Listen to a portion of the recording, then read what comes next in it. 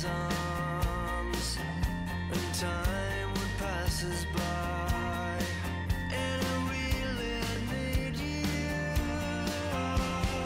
I know there's a choice in everyone, and I know there's a promise of a way out. It's not just anyone, it's us so clear it out. It was you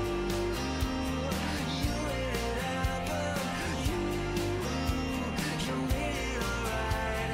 I know you gave me the reason I'm alive.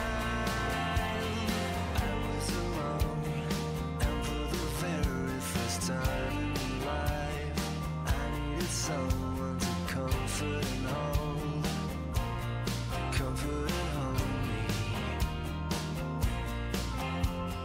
I was afraid of the future without you here. I always hoped you'd be there. I always thought you'd be there. And I really need you. And I really need you. I know there's a choice in everyone, and I know there's a promise of a way out. It's not just anyone, it's us so clear it out. It was you made it happen, you made it alright. I know you gave me the reason I'm alive. I know there's a choice in everyone, I know there's a promise of a way out. It's not just anyone, it's us so clear it out. It was you made it happen, you made it alright. I know you gave me the reason I'm alive.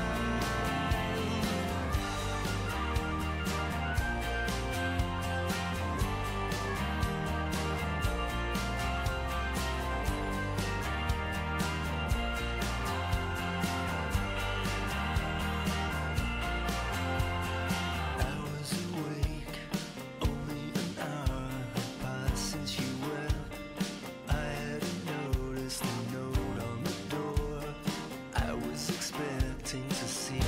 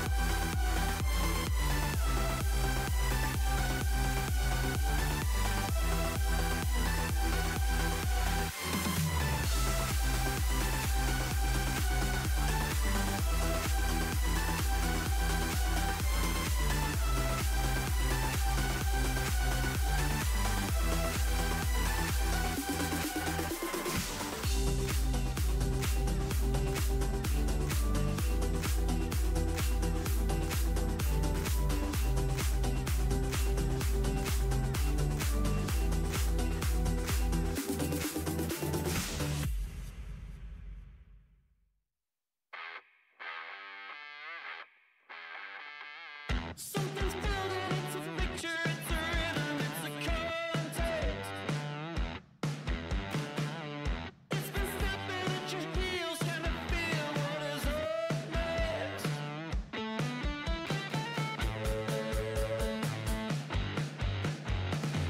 Everybody's on the pulse of it and dancing to a new groove. You can sit, you can lie, but you know your feet have ground.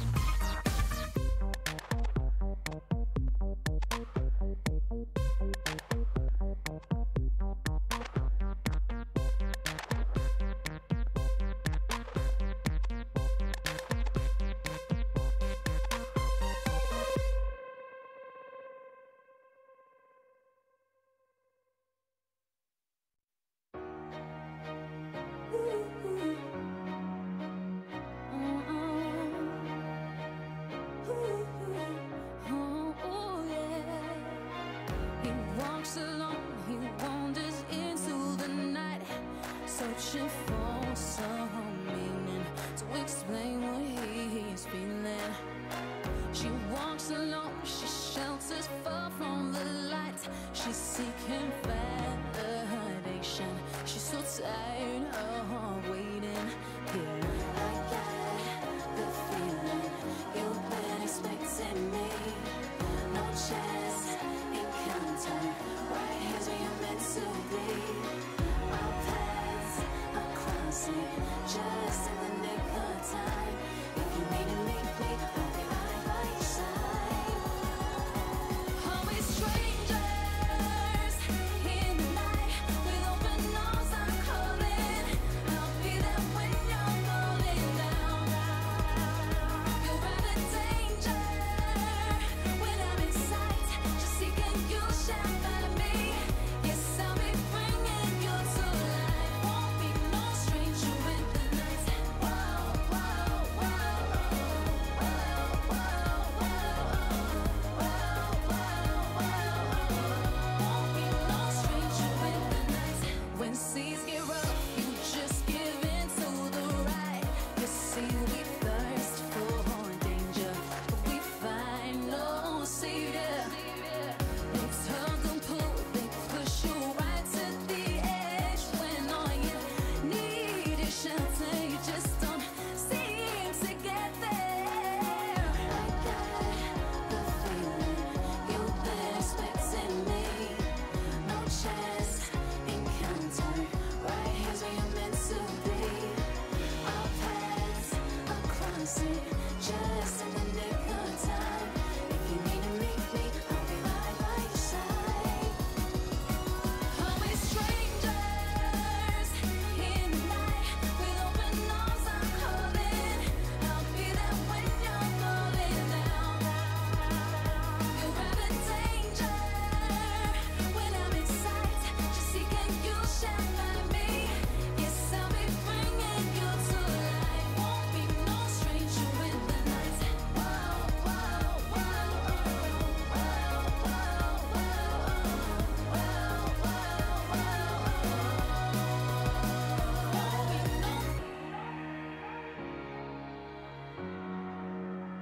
won't be no, won't be no. He walks alone, he wanders deep in the night. Won't be some awesome meaning to explain feelings. Are we strangers in the night with open arms? I'm calling. I'll be there when you're falling down. You're out of danger when I'm in sight. Just seeking you, shine by me. Yes, I'll be bringing you to life. Won't be no stranger in the night. Whoa, whoa, whoa, whoa, whoa, are we strangers?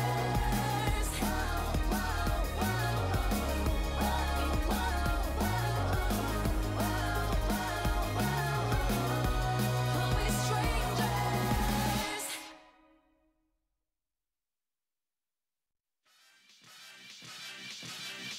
Oxbridge. Hey, I just do what I do. See me? I just do what I do. Man, I just do what I do. Don't know about you. I just do what I do. Check. That's the intro. See that? Yeah. I just do what I do. See me? I just do what I do. Yo, check. Let me flip this script. I feel privileged for all who can witness this. I am close to divine. Know the moment is mine, need no omen or sign. Oxbridge. Providing a back sound to all the squares that ask around. Be getting it. My skills pay me. Trying to get a million, baby, with an adopted flow that God gave me.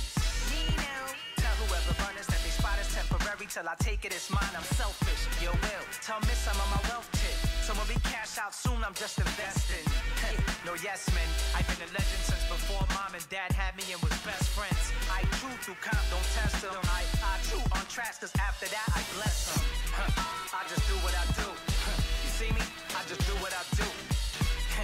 I just do what I do. I don't know about you. I just do what I do. Check. I just do what I do. See me? I just do what I do. Feel me? I just do what I do. I don't know about you, I just do what I do. Listen to this rhyming exhibition. I'm something you ain't seen, like an honest politician.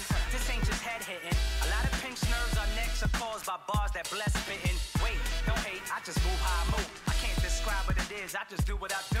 I am better than any rapper from here to wherever, and my legacy will harass my offsprings forever. I flow and write better than any, I'm the hottest, and trust me, that's not being conceited, that's being modest. I'm being honest, pop up my collar, school of hard knocks, I graduated with honors. I just do what I do. You see me? I just do what I do. I just do what I do. I don't know about you. I just do what I do. Check. I just do what I do. See me? I just do what I do. Feel me? I just do what I do. I don't know about you. I just do what I do. I just do what I do. You see me? I just do what I do. I just do what I do. I don't know about you. I just do what I do. Check. I just do what I do. See me? I just do what I do. Feel me? I just do what I do. I don't know about you. I just do what I do.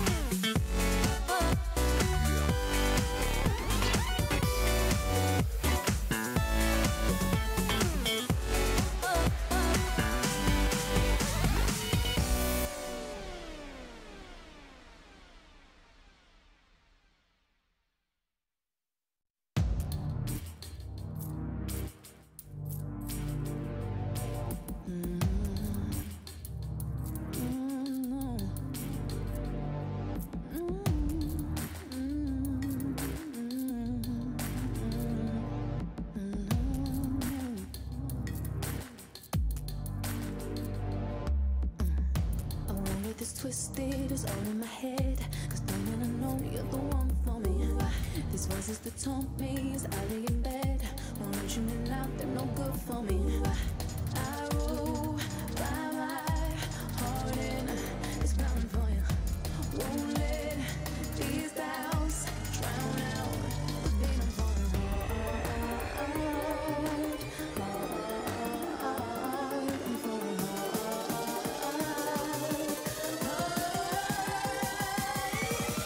Are you ready? Are you ready for love? I'm here to warn ya that it's coming, and my love it won't stop. I'm here to tell ya, pay no mind to what they say. Just keep your focus on me. Are you ready? Are you ready for love? Are you ready now? Hey, hey, hey. Are you ready now? Ooh, ooh, shake up, you ready now? Ooh, ooh, shake up, you ready now? Are you ready for love? Don't be mistaken, true what they say. My love has no cost, yeah, it's free for you. I'll make you a number that you can't refuse. Cause darling, I'm sure, yeah, I'm good for you. Can't stop this train, speed up, no way to slow down. Don't need no race, won't stop, we're falling. Are you ready? Are you ready for love? I'm here to warn ya that it's coming, and my love it won't stop. I'm here to tell ya, pay no mind to what they say. Just keep your focus on me. Are you ready? Are you ready for love? Are you ready now? Hey, hey, hey. Are you ready now? Ooh, ooh, shake up, you ready now? Ooh, ooh, shake up, you ready now? Are you ready for love?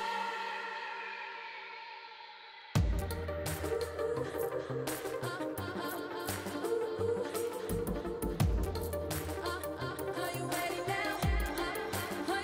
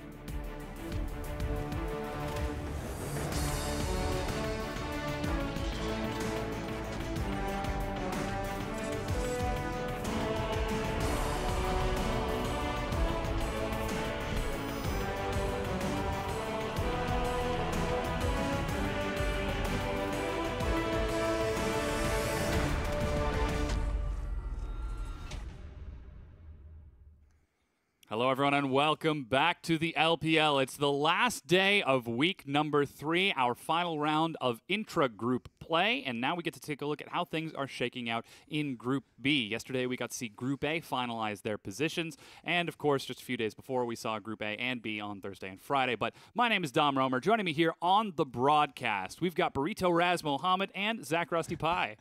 How are you? Yeah, I'm good. I am not edible today, which is fantastic, and that makes 2 of us on the desk, I suppose. I don't know about that. I don't know about that. I'm always edible. Yeah, okay. That's how we like to start the show. Of course. Yep.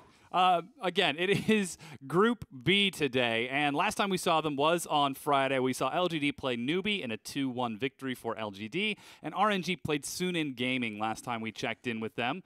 And I'm sorry, I glazed over the result of that matchup because it was a little bit difficult to watch. Sunin was victorious, 2-1 over RNG. And as a result, Group B is kind of an ethereal mess right now. That's the thing about it. You're just briefing on Suning. We kind of expected them to be a little bit weaker, and that's to be the case. When they beat out RNG, it was based on how hard that bottom lane won out. Just off the laning phase alone, that Fury and Yoon were able to just outclass the side of Ming, and Y4. Yeah, and it's still an upset no matter how you want to paint that picture as well. SNG Gaming being able to beat a side like RNG 2-1, like fair enough, but kind of a tragedy for RNG to have to look back at that and say that was the result of our games earlier in the week, and now we need to try and bounce back a little bit harder today, because bouncing back is super important for a team that's gone to Rift Rivals. Yeah, it really is. One of the top 4 teams in the league, at least they should be. But at 2-2 in the standings, it's a little bit more difficult to actually place. Of course, we've got our schedule ready for you guys. First up, we've got OMG taking on Newbie for our first game of the day. After that, LGD are playing Suning Gaming. And for our final game of the day, we get to follow up on RNG and see if they actually will bounce back, because they're playing JDG Gaming, who are currently don't have a single match win to their name. Yeah, the 2 teams that are not tied up 2-2. Of course, OMG 4-0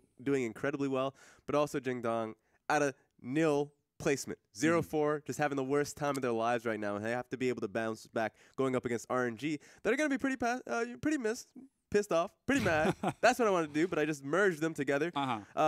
Simply based off the fact that they lost to Sinning earlier on. So this is going to be a good redemption point for them, and hopefully JD comes out with something cheesy, because otherwise it feels like they're just a bit of a mess. Yeah, I'd say both of these teams are looking for a form of redemption one way or another. Being 0-4 as JD is a little bit disheartening for them. Obviously, not getting a win for a side that usually does very well within their own groups at the very least. Doesn't always make playoffs, but they do well enough. You've also got the rest of the games today where, frankly, I think there is a lot of redemption to be had for everybody but OMG, who just want to keep that consistency moving.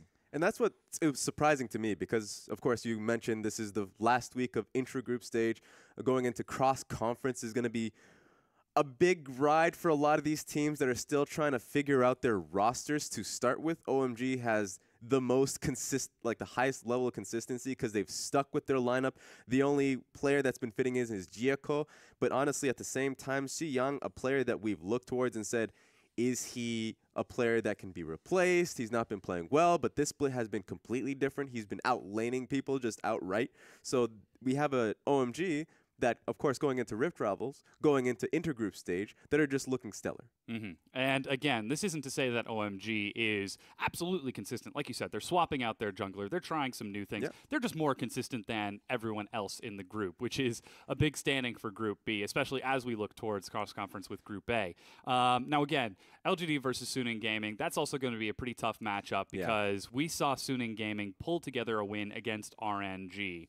And LGD have recently pulled out a win as well. So really, that could go either way. For me, what's really funny about that is the fact that Suning Gaming have been trying to play the slower game, slower place meta game. Meanwhile, all LGD, they have been, I guess, better than we've usually seen them. That's a good point for them. But meta has not been their choice. They've always gone back to kind of weird compositions for themselves. And even though they've had Cool over Godby, they are still picking kind of like scaling picks. And you know what? 2-1 victory over Newbie, you'd be happy for LGD. But at the same time, you'd only be happy with game number 1. The rest of it, kind of a wash. They almost could have lost the set anyway. Game 1 was a free victory where they played incredibly well, and we were very pleased watching them get that win. And then from there, it's like, what happened to game 1 LGD already? Like, within a game, it's gone. I don't know where it goes, but we are at least seeing these glimmers of hope, these abilities to play League of Legends that we've long missed from the side of LGD. Yeah, and it's so scary, because looking at the league as a whole, we see these moments of brilliance, like who was it that played yesterday against IMA? Snake. That was what it was, where the first 15 minutes of game number 1, beautiful League of Legends, absolutely phenomenal to watch. The second 30 minutes of that match, completely different story. But again, there's a lot of variability going on here in the LPL. Let's actually get into our first matchup of the day. We've got OMG versus Newbie right now. OMG, they've not dropped a single match, though they have dropped games, which puts them at 4-0. Newbie are at 2-2 in the standings, and plain and simple, does Newbie stand a chance against OMG? They always seem to stand a chance. It's just if they're consistent enough to take 2 games in a best of 3 for me. Like, that's the big question. And for me, it always comes out to a no, especially against OMG, that are just a consistent team. They've always understood their playstyle being a team-fighting team. But, of course, the question is that, they have the mechanics. And I guess previously I mentioned that Xiang's been getting better, so they just have strong lanes, and they're able to play towards each other simply because they understand each other well enough. It's almost as simple as that, because on the side of Newbie, they have Corn, right? So they have a new player who has a very specific style, and they just need to be able to plug into that. And I've been saying this with Team WE as well. We just saw them beat EDG yesterday. I feel like OMG are just taking the split very casually right now. You know, they're just taking each game as it happens. They're not preparing to crazy amounts. They're trying new things on stage. They've had a Yasuo. They've had some pretty crazy picks and performances out of individuals, kind of just experimenting with what the meta could be or what they want it to be, right? That doesn't feel like this crazy thing until they play against a good team. And I guess my question coming into this set was like, will they treat Newbie like they're a good team and try and dismantle them? Or will game one be a bit of an experimentation that might go good or bad, and then we shift from there? You know, Newbie has not had a single 2-0 victory or defeat. They've gone to 3 games in all of their 4 matches so far, so perhaps OMG could continue that trend. That's promising, I'd like to say. Just to say that they can get to the 3rd game. When they went up against LGD, you could see glimmers of hope. And the glimmers of hope for me, because there's always glimmers of hope, that's always, I guess that's something that we talk about quite a bit, is that they want to play towards a 1-3-1. That's been a style that they've kind of been playing towards simply because, I guess, Korn goes towards a Kassadin, Echo, pick anything that goes into a 1-3-1 generally. And so if he can get out of the laning phase unharmed, then that's when Newbie looks to thrive. But it hasn't been the case because, of course, that's just not how it goes. He gets blasted. I mean, conversely to OMG, right, a similar thing will be seen from him, as that's already the rosters on your screen, Dom. Dropping right down. It's Xiang, Jaco, Icon, SMLZ, and 5 for OMG. And this side, for me, is a star roster. Their opponents, Newbie, V, Swift, Korn, LWX, and PDD is going to have a man of many names, but the support of the team, we're not going to say his actual name, down in the bottom lane. This side, I think, is really good, but they have such fundamental problems with their decision-making, with their drafting, and with their play styles, that they're not going to be the challenge to OMG, which is the point that I'm trying to make here. OMG are a great team, and when challenged, they'll push themselves to match the challenge. But V plays carries, Korn plays carries, Swift is a carry, and LWX is a late-game scaling carry. Who gets all the resources? Exactly. Yeah. So that's whenever you look towards the mid lane, that's usually the bridging force, because it's like, well, I'll play to a Swift. I'll play to LWX. I'll play to whoever has the lead or where the draft is taking us. Unfortunately, that's not the case. Because as I mentioned, it doesn't really matter what Korn's play style or at least like tendencies are, because his champion picks needs resources. He needs to be on a side lane later on in the game, and early on he needs love, or else he will just have bad matchups. Yeah. And there's a couple of examples of this in other teams as well. LGD, they've got a supportive jungler because their mid laner wants to carry. Cool's now come in. He's not like Godv, who is more of a supportive mid. They're trying to put resources to him. So Amy then takes the back pedal, has to support the rest of his team. Doesn't exist in Newbie. You look at towards maybe like EDG to an extent. Scout does play towards Clearlove very heavily, plays wave clear mids, and wards a lot more for his jungler to be the carry or to at least support that. Still doesn't exist in Newbie. And so there's this big fundamental missing in this team. It's easily fixed, and I think draft is the first place to start. Yeah, set themselves up so that they can have that sort of utility to round out the roster. But again, with so many carries, it is so concerning. They can count. There we go. They can. I love it. Actually, it's the greatest thing. It's just because of how simple it is. Legitimately 4 wasted posters, though. Like, imagine holding 1, 2, 3, or 4. Like, what does it even mean? It's about sending a message, right? If the camera didn't go from first to fifth, then that would have been the most useless sign. No one would have gotten it. But you know what? Thank you, cameraman. Because people, again, are supporting 5. But I mean, to get into this, there are a ton of OMG fans in the audience, as they are a massive organization, and they've been on this upswing for the past few months. And you know what? A good place to start with this roster is actually 5. I have been incredibly surprised by his performances lately. He's actually overperformed. His Bard games were highlights. You'll see them in the top 10s that we've been playing all week. He has been actually a stellar performer for this team. And SMLZ, just playing the Caitlyn, just clearing the waves. He needs that superstar to either help him out or someone to step up to the plate and be an extra, I guess, threat on the side of OMG, and that is 5. Yeah, and he's frighteningly diverse because he goes towards lane-dominant picks, lane-dominant champions. Of course, Thresh has been a big one for him, but he also plays a great Tahm Kench, which is perfect for the meta currently, and so I want to see what he's looking to play. His laning phase is always strong, but once they get into the mid to late game, his performance has picked up infinitely. And while we mention his champion pool as well, he's against a Rakan and Braum player. So realistically, when you look at him, this is a Bard game for him. This might be a Tahm Kench game for him, something that can keep the rest of his team alive and allow them to carry is a really good opportunity here. And just the style matchup of the 2v2. It creates so much setup for OMG when they've got these powerhouses. You know, SMLZ, such a strong laning phase, so capable on his own. Icon, the hitman in the mid lane, taking on Corrin. I mean, we could even see some fans in the audience, not one, but two people dressed up as Ahri to support him because that is one of his previous mains. It really creates so much options for OMG, where you look at NewBee on the other side. Theoretically, they have options, but they never seem to choose the right one. Oh, here's the thing about that. It's because what are the right options for this team, right? Theoretically, I would say they only have that one option because they won't need to play around Corrin, which makes it all the more important that Coco is now officially in the sub lineup. So he is there.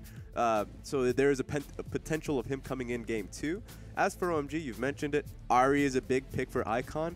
But also, he is just so flexible because he can go towards a Cassiopeia. And a Cassiopeia would be so dire for Corrin because Corrin's going to be playing these melee options. They're just going to get stomped in lane.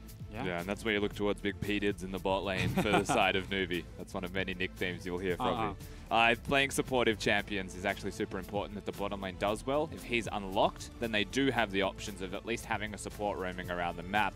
Otherwise, it's 4 carries and 2 of them locked in lane.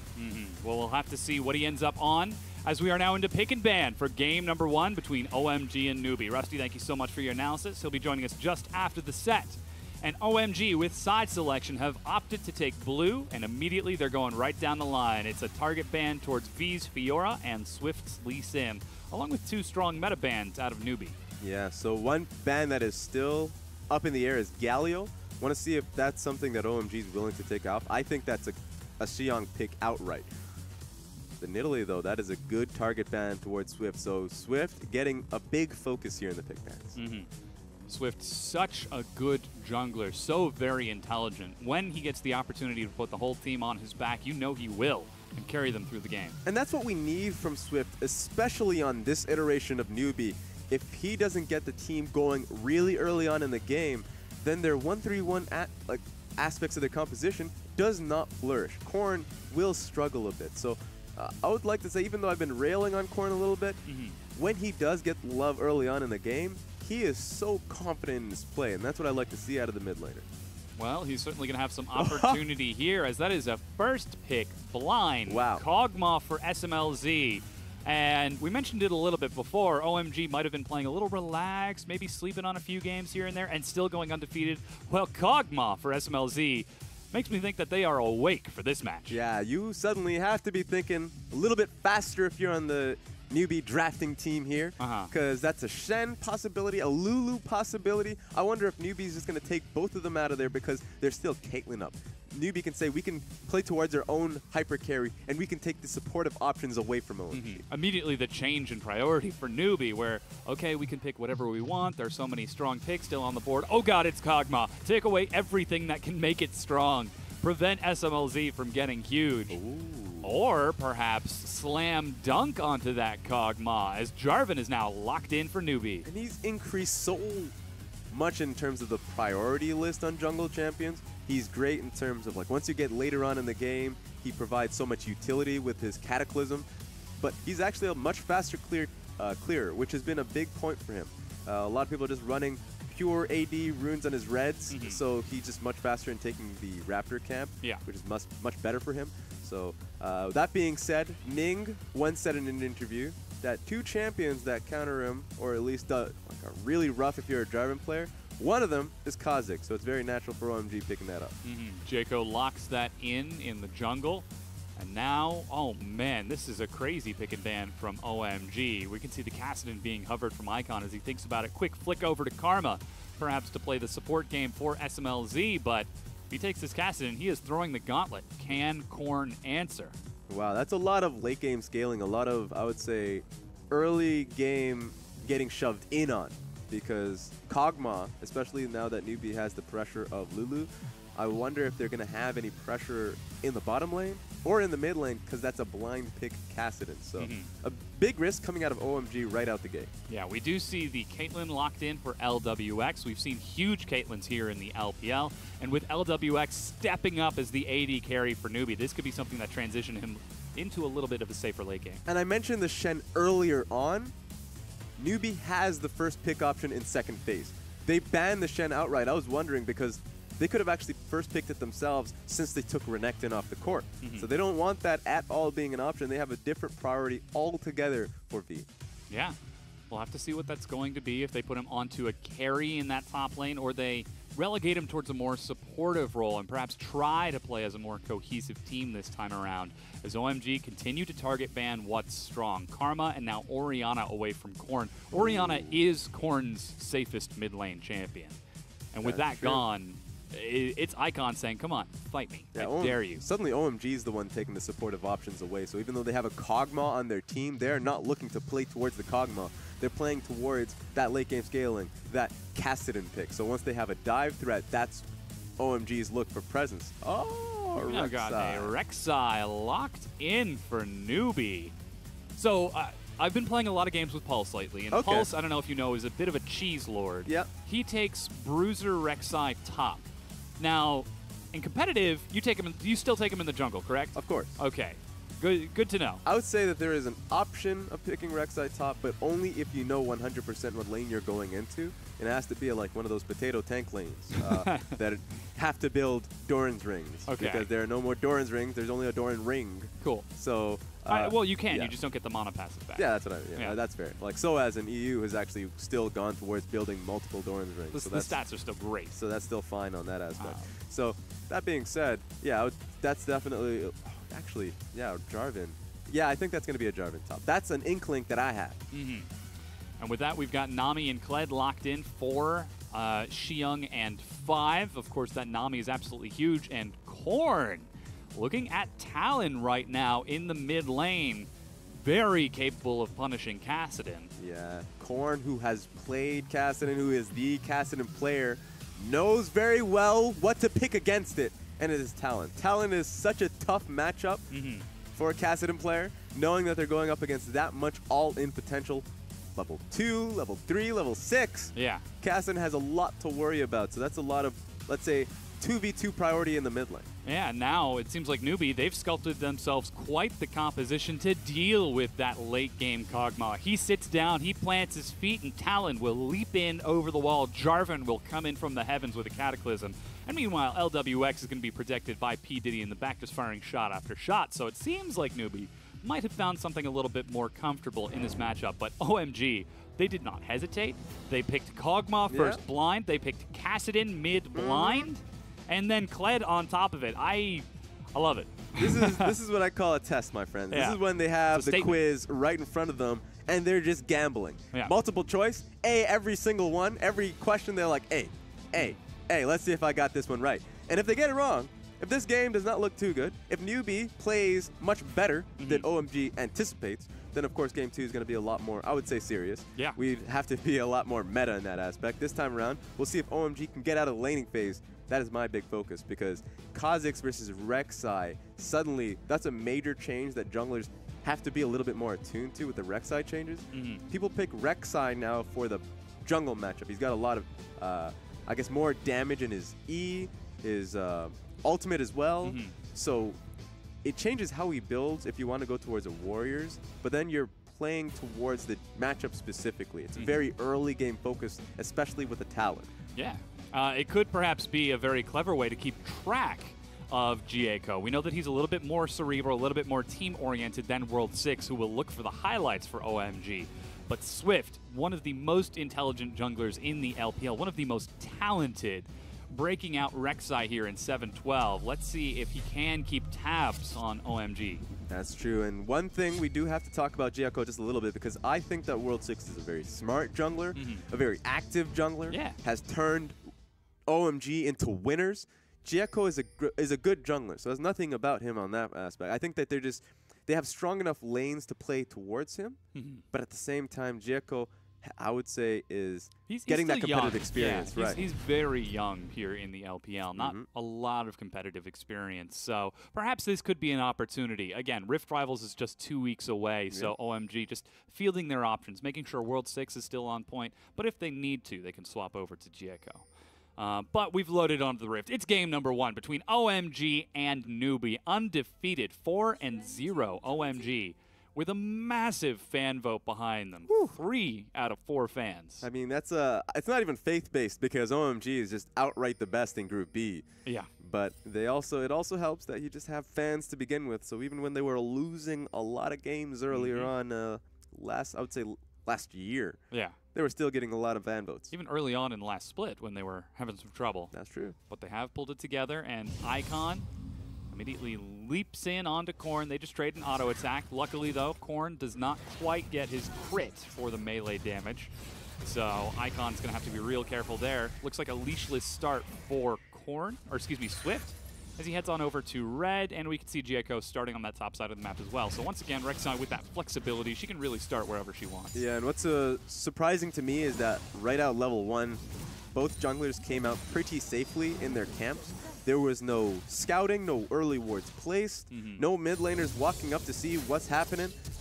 Oh, okay, he's going for the goodbye. ignite. He's got the bleed, and Icon is dead. First blood, Korn. It is almost as simple as that. Not even almost. It just happened right in front of you. Oh. Korn knows what it takes to take down a Kassadin. Oh, look at the laugh.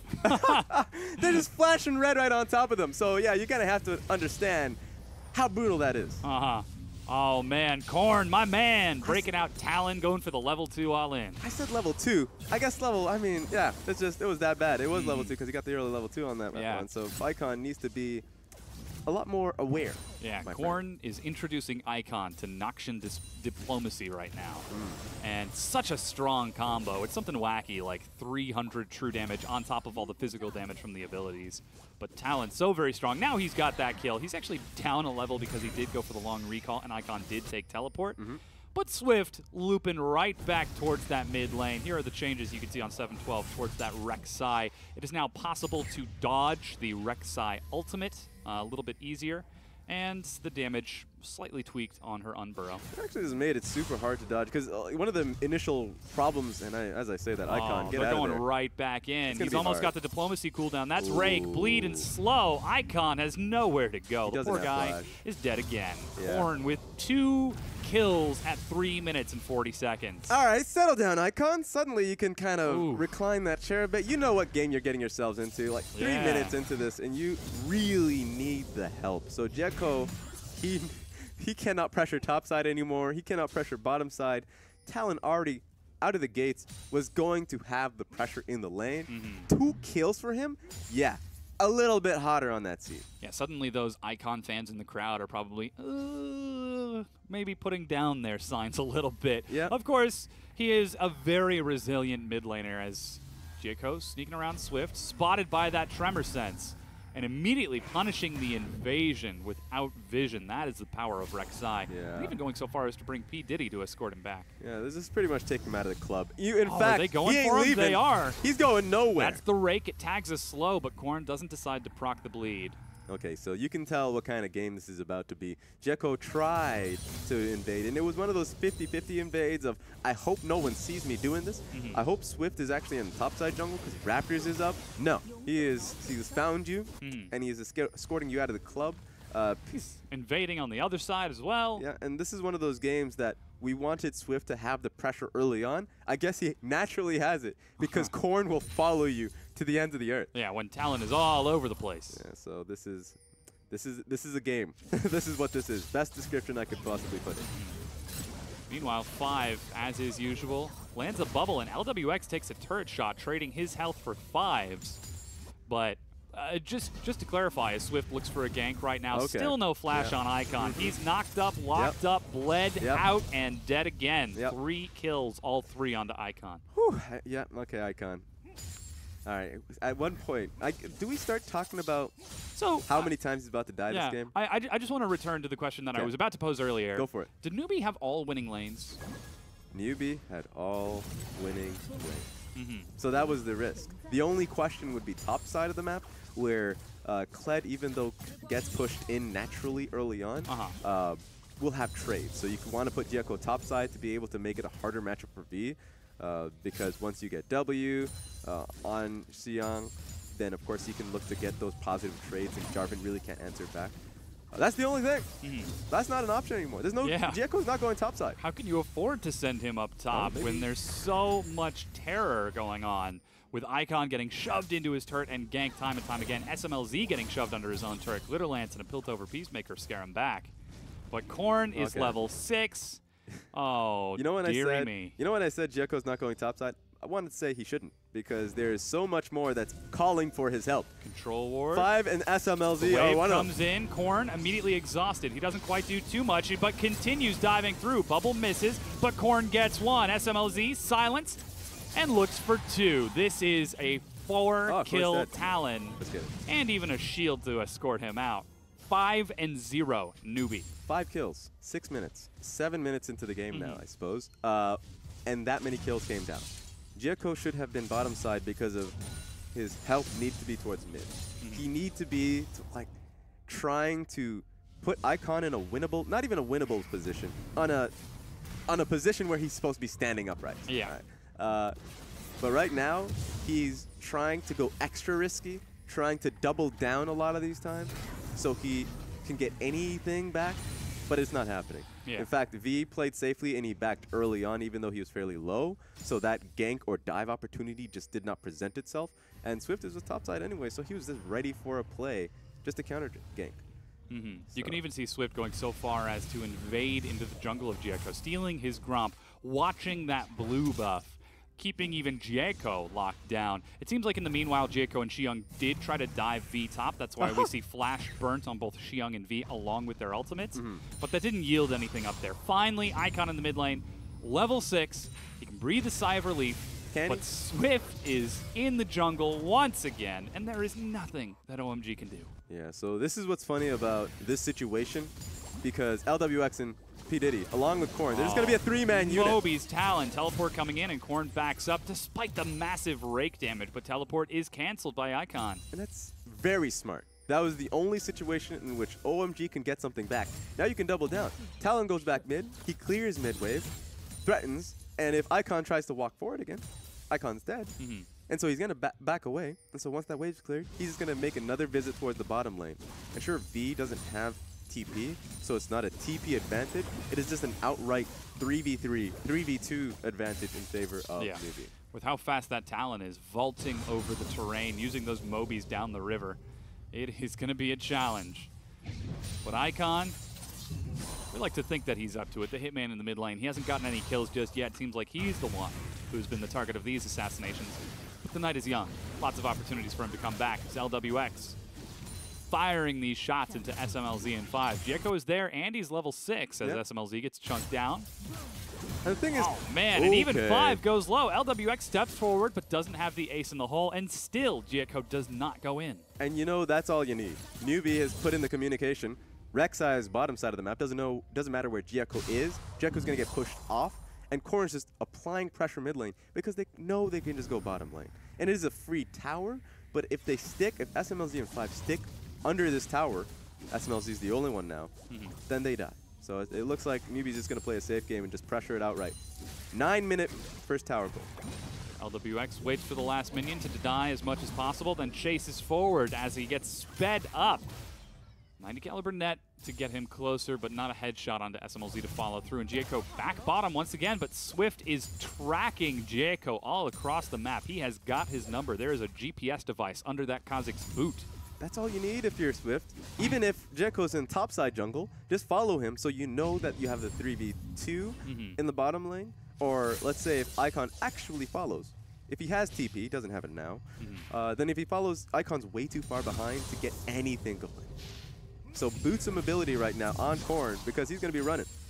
He's going to be running to the bottom lane as fast as he can, but in fact, I guess the party has been brought towards the mid lane. Yeah. SMLZ is catching those minions, getting that so important golden experience on Kog'Maw all alone down there. As it looks like Newbie reset, and look who's coming down the mid lane. LWX with Zerker Greaves, Pickaxe, and BF Sword. Ace in the hole on Icon pushes him back. Luckily, the bleed was not proc for bonus damage. But now that Kassadin, who was having trouble against a Talon, has to keep a tier 1 standing against Lulu and Caitlyn. Yeah, half HP. Not only is the tower half HP, Icon less than half HP. They're going for oh, wait a drops second. the tidal wave, and there goes the follow-through from Xiang, but he goes completely wide. Jeko leaps in with no follow-up from his team, as this was a disaster of a gank from OMG, completely avoided by Newbie. Yeah, they had to try. Xiang, in fact, went for it and thought that they were going to back away. LWX and P. Diddy say, why are we leaving? We're just going to stand our ground. And this is called spillover. Even in the top lane, V is starting to push up towards that turret as Xiang was pulled mid to attempt to gank. And now Icon retreats and head bottom SMLZ after collecting his wave. He's got a Cutlass, heads mid to try to answer LWX, but he's already lost 1 turret. He might be losing 2 as V is working on this top tier 1, and he's even got Swift to support him. This is a massive advantage for Yeah, Newbie. and this is one of those games where you look at it and say, well, OMG, or at least Newbie, did everything right. Or at least it looked like that. But that's just not the okay. They dive onto SMLZ, no chance to defend. Yeah, that's just not the case, is my point, is that OMG is making the right plays, pulling Xiang towards the mid lane so they can get a fight. They need to force a positive fight at all costs to get something back. But when it fails, it looks worse on them simply because, yeah, suddenly V is just going to be able to free hit the tower. And now he has tower gold if he continuously does it, right? And so OMG is making the right plays while they're behind. It's unfortunate that the right plays are actually just still very poor. Yeah. Sit back, try to catch gold, and don't die.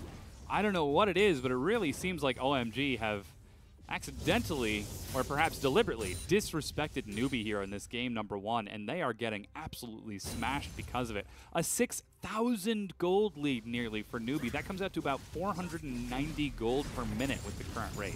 Yeah, this is one of those games that the entire OMG team, they're going to be like, why did we draft this? Exactly. I should clarify, 490 gold more than OMG per minute. And so, and on top of that point, I guess some of the players will be like, well, we picked this draft because we were very confident that we could get out of the laning phase probably behind. That's fair because of how the matchups would go, but not so far behind that we can't dig up with our composition.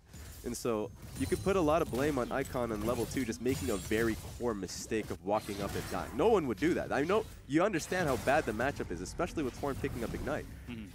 But he misplayed, which was a very risky comp. Skirmish over the blue buff as Swift goes low and down. V follows through onto Icon. The first kill of the game. V lands the Cataclysm, and LWX with the early Infinity Edge is firing shot after shot and scares OMG back. Jeko dies, and it is a 1-for-1 trade, but still, Newbie have got the tempo. Yeah, that's still a win if you're OMG to be able to take anything off of that.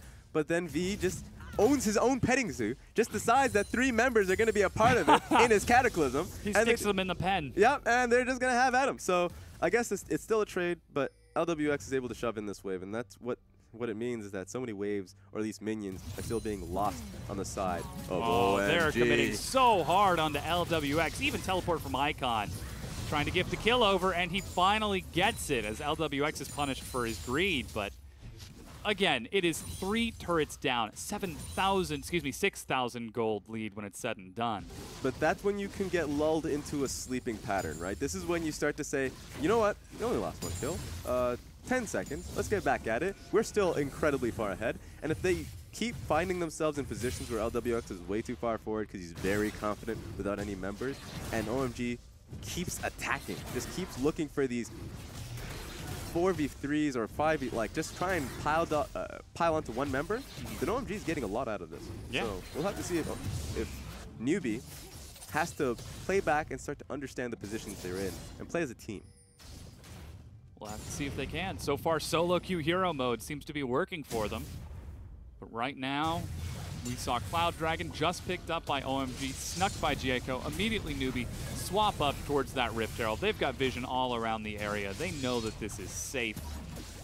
And with this Rift Herald and only tier 2 turrets left standing, it's going to be a tough defense as finally Blade of the Ruined King is finished on SMLZ. He's going to start doing some damage. Tiamat working, on the way for Xiang as he's looking for that Titanic Hydra.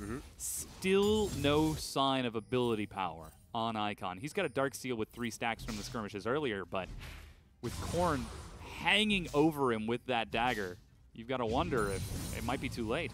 Yeah, that's the big question. In fact, my biggest question just off that point, right, is what's Newbie's mentality? They just got Rift Herald, right? Yeah. And Icon cannot wave clear at all. So there we have it. Well, He's going to there's be their placing the Rift mentality. Herald. Yeah. And they're bringing in LWX, which is the right play. They don't have a wave just yet, so it's going to take a little bit of damage. So they should have probably waited a little bit. Oh, but they still get a full charge onto it. Jaco shows up as Icon tries to zone them off, but like you said, the lack of wave clear is so tough. The next wave crashes as LWX continues firing. They're about to break it down, and immediately Corrin goes in and scares the rest of OMG back. So a valiant attempted defense from OMG, but it is not enough. Yeah, I would say that that wasn't the most optimal play coming out of Newbie. They could have waited a little bit until the wave came in and started eating up the damage from the tower. Instead, it was just the outright Rift Herald losing out on a lot. So they didn't have any dive threat in that aspect, and it was only coming into one tower rather than pushing into the second one. So that's the only one. That's a very nitpicky one. But they still had the right idea.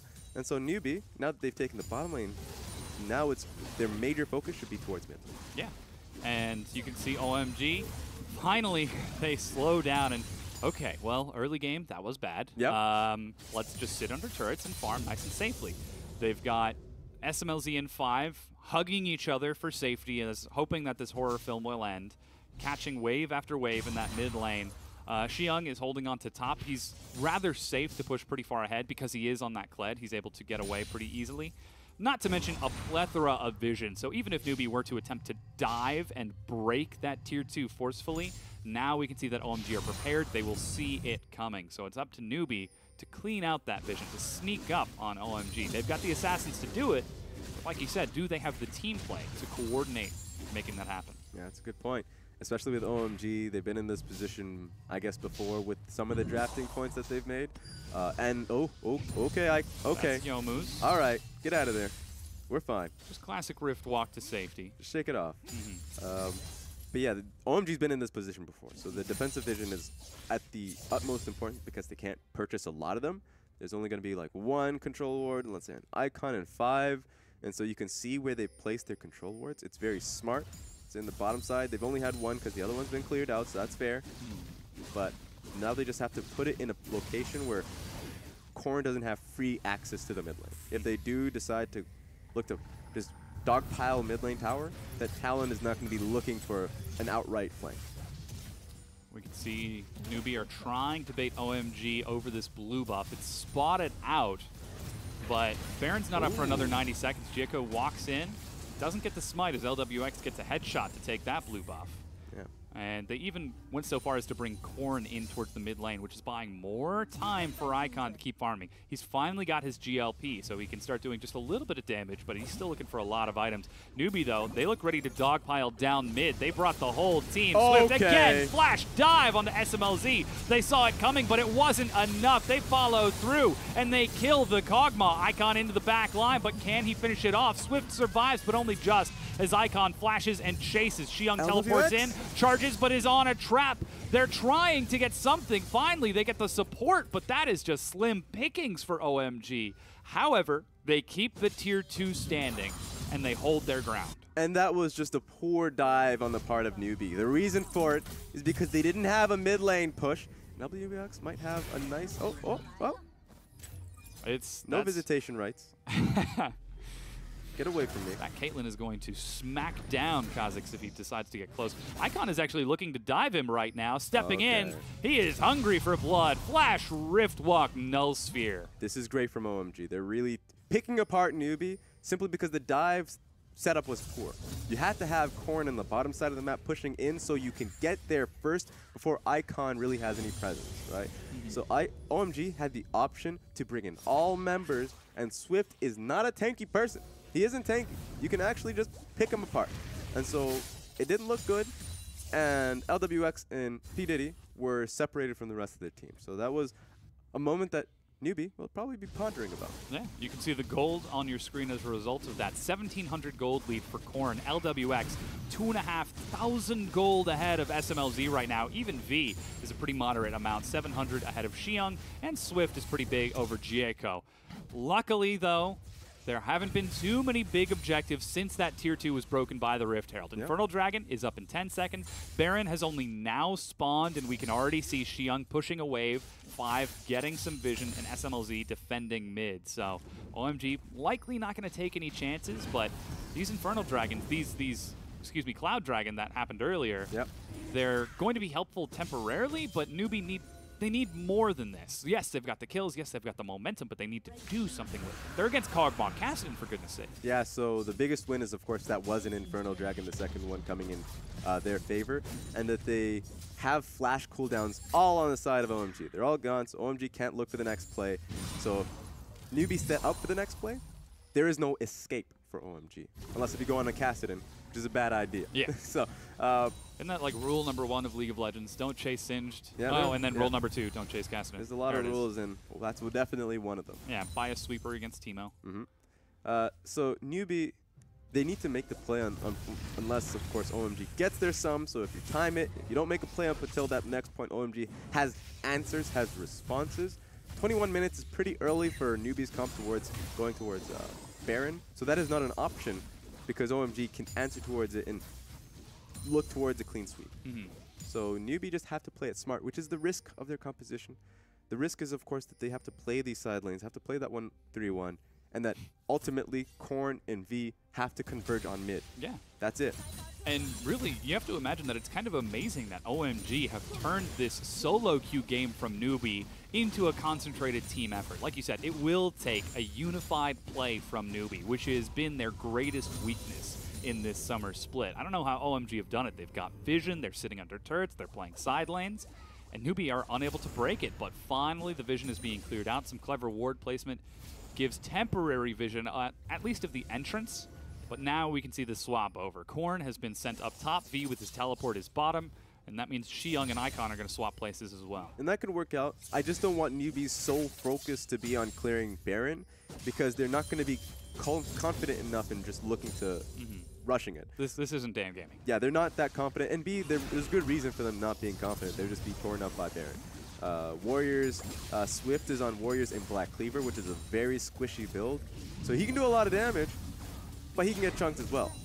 So they can't look towards Baron. That's not an option. No one can take it. They have to look towards just playing the map, and that's what's really scary about how Newbie's playing this right now. Already you can see how OMG are just defending this Tier 2 as wave after wave crashes in. SMLZ, despite his 3 deaths, is still nearly even in CS with LWX. Icon, despite that terrible early game, is only 30 CS behind Korn. And sure, it's a massive amount of gold when you look at the kills and turrets, but he's almost got his Zanyas. He's working towards that Lich Bane. He's level 13, only 3 to go before level 3 Rift Walk. Yeah, and that patience is going to start paying off for OMG. Newbie had the opportunity to look onto the mid lane tower on the next wave that was coming up, but they decided to just back away entirely. Talon wanted to take top wave, but he has Ignite. He's not going to be able to make any play mid lane on that aspect. So with Jarvan finally clearing out bot, there was nothing to roam to because his team had already dispersed on the cannon wave. So this is a poor point for Newbie. They're just not patient on the cannon wave. So even though Xiang was pushing up top, he's not going to stay top. That doesn't mean anything to them. So this is getting if you're the Newbie coach, you're probably going to be a little bit starting to sweat a bit. A little bit sweaty. Yeah. Palms are just not there with you right now. Knees a little weak. Yep. Suddenly, you just ordered quite a bit of spaghetti. Oh yeah, and it's everywhere. Yep. It's everywhere. Unfortunate. Just very sad. Again, even if they lose, this would be so demoralizing for Newbie. They had everything going their way in the early game. But they don't even want to think about that. This is when they just stop thinking about the losing. For them, they're like, no, I don't want to think about it. Well, I mean, there's no option on that. We've got to consider it because it's something that could happen where Icon is nearly there. We've got 2 items on SMLZ. He's been farming for quite a while, and though it is still a massive advantage for Newbie, they're not able to do anything with it. Again, they clear out the vision. OMG just wait out that timing, step in, get a few wards of their own that they know are safe, and then pull right on back. As 5 and Echo move as a collective unit, they've got the support of Xiang, they've got the teleport of Icon, and they know they can get these wards. And that's the game right now, right? The wards are now being clustered towards Baron. That's what it looks like it's going to be centered towards. Baron and Dragon. Dragon's apparently just coughing up an Ocean Dragon, so that for OMG, they're not going to look to play around that. So especially since Dragon doesn't do a lot of damage, Baron assist is going to be very crucial. So if they can center it around Baron, if Newbie is only confident around the Baron play, then OMG has a foot in the door. And that's all you really need right now if you're OMG. And their composition, 25 minutes in, they're behind, incredibly so, like 6K behind. But it's still not enough for a Newbie. Yes. And then you have to wonder if 6K, if 4 kills on a Talon, 2 kills on a Caitlyn, and several other kills distributed on the team, if that's not enough, then what is? As now they've swept out the vision, they've set up a trap line. A ward over the wall is immediately cleared out. Jaco, he's sitting on another control ward, and Ruby Sightstone from 5, so he is going for volume of wards. LWX actually chases over. He knows he's got his team behind him. As Ace in the hole, doesn't even proc Skarl. That was very smart. There are no flank wards towards Baron, so that means that Xiang has to passively walk up towards it. So if Newbie decide to start it, there's no option towards flanking Newbie's current position. But Newbie are just going to stall it. Even though they put a lot of damage down on Xiang, they're not looking to pull the trigger just yet. And that's where we see LWX really step up as Jaco is engaged upon. Icon is forced to use a lot along with 5 to save the jungler. They cannot allow Jaco to die if Baron's on the table. Yeah, they have to start it now. That means that Jaco, if he stays on the map, he will be at half HP and looking to just hopefully gain some HP from 5, just constantly healing him. He steps in. Icon needs a massive headshot as Korn looks for the assassination, just baiting around that vision. Jaco dies. They look for Icon. He rift walks back, but as 3, they dive him. He flashes to safety. And Korn, he's got the GA, but he might have overextended. That's 1 down. He doesn't have the ability to vault over that wall. Icon, get out of melee range. What are you doing? The bubble. Such faith, such trust in his support. That is a very long tunnel that apparently was just glued on to Korn's mind. He was just tunneling on a kill. Go towards Baron, you had the numbers. LWX steps in, they dive onto him. He's tanking, but he shouldn't be. Dives into the back as Xiang follows through. Knockup City, and LWX goes down. SMLZ cleans up the kills as Icon dives.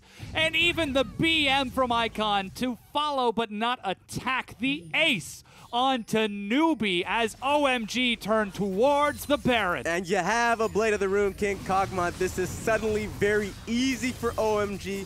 It was just a poor play coming out of Korn. I liked the fact that they were playing it so patiently around Baron ultimately, and when they got the dive, great. A lot of kills suddenly on Newbie's pockets. But what's the goal? Is the goal to get more kills, or is the goal Baron? Suddenly, Korn thought, you know, the goal, get more kills. Let's keep going. Let's keep diving. Play again. So you can see it here. This was really tough for LWX. He was getting dived upon. This was after the initial play. This was after the dive. This was after Korn had already thrown himself to the wolves. And so, yeah, he was waiting on his Q cooldown probably. I hope he was. He could have auto-attacked. He could have just autoed. He probably just didn't want to take too much He stepped up to him, damage. followed through. Yep. As Baron picked up by OMG. The Hitman never forgets a contract, and rough though it may be, Icon is now 7-3-2, down 50 CS, but he's on Kassadin. He is looking to make a name for himself in this game and remind Newbie, doesn't matter what happened in the early game. Doesn't matter. My name's Icon. That's apparently all that matters. This may look like a 2K gold lead in favor of Newbie still, but it is a very heavily early game prioritized because Swift is built very much damage focused, so he's going to have a tough time moving in on SMLZ and Icon. He already had a tough time in the earlier fight, so it's going to be worse now that there's that much gold now in Icon. V, of course, also went towards pretty damage heavy, so this is a problem. They had invested in an early snowball. It's now gone. Yeah. That snowball has evaporated in the summer sun. Yeah, and the scale and composition that we were criticizing OMG for, suddenly working. It's suddenly the cogs are starting to turn. And now we finally get to see how the tables have turned. OMG with Baron buff are sieging up their second turret of the game. Icon split pushing bottom as he's finally level 16. He's got his Lich Bane, he's got his Zanyas, so he's going to be pretty important. And OMG, while they do have wave clear, they've got Kled as well for some pretty big dive. Going to be a little difficult to break a Caitlyn, however. So LWX still got that insurance as the moment they see Icon in the side lane, Newbie step forward, try to bait OMG into a fight, but they don't take it. Here's the thing about that. I actually think it's pretty. I would say it's easier for OMG to walk in on the Caitlyn than it is for Newbie to go towards the Kog'Maw, right? Okay. So suddenly, OMG can take this front to back, but also they can take this in any angle that they want with the Kassadin TP. Xiong looking for flanks constantly on the Kled, right? So what is there for Newbie to protect LWX? Lulu. Lulu is there. But the dive threat of Rek'Sai, Jarvan, Talon, no one's going to be there for LWX except for the Lulu. Yeah, and that's what we see right now with Korn backed away, V sitting behind the tier 2, and Icon prepping a flank. LWX has got to respect all of those different threats, backs up, and that's the mid-tier 1 finally going down. Icon, he's found Korn. Says, get the hell out of here. Remember who you're playing against. Yeah. Brings yet another minion wave in, though OMG reset their map. We've got recall completed. His Infinity Edge is picked up for SMLZ. Xiong has got his Randuins. You could probably confidently say now that the Baron push that they've had, or at least the onslaught that they've had, is probably subsided now. It's almost off of them. And you can look towards the gold on the gold lead that initially Newbie had, which was 6K. A 6K gold lead, nearing 7K, is now dissipated. It's gone. Yeah. It's very much just a 400 gold game. So this is tough for Newbie, especially since Korn cannot go in side lanes anymore. We'll have just won't be able to deal with the Zhonya's, Majai's Soul Stealer, and Lich Bane. Oh, man. Kassadin. I love it. Oh, He's Icon, gone. you... The man is too far gone on us.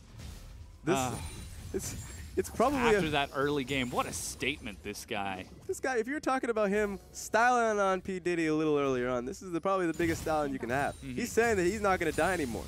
That's it. If he does, then he's selling it, and it's the worst investment of his life. Talon, a Jarvan, nearly late game Caitlyn. But OMG, they do as is standard. They pressure mid and immediately swap a wave towards bottom, juggling aggro to bring it down to a quarter health. Finally, Newbie respond as LWX steps forward for a big headshot on the rapid fire cannon. Not enough to bring down SMLZ, but enough to remind him who's boss. Yeah, so you still have the Caitlyn. If you do misstep on that range, gonna pop you. Yeah. That's all you need. That's all you need. Hopefully. Hopefully. Keep down Now, himself. yeah, up. 33 minutes in. Like you said, it's close to a dead even game. 100 gold separates the two teams as we've got another quick reset from OMG. Icon still looking for that assassination. High health, high mana, sticking with that Magi, sticking with the gold that he's got, just being a presence on the map. And SMLZ with another BF sword and the rest of his team starting to move back forward. Elder Dragon's up in 2 minutes. And Baron going to be shortly thereafter with 2 minutes as well. Yeah, I wonder if that's going to be a GA on SMLZ or a Bloodthirster. He's going to be sitting pretty safely, and if he gets the GA, that's just going to be it. Well, it's a headshot from Caitlyn, a dunk from Jarvan. Yeah. If he pops the GA, then Caitlyn just puts a trap under it. That's the thing, though. We're talking about in these situations, Caitlyn having a one-on-one situation with SMLZ, which will never happen. Oh, no, yeah. So primary focus now is, since OMG has full control of the map, they can play toward the Baron, which is coming up in a minute 30, or Elder Dragon, which is coming up in just 1 minute. Maybe Newbie can say that we will look for an all-in flank that can decide the game, or we'll trade sides. Trade Elder Dragon for the Baron, but if they do that, they have to be quicker, because OMG right now are just going to be able to burn this objective through with the Kha'Zix, Kassadin with Lich Bane, and of course the Blade of the Rune Kings, SNLZ. So that's a lot of damage that can just burn an objective if you don't even look at it for half a second.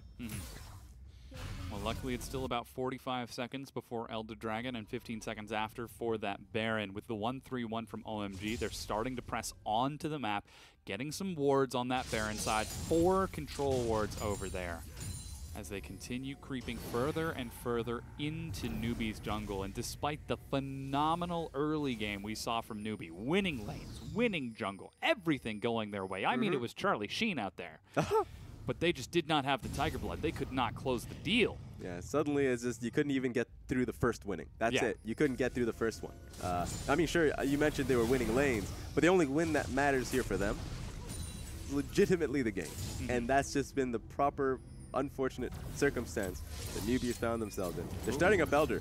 Yeah, setting up a trap line. They see SMLZ as mid, and they're going to try to burn it through. Korn is ready to zone as Icon split pushing on another side of the map. Jaco level 15. He's got his smite ready behind the pit. TP's coming Leaps through. in, but it's down to half. Newbie disengaged, and now Jaco is tanking. Forced to leap away. As TP, like you said, Back completed on it. from Icon. He is ready. They are juggling the aggro, not only of Elder Dragon, but of OMG. Here it goes, Go the for charge. it. He's found P. Diddy, and Korn gets disengaged upon, tries to silence, looks for the steal, and it's picked up by LWX. He gets the Elder, and OMG follow through with the fight. That's the GA popped, and now they're continuing to chase as OMG are picking up kill after kill. The dunk from SMLZ. He's got blue buff for cooldowns. Flash, bear trap on a rope. Get over here. One more. There we go. Slam dunk from OMG, as that's 3 members of Newbie dead for only Icon. OMG got everything off that. Smites apparently nowhere to be seen. Jekko is too focused on the fight. Swift had to back away. It was SMLZ that was able to get the last hit on that and apparently dictate the rest of the fight. That's a lot of deaths, of course, on the side of Newbie. This could just be game Yeah, for they're OMG. bringing the minion wave forward. It's up to Talon, and he has got to be afraid of that Kog'Maw at this point in the game. Still got his GA, though. Steps in, clears out the wave before stepping back. He's slowed, makes it over the inhib. Vault to pull OMG away, and perhaps has just kept his team in the game with that clever use of ulti. Yeah, not a lot of instant CC that can stop the Talon. Nami's thinking, how do I get this guy? He's so fast, I can't bubble him. That was quick. Suddenly I wish I were Lulu. Yeah, That makes man. a lot more sense. But Baron's on the map. Recall coming out from OMG right now, and Newbie are racing towards the pit. P. Diddy leads the charge with a sweeper as red buff is picked up. They get a ward, Yeah, this is a and tough then one. they just reset. This is far too tough, and immediately TP coming through. Yeah. But now, let's look at this play. You can see how this fight was just so hard for Korn, and SMLZ, his only focus, auto-attack that, 23 HP, and he was able to steal it outright underneath the Rek'Sai. And from that point forward, it is far too difficult. Ulti time and time again from SMLZ. But now, I'm going to focus on the Baron Yeah, that was just Baron taken. by OMG while that was occurring. You saw the teleport from Xiong. Icon so fast is able to make it to the pit as well. And with that, they've got Elder Dragon. They've got Baron. They have got a Kassadin Kog'Maw in the late game. And Newbie, this is cold sweats at night. This is night terrors coming for you. Yeah, a lot of people will be wondering why Newbie didn't look to get it first, didn't look to just jump it over the pit initially when they had the ward down. It's because they had no control in mid lane. It was, there were super minions battering down towards their base, and it was far too close for comfort because OMG would have just taken position. So it was smart from Newbie to place the ward and back away because they had to play defensively. It's just unfortunate that that's the situation that they're in. And now the map reset, the jungle cleared out, the Baron buff on OMG plus middle inhibitor down. Newbie find themselves regretting their inability to close the game earlier. Void Staff finished from Icon. Guardian Angel completed on SMLZ. Another GA plus the Gargoyle Stone Plate on Xiong. This is a massive OMG. Yeah, that's Xiong he's only in one mode. That one mode is fight. That team fight is specifically coming from him. He's jumping right in there. And there are so many safety nets from him. The damage reduction coming out of the stone plate that you've mentioned. And if he dies, if somehow he loses Skarl and he doesn't come back on that Skarl again, he has GA. And you've already mentioned that, but that's the most important aspect from this. Newbie just don't have an option to take down the thickest tanks from OMG. They break down the top tier 2, and already you can see the trap line is set. But with Ocean Dragon, they are ready to trade some harass with Newbie as the Baroned up minions are crashing in. It'll be a while before mid provides some pressure as well. And you can see bottom is actually pushing into OMG. So it's only one lane of pressure Newbie need to worry about for now, as Icon immediately splits over towards mid. That's a big one, is that Xiong and Icon were just getting mid going, so now the wave is starting to push in. And the most important part of that is the fact that now Icon is going to be walking straight through the mid lane gate, right? So TP should be coming through, maybe? No, there's no TP actually, so he's just basing to start. So OMG is going to back away. I was wondering, they should have doubled down on that turret with Icon coming in from the side, but they've decided that this wave is far too thick. Temporary lapse in judgment. Oh, we need to worry about those side lanes, don't we? As OMG heads on down. To clear that out, he's going to have teleport in about 20-30 seconds, like you mentioned. Icon will be having his soon as well. So this means LWX gets a chance to step forward, get a few preemptive attacks against this Baron buff, but he's still got to go through half the duration. I guess the discussion here is that they're just waiting on the TP timers. With the waves constantly crashing in the top wave, Xiong has TP in about 10 seconds. And once the next wave comes through top lane, he can just channel it on the wave with the just protecting it. Icon can come through and push the next mid wave. So suddenly the Caitlyn traps, all of them are useless because you have to worry about the flanks coming through. We'll have to see if that's the case. We certainly shall, as now Xiong has made his way all the way to the bottom inhibitor turret, with the rest of his team pushing forward. SMLZ starts getting some hits. Icon follows through as they go aggressive and chunk it down to half with just the first Baron wave. Baron buff, luckily, though, doesn't have too much time left. This might actually be the last wave. It just falls off of the remaining members of OMG. Unless they have extended duration, this is just back to a regular push. But OMG, they've got everything set up. Super minions coming down mid, along with regular waves on both other sides, and Jieko has extended duration. Oh, they have the range. They're going to be able to take this one. Oh, from outside the trap line, SMLZ breaks it down, and despite the headshots we're seeing out of LWX, it is not enough. On to the second inhibitor they go, firing shot after shot. Their mid-inhib respawns, but OMG are ready to break it down once again. It's getting a little dicey for OMG. SMLZ taking that headshot right straight on.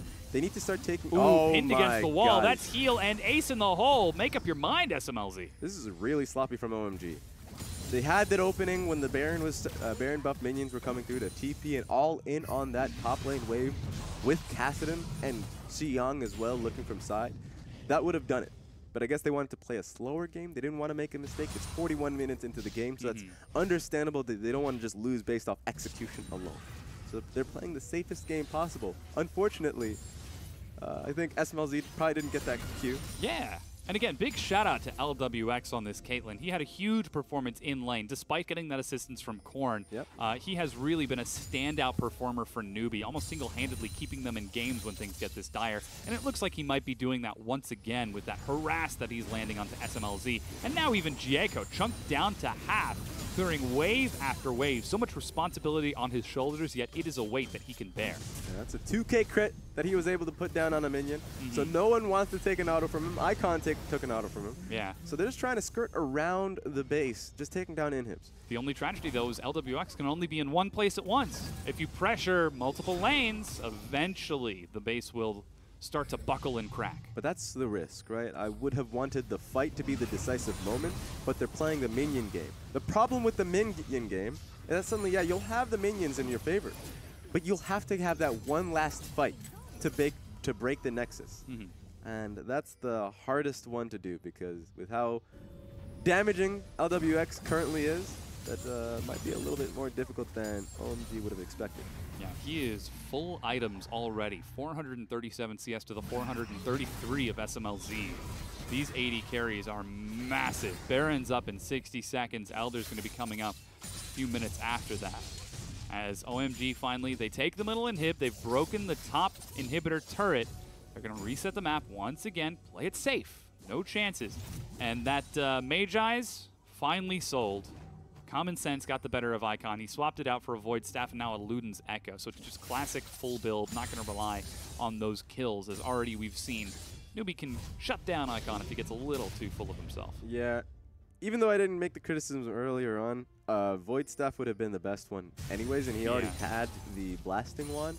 So he just kind of stopped himself from getting it just simply because he wanted to upgrade into Magi's, which is fine if you're ready to fight. That's it, right? If you're looking for the later on team fights with how damaging Icon currently is, along with SMLZ, then you know what? Maybe. Problem with that now is that they've shifted their mindset towards playing a much safer game. It might just be decided by the Baron that just got spawned up, so we'll just have to see if Newbie is already there. Yeah, Swift makes his way in, level 17 to the 18 of Jieko, and despite OMG with vision, they're going to play it smart. Icon split pushing the side lane with blue buff. V ready with teleport to join up should anything happen.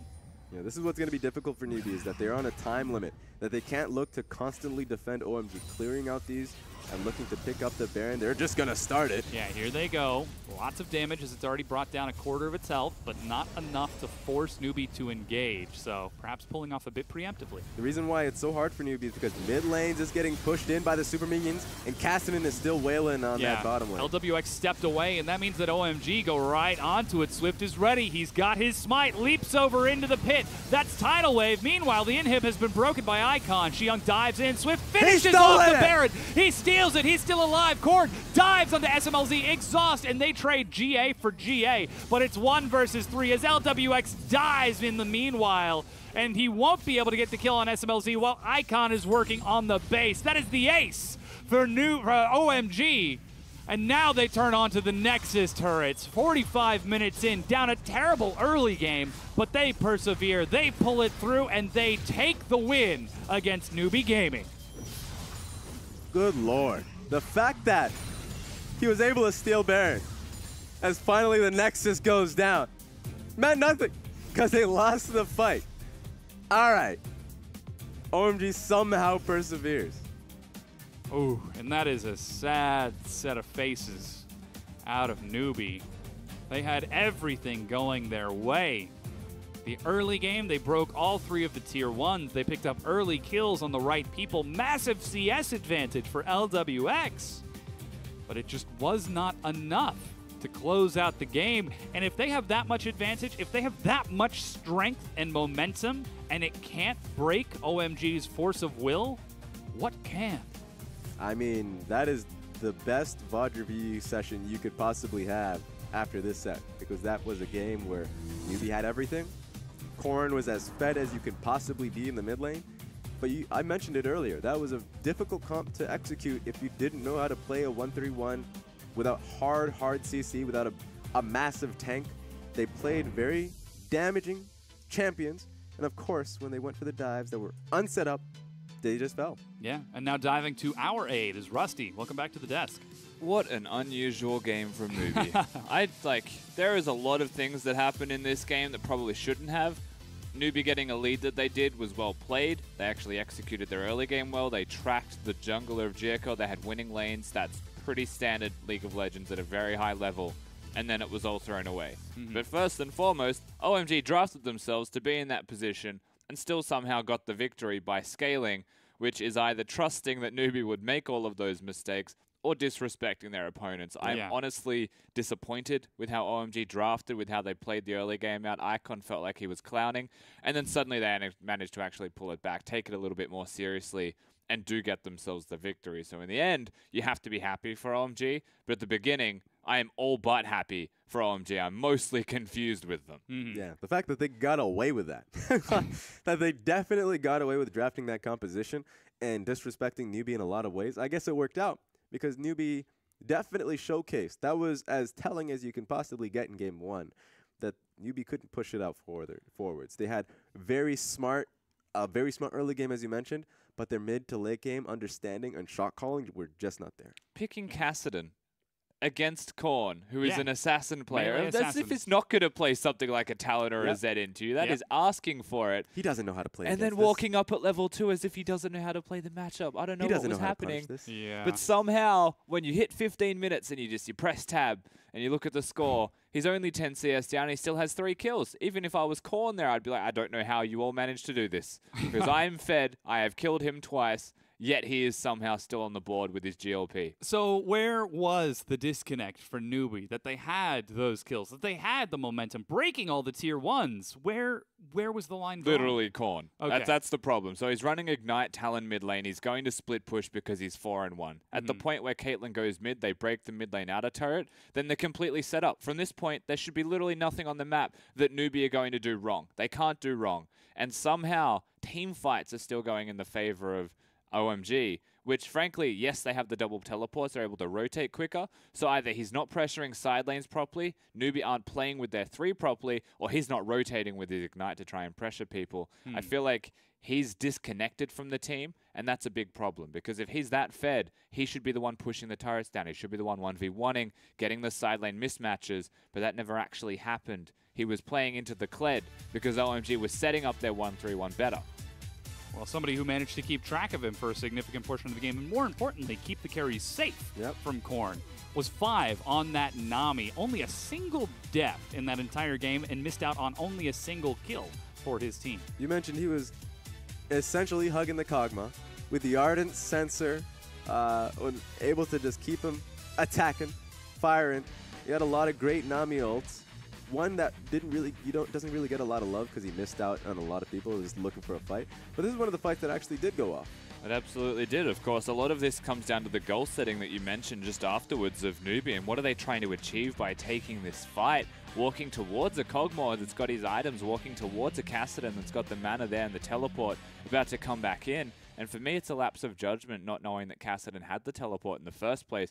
But secondly, that was after 5 to 10 minutes of Baron dancing for vision. And I think that's the biggest part of this. It's actually a big win for OMG, is even in a losing game, and like a severely losing game against a Caitlyn with traps set up, they still had the vision. They still had the ability to actually dodge around the traps and have the appropriate vision. And it's not just a Caitlyn, it's a Rek'Sai. Like, they should have died for a lot of this, but they were able to actually just get through that one gap constantly, find the one gap, place the wards down, and force Newbie to fight them instead of doing the Baron. Yeah, and while there was a disconnect in game number 1, we have to assume that they'll have to pick it up in game number 2. We're going to take a quick break while we get ready for it. Don't go anywhere. We'll be back.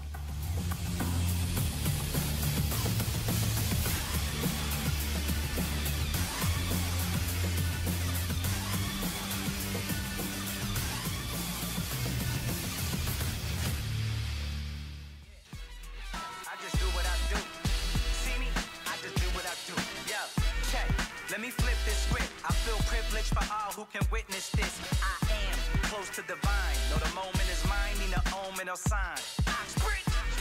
Providing a back sound to all the squares that ask around. We getting it. My skills pay me. Trying to get a million, baby, with an adopted flow that God gave me. Tell whoever runners that they spot is temporary till I take it as mine. I'm selfish. Yo, will tell Miss I'm on my wealth tip. So when we cash out soon, I'm just investing. No yes men. I've been a legend since before mom and dad had me and was best friends. I chew through comp, don't test them. I chew on tracks, cause after that I bless them. I just do what I do. You see me? I just do what I do. I just do what I do. I don't know about you. I just do what I do. Check. I just do what I do. See me? I just do what I do. Feel me?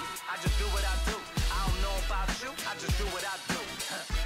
Listen to this rhyming exhibition. I'm something you ain't seen, like an honest politician. This ain't just head hitting. A lot of pinched nerves on necks are caused by bars that bless spitting. Wait, don't hate, I just move how I move. I can't describe what it is, I just do what I do. I am better than any rapper from here to wherever, and my legacy will harass my offsprings forever. I flow and write better than any, I'm the hottest, and trust me, that's not being conceited, that's being modest. I'm being honest, pop up my collar, school of hard knocks, I graduated with honors. I just do what I do. You see me? I just do what I do. I just do what I do. I don't know about you. I just do what I do. Check. I just do what I do. See me? I just do what I do. Feel me? I just do what I do. I don't know about you. I just do what I do. I just do what I do. You see me? I just do what I do. I just do what I do. I don't know about you. I just do what I do. Check. I just do what I do. See me? I just do what I do. Feel me? I just do what I do. I don't know about you. I just do what I do.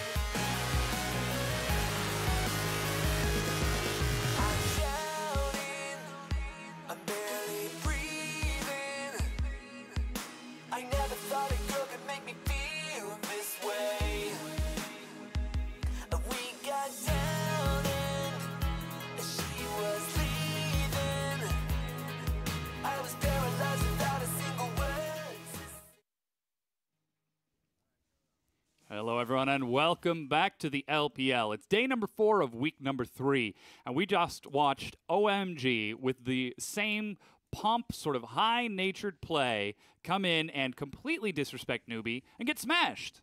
But that's not the end of the story. Then they turned around and won the game after going down, what, 0-7 in kills, losing all of their tier 1s before 15 minutes, and still they won? Yeah, and for me, the most telling play wasn't really replayed to us, was before OMG got all these kills rolling in their favor, before they got that team fight. It was the Baron setup that Newbie had for such a long time.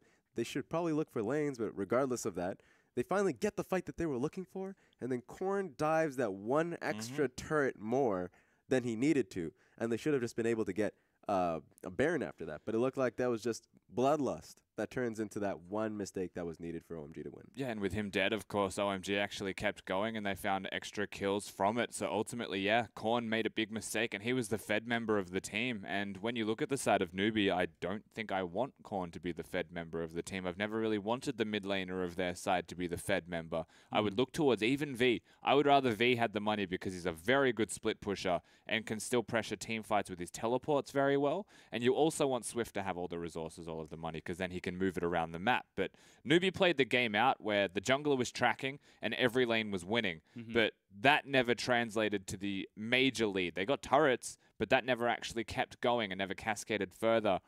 OMG could stop it, but they managed to stop it with a Kassadin in their comp. Yeah, and while I agree that you would much rather have the gold on V because he was a lot more reliable in the 1v1 situations, a lot more reliable in that exact same situation that we mentioned in that, I guess, that play.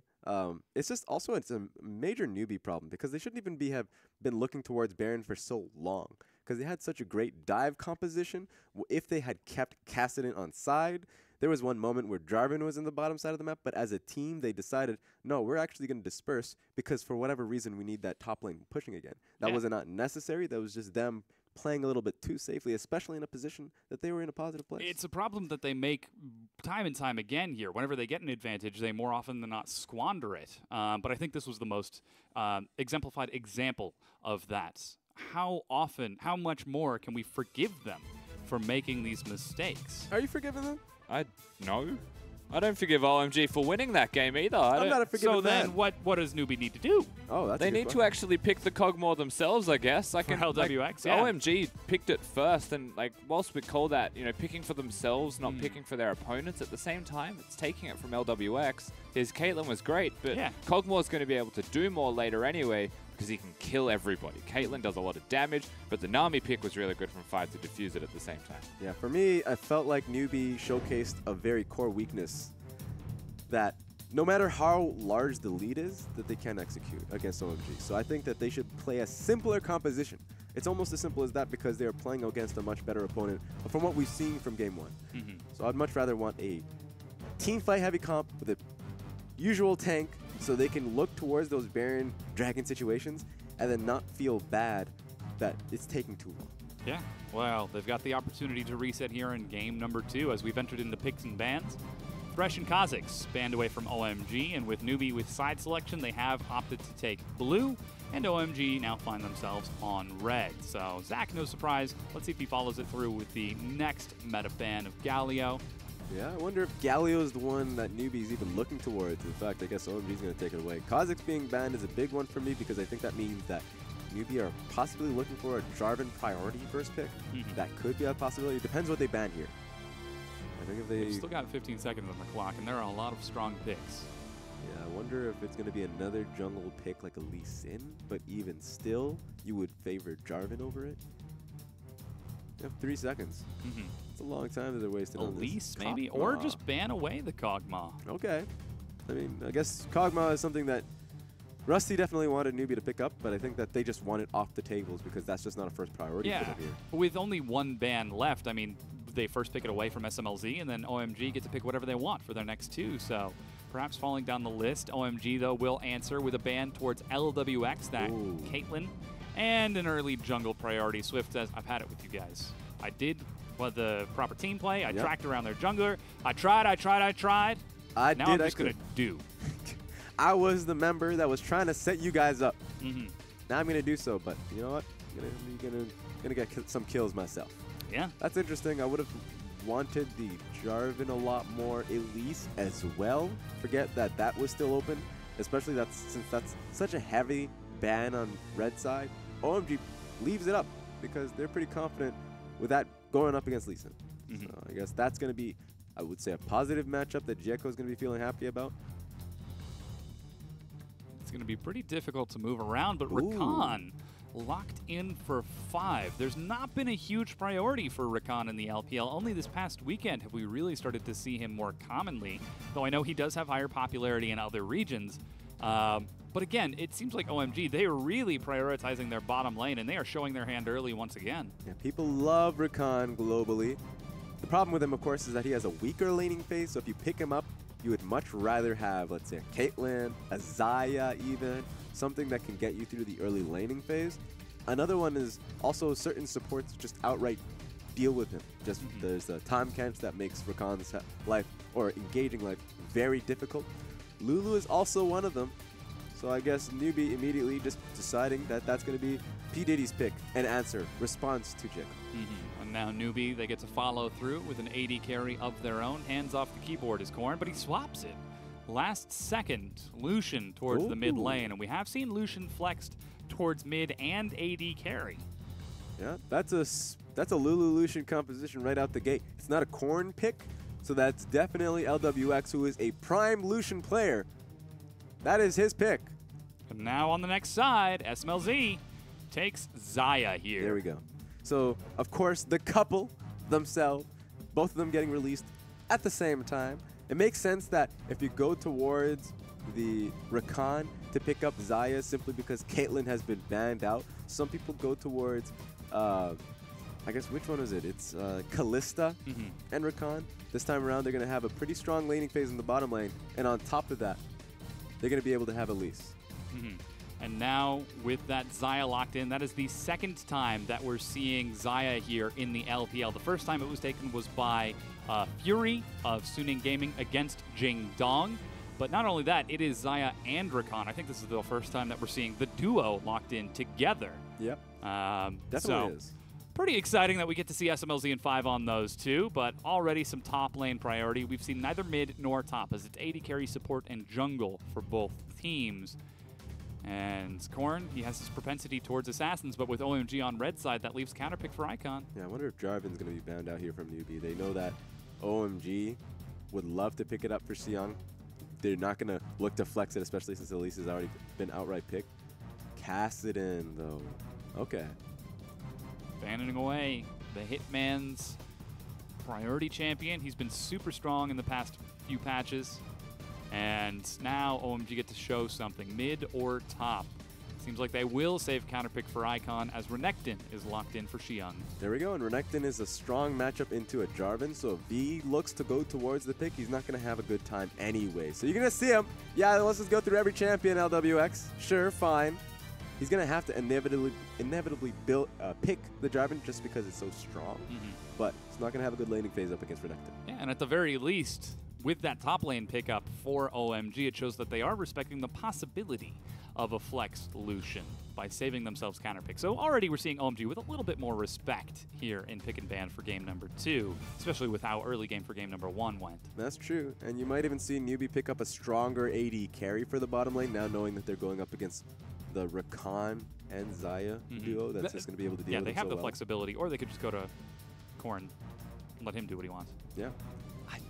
Going Lucian Lulu in the bottom lane up against Xayah Rakan is going to be really rough. That's just going to be LWX and PD looking to farm out the lane, because that's going to be a lot of level 2 spikes, of course, and a lot of damage coming through just off W alone. So that's just going to be the case with LeBlanc being picked out in the mid lane.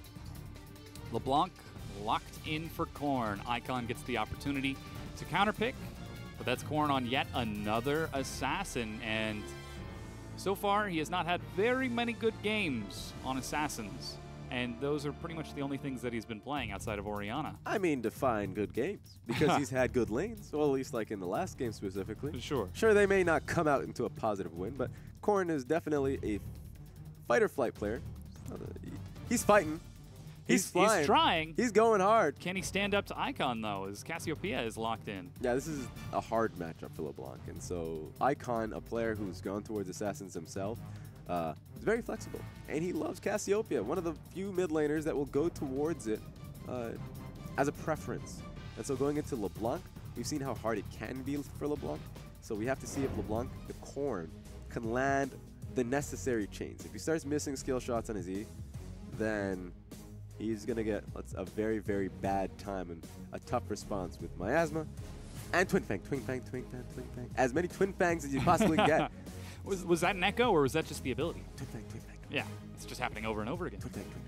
Luckily, though, Adaptive Helm is in the game, which makes it a little bit easier for Jarvan, at least, to itemize against it, but I think that might be the only person building that item, unless Swift decides to take a tank route, but he's on Lee Sin. Oh yeah, they have to be playing towards Cassio as a playstyle. Items will not be the go-to, especially since if Jarvan's building MR, I mean, we already talked about how tough of a laning phase that top lane is going to be up against Renekton. So let's just say they have to dive onto Cassio and try and pop her, or play around it. They already have the LeBlanc 1-3-1 playstyle. So if you can play around Cassio, make it so if Cassio rotates, she gets jumped on, or she just can never get a team fight, a very comfortable front-to-back team fight. Are you perhaps predicting that, or at least saying that Newbie should play the map more than trying to play OMG, so that they don't have to fight OMG? Yeah, they definitely have to play the map, which Yeah. is very scary. We saw what happened last game when they were supposed to play the map mid-game. But we'll have to see. They had a little bit of time with their coach in between Game 1 and Game 2. Maybe they've learned the lesson. Maybe it's just that easy. The big hope is that they have, as OMG have loaded onto the Rift along with Newbie here for game number 2, and immediately they step in. Grand entrance, ignite, auto attack with the deadly plumage of SMLZ brings Flash burnt by Newbie. So LWX, at least he has heal still, and at least he backs off. I know what you're looking at. How is it closer? It shouldn't be. It really should not be. Maybe they didn't watch the end of game 1? Yeah, maybe they were just People like just watched the first 15 minutes and, that's fine, I'll go It's ahead and off. vote for game 2. Yeah, immediately. That being said, at least LWX got caught really early on, 1 minute in, so he can get a early base. But he was already going to be in a tough matchup without Flash now against Rakan, who's going to jump on top of you. So LWX better value his relentless pursuit. Yeah. Otherwise, he's just going to get engaged on. Not to mention, it's Xayah and Rakan, so it's not just one, but increased range on the Battle Dance shield from 5. He's going to benefit from the deadly plumage buff of SMLZ. There's so much synergy in that bottom lane. As we do have a quick pause loading onto the Rift, taking stack of the junglers. Looks like we did get red side start from the two of them. Okay. It's going to be interesting. You can already hear a summoner has left the game. Summoner has disconnected. That's one thing you don't want to hear. Hopefully, it's before 3 minutes, so they can reset. That's been the solo queue way. But yeah, it should be quick. It should be a smooth process. That being said, you mentioned it. They start on red side, both of them. Swift did such a great job of keeping track of Jieko in game number 1. Like did. Despite it being the Rek'Sai versus the Kazakhs, it really looked like Swift, at least in his tracking, was outclassing Jieko's movements. Not to mention he had the winning lanes, which helped. Yeah, helped a lot, especially since it felt like at any moment, Jieko did make gambits.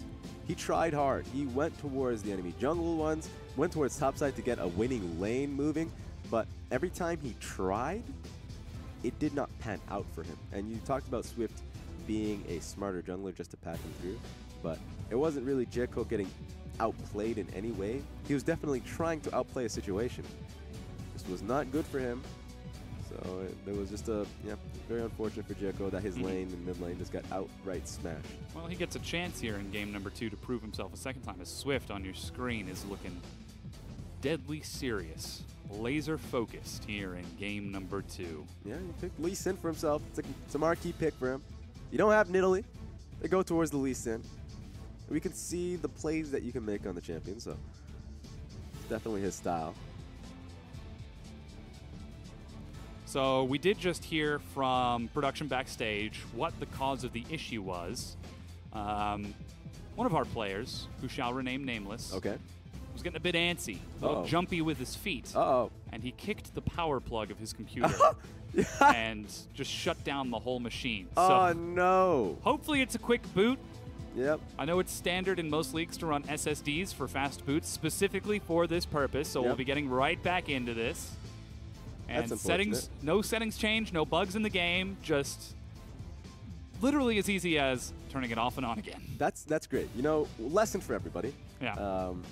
I'm pretty. Keep your desk away from the outlet. I don't plan well. So my planning has come to a point where every single time I have a PC up and ready, you know, I have my router close by, my PC close by. There are times you set up the station without looking for the I don't outlet. look for. There are times where I've definitely turned my PC off, kicked my router, and I'm like, I was in the middle of a game. I was beating someone up in Street Fighter, and somehow didn't work out my way. And now I'm gone. What Yep, happened? Yep. Oh, wait, that's just me being silly. Lost LP. Turns out it just happened yesterday in the OPL as well, the Australian League. Ah, yes. So, a lot of nervous people right now here in professional League of Legends. The man to find. That's what you need to do. Find the man. That's like, even if it's just $5. Tell him, don't do that again. I understand you're antsy. I understand you're jittering around. Okay, so But just leave our equipment alone. double checking the actual player stats. It was LWX. Ah, why you gotta put you're After trying to put him after nameless. game number 1, I think it makes sense because he was playing fast. He was playing furious. And now, especially against the duo of SMLZ and 5, after the performance that he had in game number 1, he's going to need some power. Are you telling me that he kicked his PC? When did he do it? Did he do it when he was getting jumped by the 3-9 unit? No. So it was when the minions were first crashing in. Right. So I think the pause happened almost That's fair. immediately afterwards. That's fair. All I'm before saying. the wave crash. But that means that positioning now goes to SMLZ and 5. Yeah, I was just saying that maybe he was so mad after that entire level 1 that he just kicked his PC. Just It's possible. dent the case. And now that means that 5 going to have a little bit of a better time as he doesn't have to worry about the level 2 advantage from LWX and P. Diddy. They get it first. And SMLZ and 5 get the opportunity to fall back and catch the wave. They've even got Gieko on that side as well, as it was a flat red start from Gieko straight to blue, plus Scuttle Crab and Vade. So looking for Swift finds instead an empty Raptor camp. Which is very important. The fact that Jeko started red side means that he's able to put down a lot of safety for Zion Rakan to push up, and knowing that the Raptors was taken means he has full autonomy in this jungle. He's just walking in, it's like it's his own land to take it. So now that he's taking Krugs, this is important, because if he takes Krugs, and if Swift doesn't even know that the man's in his jungle, so he doesn't take Krugs of his own. Luckily, he's walking towards it right now. Yeah, he would have lost out in camp. He actually just looped around and didn't even finish the camp. Wonder which one he left. Well, the icon is still currently on the minimap, which makes me think it's the big Krug, but he smited. So I think yeah. That's maybe he panicked. Oh, I thought you were talking about Swift, because Swift also left the Raptors to it, so he probably left the small Raptor. Oh yeah, you're right. Meanwhile, you are right that he definitely just left the big Krug. We'll check in with a little bit as Blade Collar gets a really big trade onto LWX plus Gleaming Quill from 5. Lights up that Lucian for a favorable trade from the looking at Lucian. He has duo. Jaco has found Korn. Tags him with the Cocoon auto attack. Burnt down to half, a quarter, a third. A third is more than a quarter. It was less than that. Oh, and he makes it over. Is he going to try to flash? No, he decides not to. Try to burn that summoner spell, and Korn makes his way back out into safety. Yeah, so he just chases him off, which means that Korn, backing away, gives a lot of time for Casio to farm up and put herself in a perfect situation. So that's a lot of pressure coming in from Icon and Jeko. Jeko's doing the right thing. Oh, man, again, LWX takes a hit. Jeko put so much pressure in the bottom lane, so LWX and P. Diddy has to play so far back. No pressure coming in from Swift. Means that Casio and in the bottom lane of OMG feeling kind of lucky. Here we go, Jeko coming in for a gig. He's thinking about it. Flash entrance plus the Cocoon. They set up the dive but don't have enough. Teleport is being completed by V. Did he actually? He's actually coming in, low health. It's a late answer from Xiong. They get a great Blade Collar to stall this out. Amazingly, no one has died. The Cocoon will tag V, and he is punished for his follow-through. First blood onto SMLZ's Zaya. I don't know what V was thinking. The earlier TP was canceled from Korn, so Korn was like, yeah, I'm not going in on this. This is all done and completed. They're already backing away, but V wanted to double down. So, basic communication. If Korn TPs and if he cancels it, don't go through with it because the play is already dissipated. If the man TPs fully, both of you follow through. So yeah, we're in a situation where OMG gets a kill off of the mistake from B, and there's no TP on the map from Newbie in a double TP composition. That's just Somehow OMG are able to pull out yet another advantage. yeah. And again, looking at that communication, somewhere there is a lapse. Yeah, it's really concerning coming in the side of Newbie that these mistakes, which seem very basic, just being made, especially in Game 2 after seeing what happened Game 1. Yeah.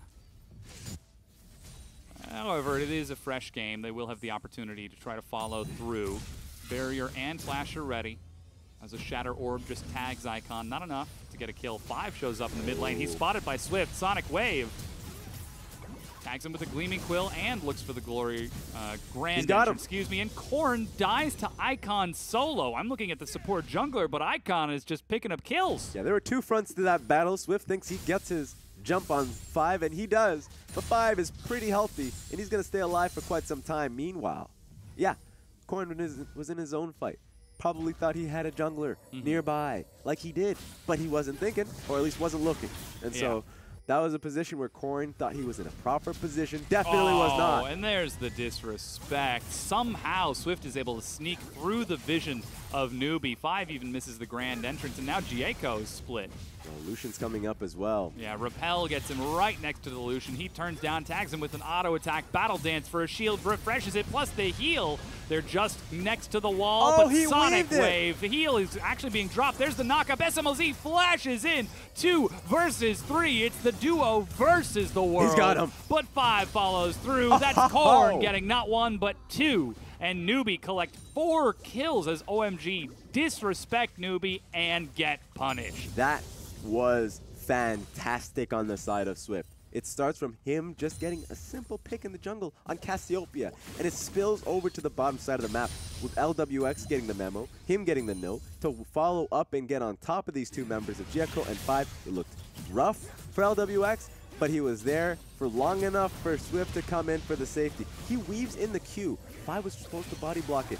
Didn't do it well enough. And so at this point forward, they just play the health game. They know P. Diddy has enough health to start walking forward and stall it enough time for Korn to come in and make the sweep. And just like that, a rug pulled out from under them. It's Newbie, who find themselves in the lead once again.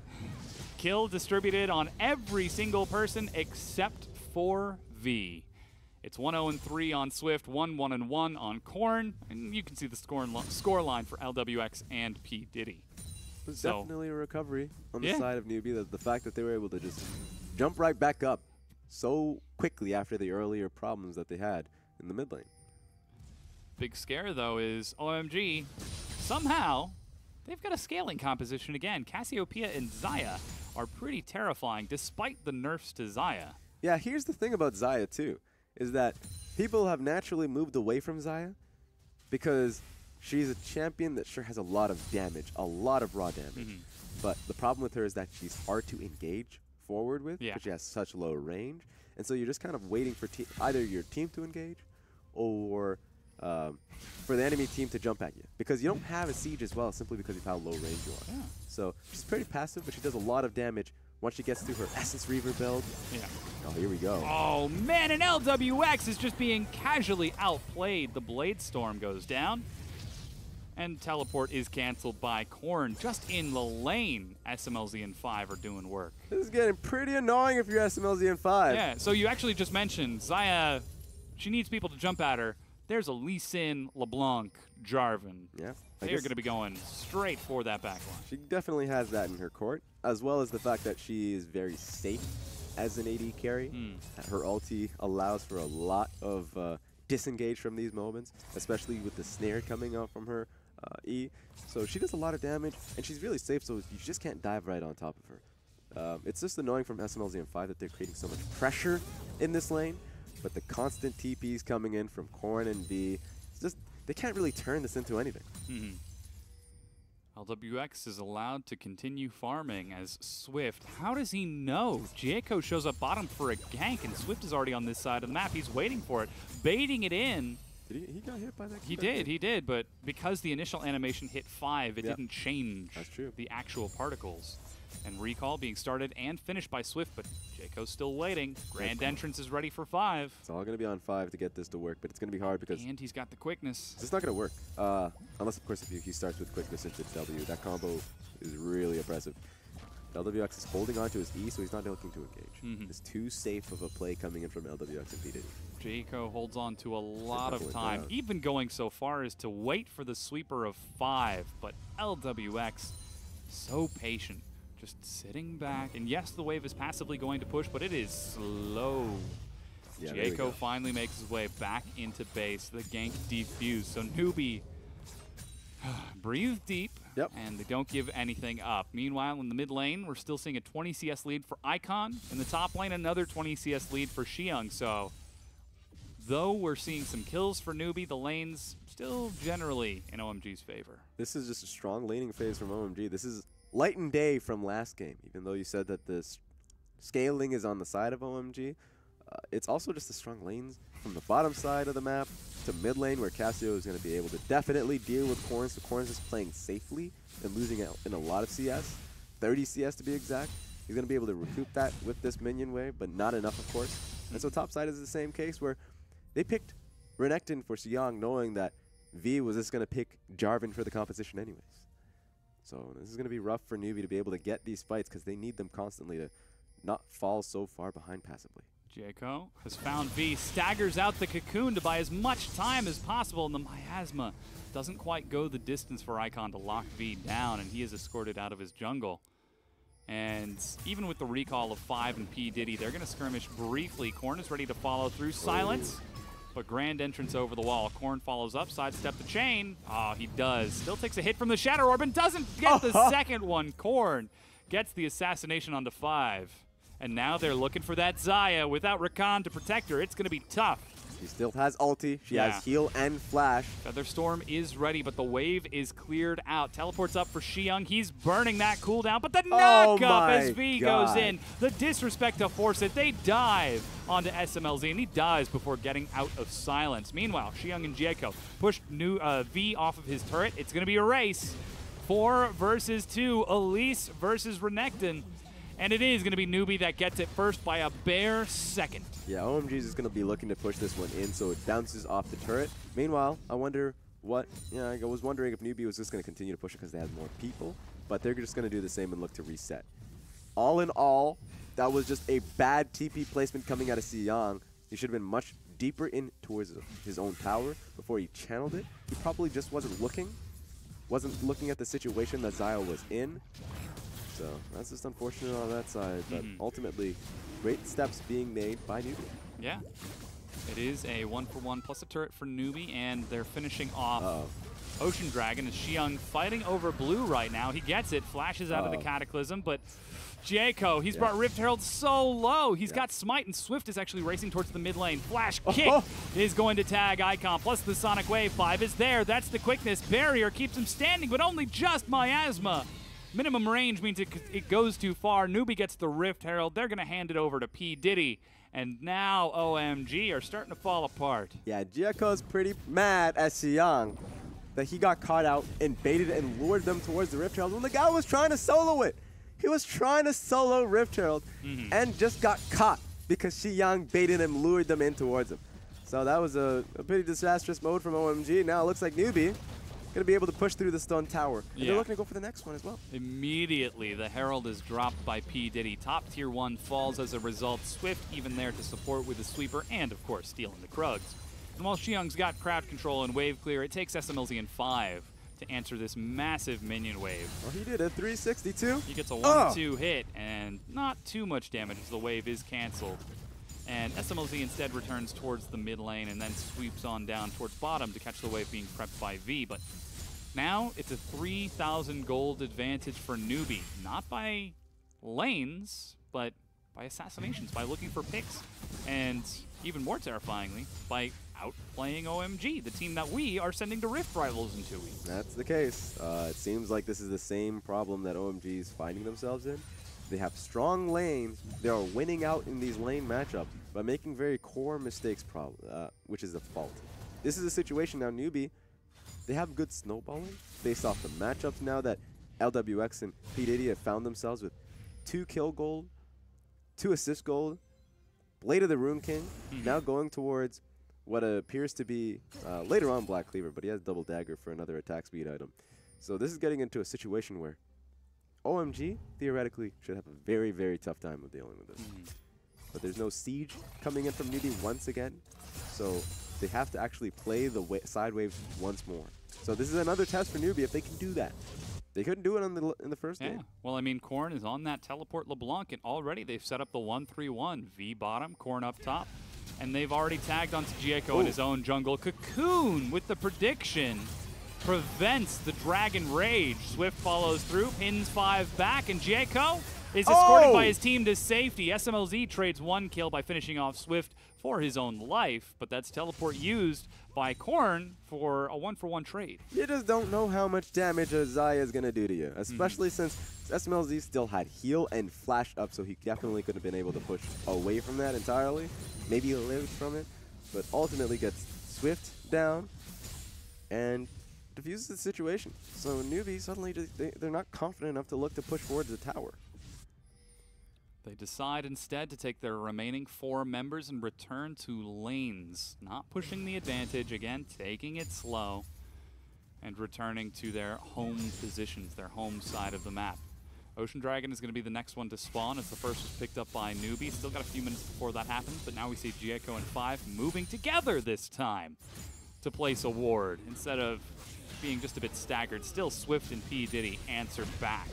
And in this jungle support meta, Swift and P. Diddy are answering Gieko and 5 all over the place. Yeah, but just the fact that 5 and Gieko moved in for the initial wards are great. Ultimately, it got cleared out by Newbie, as you mentioned, so the push back out is nice. But this just showcases that OMG's full focus is towards the next dragon. Now that's Ocean Dragon. Newbie already have one, so if Newbie takes 2 dragons, or at least 2 Ocean Dragons, it actually means quite a bit. So this is a situation where Newbie has the choice. What should their next priority be? It could be the next dragon, which is going to net themselves some value, or do they go towards this mid lane turret, which has been eluding them for quite some time? Well, with Icon currently sitting under it, much safer after his death to Swift as SMLZ struggles with the Krugs. There he goes, Blade Caller to finish it off. It is going to be pretty tough to break it, though they have the Lucian, though they have the ability to dive in, as Xiyoung now trades with V. Black Cleaver Tiamat versus Black Cleaver Tiamat, identical items and identical levels. Yeah, just the red buff on V definitely tips that situation in favor of him. Ooh, there's just so much fear here, which is why OMG should not have put SMLZ in the top side of the map to deal with it. It should be Icon, but they really want Icon to hold that bottom wave, or at least the mid wave. So putting SMLZ here creates a bit of a fear where, yeah, SMLZ is going to get dove, right? And the tower is going to be a major focus where Icon could have defended it. I want to see how Newbie now deals with this, knowing that they've swapped Cassio top lane. It should make mid lane a little bit easier for Newbie. Well, currently Korn is picking up blue buff. He's working on his Gunblade, finishes off the Cutlass with his Revolver. He's still going only against the Rod of Ages, so it is pretty tanky, Cassiopeia.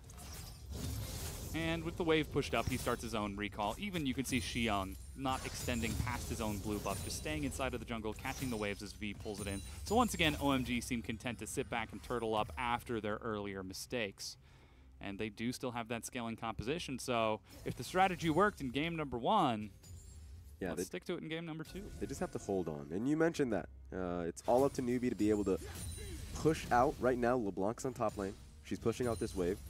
It's going to be met with Xiyoung, which means that Korn should rotate towards the mid lane and start clearing out these wards. And the moment he starts doing that and taking control...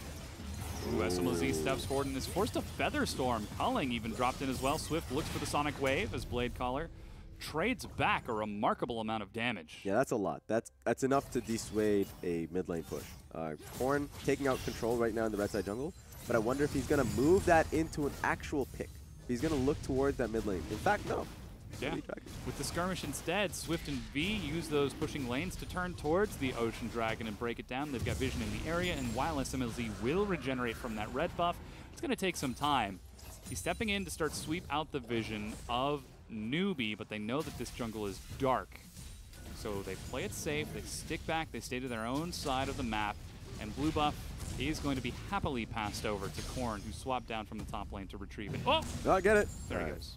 But yeah, these resources are fine for Newbie. They're just taking anything and everything that's in front of them and available. Problem is, it will not push you a win in this game. You need to look towards getting mid lane. And now, sure, bottom lane just got shoved out, which is great by Jarvan to do that. But top lane needs to get answered to. Renekton's going to be pushing that out, which is great from Xion. He recognizes this, and he's making it an even longer process for Newbie because they're not focusing on their side waves. Right now, LeBlanc actually just needs to go topside, but she's taking so long in doing so. Lack of focus from Newbie has cost them so many times here in the LPL, and it looks like it might be the beginning of some problems here, as Baron has now spawned, and we're starting to see 5 moving around, placing a few wards in the area. Once again, super early Ruby, Sightstone, and Mobies. He wants to be all over the place this game. Dropping wards left and right. Even in the inventory of OMG, they've got, what is that, 4, 5, Yeah, a lot 6? of controls. 4. A lot of control 6. wards. And they need that. Just to regain control of top side, red side jungle. They need that so they know where Corn is moving, if he does move from this lane. Ooh, Icon trading with the clone. Good juke from Corn as he steps in and uses the clone to juke out Icon, but gets a 1 favorable trade, and he starts healing out. Yeah, that's always a difficult 1v1 matchup to look towards because Cassio is always a fear of you getting Petrifying Gazed and then just DPS'd out just off Twin Fang and Poison alone. So Corn, he recognized that. Early purchased the Banshee's Veil, so that option does not come through. The Icon has to worry about one more thing before he uses his Petrifying Gaze, so he doesn't immediately proc it when LeBlanc jumps in. So that's great to see coming out of Corn, and it's making these trades a lot better. We're seeing them hold out with each other as SNLZ steps forward onto LWX and gets a lot of harass with his clean cuts and deadly plumage. Just chunking him down. Luckily, Blade of the Ruined King for LWX will let him heal up with the next wave, but side waves are pushing. It's a 1-3-1, and it looks like OMG are actually happy with this. See, that's the big ticker. You're wondering, well, this should be Newbie pushing forward with a win. Why is it so hard for them to push mid? It's because LeBlanc is sitting top lane trying to fight the Cassio. So if she's doing that, you have to be able to win out the trade entirely, look for a kill or enough damage to push her back to lane, back to base that is. But if she's not doing that, then suddenly OMG is a lot more comfortable with the Xayah damage, with Jiako and 5 pushing up. They don't have to worry about LeBlanc coming in for a flank, and they certainly don't have to worry about V coming in as well. So this needs to be a decision from Corn and V alone. Oh, but Corn and V, looks like they're targeting Xiong. He's popped the Dominus, gets a stun, flashes back, but dive and dunk. Dip, dive, dodge, and kill for V. Oh, but here we go. That's a 2-man grand entrance, immediate exhaust onto the front line as that's a kick onto 5. Not enough to follow through for the kill. They do trade some summoner spells, and now Corn is looking for a flank. Yeah, this is interesting coming in from Corn. They should just look towards getting that bottom lane tower. It's so low. If they had LeBlanc, if they had the Jarvan at the same time, on that wave, they should have been able to get it. But they're trying to defend mid. Corn leaps in. He's got to make his way over the miasma. Looks like it's going to be the tier 1 broken as Corn sends 2 clones to distract. Teleport started out by V to join through. Ethereal Chains locks down Icon. He's got Barrier and Flash. LWX lashes onto him. There's no Cataclysm for V to lock down the team of OMG. They're just kiting it back. Teleport from Xiong as he's respawned, and Newbie give up the chase. So somehow, OMG still come out victorious. They take the mid-tier 1 and trade only a kill for it. However, Newbie look to answer back with a push in of their own. Yeah, this should be a successful push coming in from Newbie. It was a hard fight to take earlier on because Corn just didn't have the Banshee's Veil proc, so he had to be a lot more respectable of Icon's damage and Petrifying Gaze. Icon just held it. He's like, I'm just going to hold this onto it, so if you actually want to fight us 1v1, or at least 5v5, Xiong's going to be coming up with the TP, so there's no way for Newbie to reliably look to continue on that fight. So they just look to take mid instead, which is great. It's actually a big win from Newbie because it was just so hard for them to look to take that mid lane turret otherwise. Now it's still 9-3 in favor of Newbie. Looking at the turrets, it's still 3-2. So They've got that double Ocean Dragon. They've got a slight turret advantage. Barely keeping a step ahead of OMG through these extended trades, though they are looking a little bit dicey. But they're still pulling out tiny advantage here, tiny advantage there. Now, Infernal Dragon is up in 40 seconds. There's no teleport for Xiang, no teleport for V. Korn has his, which is why we see him split pushing right now. And with OMG trying to set up and sweep out the vision of Newbie, this could be a next point of contention. Yeah, and that's the greatest thing for Newbie is because suddenly these fights are a lot easier. You don't have to just focus on the towers like last game because the Dragons wasn't really in their favor. It wasn't turning out anything when they had leads. So now you have double Ocean, which is great in these disengaging moments where you don't have to base suddenly. But also Infernal Dragon, which is going to make these fights all the more easier. It's even going to pull out OMG outside of their comfort zone. Yeah, Xiang now tries to head top to deal with Korn, but he started getting some shots onto the turret, finishing off his Gunblade, which means he does just a little bit more extra damage. Icon catches bottom as the map is reset from Newbie. You mentioned Korn being able to do the extra damage. Usually in the LeBlanc's item pickups, It is the standard, Lich yeah. Bane is something you want to see coming out of it, but he's just building defensively for the Cassio. So the split pushing that he's doing is not as impactful as it would have been with the more standard approach. Still seeing the 1-3-1. Finally, V completes his recall. Adaptive Helm finished off to deal with Icon. There we go. And recall finished out from Korn as he picks up his Haunting Guys, actually teleporting in to join the rest of his team. And OMG, they don't have to worry about the split push right now. They've actually started on the Infernal Dragon. They've got Xiang behind Newbie, and the steal from Swift. He's in, and he tragically will go down. No way out, as the quickness from 5 zones away the rest of Newbie. Such a strong call coming in from Newbie. I was wondering where Korn was going to be going. Was he going to be going towards a flank? They're going for Baron. But instead, they look to just burn out that dragon. Now, that being said, no jungler. You mentioned it. How did the Newbie squad push them off from Baron? Yeah, it seems like they're pushing down mid right now, bringing a minion wave and calling the bluff. Xiang swaps around. SMLZ and 5 decide to make their way around as well. Korn tags a hit. Doesn't quite have enough to assassinate SMLZ right out, but he gets some damage. Yeah, use double Q to be able to get that chunk off SMLZ, so he has to back away. So that works out at the end of the day. You get the dragon for yourself. Now that's triple dragon for Newbie, and you push him off Baron. So sure, Swift goes down, but you still get a positive in your favor. And now that this Baron is on the map, there are pings from Newbie towards it, and Swift, we thought he would be playing the aggressive, get on my back, Lee Sin, I will carry you. Well, he's still doing that, but through a more supportive and utility role. He's facilitated kills for his laners. He's stolen dragons away from OMG. He's moving around with LWX and P. Diddy to pressure the lanes of OMG instead of picking up the kills himself. That's just because he's in a numbers disadvantage constantly. With the 1-3-1 setup that Newbie has, you're just trying to get Korn going. You're trying to get V on sides constantly. And if you can get those dragons, if you can get the steals, that's a positive. That suddenly OMG, they're like, all right, we couldn't get this fight going for ourselves, but he certainly cannot kill us because there's no one to follow up on his end. At the very least, they've got that going for him. Yep. And now some of the wards being swept out and cleared. Just fighting over that vision, performing the Baron dance once again, but they do have the luxury of the double teleport on V and Korn, so much more capable of running the 1-3-1. Icon trying to match Korn this time. He's 2-2-0 and slightly better scoreline from Korn, but we're still expecting great things from Icon as Swift hops over to clear the wards of OMG and just make them sweat.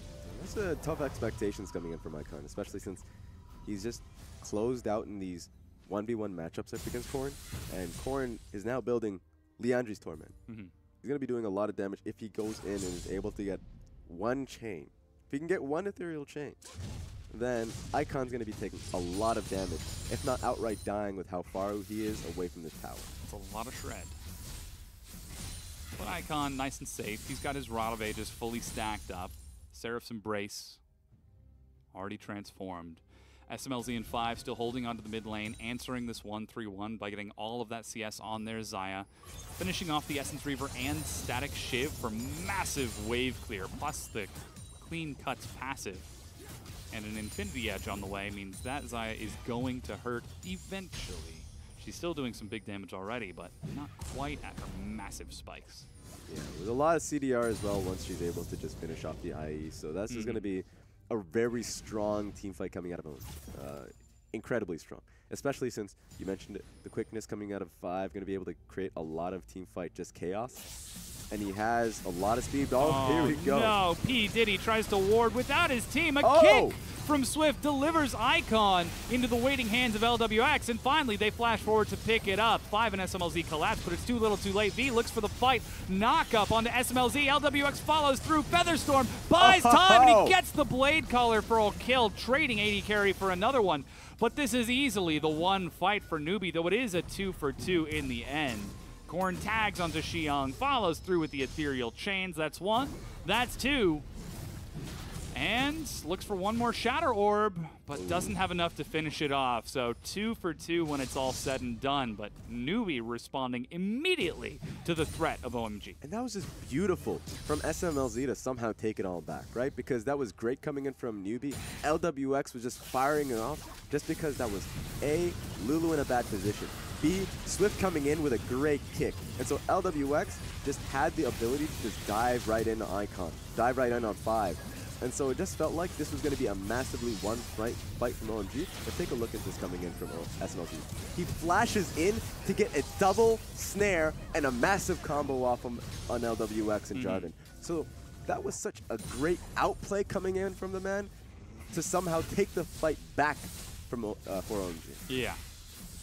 Huge play from SMLZ with that Featherstorm Blade Collar, but that now leaves him without summoner spells for the next 4.5 minutes.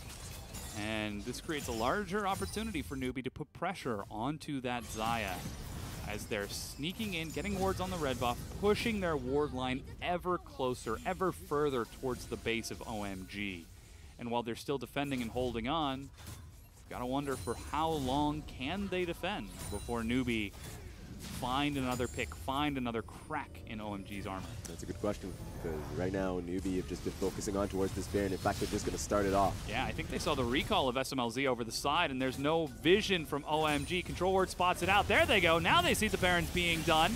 Giaco turns onto Korn, but he's healed up, but dies to Icon in the back. 50-50. Petrifying gaze. P. Diddy goes down. Icon flashes in, and He's Baron stolen it. is picked up by Giaco. LWX with a full culling. Gets a kill of his own as V slam dunks onto the Cassiopeia, but Icon is a DPS machine, a DPS monster, and he has torn through Newbie. That was terrifying, and now another ace as OMG win the fight. Somehow, SMLZ, after all of that, I'm focusing on SMLZ. He shows up to steal the Penta. He steals the Penta, man! Yeah. Why are you stealing the man's glory? That would have been right on the smackdown of every headline out there. Icon gets Penta. Right there. Reddit, put it on there. But no, the guy steals his Penta. But at the end of the day, amazing steal coming out of Giaco. Amazing fight from Icon and the rest of OMG. They get the inhib, and that just seems like OMG has taken control of the game. And all of that hard work from Newbie to work through that mid-game, SMLZ is not there. It was just a 50-50. It looked really good from Newbie, but you have to take the fight. There's no AD carry. Take the fight. Now, they're putting it off to a 50-50 fight that will be won by the execution damage of Icon. And yeah, look at this. I'm just going to bask in it. Quadra kill. Stop damaging the man. Stop it. Why? Oh, it was in the air as well. Look yeah, at look that. at this. Icon, stand up off your chair and smack the man opposite. Get him out of here. And now OMG with Baron buff. I have to clarify, that wasn't a 4v5. That was a 3v5. Neither Xiong nor SMLZ were there. It was all 5 Icon and Giaco.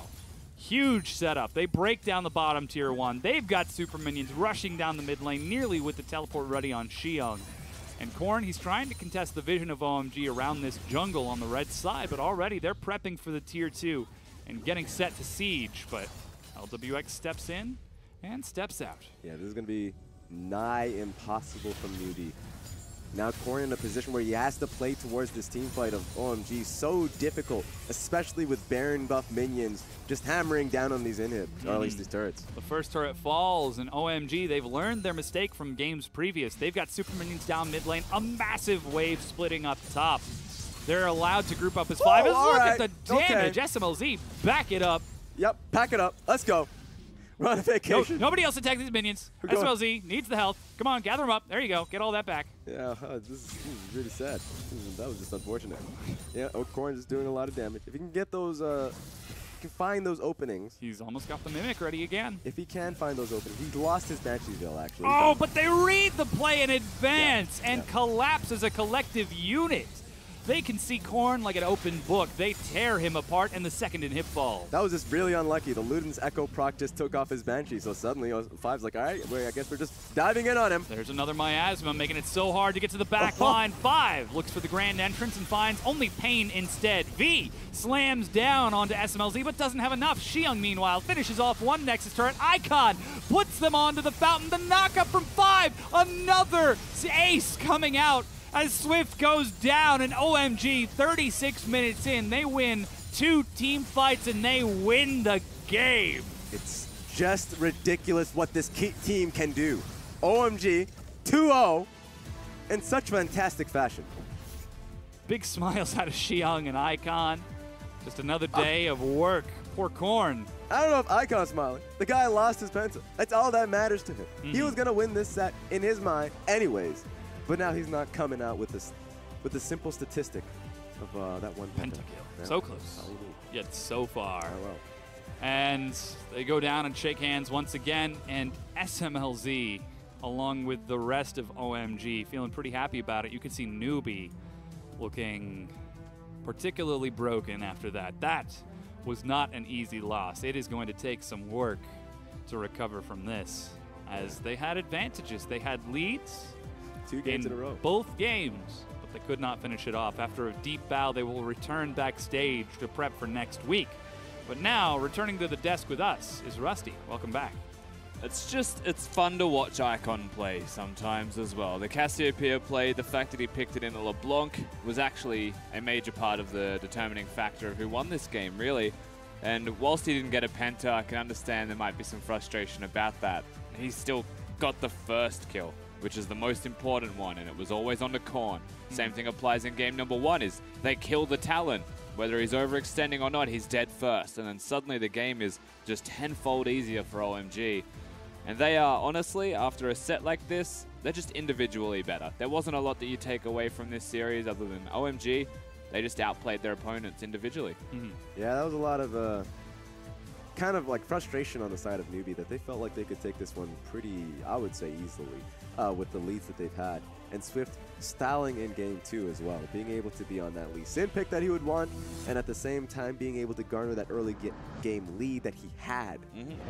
But then they just could not finish it with the composition that they had. Look, to be perfectly honest with you, V on Jarvan, Korn on LeBlanc, you've got P. Diddy on Lulu, like, that was set in terms of draft. The only one inconsistency that I dislike is LWX on Lucian. I think could have been anything else pretty much in the AD repertoire. And he still was fine on the champion. It's just that he was going to be up against a Cassiopeia. He was going to be up against champions that will kill him, and he's too low range of a champion. You can see the draft. Like, you mentioned it, Xayah, Rakan, not the best at going forwards. Rakan has to do most of the legwork, but Xayah looks best when people come at her. Lucian has to. He's just so low range. He's lower than what a Xayah is going to provide in a team fight, and that sets SMLZ up to make these really big plays where it looks like he's outplaying someone, and he is. But that's because it's just easier to do it as the Xayah in these situations. Not to mention you pair that up with the Cassiopeia, and going in just seems like such a terrible proposition that you have to do. Leaping into the Petrifying Gaze, over the Miasma, into that Rakan as well. Still, Newbie, they tried. They played the laning phase. We actually saw them adapt and play the 1-3-1. Not super cleanly, but at least to an extent that they were able to maintain a temporary advantage over OMG, but they just couldn't do anything with it. And they made proper calls towards going the Baron. I think the Baron play for me was like, that was a proper focus. You go towards it. Xayah's running. She's not fast enough. She has no TP, obviously. So that's a major advantage towards you. But they once again find a 50-50 fight, which, yeah, you have It was 3v5. It was 3, sure. And it shouldn't have been a 50-50, right? That is the one replay that I do want to show you guys again, because whilst it's a 3v5, it starts off very quickly becoming a 3v4 because of this LeBlanc play. Hit by a Cocoon, stuck on the Miasma, literally nowhere to go. 5 actually able to charm people and gets kicked by Swift. All of this effort was on getting them out of the pit, making sure no one from OMG is in the pit, but they're able to come back in. You wasted your Lee Sin kick. That'd be super valuable right now, whilst V's trying to carry the rest of the work with LWX. That's why the call was good. I agree with you. A 3v5, of course, you can go for the Baron. You can try and use LeBlanc to zone people off.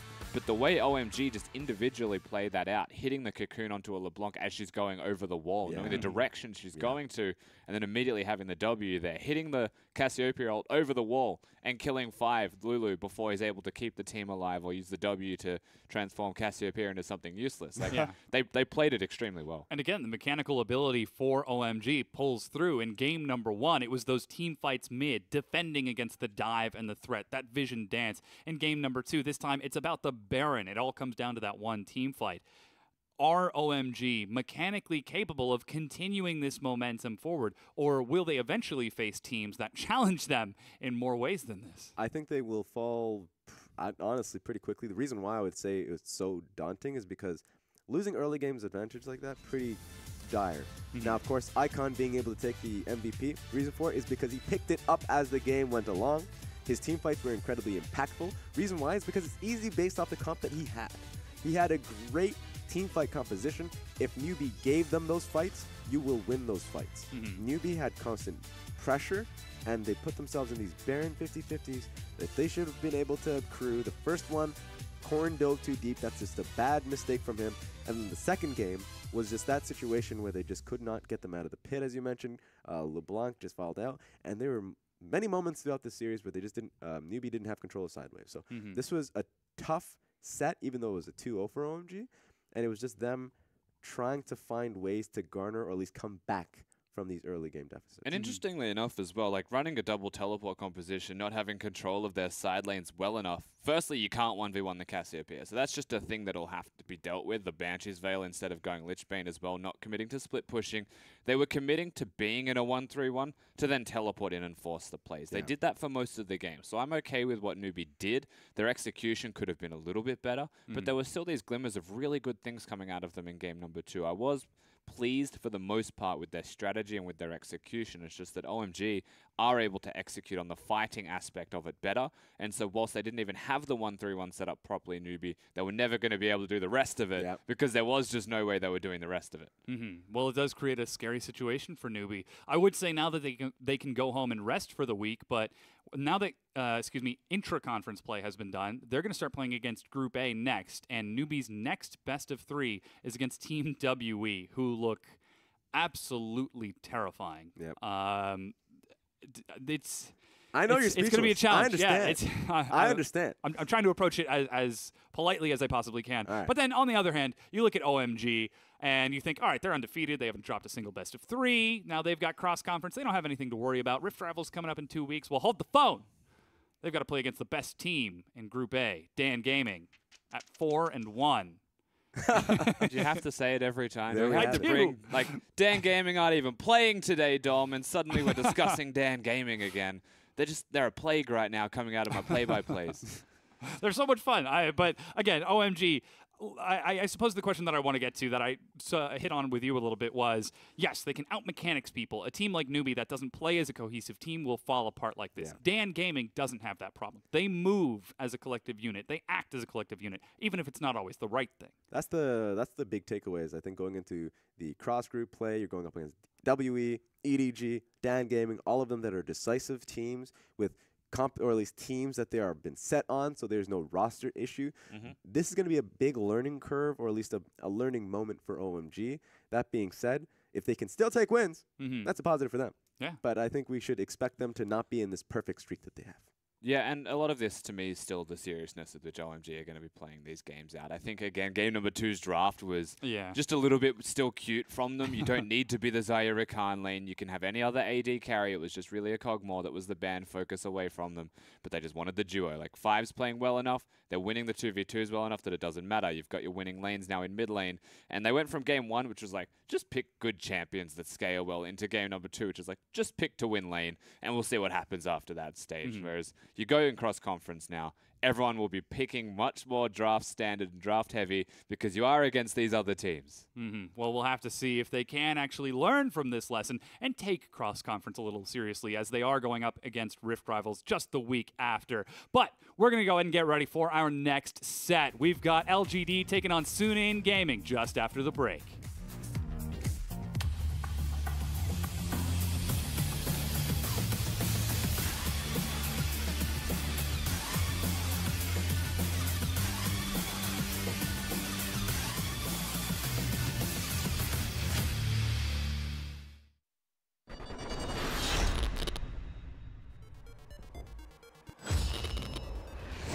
皇子做了一波勾引，两段一都用光了，只能靠自己的一个闪现，还有个闪现一，闪现预判的一个位置。哇，这个位置是让夕阳的闪现后，还是被捡到以后，皇子闪现补了一下 Q 技能，蜘蛛拿下了一血。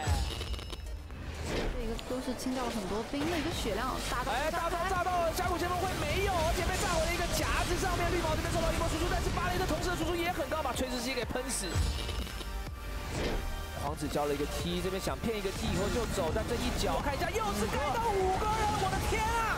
看一下复仇之矛这边能不能造成一个奇迹，正面又有一个人被晕住，是西叶在上面已经被 OQ 杀掉了，妖姬又带走了一个双杀，复仇之矛拼命的在堆叠自己的毛，血量剩下一丝，赶紧逃到自己的一个高地内。 他现在有双招，其实不慌，想趁着剑姬不在做一个小小的回推，但是兵线，哎呦，你Oh my god， 什么？3下点死了，右边再交闪现，好吧，你不需要春哥，我知道了。我没反应过来，反正我看到他在吐女警，正打算开口说的时候，女警已经死了。他有无尽啊，连着爆了大概2下，直接这3个人被大嘴一个人给突死了。 刚讲完这个狼行就传了瑞塔所提到的这个线眼正面闪现不容大招，即便到了一个劫持，几乎是在飞天的一个状态，大招盖到了3个人，但反手老鼠的一个输出在这样的一个隘口也招到很好的一个效果。两边的一个前排，最后看到客变已经进场了，夕阳这边是追着对方的狼行，看狼行也想要杀到，还在输出，还在输出，最后是被螳螂给带走，螳螂想走，icon这边正面也是把大腿直接给锤爆以后往前冲。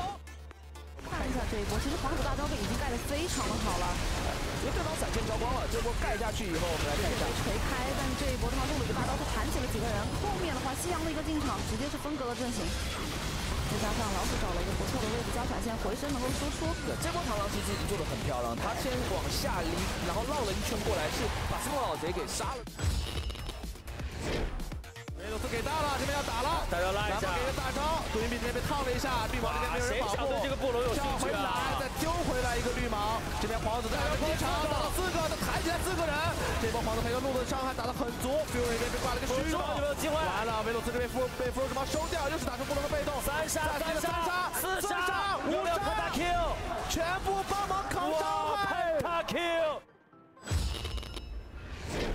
交了一个闪现，鳄鱼没有舍得交，但巴德大招来了，巴德大招这波定到了夕阳，塔也定了，但是支援来了呀！这个位置9桶喝口酒想往下走，巴德先把爆裂球果 A 掉，再挡他的 E，9桶想往上走，勒弗兰过来，3打3开个洞带过来，平 A 收掉 Amy， 大招套给了解扣，解扣这边一丝血没有被 A 掉，走动过去，剩下一个激斗血量很低，被随身手枪一枪给崩掉，巴德过来一个大招，2个人愣住了，然后2个人想法不一样，关键是。 把这个喷射球果 A 掉，过来打一套虚弱给鳄鱼。第1套伤害打上来的时候，自己已经钻洞过去，把这个 Amy 给 A 掉了。然后露露大招还把解扣给保下来了，这个真的是最伤的。利用岩雀的一个大招冲一下路，但皇子一个 EQ 配合亚索进场，这时候老贼的一个输出距离够吧？远方先给一个和平使者，对方那个金身已经被逼出来了。这边夕阳非常的坦，后面还在打，而且亚索这边带走一个双杀，纯哥站起来以后，老贼也带走一个双杀，没有，是一个3杀团灭。 这边可能要越塔了，我们看那边 EQ， 哇，这一箭射得很漂亮，但是没有大到那个仇恨人啊。这边是扛塔的人，其实并不是杰拉。卡萨丁绕后了，这个巴雷特的位置被扣到了3个人，这波诺打得很不错。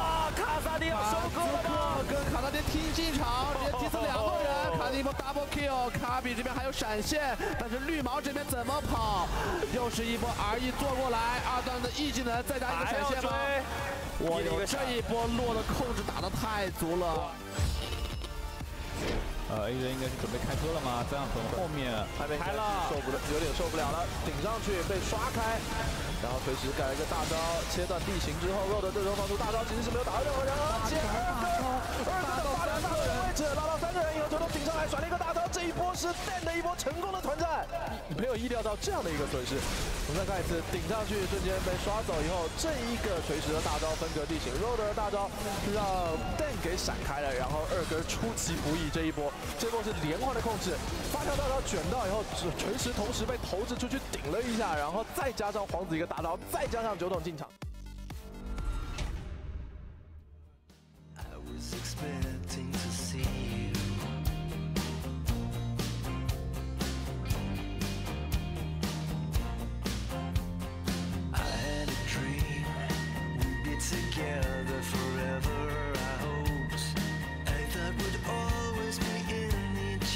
his arms, and time would pass us by, and I really need you. I know there's a choice in everyone, and I know there's a promise of a way out. It's not just anyone, it's us so clearly now. It was you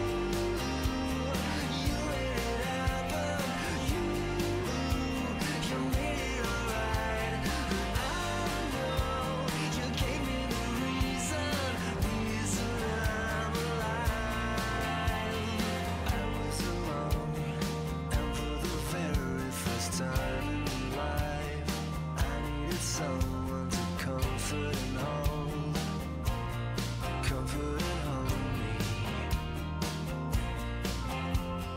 I was afraid of the future without you here. I always hoped you'd be there. I always thought you'd be there. And I really need you.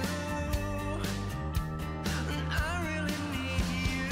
I know there's a choice in everyone, and I know there's a promise of a way out. It's not just anyone, it's us so clearly now. It was you made it happen, you made it alright. I know you gave me the reason I'm alive. I know there's a choice in everyone, and I know there's a promise of a way out. It's not just anyone, it's us so clearly now. It was you made it happen, you made it alright.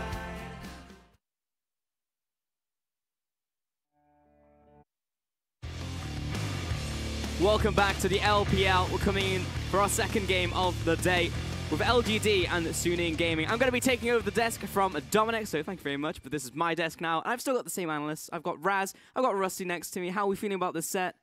I was going to say I'm good, trying then to- I wasn't sure what was going on over here. Started good, I think. Great. No, yeah, but I'm pretty excited. I mean, LGD versus Suning Gaming. For me, watching Suning play, sure, can be slow sets. Sure, 2-2, so it's not coming right out of the gate. But now they have been attuned to the LPL environment, playing up against LGD, and we'll have to see if their style wins out. Raz, I know that you're a big fan of Fury and Yoon in the bottom lane. Is that the only reason that you like Suning Gaming? I mean, I would say there's for a Voidless, but apparently he's just not there. He's just in the sub lineup, and they're putting in Hacker. So Hacker's been playing really well. That's not up against him. It's just that I'm a big Voidless fan.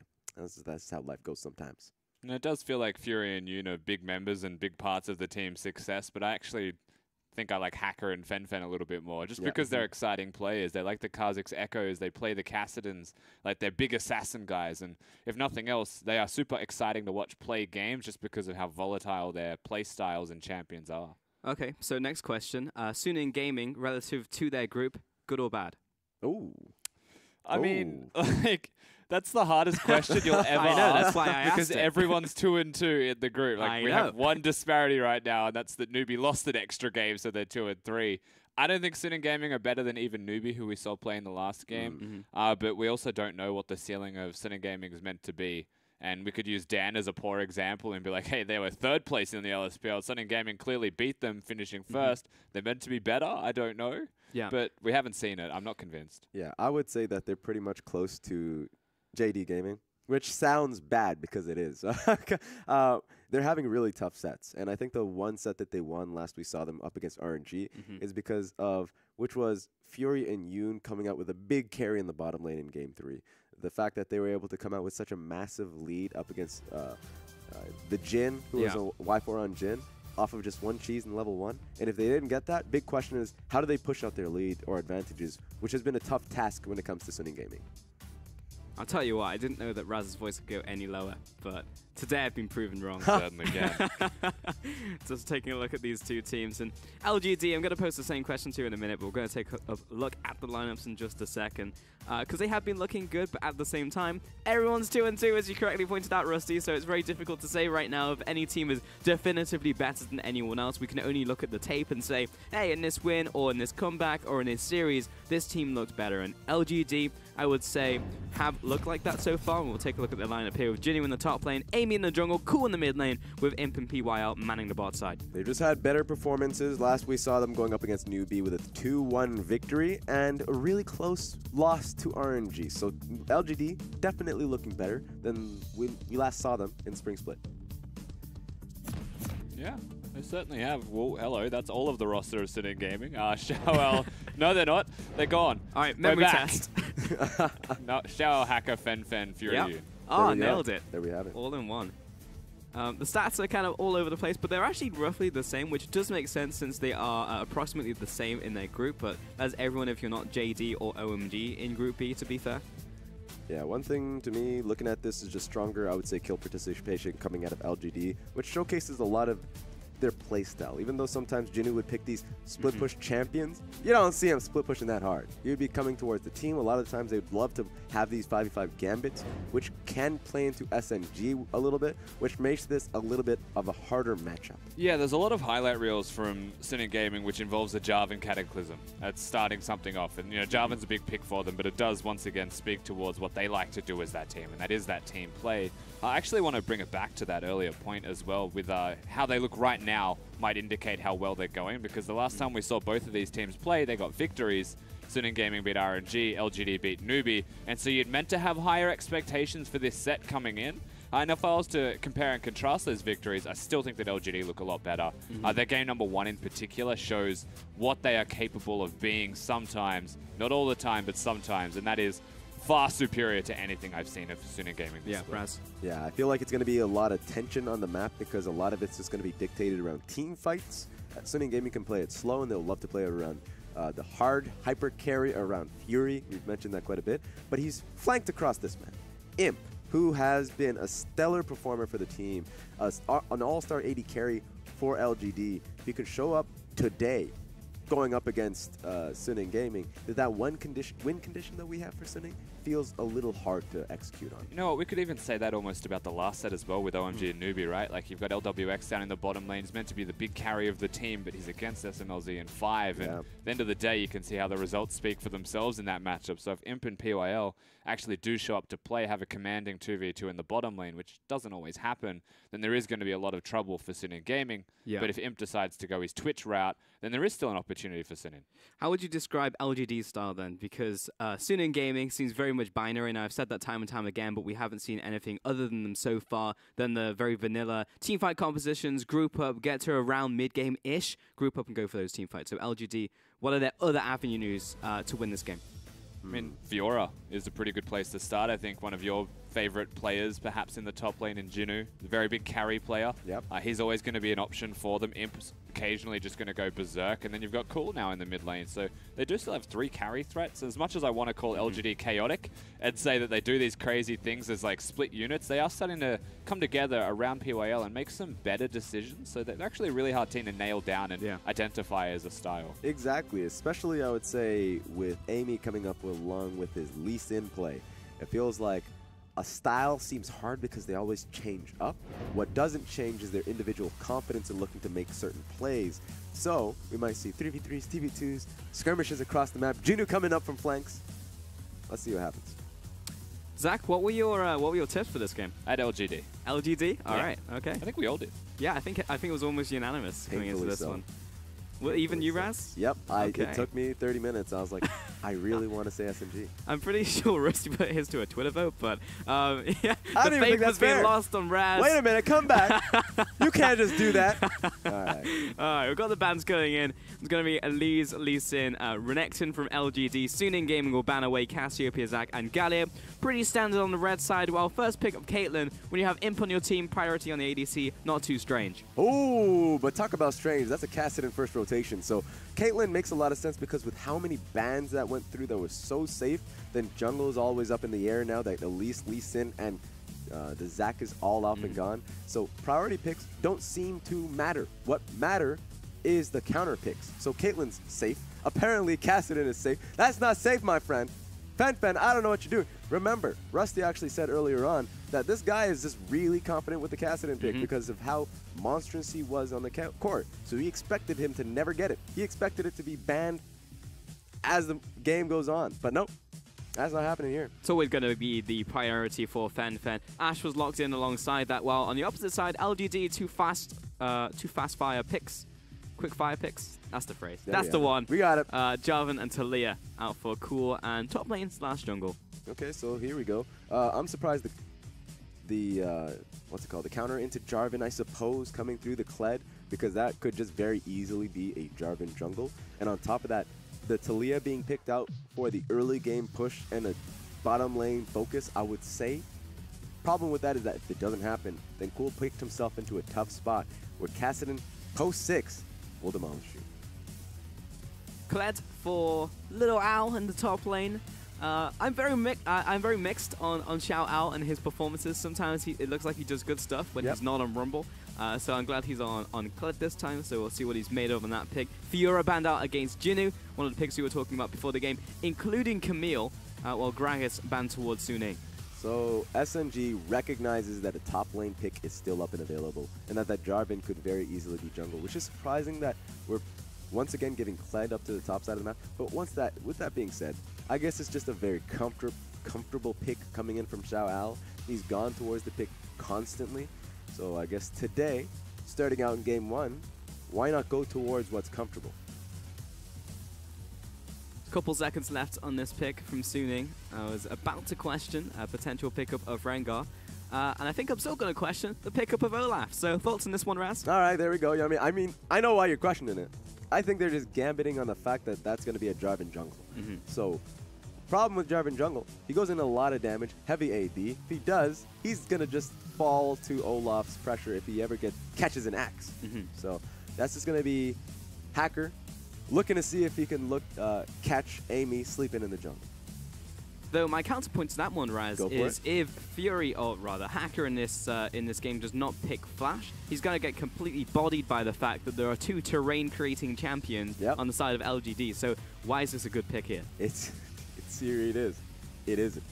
So even though I talked about the 1v1 focus, remember that Jarvan was the old counter to the Olaf pick, because Olaf players top lane in jungle go towards Ghost rather than Flash. You've already mentioned it. So if he doesn't really abuse the jungle matchup, if he does not get his first 5 levels, I would say, going really well for himself, then he will get picked off by Jarvan ulti. Not so much Talia wall, that's kind of typical, unless if he's getting pinned down by another wall in the bottom lane, but that's just going to make it very hard for Olaf to hit. So I think it's just a very early game focus from him, knowing that the 1v1 matchup is still in his favor. It's interesting since Suning typically, from their MO, usually like to go for these later on compositions, so towards the mid game, that type of thing. But LGD did lock in the Jace for top lane for Jinnu, so they still gave him a carry pick in the top lane there. Yeah, that's going to be a big focus for me now in the top lane, is because that's Jinnu wanting the Jace to specifically target out the Kled. You might even see a Blade of the Rune King purchase from him, so he knows he can look for the 1v1. And he has the Jarvan beside him, but 1 kill. He loses 1 kill up against that brute, he will fall relentlessly, time and time again. Kled is not a forgiving, he's not even I was about to say human being. He ain't a human being. He ain't a forgiving Yordle. He's going to jump on you time and time again every single time he has ulti, or if he just has his Q up. So you really do not want to fall behind, especially if you're Jinnu on a squishy pick. And the only role we have not talked about just yet is the support role, where Lulu and Thresh have been locked in for both Yoon and PYL. Yeah, almost forgot his name there, but how could I forget PYL? And of course, Thresh coming in up against Lulu. It's pretty much been the pick nowadays, picking into those more sustained lanes and getting that hard engage off so they can make something happen. Because they know, late game, Imp's just going to start scaling into an absolute monster. Yeah, there's a lot of pick on the side of Suning Gaming with the Ashe and the Thresh pick. Big one about Thresh is that just seems to be Yoon's pick. Time and time again, regardless of who he's going up against, he goes towards it. Actually, apparently, there's a karma on my screen. I've been lied to play-by-play. What is that? No, I'm pretty sure that's a Thresh. I am so certain that's a Thresh, even though I want to just... It was definitely a Thresh and champion select, but now it's a karma. No, that's a Thresh on... I see it on screen. I see it on the back screen. Yeah, I see it too. But that's a karma on the other screen. Yeah. Oh, we're getting duped. We're about to find out, Raz, which one it is. Is it karma? Is it Thresh? Throwing up the dime. Many questions as we head into the Rift for Game 1 between LGD and Suning Gaming. That could have been a last... Okay, we'll find out. I'm not going to make any more statements. Apparently it was so fast that the back monitors didn't catch up, so I feel slightly less bad about that one now. So the pick ban itself was actually karma, and the back monitor, someone just got duped. Someone got played. I don't know. We haven't seen it yet with the flyby. It's a Thresh! Are you kidding me? What happened? All right. We got jebaited in that one, my friend. Completely jebaited. Okay. Well, triple Thunderlords. Storm Raiders surge for Jinnu in the top lane, so it looks like he is going to go for that early burst so he can instantly get the extra movement speed out from the Shock Blast combo. Which is great to see. I always love to see. I mean, Jace is always going to get the outright burst, right? It's going to happen. It's going to happen if he roams towards the mid lane onto Fen, then he probably won't be able to get anything going once level 6 gets hit. But especially in the Kled matchup, if he gets isolated in that matchup, Xiao Al will need help. He'll need aid. And I don't know if he's going to get it. So that's why jungle matchup first is the first priority. What's going to happen here? Immediately, I guess, is going to be a steal. Complete takeaway. I believe SNG are aware of this fact because Xiao Ao is trying to contest this. Kind of heavily in favor of LGD, almost 70%. What this does mean, if Hacker recognizes this, he's pretty low, but he's going to be able to go towards the enemy red buff. No, he's actually going for a really long clear. This is really bad for him. He just outright got tri-buffed. All right. So that's unfortunate for him. The option was that if he goes towards the red buff and looks to pick it up, then Jarvan will be stuck topside and they start trading sides on jungle, which is good for Jarvan because he's going to be able to put Jinnu in a positive position. That's just not going to happen. What just ends up happening is that Amy just gets an outright lead in the experience. Or at least should, depending on how if he passes topside. Yeah, it's actually pretty surprising. Jinnu, lots of damage on Xiao. That's definitely going to proc the Storm Razor Surge on that one. Early game, there's not enough armor to compete with the damage, and you're definitely going to deal 30% of their maximum health. That's one of those moments where Xiao Al is going to be looking to somebody, saying, "Nice draft, by the way." Yeah. He's gone full European. Yep. But yeah, he actually got level 2 punished as far as I could see up there, which is very unfortunate. In the early game, it's very important to look at like the first wave and to see if the laners get that 7th minion, the all-important 7th minion, get that level 2 punish because it's so incredibly much. Fun fact, it's around 600 gold worth in stats, in combat stats, that you get on level up instantly. That's pretty good. Yeah. It's pretty awesome. What's also awesome is if now he's at 21 minions, so that's not going to be too much. But yeah, for Cool, if he was, since he had a good shoving matchup, if he was able to push up the second wave and move in, he would just be able to get a deep ward onto, let's say, a camp, like a Raptors camp, just to see where Hacker's going. They knew he was going to path topside, but just having exact timing is really good just for Jinnu, so he knows when to exactly like back away, or if he should put out his own trinket. So it's one of those small details that's pretty important, because Cool, you know, he always wants to see how he can continue to pressure or basically put his team in a better position. That's one of them. As I view this game right now, Raz, seems pretty bad for Suning Gaming as they do get a nice little combo there onto Imp as he trades back on towards Fury. PYL actually putting the hurt down as well. Had to take that Lantern back to safety towards Yoon, or relative safety, so that trade actually went surprisingly well for LGD as they punish them. Yep. But I do want to talk about this early game for Suning because they have triple losing lanes essentially. Top lane, mid lane, and bot lane are not going to go well for them. And at the same time, Amy has exploited the early game against Hacker. And in Champion Select, Raz, you said that Hacker had picked up the Olaf specifically for the early game. So it doesn't seem like anything is going well for them. That's I wonder about that, because you're right about the top side of the map with Talia and Jace just running roughshot here. My big focus would be in the bottom side of the map, where Ashe should be able to volley her way into a certain shove, and Yoon's going to be looking to just pressure them off the wave with proper trading. Problem with that is that they don't want to do that too long or too often because of how much pressure is mid. So even though Fury and Yoon had initial shove, or at least initial pressure on Lulu and Caitlyn, once again, you're still stuck in a position where Hacker has to worry about mid. Okay, all right. Yeah, you got to respect. Oh, he's going when in. He's off. Skull, flash out from Jinnu, and another flash from Zhao out to try and get that kill. He knew he was very close to getting Skull back, so we could make that trade happen. Ooh, that's double flash too. Hacker. Better move away.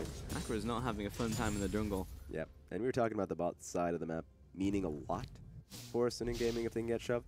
Yeah, but that's just it's been really tough, especially with Talia legitimately moving along with him. Oh, ooh, has to force the flash in the mid lane, but the teleport coming down from Zhao Ao. It's coming from base as well. The flying drag comes in, jousting, and the bear trap on the rope, but a little bit too far away from this one. But in the bottom lane, it's going to be a kill onto him. There's no way you can get out of this one. Forcing the flash as well. The death sentence comes in from Yoon. So well played to Suning, making the early game work for them. Essentially just having to make a play to turn this one around. Yeah, there we have it. And you might see it a little bit more often, especially with level 6 becoming pretty close for Ashe. So that's a lot of playmaking potential coming out of the bottom lane. And of course, the Lantern making it very easy for Hacker to find ways into the bottom lane. So it's going to be really rough for PYL and Imp in this lane from this point forward. While the bot lane isn't working out, holding that thought for a second because Fen is trying to contest these Raptors. We'll get 2 back in his court. Going back to the original question, Raz, because I know you sidelines into the bottom lane, which completely right on that point.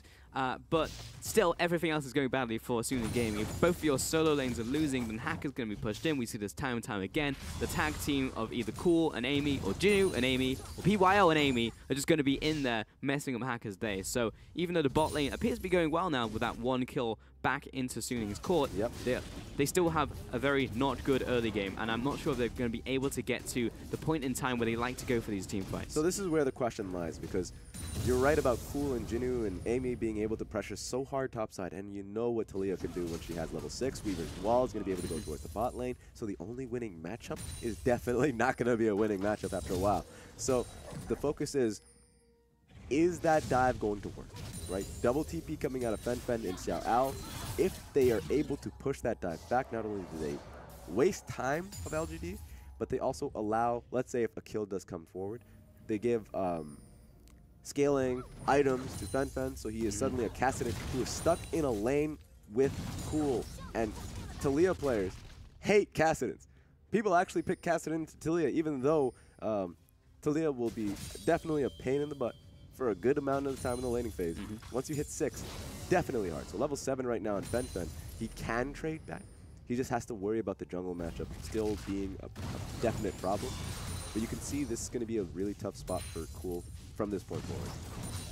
It's going to come down to, of course, roaming. So you'll have the roaming power over Fen ever so slightly, even though Kassadin moves very quickly. Oh, here we go. In the top lane, charge has been activated, and we're going right underneath the turret. The ultimate doesn't land, but it doesn't matter because Olaf is so fast, you can't get away from him. And Hacker just walks up and slaps Jinnu across the face, picks up another kill for himself. How do you run from that? The man is actually just charging from right in front of you. That's frustrating. That's what that is. That's a bad day. Yep. That sucks. Okay, I'm starting to see the Olaf pick now from Hacker. I take it all back. Apparently, he just has access in both side lanes because Clad's going to ulti you right into the champion. And apparently, Thresh is going to give you that access too. So lane ganks are the thing now. Didn't even think about that one.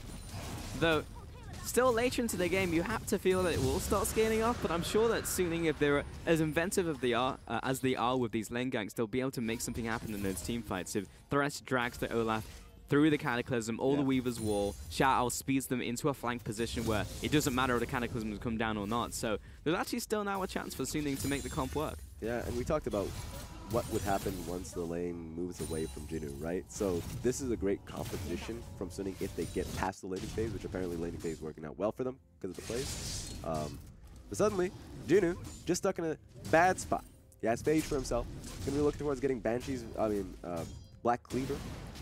So that's just going to be rough, where Xiao Ao is probably just going to be looking to pick up skirmishes or look to force. As I say that, they're actually swapping lanes.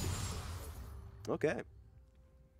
What is the meaning of this? All right, so Razzleplasm. this is a lane where them doing this really quickly just means that, like, Fury's level 7, they're going to have the initial push much faster than LGD, simply because they froze the lane earlier on the bottom side of the map. So they're just going to be moving a little slow.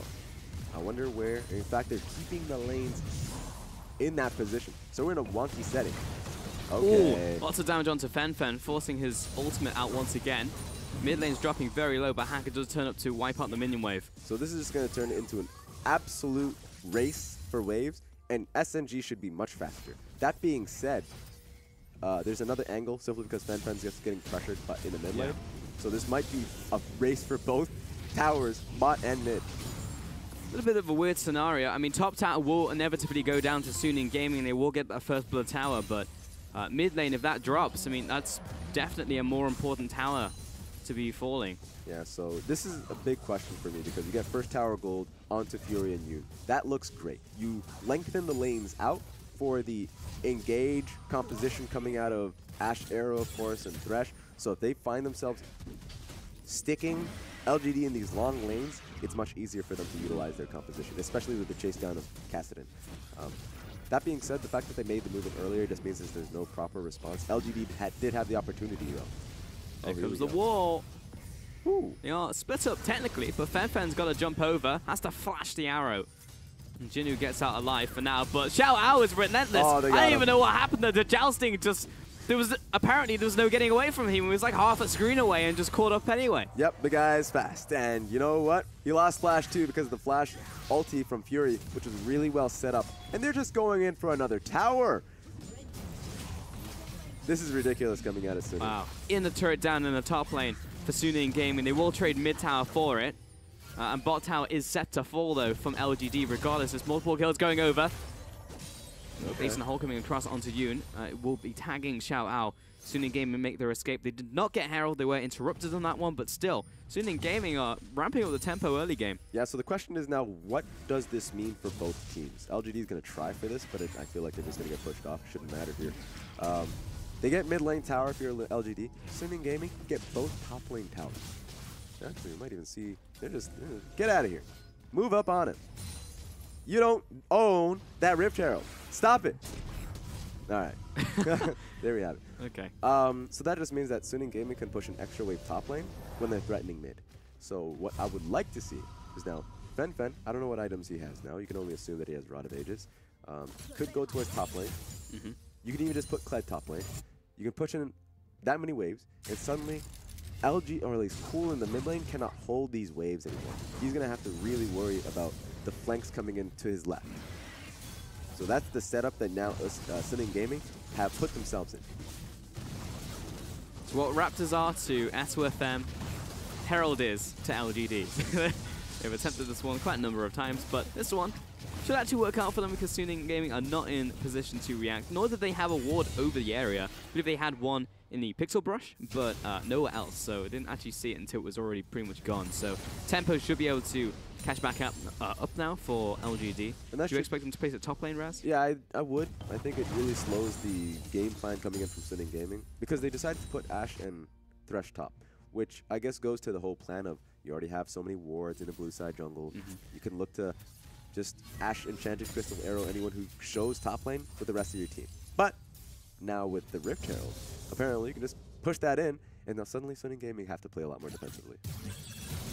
Wonder where they put that. Hopefully they place it somewhere. I've seen some bad Rift Heralds in my lifetime.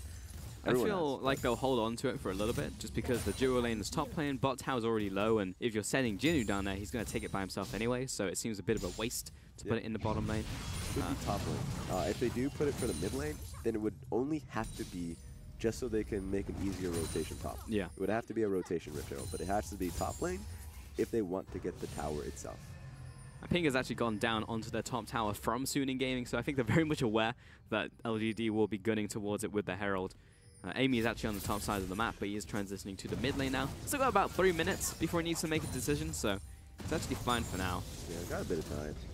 That being said, I wonder now that Cassidy is now on side lane, what that does do to LGD. Has to change up their rotations too. Has to change up what lane assignments they put. Talia probably not going to go mid because that is very easy to dive, especially with Cassidy and the Kled pick looking to constantly look to shove. So I want to see what happens with Cassidy now he pushes up that top lane.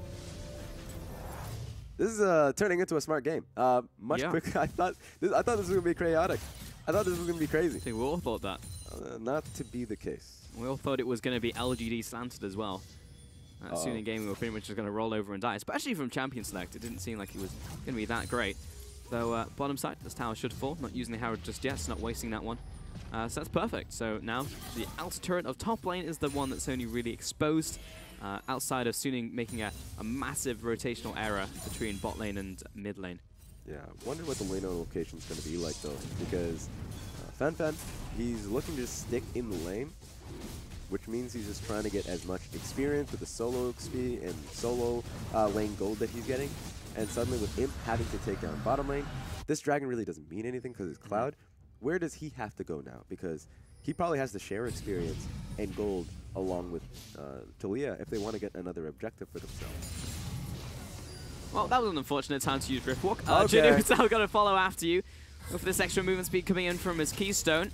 But we'll just pop the last little Shock Blast and send him on his way. I will say that Fen is very lucky that he decided to max his E first in that, because that is a lot of slow. In fact, usually you go towards a Q max, simply because it's better for trading. Yep, especially in the Talia lane. Yep, I guess he just did not want to go up against Talia, and it wouldn't really work out for him in, let's say, a split push up against Q. Okay, now I'm getting a bit anxious about this Rift Herald because there's probably like a minute left in now. This is getting a little ridiculous. Just a tiny bit. A little ridiculous? Yep. Yep, just a tad. Yep. Place the damn Rift Herald. I can see it. It is so close to being expired. Do it now. Raz, can you explain to me what the scale of ridiculous is in your book? Because you use the word quite a lot. Yep. So I'd like to know, like, I know there's a scale. It's not just like, this is ridiculous, because use it for many different scenarios. This is true. I will make a book about this, or at least just like a publication of some sort. Probably in the school a bit longer. All right. Get that out there. I use a little ridiculous a lot, even in crazy situations, so you might not like what you're getting. Okay. I don't really like what I got in the top lane. I don't like anything about this. Just kind of left him to die. It was like, well, I have to use Herald, but Fen's here, so we're not going to protect the Herald. It's one of those situations where you just despise somehow how these teams utilize Rift Heralds, because in that case, that was such a good time to use it. You have the Talia. You can go towards that top lane and all in on that situation after pushing out midway, which Cool has been doing. And he has the Talia wall. Just make the play happen. You can make the dive. Maybe you don't get the kill, but you get the tower. You get another tower. You may not get that next tower, but that's a lot of damage on that next tower. Do you think that there is an organization for, like PETA, for Rift animals? For Rift Herald abuse? Yeah. Well, if there was. That was definitely abuse. If they was, they probably would have been pretty upset with how the minions are being handled this game. Maybe. Just a tiny bit. I don't feel like there's a union for minions. I don't feel like there'd be a lot of need for it or cause. There's only one Rift Herald. Yeah. And he gets eaten up by Baron. There's no one loving that guy. There's no love for an only child that doesn't know who his parents is. It's much deeper. I not understand it. It's a rough game out there. It's a rough life. This is what League of Legends teaches you, if you look deep enough. Well, that went a lot deeper than I thought it was gonna, honestly. Anywho, Suning Gaming moving to the top side. There's a lot of wards in top side. It is actually just lit up from both teams right now. It is setup nation.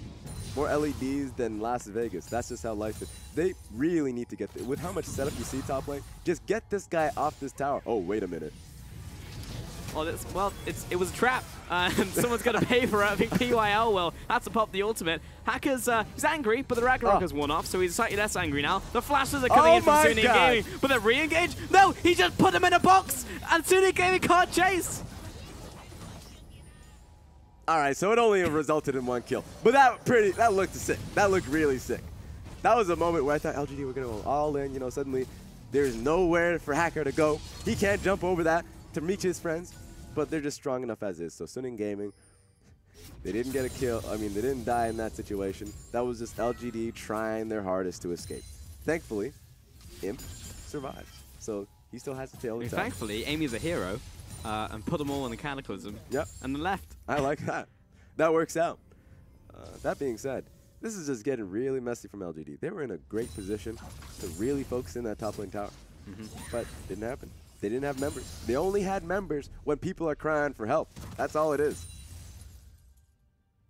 Doesn't feel great. I mean, they do have 2 dragons, though. They have been gradually picking up dragons, and one is Infernal. Okay. Next is also an Infernal. That's so good.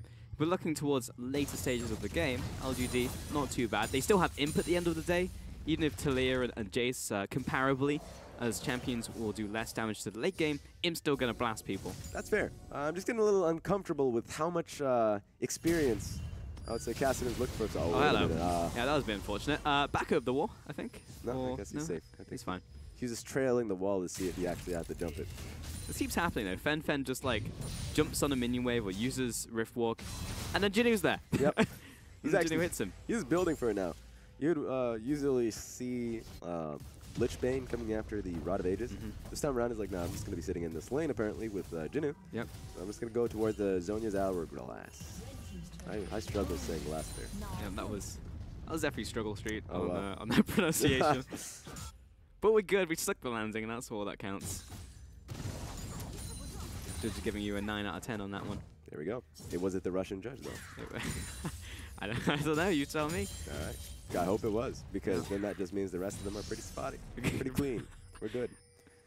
Good stuff. All right, 24 seconds now. Oh, that was a minion. Oh, You didn't have to flash, no. Amy. You didn't have to flash. That's a 2 out of 10 on that one. Yeah, that was. The placards have come And up. that wasn't even the Russian judge who gave him the 2. What an absolute disaster. Here comes Xiao out. Ultimates are being used left and right for no particular reason. Bot lane, we've got a trade going on, and Fenfen's actually got the advantage. Flash from Jinu, he jumps back in and turns it around. Hypercharge! And the stylish kill! Maybe that was necessary, maybe it wasn't, but it looked sick. Woo! All right, you know what? All right, Fen. I thought you played that poorly. But you had Zhonya's completed. And cool, or at least, yeah, you know what? I don't think Jinu knew. I don't think he pressed tab and recognized that Zhonya's was available. Don't fight this man. Apparently they have just wedlocked themselves. Okay, what's going on here? Yeah, so with top lane tower being down, mid lane tower being down, 22 minutes into the game, they have a lot of Baron pressure. LGD does. So this is going to be suddenly turn into a game where mid push is going to be in LGD's favor once they continue that point. Right now they have to regain pressure mid. And they're just going to constantly play to the vision they have towards Baron. Problem with this game, they don't have split push bottom lane. Jinu's going to have a really tough time up against Xiao Al. So now they're going to have to take 30 minutes, hopefully not, of this pause time to think about how to attack this. It looked like it was on LGD's side. We'll get some confirmation on that because I saw PYL turn around, so. Okay. My premonition. I wonder what situation he was. My sixth caster sense. Yeah. It's told me. I wonder.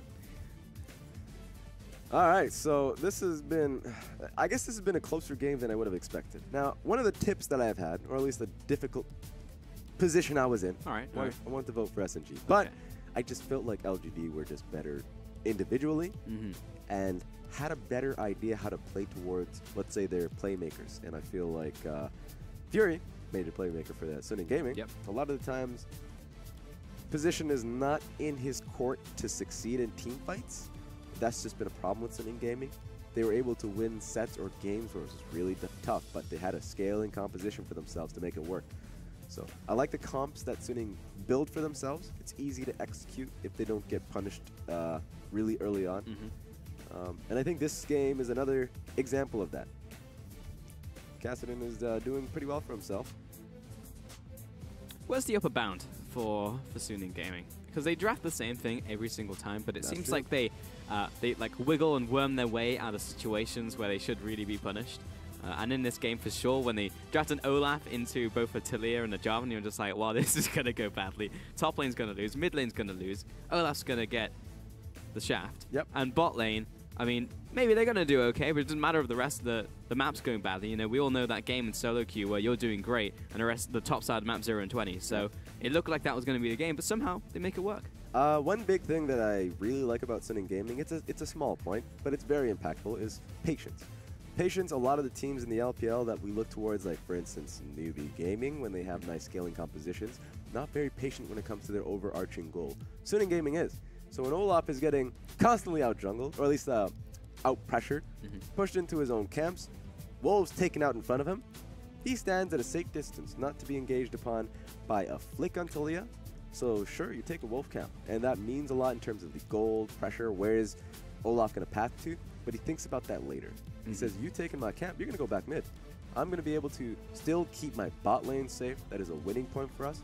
And I can still output pressure like we saw when there's top lane gank and bottom lane gank. So, SNG Gaming, patient team, especially from the jungle role, be it hacker or voidless.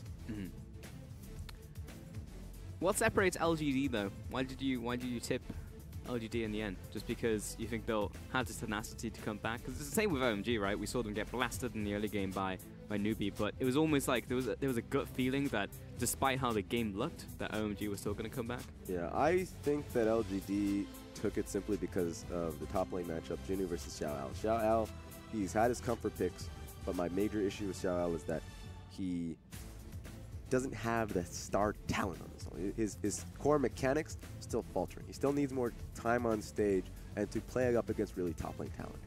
His team fighting, on the other hand, is great. But I think that Jinu has showcased a lot of skill in his previous games. Great split pushing, great solo lane mechanics, and still has great team fighting. So I thought that Jinu would outclass him in that respect. But apparently, Jinu being put in a very poor situation just based off of jungle pressure alone, where I thought that the jungle of Amy would be able to make up the difference. How do you rate Jinu in terms of top laners? Where do you place him? Ooh, that's a tough one because he only recently sprouted up. Initially, he wasn't given the tools necessary. So, and even then, would make some questionable decisions, but that's just because he had those 1v1 solo queue mechanics that he really relies on. So, it's a tough one. You still rated them highly. I did rate him highly. I think that he is above middle of the pack. But where is that? I'm probably going to have to put it on the list because I know I'm going to mess up. Yeah. I mean, the top lane talent pool looks a bit weird right now because Duke, who knows what's going on with him. The Shy has now entered the scene. Yep. Gimgu's gone. Kabe, still good. Yeah, just in a tough spot now for him. Yeah. Yeah, especially in the meta-wise. At the same time, Xiang is playing better as well.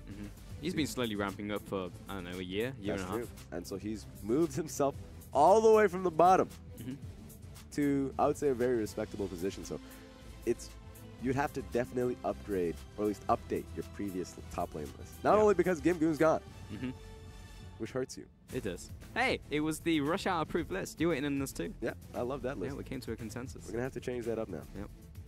Something's got to go. Mostly Gimgu. Mostly good. I mean, even the top of the list just changed so much. And it has definitely been a meta thing. There are...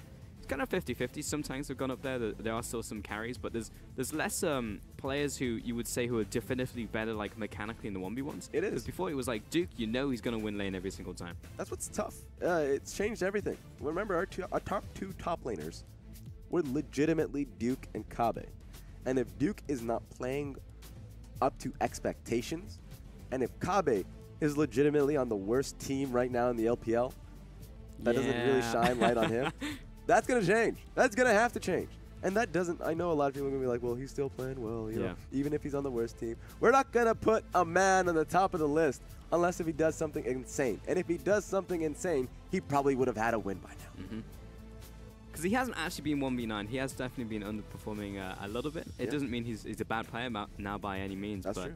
Then again, there's like AJ, who is doing fine. He's had some like okay performances, but Aime again as a team, like, I don't even know what that team revolves around anymore, because at some point it was definitely Amazing J in the top lane when the glory days of Nautilus. And then now it's just kind of gone all over the place. It seems like they're trying to play around too many different things. So not sure how I would even rate Amazing J now. Yeah, it's hard. And it kind of plays towards, like, let's say the current meta where there are so many things you can play. Like the Galio is constantly banned or picked up top lane. Gragas is still a thing even with the Doran's ring changes. But still, you see a lot of Fiora banned. Fans. You see a lot of now apparently Jax. Apparently that's just a thing now. Rumble, even though he's gotten changed. So there are so many styles in the top lane. So many styles of playing which you can go towards. Bounce right and left. And Jace as well. So you get to see who thrives in this scenario, who thrives in this meta. And it still feels kind of uncertain. I don't know. Yeah, it does. And Xiao Ao, despite him being 2-0-1, I still wouldn't say that I rate him as a, above the pack top laner. I think it's still like below the pack despite the bar. I think just respectively being lowered, I think, from Spring. I think the bar was very high, and it's definitely lower. Yeah, wow, that was close. All right. One more AD rune for you. Yeah. That being said, that's true. And I want to see how Xiao plays, because I think that he works well for the team. He's definitely a team player. Oh, he's a role player for sure. Yep. Just got to be a little bit more, especially with SNG Gaming's current playstyle, needing that extra carry to get them across the finish line. Do you think that's true, Raz? Because they have Hacker, Fen, and Fury, all of which I would say were carries. Well, I mean, Fen just needs time, right? Then, like, if that's the case, then we need to see more Fen, because currently, if they don't play well around Fury, there's one game for Fen, but if they don't play well around Fury and Yoon, then they lose. And that comes to also, obviously, team playstyle. And Hacker. Well, the Cataclysm is ready to go. Oh and my what just God. happened? Oh my God. Wow. Thundering blow. What a well-coded ability. Yep. What was that? That was apparently momentum not going that direction. Exit stage left. The guy got put in the bin. Oh my God. That is what Tilt is made of, my friends. What do you even think? What do you even tell your teammates after that? Yoon's like, oh, I've got, oh. Actually just unlucky. Yeah. By the way. That was sad. Being thundering blown out of a dark passage. And you know Genu knew that ability was going to do it. He's played enough Jace to recognize that this is going to happen. You're not taking that. The range apparently invisible on that. That's one of the greatest things about being an inventor. Apparently you can invent yourself some nonsense items. And that apparently, that hammer, nonsensical. Alright, there's some weird physics going on in Runeterra right now. It's very not the same as we have on our own Earth. And you know, like, Jace he may look like a dashing character. He looks beautiful.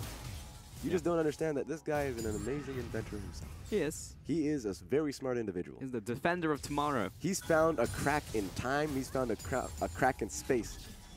That apparently, Hacker just didn't see it coming. Yeah. Apparently. Yeah, I don't really know what to say about that. That's the first kill on the board for LGD.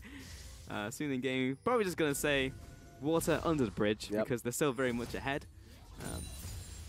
Still regain pressure of this topside jungle. Major problem about this is that now SNG Gaming are going to be looking towards enchanted crystal arrow shots with the vision control that they have. Right, damage. That's their primary focus. And Xiao Ao needs to get out of this lane, even though it's working really well for him, just so they can get a flank going in the mid lane. That would be the big play that SNG Gaming imagines. Like that's something that they would be looking to play towards. I see it now in my mind's eye. Yep. Where Xiao Ao hits the charge. Is it a dream? You got Hacker coming in behind him. Oh. And you got Olaf charging towards him at like 9,000 movement speed. And Pulse yelling, oh, and they've got the team fight. They've somehow found Imp. They've killed him. They've taken Baron. And they are now the world champions. That escalated very quickly. From Baron to the world champions. Yep, SNG Gaming. That's the play. That's the result of the play. Yep. If you win that team fight, or at least create the team fight, world champions. Look at where Xiao Ao currently is. He's been spotted. I mean, it is a pipe dream, but it is theoretically possible for SNG Gaming to take worlds and to get the world championship. Don't say that. SKT still exists. I watched Origin. I cast them from Challenger to Worlds in one split. They did that. And then they also went from Worlds to Challenger in one split. I'm just saying. What goes up must come down. They can get the semifinals. I don't care who gets the semifinals. It could be M19. Could be that. Raz, you could have picked any team. I'm just saying they got there. They got the semis. Right before you said that sentence, you had the choice of. Oh wait, no, they got the quarters. Just over kidding. 100 different teams across the world. They got the quarters. But I'm saying you can get there. You just got. You saying they can win worlds, not gonna happen. I didn't say that. You said that. Somehow you switched. You're putting words in my mouth. Son, have you done this? How could you have done this? Can't believe you've done this. Anywho, this game is very much slowed down. Arrow That is the That's what we call. sloppiest We call that one a Mystic Arrow. Get on the chopper! No! No! Take the dark passage! Oh, Hacker's locked in, and this time we can't call any janky mechanics, so this time he was just locked in the Cataclysm, put in the box, and put in the Funeral Home. Yeah, that's the American dream right there. You That's see it coming. American dream. Right now, Suning Gaming saw that picture of the picket fence, and then they've just mucked it up. It was right there, in front of their eyes. They missed the arrow. The ulti just misses the target. And then now, LGD take the kill, and they take Dragon. What I was trying to say is he was put in a coffin. He was put in a body bag. Oh, there we have it. Yeah, down for the count. 2 Infernals now over to LGD, and 1 over to Suning. So at least it's not triple Infernal. Yeah, they got that going for themselves. Yeah. There's just these occasional picks from LGD. It's not anything bigger than that. And Suning Gaming are still getting themselves advantages. So it's actually a really difficult game to call. It is, because Suning Gaming, they have these side lanes working for them. So they have so much free gold for themselves. Fan, you might want to get out of there. So, like, in the natural position that Suning Gaming are, they're getting more gold on the map than LGD. The problem with that is that when they look for these plays, which should be not game-ending plays, but definitely just spiraling the lead in their favor. There's not. That's just, we talk about it a lot, or at least we joke a lot about execution. Yeah, they're just failing execution. That's just it. That's just it. It's just a sad thing to say. No, I never know how to feel about LGD, because the other day, some very okay, that's yet another Mystic Arrow coming in. They weren't even going to walk sentence. there. That's the best thing about it. That is the smallest corridor. You know where they're going to go. No. It's just difficult to tell how good LGD are, but they're looking for the engage right here, and the poor man knock coming in from the Wild Growth. I mean, it's turning into anything, because Jinnu is very late to the play, and Xiao Ao is charging right in top of Amy, takes him down, and that's actually just a return kill for Suning Gaming. Yeah, that works very well to Suning. The fact that the TP coming in from Jinnu was very awkward. He has to immediately flash away from that.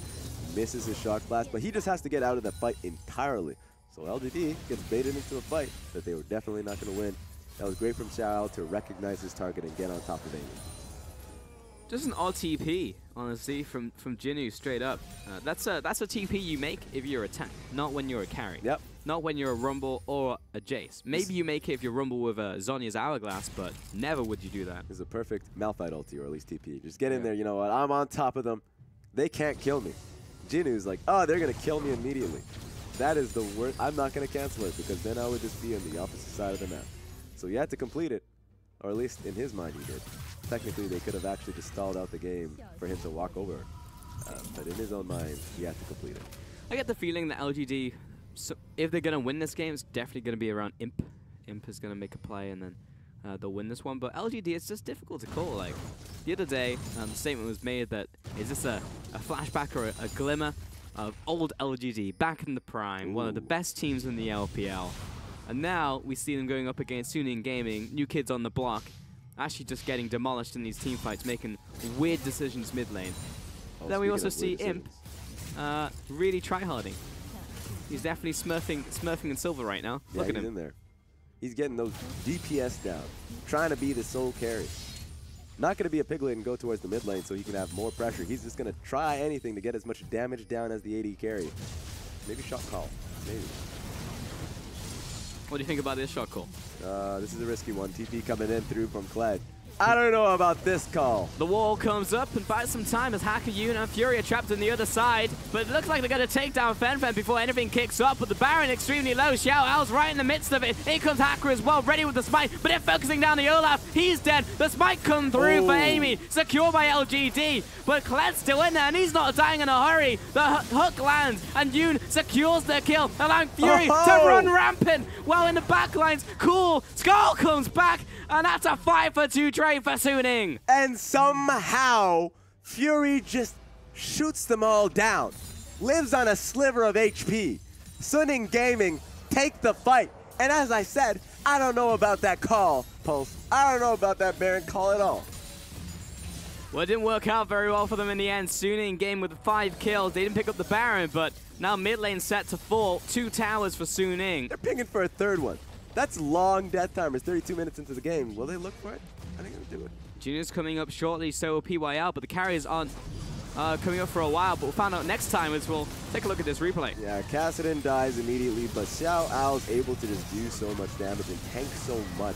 And there's a split focus here of whether they should continue to do damage on Baron or completely take the fight. They should have taken the fight. Sure, it's easy to say that in hindsight, but remember, LGD, they're completely walled off from their side of the base. So if they take the Baron, they're still so far away from their own base that there is no chance of escape. They have to think about themselves before the Baron. In fact, even if they lose Baron, if they take the fight, that is still a massive play for LGD.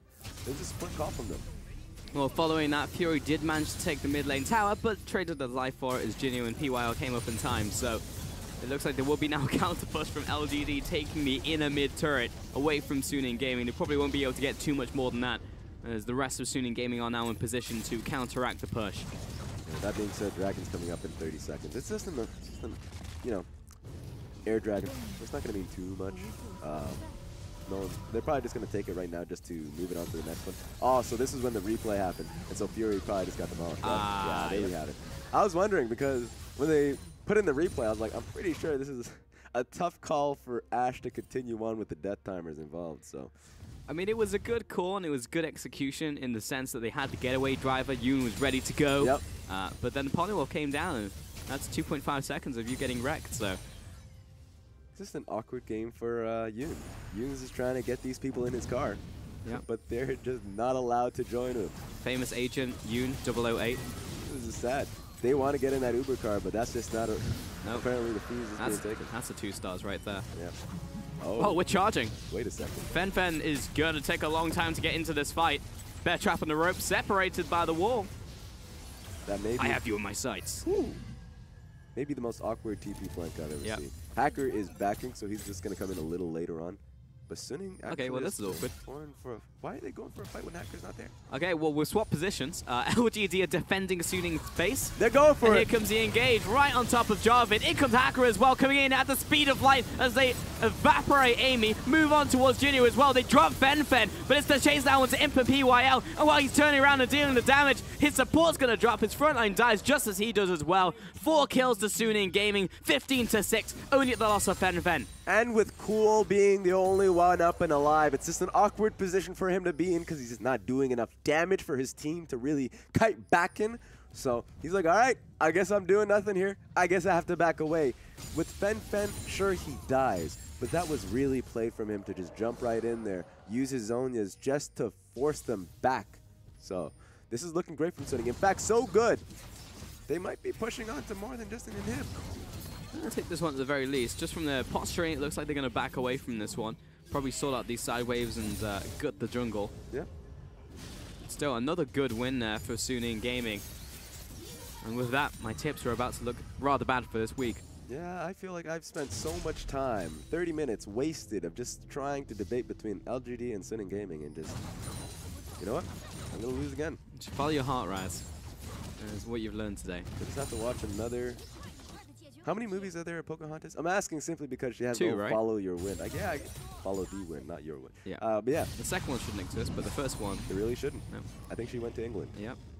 It was a bad trip. That was not great. Yep. So yeah, one film that anyone should care about. I might just watch it just for the pain. I do that a lot. Ended up watching one of those vampire teen angst movies. Mm-hmm.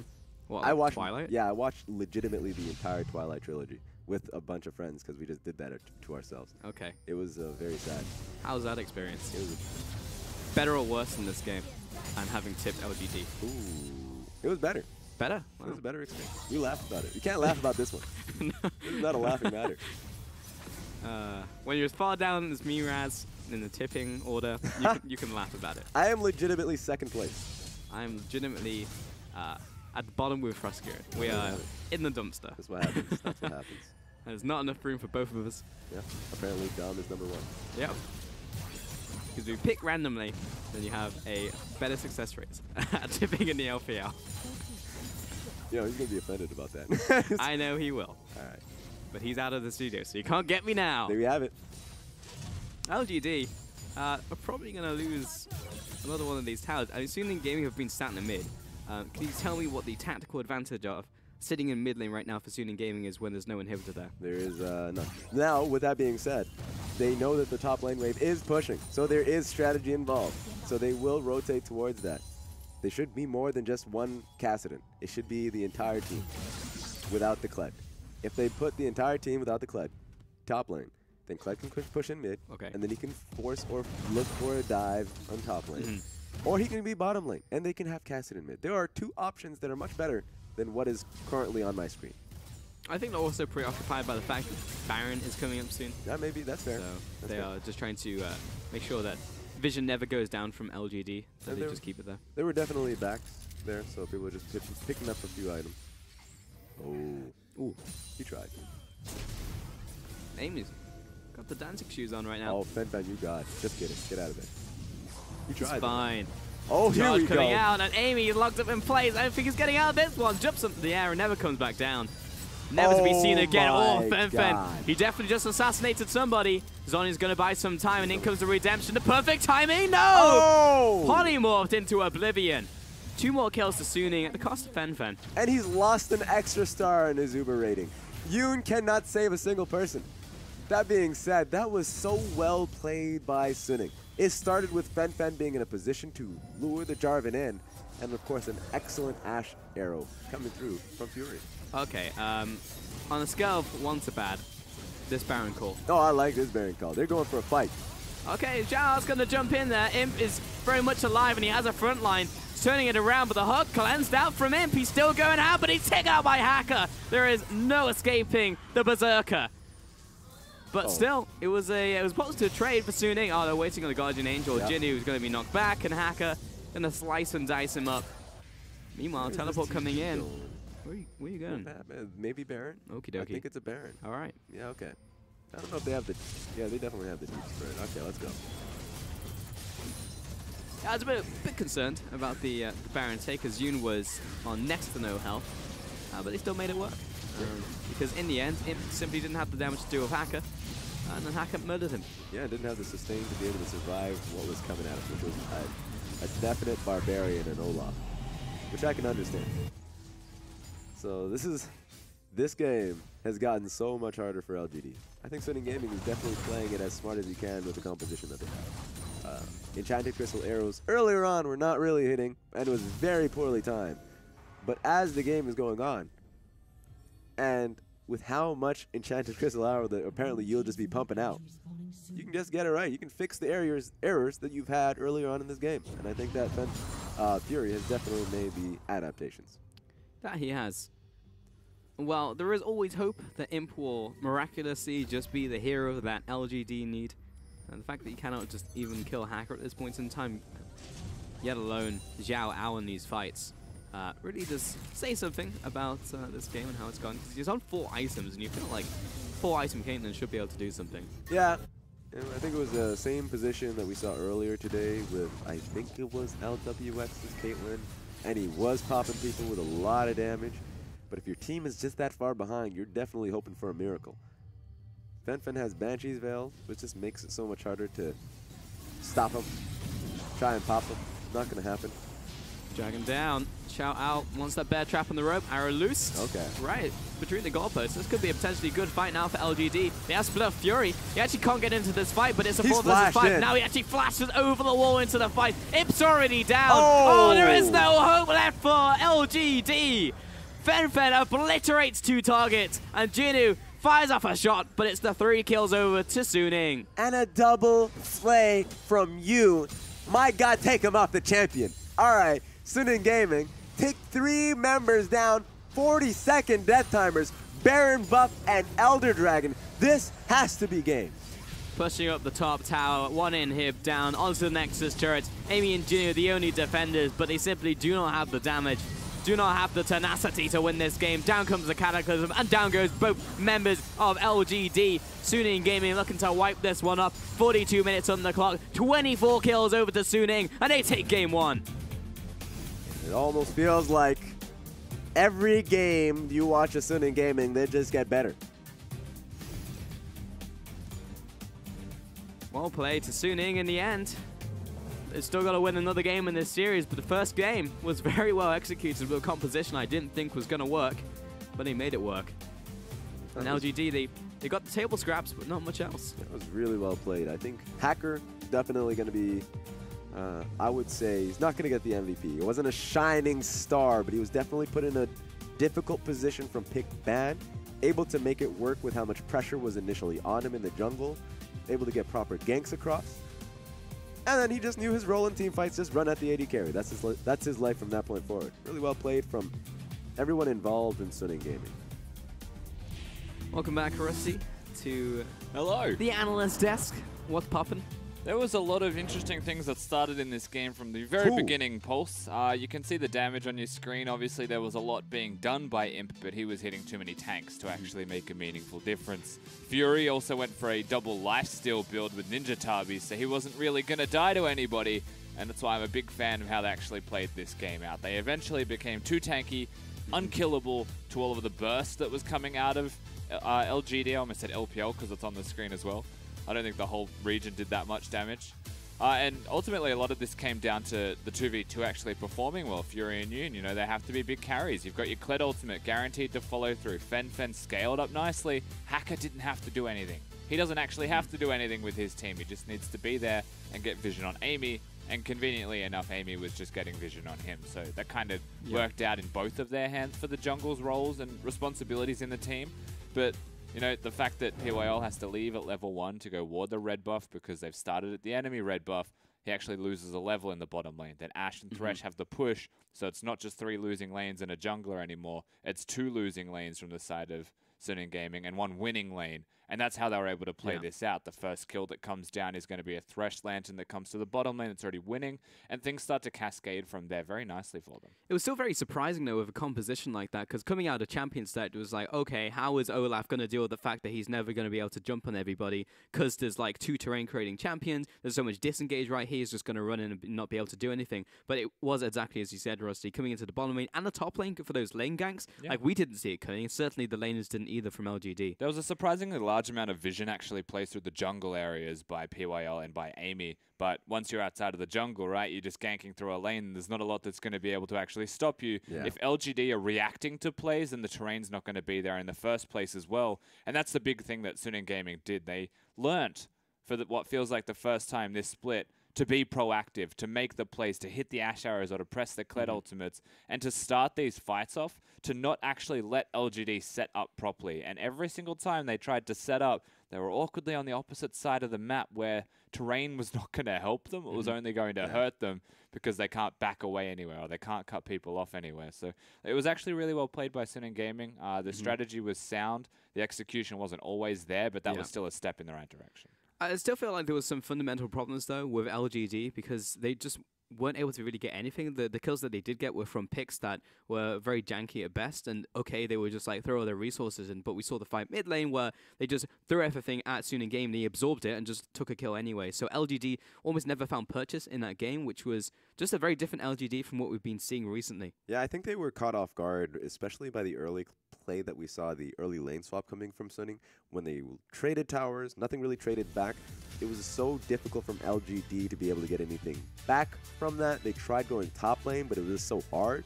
Now it looks like Xiaoao going to be able to take the MVP on the set. I'm telling you, dude, don't sleep on this guy. The last 2 sets that I've seen from Suning Gaming, I've said he's the one shining light of the team in otherwise dark situations. Yes, the bottom lane are the ones that we're looking at, but he's had really good Renekton plays. His Kled is a very good example of what he's capable of doing. And all of this is during a fight where Fen, he's pretty much just dead from the get-go. LGD, yes, they lose themselves a fight. Perhaps it's to the Baron buff specifically. But again, he is doing a lot of work in these fights. He's never really looked uncomfortable playing on Summer's Rift in the LPL. Yeah, Kled is definitely a comfort pick for him. And in this situation where damage is just being spread across from LGD, going towards Baron, going towards multiple members, like Fen, Xiaoao just found a great moment of just being able to tank so much, but able to do so much damage to just targets who are just not doing anything. Yeah, I think the topic of actually Xiaoao is very interesting. I'd like to continue the conversation, but we are going to have to unfortunately take a break as the team set up for Game 2. So stick with us. We'll be back after this.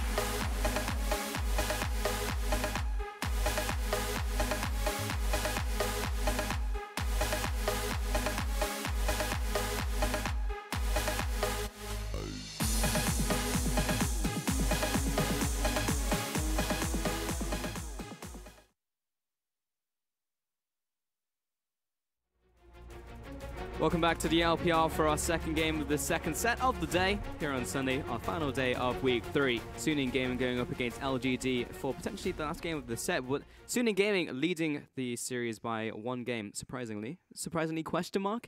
Was this expected? Because everyone, to be fair, everyone tipped LGD coming into this one to actually win the series, but maybe thought it was going to go to 3 games. Yeah, look, it still has to be surprisingly. Yeah. Yes, maybe Twitter influenced my vote, but I was still probably going to go with LGD anyway. I just feel like when you put these 2 teams together, the chaos that LGD can create can just disrupt Suning Gaming, who try too hard almost and have in the past to just play it slow. They take too long to make decisions and make things happen, but in this game they didn't, and they were actually able to be proactive. Yes, it was partly reacting to LGD, but they said go. They actually said go. Yeah, what I really loved was that Xiao was moving a lot more often from the side lanes. So when he had the push in the bottom lane, he just moved mid. That was something we didn't see from Newbie last set. This time we saw the Kled used to its full potential.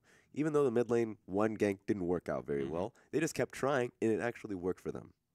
Yeah. It did work, yeah, as you said, it worked over time. Changes coming into the second game then for LGD, because it didn't seem so much as the composition as much as it did the way that they played out the game.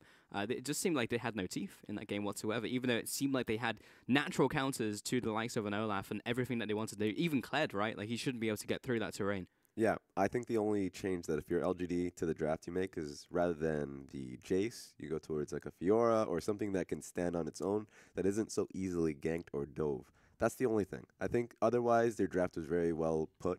Even the Jace was well put. They just played it poorly. So I think if you want to make it easier for yourself, pick Jinnu on like a cannon, something that is safe. Yeah, and saying that, you could also probably ban away the Kassadin if you want to actually, take that away from Fen. He's expecting it to be banned. He's said it already in interviews that it's his most comfortable champion, and he's learning new ones because he's expecting it to be banned, but LGD didn't, and they displayed that in team play. They're still actually pretty good at working around it. They killed him in Lulu's Pix form before they could actually, get the zonies off. The team could corral around him, but in the 1v1, he was still beating Jinnu. He was still being able to split push and being an extra threat for the team of LGD that was honestly a little bit too hard for them to deal with and forcing plays. So ban the Kassadin. Perhaps you'll find yourself in a better situation. Or at least acknowledge that if they ban Cassiopeia, they're probably going to pick the Kassadin. Yeah. That's just kind of how that works for them right now. Is it time to divvy up the resources on LGD and not put it all in the Imp basket? Because it was, again, a first pick Caitlyn. It was a lot of priority onto basically Imp. You have to do well, otherwise this team isn't going to work. And late game, just had no chance because he was there was too much gold on the side of Suning Gaming that he couldn't really do anything. That's a fair question. I think it should stay the same, or at least the draft should. What should change is how they play around the Caitlyn. In the early game, level 6, the Taliyah didn't do anything. You didn't see a bot lane dive coming through. And then in the top side of the map, when they had Rift Herald, that was the worst Rift Herald. Like, I've seen some bad Rift Herald, so I can't say it's the worst. But it was a pretty bad Rift Herald. And so they would have been easily able to utilize it with Taliyah pushing mid and going top. But if you keep Taliyah in a mid lane towards the Kassadin, if you keep Taliyah just being that constant wave clear, pick a Victor. Like, I don't want to see a Taliyah be a reactive pick in this situation. Pick Twisted Fate. Yeah. And just roam around the map with the Kassadin, match it, do something cool. Was, and I think you're absolutely right, he wasn't really a presence in this game. He was just a wave clear, and he was never really even a presence in team fights. We didn't see any meaningful shoves. We actually only saw him throwing his Q, like actually just smashing people in the head with pebbles and sprinting away from everybody. That's just kind of how it felt watching him play. So maybe a change in the mid lane with champions. Taliyah's fine. I think Taliyah's a great champion. Cool's good on it. But LGD needs something else. If they're going to play against the same Suning Gaming and they're going to change themselves, I think that's a really good place to start. That and, I don't know if Lulu's the best place to be for PYL. He could pick the Thresh himself, maybe take that away from Yoon. 2 birds with 1 stone scenario. Yeah, I will say that Thresh is definitely a contested pick between both of these players and that they do very well. Look at the sheep! There we go. Yeah, what that said. Okay. So take away the Thresh, ban it away, or pick it up yourself, because I think PYL with Thresh does wonderful things. Yeah. I mean, the Thresh was definitely a disaster, even though he hit some pretty low scores in Uber rating. He still had some exceptional plays. The hooks were in the right place and great counter engages. Back onto the core point, though, he was very much unimpactful. He was very much static from what we've seen out of core, especially on LGD. The guy is a very hungry player, and the times he got to play on Newbie were exceptional. And Exactly. He just hasn't been the same so far. The times he's roamed, though, in this even game. against Newbie a couple days ago, he's looked exceptional. Cool Yeah. looks his best when he's moving around the map. He embodies Twisted Fate as a player. Talia's meant to empower that, but he wasn't doing it. And Yeah. so maybe it's just communication with the team. Maybe it is a champion change, but there's something that has to give. Yeah, I think if you keep the Talia, that's great. But you have to be able to move across the map. I think you have to have a proper caller making the decision be known, because there were a lot of instances where they were too afraid to make a call because they expected mid lane to get pushed in, but they had strong enough clear mid to do so. So I think that's just a weakness coming in from LGD, just to double down on calls rather than wafting around and not wanting to make that game-ending decision. Of course, knowing you're against Fen, you may actually preemptively pick an assassin yourself or that's pick true. something aggressive yourself. Cool's capable. Ari's a good example of something that he could actually bring out in a game like this against his opponent. That's true. That's funny. The fact that Kassadin now seems to be the revolved around pick. Yeah. Kassadin was the first pick coming in from SNG on red side, and some teams will just ban it or maybe even look to first pick it. And if I ever see a first pick Kassadin in my champ select, I'm done. And it's just Fen, right? Like, he's just a Kassadin player. He's very good on Kassadin, and like we've seen this time and time again. So it seems like, at least when LGD were on blue side, then it was just a very easy take away Kassadin. At least try and contest Thresh if nothing else, and not let them just have the champions that they can run away on a game on, regardless of what your composition looks like. Yeah, I still agree with the sentiment, though. First picking Kassadin is just so risky. I'm a little bit shocked that it's working. First picking Kog'Maw in the LPL, I'm actually very shocked that that is working. It shouldn't be. Yeah. All these things, it just seems like the drafting right now isn't completely sound, and it's less that, like, they're drafting the counter, they're just too busy drafting for themselves, all of these teams. I just love I loved how the last draft went, simply because there were so many OPs that were outright banned out. We saw people looking towards counter picks, looking to pick up, let's say the Caitlyn was the first pick, and that was simply because it was a strong pick that Input wanted, and it would save out Genu from looking to pick on anything that was volatile. Now, I liked what it did for Suning Gaming, because they just had better counter picks for themselves. It would have been better from LGD. I mean, we like the picks coming from LGD. They're just really caught off guard by Hackers play, so.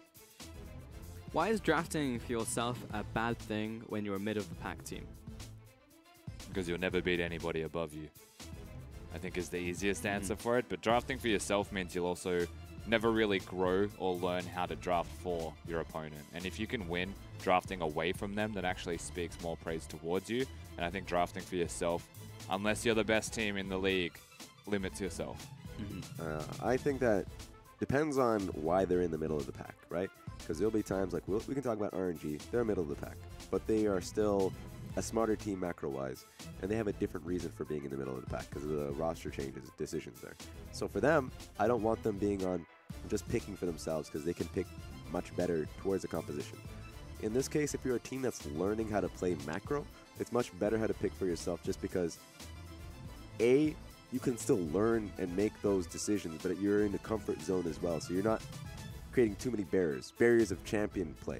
How do I play this champion? How do I play around the map? There are just too many barriers if you don't know how to make the first step across the map. And there's certain limitations as well. Like, if I am LGD, I would want Imp and PYL to pick for themselves, but I'd want the team of LGD to not do that exclusively, right? You want to have Amy controlling the jungle maybe with the matchup, or he's the one that gets the short end of the stick here with the bad matchup, because you want bottom lane to be winning. Like, there are definitely ebbs and flows about that as well. Because in the middle of the pack, especially these two teams, like with the priorities, it's very much about drafting for themselves versus like any, like, oh, this pick's going to be really good here against X. Like, it's, I want to play Olaf this game, so I'm going to play Olaf. Or like, I'm going to first play Kassadin because this is my comfort. And that's just the same every single time for like every one of these players. WE do it. They want to play Kog'Maw. SMLZ wants to pick Kog'Maw. They'll first pick it. I mean, they're allowed to, because WE. I still don't think they're allowed to. It depends on how loud, or I would say very confident a player is. Yeah. We talked about how Kassadin is such a comfort, but at the same time confidence pick from the man. And if a Kassadin is left open, and you're like, are you really not going to give me Kassadin? It's like, it's one of those moments. Yeah, you're going to get Kassadin for yourself. Yeah. And it just like, at that point, the team will play around you. And I think that's fair enough. It's not like, you're not putting your team in a dire situation, You're just putting your team into more like, let's say, okay, well, suddenly Fury has to play pushing shove, or you're just going to be in old LGD territory where everyone just has a losing lane. All right. Okay, we'll catch you after the game, Rusty. Thank you very much. And we'll get into Champion Select. Number 2, Suning Gaming and LGD. Cassiopeia, LeBlanc. And there's a Gaston ban along with the Galio. So we'll see if the Zac will follow that one up. Thresh banned away from Suning. I didn't want to say this while I was on the desk because he was right beside me. Okay. But do you believe a man who would ask the Twitter population to vote? Absolutely not. I just cannot imagine that. No. All right. Pretending he's the man of the people. Yeah. But in fact, selfish. Selfish. Just can't make up his own mind. Oh. Unbelievable. Final ban was Zac. What do you know? And a first pick of Talia, taking it away from Cool in this one, giving it to Fen. I'm just trying to find out what the second champion is on LGD's band. On LGD's second. That's Caston. Okay, God, I could not see that from here. My eyes. These are brands that you don't want. I think on this overlay they rotate the champions, Yep. so the splash art, so it looks a bit funny. It does look really funny. Yeah, oh well. That being said, Talia being picked up by Suning Gaming is pretty interesting for me. It still can be counterable. There's no Kassadin, there's no LeBlanc, so LGD is gonna have a little bit of a tougher time. But still, the trend stays true that anything that can reach that backline and force her in a fight, like an Echo pick, for instance, can make it pretty uncomfortable for a Talia player. I want to see what Cool's pick here is, though. Maybe he looks to follow the lane with Twisted Fate that was mentioned earlier by Rusty. Or maybe he looks to have a specific counter, especially since he's on red side. Yeah, I mean, Cool is meant to play like Twisted Fate. I mean, he could also pick Twisted Fate. He could. Yeah, he definitely just needs to have a bigger impact. Kalista for Imp right here, so again, the priority for him. Even though Caitlyn was still open, he just wanted this skirmish pick. Gragas as well for Jinu/Amy. I'm not getting excited just yet. All right. Trying to prod Until you. it's locked. Trying to make you. Pretty sure feel Suning did things. this the other day as well, but anywho, Kog'Maw for Fury. Again, another big pick for him. And Lee Sin for Hacker. What's interesting here is that we can see a Rakan pick being possible. LGD so far has the Kalista, the Gragas even. That's going to be likely going to be a top lane Gragas. And so it's going to be hard for a Kog'Maw pick if there is an added all-in pressure here. Now, it could be a Bard. I guess it is. It's just going to be a tough life for the Kog'Maw, especially once you ping level 6. Or apparently in this situation when Meeps start slapping you upside the head. Yeah, but that's also like level 1. So. Are you saying that it's just going to be a bad lane from level 1? We'll see what the support pick is. It could be like a Zyra, something ridiculous, like some insane pressure. If it's a Zyra, then yeah, Bard's going to have a tough time. And in this situation, you might expect, I want to say a Braum, but if they pick a Braum, or pick any tank here, could be tough. Could even see a Tahm Kench. I like the idea of a Tahm Kench. Is that less or more ridiculous than Zyra? Ooh. Well, I mean, it just depends on what Suning Gaming's top laner is going to be. If Suning Gaming, because they're banning out a lot of top lane carries, and apparently Braum's not going to be the pick. Yep, see you later. If they go for a tank top laner, like a, well, it can't be Gragas or Galio. Jarvan. Could be a Jarvan, but even still, not really reliable on that tank. Yeah, it looks like we might see more of a tanky support. That's going to be a little unfortunate for Suning. Ooh, no following with the Twisted Fate. Yeah, nice ban out there. They were listening to us on the desk. What does this man have? Does he have a Zed? I mean, Zed's going to have a really tough time against Talia. Ah, don't be boring. Come on, pick an assassin. Don't do this to me. I'm begging you from across the ocean. Across streams. Don't do this. What ocean is between us and China? Don't ask me that question. Okay. You know I won't give you a proper answer. you know that's not I mean, you have like a 1 in 5 or 7 chance of whatever. That's true. So. Pacific. It's not bad odds. I'll say Pacific. Okay. All right, someone smack me if I get it wrong. All right. Orianna for Core. All right. Okay. Let me see you. Lulu.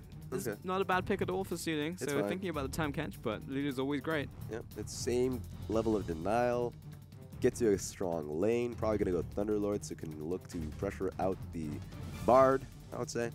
Bard has a pretty weak laning phase after, I would say, level 2. Yep. This is just how life goes for him.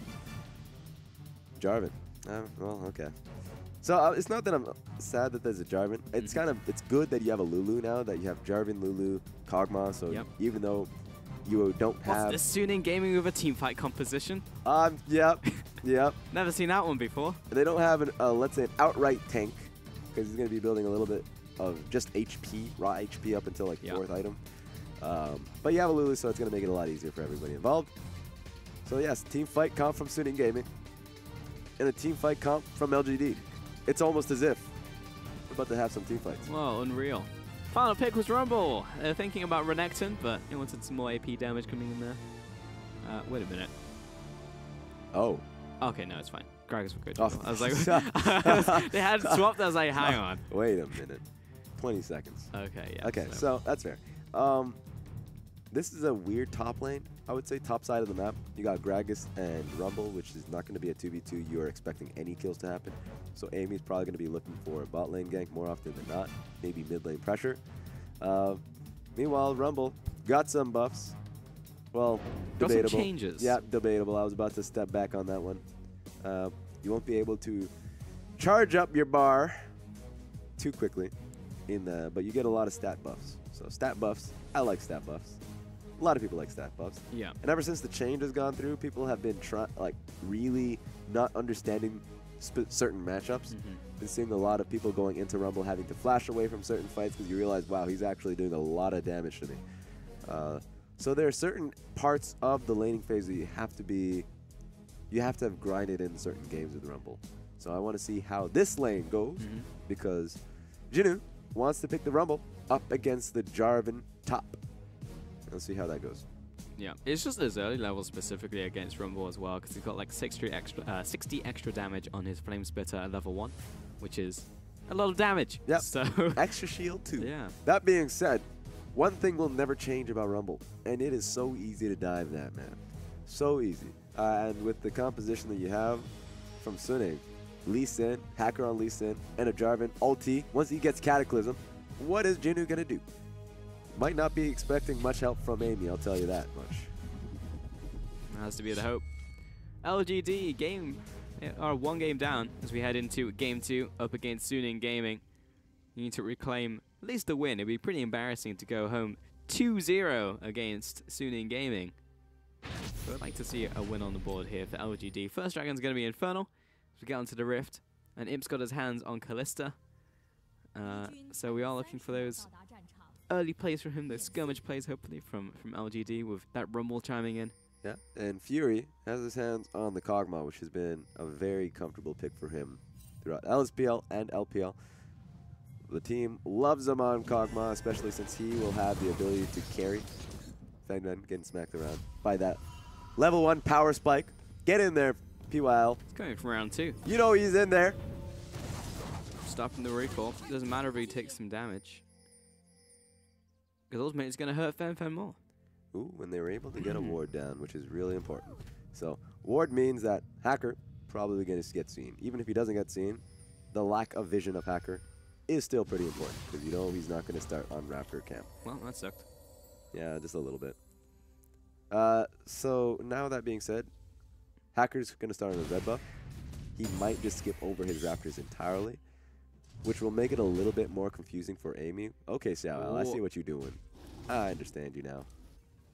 Make him think that you're going blue buff, while at the same time not showing up on Raptors. You a smart man. The Phantom Leash. It's like the double. It's like a double leash too, because that ward, not being able to see Hacker, but at the same time, Jarvan coming topside with lacking HP. They have to be certain that Hacker started topside.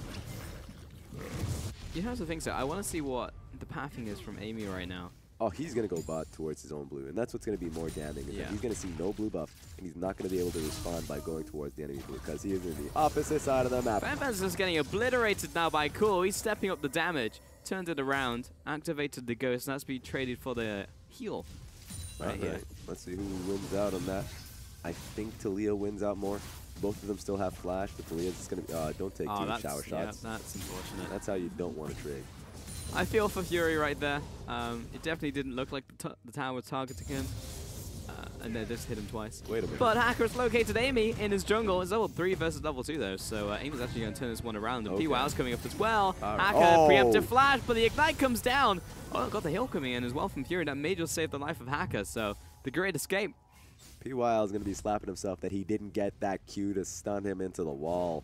Unfortunate, but Hacker had the right idea technically. He knew where Gragas was going to be. He was just going to try to cheese him and look for a kill. Just didn't expect the level of damage coming out of Gragas. Should have probably just moved into his own jungle and taken up the camp differences that he had, because the initial level 1 was so smart.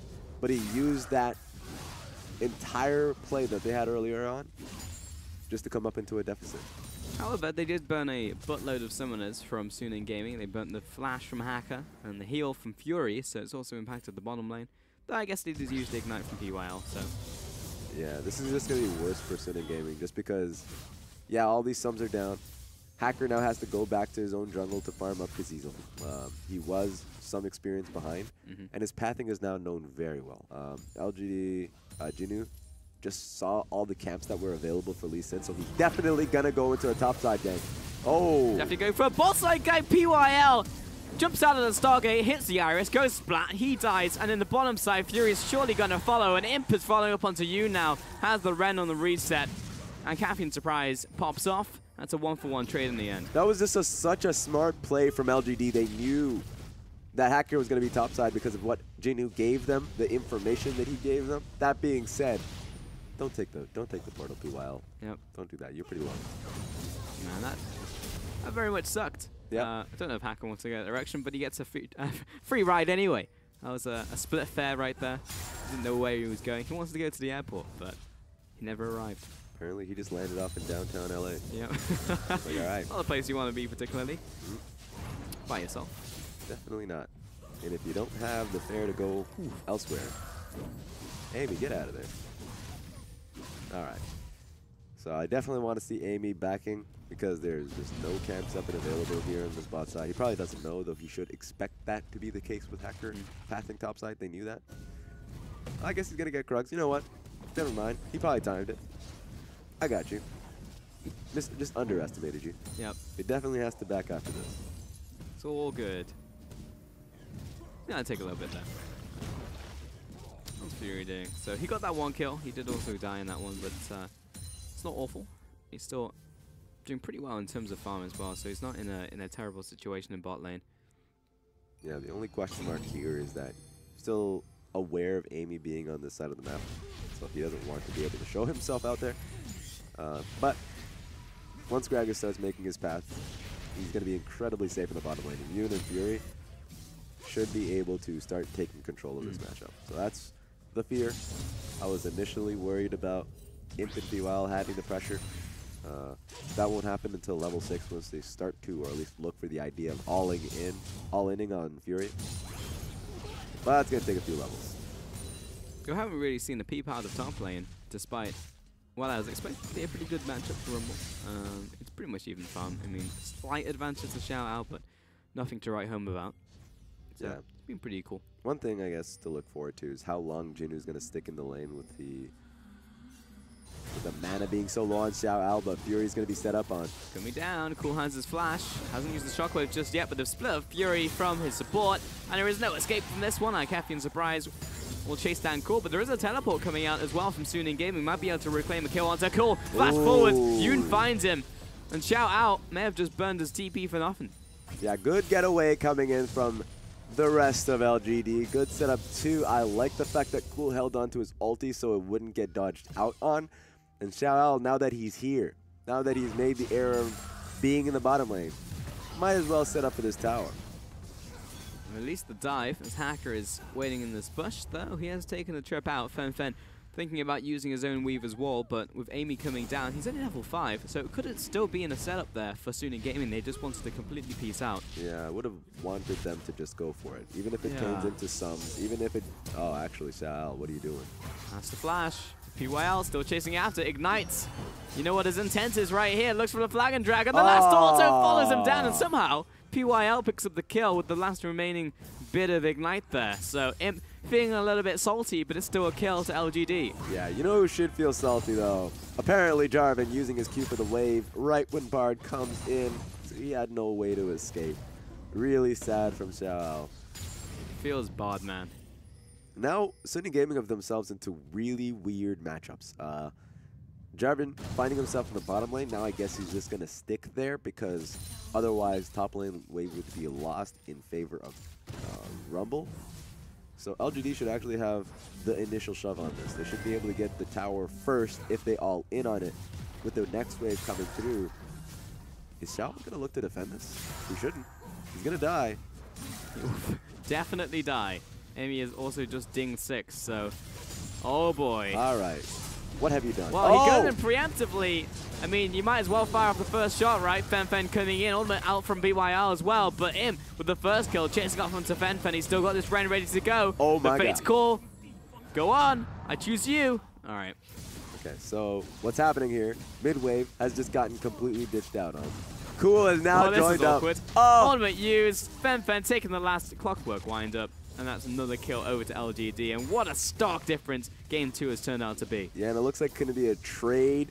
Suning Gaming invested so many deaths just to get the first tower blood. I don't think it's worth it, Suning. They tried. Let's see if it gets pushed into the second tower. It should just be second wave so it doesn't get frozen and bounce away. They're actually pinging the tower. They're just going to try and take the second tower. It's going to be, at best, traded for an Infernal. With Hacker coming up, I don't think anyone can do anything about it. Xiao Ao. Revenge of the Xiao Ao. In and out. Prefer 5 guys.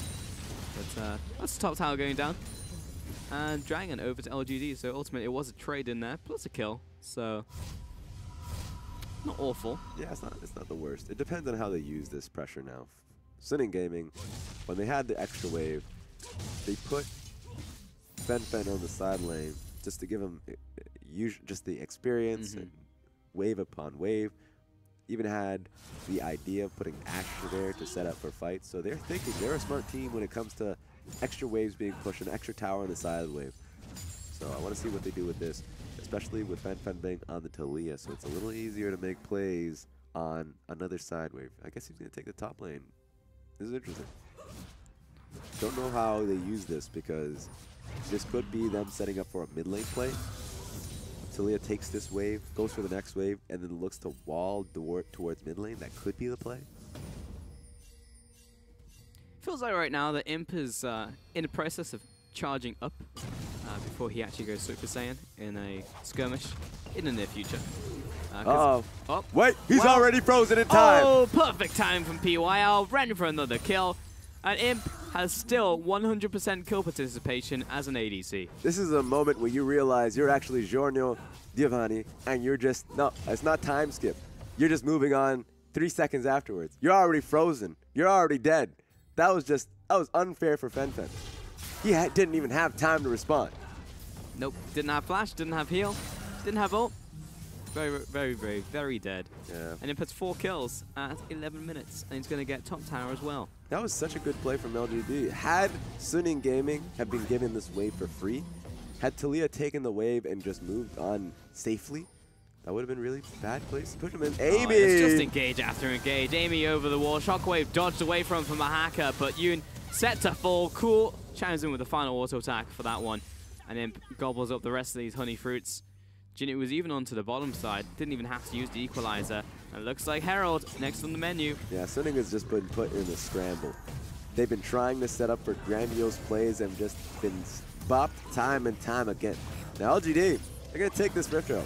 Hopefully they use it a little better than they did in the last game. There we go.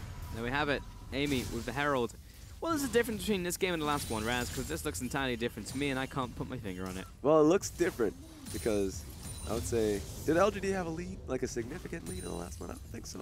No. Yeah, they did. Suning Gaming just destroyed them from minute 0. Yeah, exactly. So this is why it looks so different. It's because LGD immediately coming out with a major lead. They're suddenly a lot more active on side waves. They're not allowing Suning to just put, like for instance, last game was a Cassin, and this time around they were like, hey, you know what, Fen, you're on the Talia. We'll put you top lane. And he realized, oh wait, I'm alone. This is not where I want to be alone, and he just died. So I like the level of proactivity coming out of Bard specifically. He has level 6. They're just moving to where the play should be. Also feels like Talia's been a bit of a trap card this series. for Cool. Just didn't really do anything. Fen was getting caught out a bunch. Yep. At the same time, LGD, when they actually get ahead, they play pretty well from ahead. It's just when they play from behind, it's very difficult for them to exploit those weaknesses. What makes a team like WE so good is because if you make a mistake around 30 minutes, you die and you lose the game. Yep. If you make a mistake against LGD, that's fine. Yep. You can just make another one. It's all good. You're all good here. You get, let's say, a gift certificate for the next fight. You come out a little stronger, but you don't insta-lose the fight. And that's the big difference. Amy sets off the Herald, and Herald is definitely freaking out on that wall right now. Yeah. Did not like the fact it was summoned in terrain. But we're ready to go. Smash the mid-turret. Perfect. This is much better placement than last time around. They can lead it into the next tower. It's definitely going to die once it does this damage. Yep, get it. Okay! Oh, here comes Hacker looking for the play, turn into a squirrel, and put down 6 feet under. Fen chasing after Amy, but he should have the barrel roll in. Oh no, 8 seconds, he already used it. Has to flash over the wall. And it's a kill down onto Cool in exchange for the mid lane tower. Such a sick kick coming through from Hacker. Really well played. While everyone was just thinking about the Rip Trail going down, Hacker had a next focus, and apparently it was on Orianna. But Cool didn't use Ghost or Flash because he just didn't have the time. Didn't even think about it. When in doubt, just put your faith in Hacker. Hacker will make it happen. The LGD still ahead in this game. They have that Infernal Dragon. And in this series, we've had nothing but Infernal Dragons and Cloud Dragons. And we have another Cloud Dragon coming up, so it's never going to stop. Just putting you on your toes. Do you want this dragon or not? Do you want this tower? Which one's more valuable? Oh, you chose wrong. You took a tower instead of Infernal. Yep, mistake. Telltale game. You'll remember it. This dragon will remember it. You will definitely remember the fact that you did not take this Infernal. I'll come back to bite you. Yep. Some obscure scene at the end of the game. It won't even make sense once you think back on it. Yep. You probably won't even remember what you did. Yep. It was like legitimately the first decision that you made. Yep. When you didn't even understand the system. Yeah. Apparently, it just allowed him to take half the people of your crew and move out. I love that game still. Thanks, Telltale. Yeah. Yeah. Crook will remember this. LGD shoving bot side. I probably won't be able to take this straight as Hacker and Fen have arrived.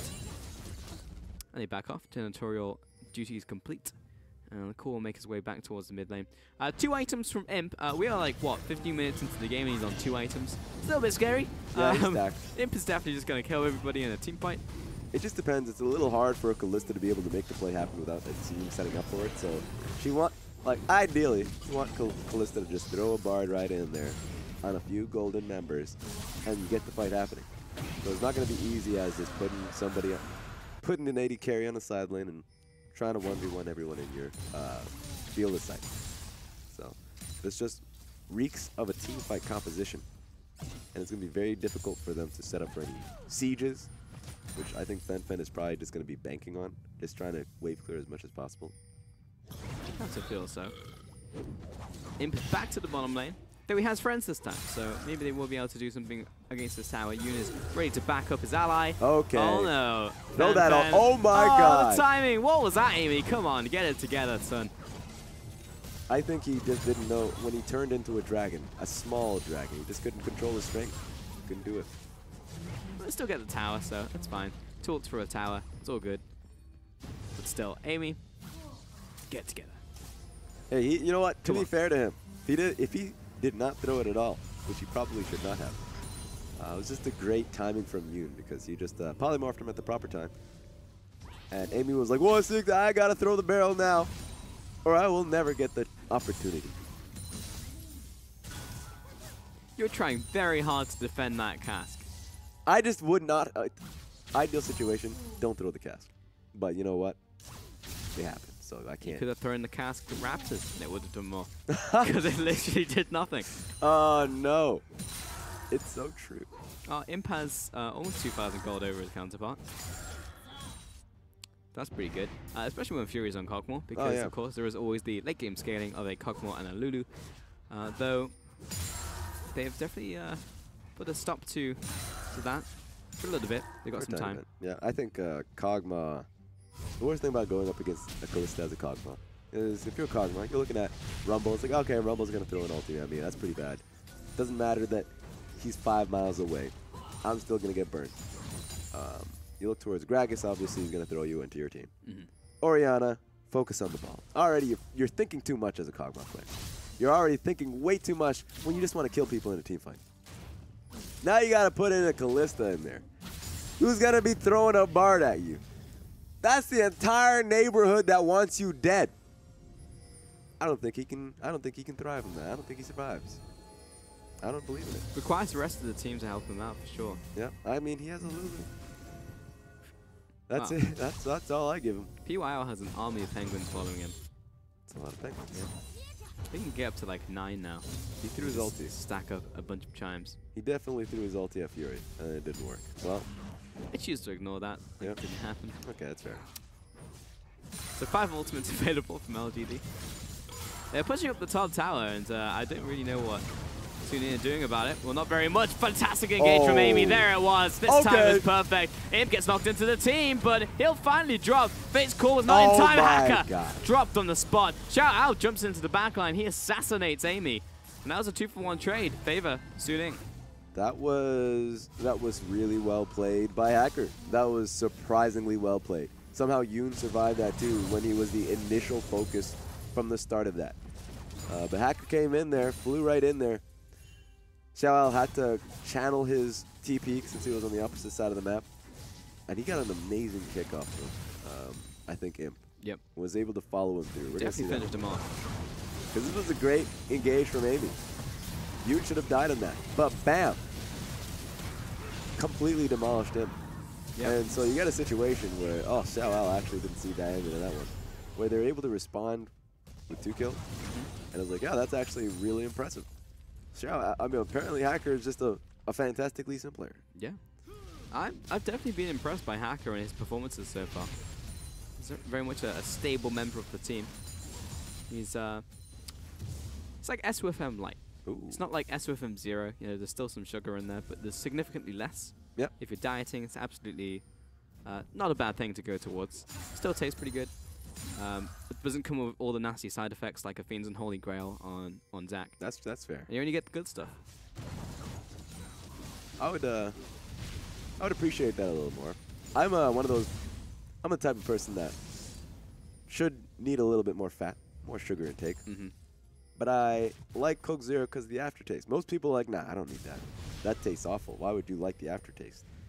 Nah, I'm definitely in that court. So I'd probably be on the side of going for that aftertaste. Oh, but Athene's Unholy Grail. I'll put that in a long-winded way. Nope.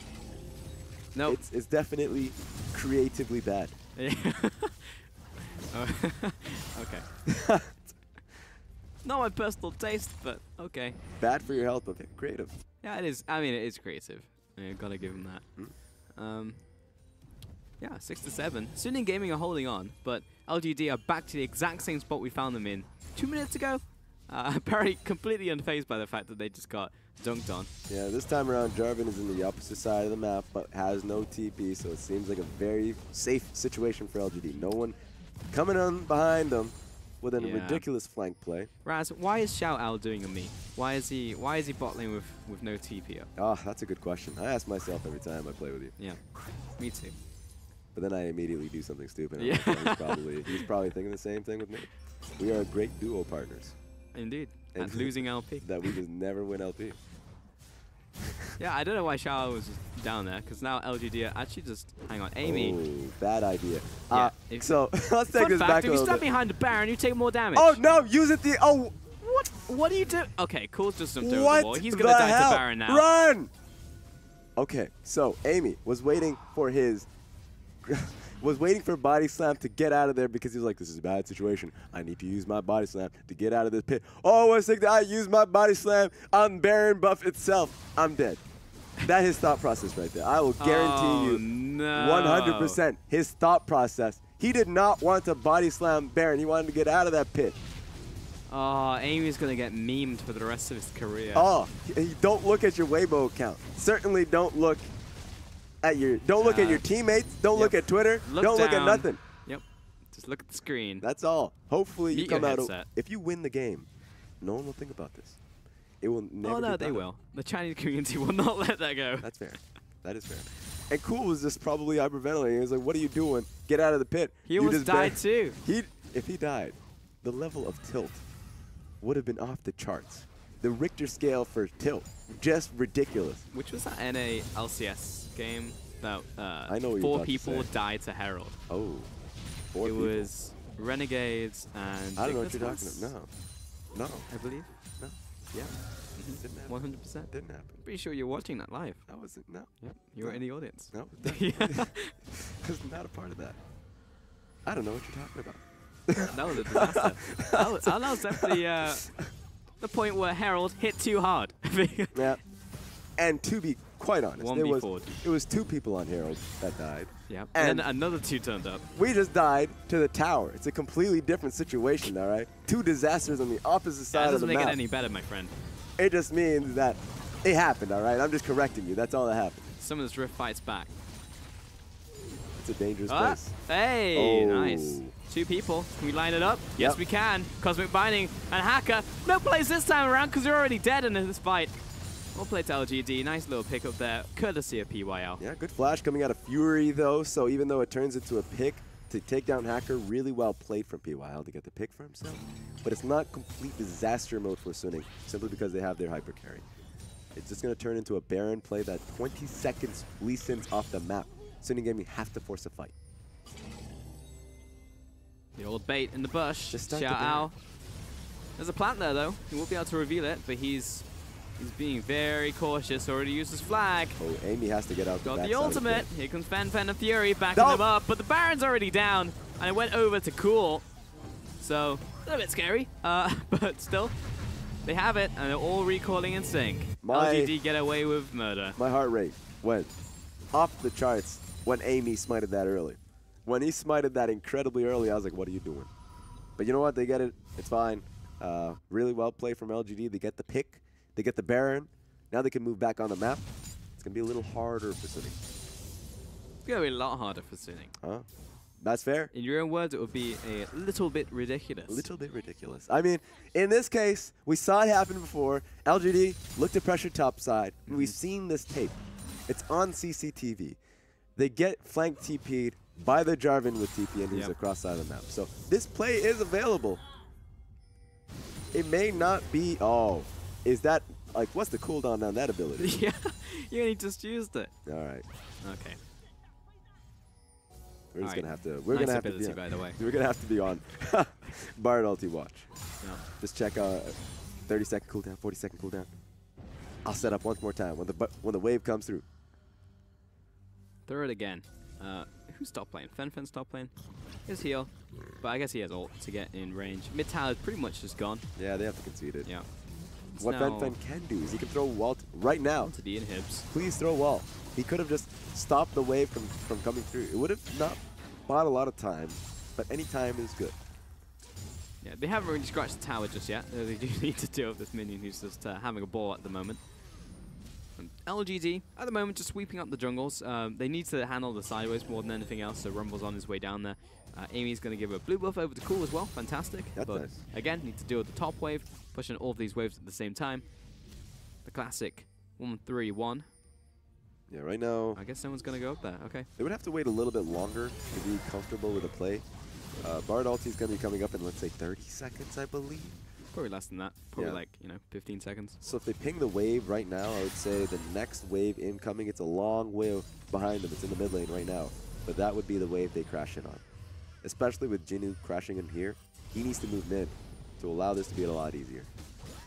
And Bardem Ultimate is up, ready Here to we go. go. So This has to be the LGD wave. just in time. Get in there. Seeing this mid wave. Why is Jinnu not in position? They're trying to do something. Engaged by Amy, kind of knocks them away, but Hacker kick onto Cool. Xiao Ao jumps onto the back line as well. Fen's here, looking to do the damage. Ultimate lands onto Xiao Ao, but it barely scratches him. Cool needs to back away right now. But the kill's already down onto Hacker, and Jinnu will fall after that, so it's a 1-for-1 trade.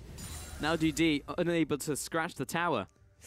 See, I would here blame Jinnu because they should have known what wave they were crashing in on, and he moved far too slowly. Had he been there, he could have been able to throw his ulti preemptively just to get Fury out of there, to chunk him down. Now, the problem there, of course, once again, Amy sets up for Hacker sets up for an incredible play. And so that's going to stall the game out just a little more, where LGD could have put the finishing touches on this game. It's got to be concerning LGD somewhat, because I know it's concerning me, the fact that we are stalling the game later and later. We are 28 minutes in, and Fury, still a problem. Hang on. He's going to a Oh, did he steal that? With Pierce? I believe he did. Oh. No? Yes. It's not even revolving around him. No. Oh, he's still? Right. Huh? I can't tell. No, he doesn't Has have Fury it. got it? Yeah, he I guess doesn't Fury have got it. it. Yeah, Fury Okay. has it. Looked very close regardless, but 698 gold Baron power play. But yeah, Kog'Maw was going to become a problem. Yeah, he's going to get Winsu's Rage Blade. It's his next item that he's focusing towards. He has QSS already, so any CC that comes towards him, they better kill him quickly because he's going to be able to tear him up. With the item build that Amy currently has, which is, of course, the AP jungle item, he's going to be looking towards a double. Apparently, the team has a double locket of the Iron Solari, or at least it will turn into that. Both of them right now just have Aegis. My question is anyone tanky enough to be able to deal with Fury? Don't think the answer is yes. I think it is a resounding no. I actually cannot believe we've only had Infernals and Cloud Dragons in this series. Still the same. Yeah. Potentially one more game to go though, because LGD, they should win this game. It's definitely their game to lose. Yep. 100%. That is in their court a fair to lose this statement. one. That is a fair statement. Especially with how much damage Cool is currently doing with Leandries, Ludens, and Morella Nomicons. Legitimately the strongest 3-item purchase that you can get right now is Orianna. Gonna be able to tear up the squishies of Fen of Fury. Yeah. Once he gets a voice staff, is it ever going to become better for him? Well, we're just waiting. LGD. It's essentially going to revolve around the Baron. They just need the Baron to actually break the base of Suning Gaming. And even if they have it, time has often told in history that Hacker will make a play. Yep. And then the game will prolong by another 6 minutes. If that happens 1 or 2 more times, and Fury is going to kill everybody. It is legitimately a cycle of life and death. Now, I may be quoting a certain dog that is never going to be played competitively. Susan. But Susan has been played competitively. I mean, okay, that's fair, but mid lane Susan was a thing. If you're a Rocket, not in this region. That was a great pick. It was fun. I'll say fun.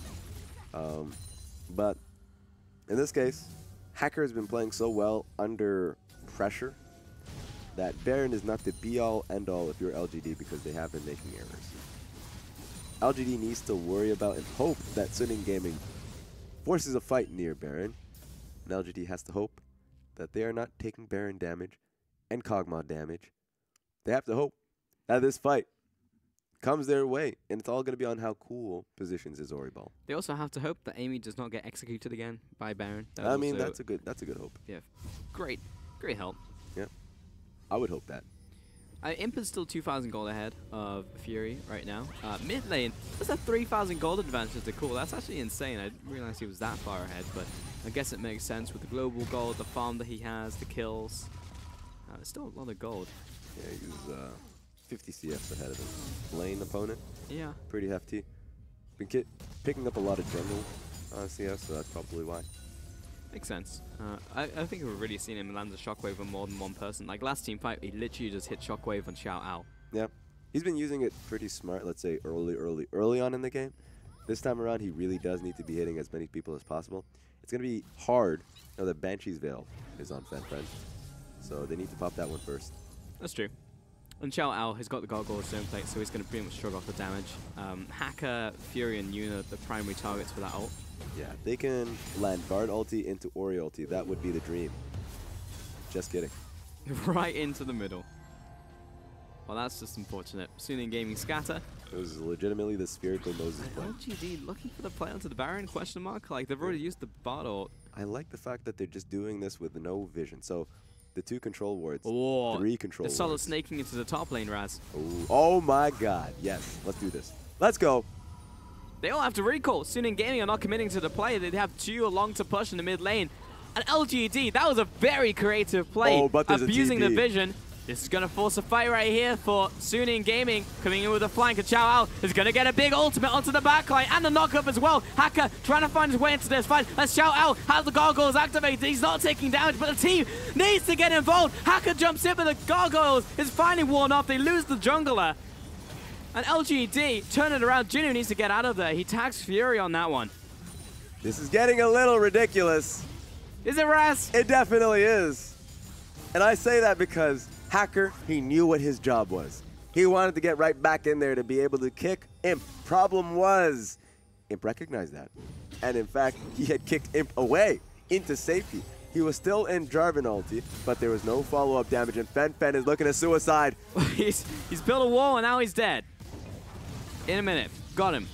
Okay, don't know what that was about, but now that he's gone down, that's probably just going to be Baron for LGD. PYL taking a lot of damage from Fury, who's stepping up, but he can't take on 5 members. This is Fury's moment. Fury Fury has ultimate. flash. Fury has flash. He can make this play happen. There's a lot of low HP targets in that pit. He wants nothing to do with it. Yep, nope. Really surprising. Maybe he would have done it if he had Lulu ulti. Let's take a look at that team fight one more time here, Raz, because Xiao Ao jumps in, and his whole team just watches him take damage. Ooh, and just that was beautiful coming in from Fury, that he was able to just QSS and flash out of that situation. So he was able to just have so many autos, just free auto at anyone in front of him. And the moment Lee Sin was able to re-engage into the fight, completely demolished. Didn't have the HP to be able to deal with that. Not enough armor as well. Fury was just so far zoned out of the fight that he wasn't hitting anyone until the end. And at that point, Xiao Ao wanted out because his gargoyles have worn off. So he's like, well, I don't want to be here anymore. So it just wasn't really well played from Suni. Even though the start of the fight looked great. It was like, okay, the flank from Jarvan, perfect. Gonna lock him up in the Cataclysm. Fury's gonna unload, but it just didn't work out in practice. So for Suning Gaming, the one win moment is that you now know that Imp does not have flash. If the play happens one more time in the exact same situation, you can kick him. So that is something that they have in the back of their head to be able to set up on Imp. If they can do that, sure. Problem now is, Cool has the elixir, blue elixir. He has a lot of AP. Nearly, he has 5 items at a Doran's ring. So you can't sleep on him. The last ulti that he had was on top of the Jarvan, so it was a poor ulti. But it's one of those moments where if you just don't see Orianna damage 35 minutes into the game, they're probably not going to be respecting her damage. Yeah. I mean, Fury's still hurting. He's on 3 items. He's got 2 kind of mini defensive items there for himself, while Imp is, again, still on 4 items, finishing off the Elder Dragon. Fantastic. LGD, if they're going to win this game, this is the time, as Fen has made his way back to base. Yeah. On the Weaver's Wall. Okay, good stuff. Fastest way to back to base. Yeah. I mean, he's not wrong.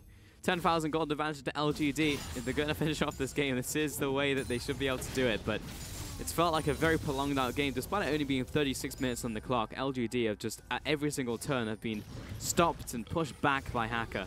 Yeah, Hacker has been a major win moment for this team. We'll have to see if he can do something here. He's just getting burned alive by the damage of LGD. Okay, ultimate from PYL, not going to really hit the mark, while Fury has to step along the hot coals laid down from Jinu. Tower down, inhib down, LGD, great, move to the mid lane, let's do it again. Not a very therapeutic coal to step on. Nope. Man is burning alive. But Fury, this is, I mean, we have to focus on him right now. He needs to get this fight going for himself. Amy coming in, knocks him against the wall, but it's not the full kill confirmed just yet. Fate's Call comes up, but yeah, shoot him backwards. Don't really want to dive into the base on that one. Redemption coming down, heals back up. Massive damage and the assassination onto Fen. That's what we're looking at from Cool. And Fury, full retreat right here. Needs to get back to base and actually survive through this one. Shout out comes for the engage, but the team was not with him. The team didn't want it. Yeah, this is just a moment. Imp was way too tanky. So much lifesteal on the guy. No. This looks like it's it. This does not end the way that we wanted it to, and Fury's still alive, but the team in the front line's already gone. He's got little Yoon with him to see if they can make it happen. Fury's going in against Imp. He takes down 1, but there's still 4 more people to deal with and to contend with, and Yoon unable to do anything on the back line as a poor little Lulu. And Nexus goes down. LGD take game 2, bringing us to a game 3. We expected it to happen. It would have been a shocking surprise if Suning Gaming was able to take LGD 2-0. And in the fashion that LGD were able to win it out, very much expected. On a board that imp train. It felt too hard for LGD. It did not feel like an easy game to win. Yeah, it was difficult. It was definitely hard. They had to stretch after that one. Yeah. But they made it happen. Struggling.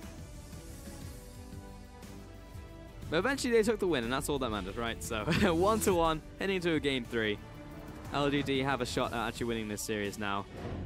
And all of our tips are on the line, so get in there, LGD, make it happen. Welcome back, Rusty, to the desk. How are you feeling about that game? A little bit better for LGD after a game like that, for sure. You're right, it wasn't cleaned up the cleanest way possible. It wasn't super seamless from LGD, but the one time it was fantastic from them. And even up until then, they still just looked like they were always going to win. There was never really any doubt in your mind. And it was creeping up towards the Kog'Maw's relevant stage. But honestly, he was never going to be, because he had to deal with a Bard ultimate, which was then a Rumble ultimate, which was then an Orianna shockwave. And there's never a moment that he was going to sit and spit and kill everybody. He spent the whole time dodging ultimates. And you know what? He dodged a lot of them. But he wasn't hitting when he was dodging. And that means that Imp was free hitting. And ultimately, that's the difference in these team fights, is the Fed AD carry of Kalista is hitting everybody. Yeah, and Sunny did feel a little bit misaligned in those final team fights. You know, the flank would come in from Xiao Ao, and the rest of the team would just be like not with him, or he'd just jump in and just die. Like, there was a couple of problems with that, but regardless of that fact, it was the bigger issues of the fact that Kog'Maw was just playing dodgeball. And frankly, I don't actually think that Xiao Ao made the bad decisions by any means. When he was going in, he was actually doing it because he needed to save his Kog'Maw that was caught out of position. It's Suning Gaming saying this is our one-win condition at 30 minutes in the game. We have one scaling member on this team that we need to carry, Fen, not on Kassadin. Surprise, is actually just not as good as he was on Kassadin. Yeah. Good ban away by LGD. And a lot of this, you're right, like it starts off strong early. There was these weird mid-game debacles, and there's this one moment for me that actually defines LGD as getting a completely free victory. And this comes back to their vision control and their warding to set them up for moments like this. You can see the 2 control wards. No vision available for Suning Gaming. Process of elimination for them. They have to go through the only wards that they have, which is mid lane. So now they show mid. LGD, I mean, they weren't planning on going top lane, but that was the only place that they could go, and it was the best decision for them. There's no empowered recalls from Suning Gaming. It'll take them too long to get there, and as a result of them pushing this area, it forces the fight that'll come out by Suning. They said, all right, we're here way too late. We have no choice. We don't really know what to do. You can't really deal with a Kalista with Summoner Spells and a QSS up now and available, because the last time that Suning did this, it was successful. They kicked Imp. They killed Imp. He's pretty much going to learn his lesson. He'll never make the same mistake twice. And suddenly LGD, by getting the inhibitor, they just win the game. Up until that moment, they hadn't broken the base, and so the game was not over. There was always a chance that the Lulu Kog'Maw came back in, but with the inhibitor dead, the flanks are easier, the map control's easier, Baron's more likely. Like, it all just compounded in one moment. Right, and even though it took a long time to get to that point in time, it was actually nice to see that LGD took a very inventive route to finishing the game, or at least breaking open the base. Yeah, that was a really surprising play for LGD to make, a really strong shot calling, like a strong decision coming possibly from PYL, and I love to see it happen. And I mean, speak of the devil, man showed up on Bard, and we saw a lot of incredible Bard ultis from him. There was a lot of missed ones at the same time, but the important part is that he was throwing them. And even if they were dodged by Fury, he had to actually dodge towards LGD just to avoid the ultimate from hitting. PYL was making proactive plays. He was setting his team up. Amy was engaging very well, and it feels like when PYL gets a champion like his Bard or his Thresh where he can go forwards, plays get made just that little bit better from the team. Just that little bit, and that's what they need. Well, you miss every shot you don't take. So, I mean, just keep shooting, right? Why aren't we seeing Bard again? Like, Bard seems like he just came out of nowhere, and he's just like, everyone plays him now. Yeah, I think it's because of the support position being a lot easier to pick into now with no, let's say, mage supports being picked out, so you get to see a lot of tank supports, a lot of playmaking supports.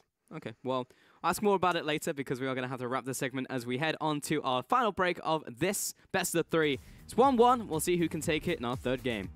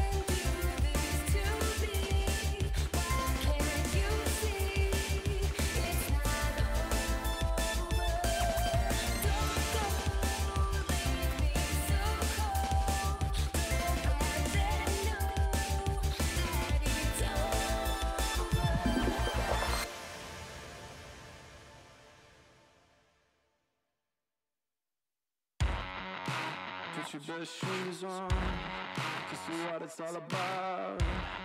But you're never gonna lose on. Yeah, you make me wanna shout out. We're traveling double quick, like a rocket to the moon. Systematic, I'm automatic, cold static. Everybody's a fanatic.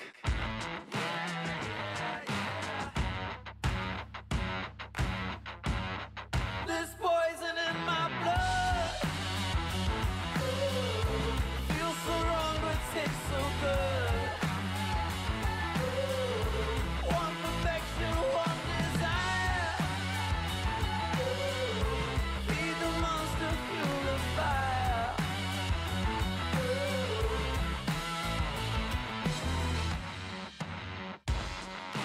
Seven-seater jet plane, party in the sky.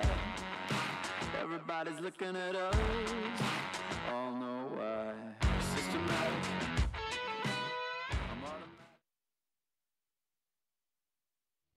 Welcome back to the LPL, coming in for our third game of LGD and Suning Gaming tied up 1-1. We'll see if LGD can actually close out this series, or Suning Gaming can take what we would call a semi-upset, though I am not sated on the Bard conversation, so I'd like to resume that one very quickly before we move on. So Bard, why has he come back? All right, just hitting on the earlier point, I know there were a lot of nerfs to mage supports. One recently came up with Karma, and of course the Doran's shield nerfs, just the bot lane meta being a lot more tanky, and also a lot of itemization points, a lot of new support tank items, I would say. So it's come to a point where you can fit in a Bard. Before it was like, well, it's a tough laning phase. I'm going to get harassed to death in these lanes. Suddenly, you're not going to get harassed so much because of how the support meta has changed. And you can actually look for plays as a support. And it's a lot more, it's a lot better. Anything to add to that, Mr. Support Player Rusty? No, it just makes sense. With Lulu and Karma gone for the most part, you'll want to play Bard again. You know, he played against Lulu, so weirdly enough, that lane shouldn't have went as well as it did. However, he had the Kalista to back it up. And now the Kalista's meta, Bard's a ranged champion, so when you put those two in unison, the passive works better, which means the trading can actually keep up. Not on minions, but on players. So that's where the Bard was able to be picked in the last game. And with all of the extra zone control coming out now, with all your Jarvans and your Rumbles, it's actually still a really good pick to engage or disengage in certain moments. So Suning Gaming, is there actually a chance for them to take game 3? Because it seems like LGD have the blueprint, take away Kassadin, put them in a bad situation with their draft, and just take the rest of the game. I mean, it's definitely possible for Suning Gaming to get the victory. I think the draft is definitely the biggest place towards it. I don't want to see Fen on Taliyah again. Yep. Don't want to see that one. However, LGD will ban away again the Kassadin against Fen. Makes a lot of sense. Kalista towards Imp, Ashe against Fury, and Cassiopeia towards Gore. Yeah, immediately the first ban that we were looking towards, which was the Kassadin. That being said, these are all player-specific bans. Galio, Zac, you named them. They're up. So this is getting a little bit ridiculous. And no Taliyah. So I guess, you know what? Prayers have been answered. No Taliyah. But Zac is going to be definitely picked up for Amy. Galio should be the response here.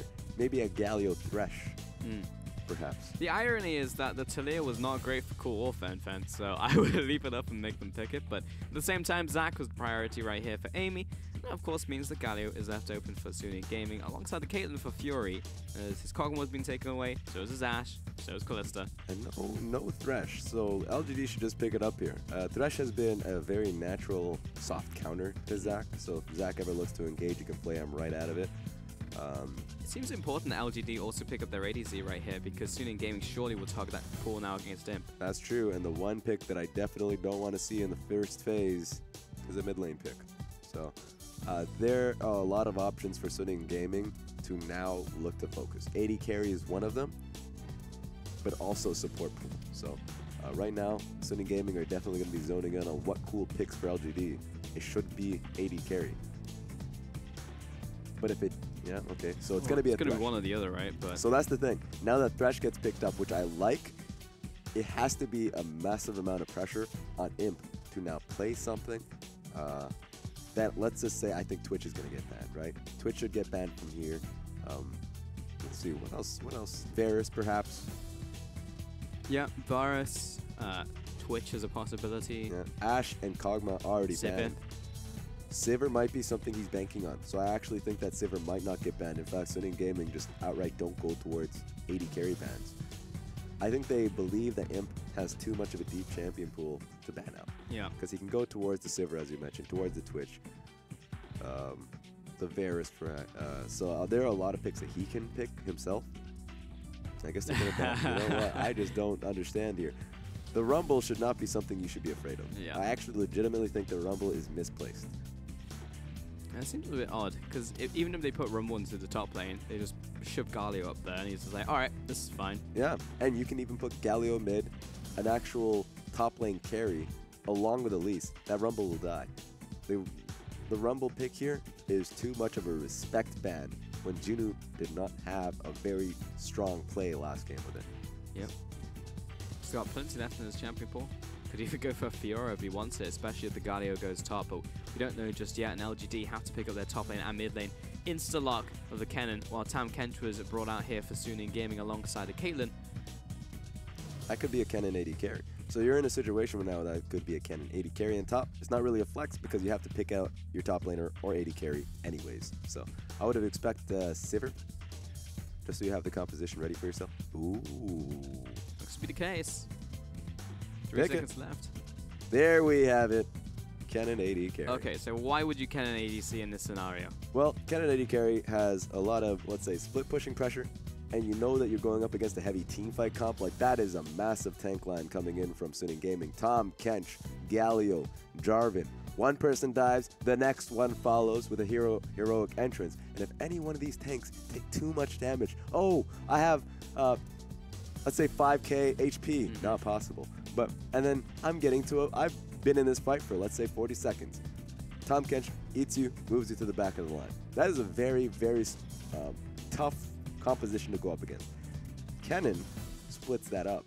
So along with Renekton winning the top side of the map, Kennen is now suddenly going to be in the opposite side of the map, going to be looking to split up these side lanes on the side of Suning Gaming. They still have strong team fighting, and that's where Zach comes in. It's just going to have to be short bursts of fight, so the Jarvan Galio comp doesn't have too much of an impact. What type of build are you expecting Kennen to go for now? The usual, like Blade of the Rune King, Runan's Hurricane. Some would still go towards the Frozen Mallet. So nothing has changed about it. Maybe even go towards the Wit's End if he sees too much AP on the enemy team. There isn't, so he shouldn't.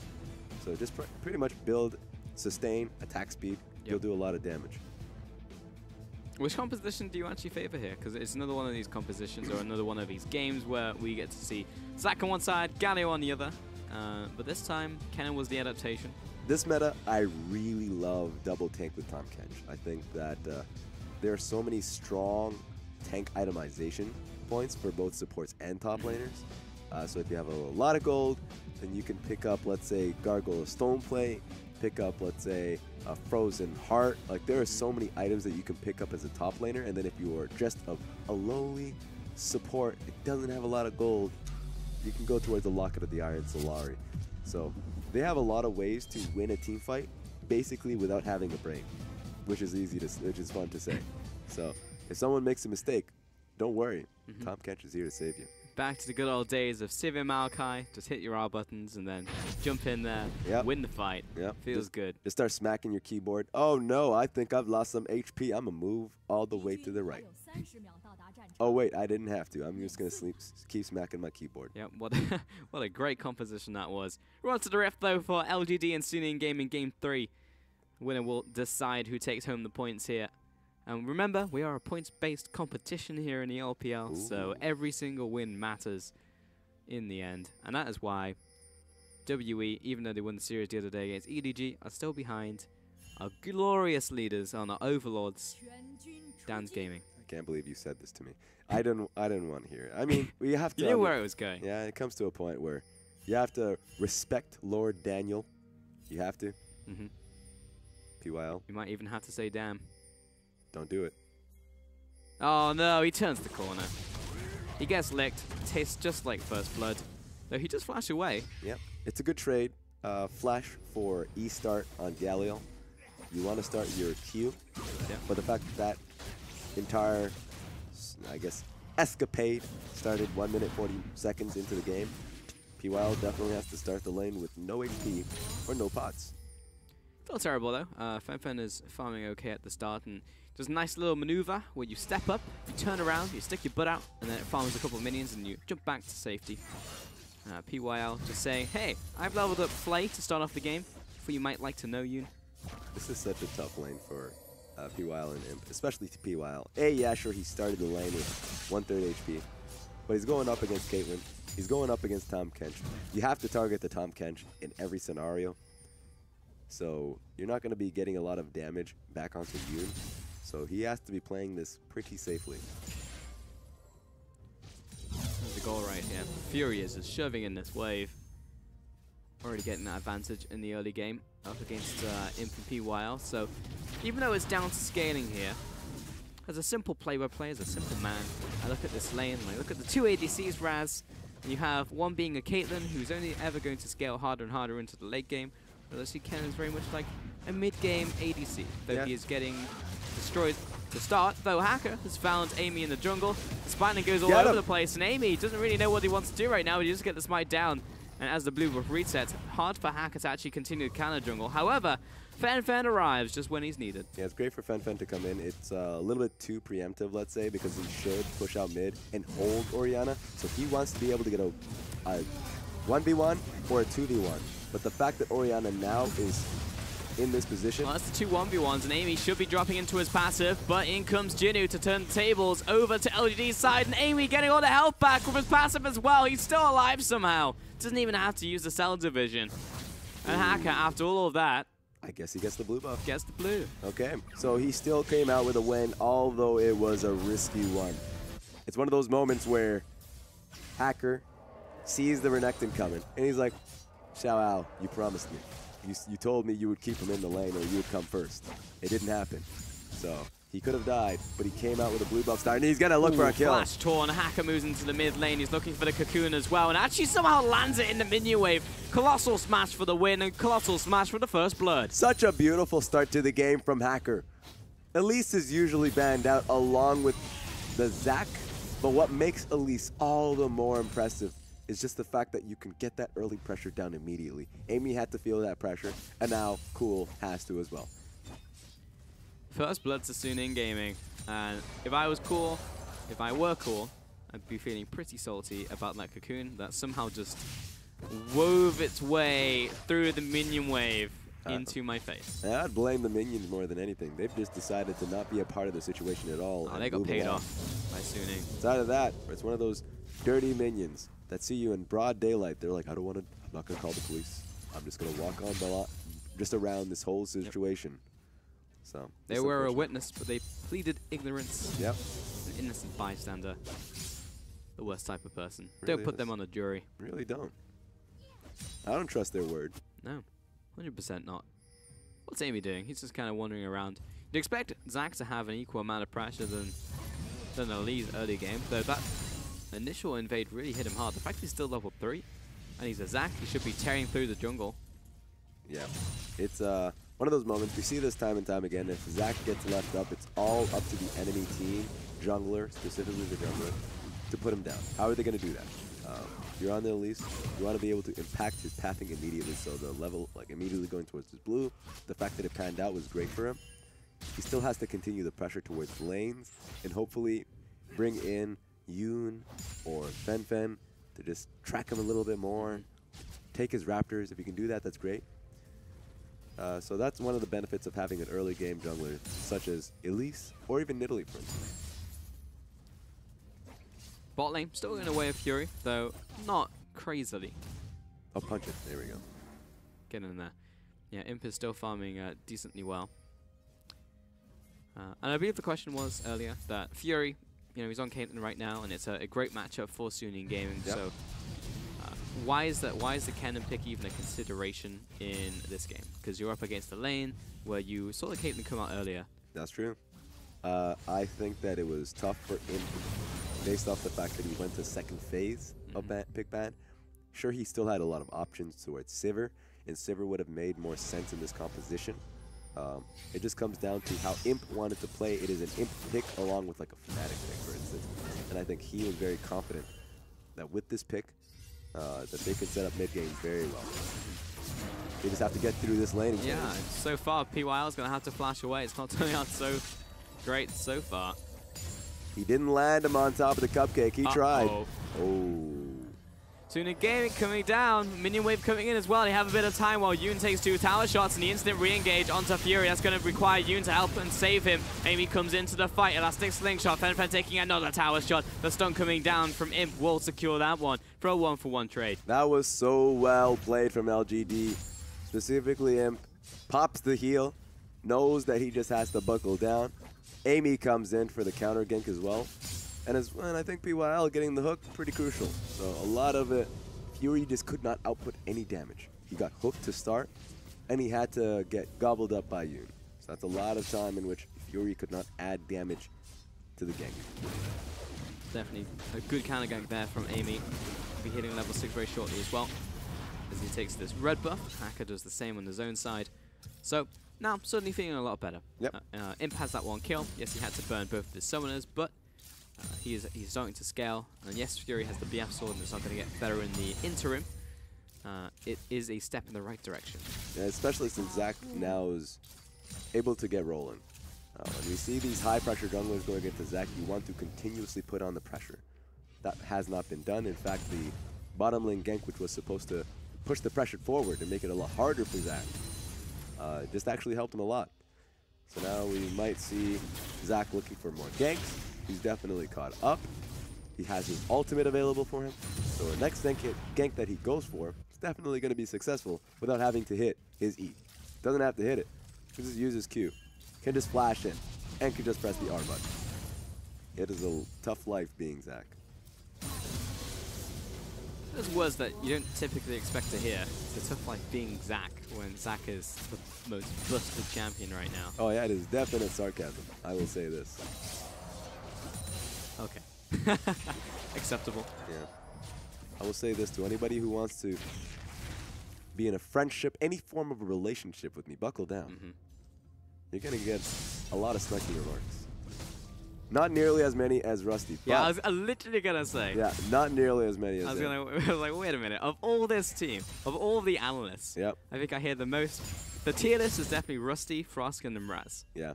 I've definitely been overshadowed. And while you may have a decent amount of sarky and sarcastic comments, they just don't show through because there are so many coming in from the other guys. Let's just say this is the problem of having like a global team. One from America, the A team. Yep. One from Australia. Yep. And one from Canada. You bring them together, and I'm nothing. I'll also tell you, like, Canadians are not known for their sarcasm. You're definitely not. It makes it easy for me to thrive in a non-sarcastic community. You say sorry, the guy means it. I say sorry. Definitely didn't mean it. Yeah, didn't mean it. Nope. Get off my lawn. Sorry about that.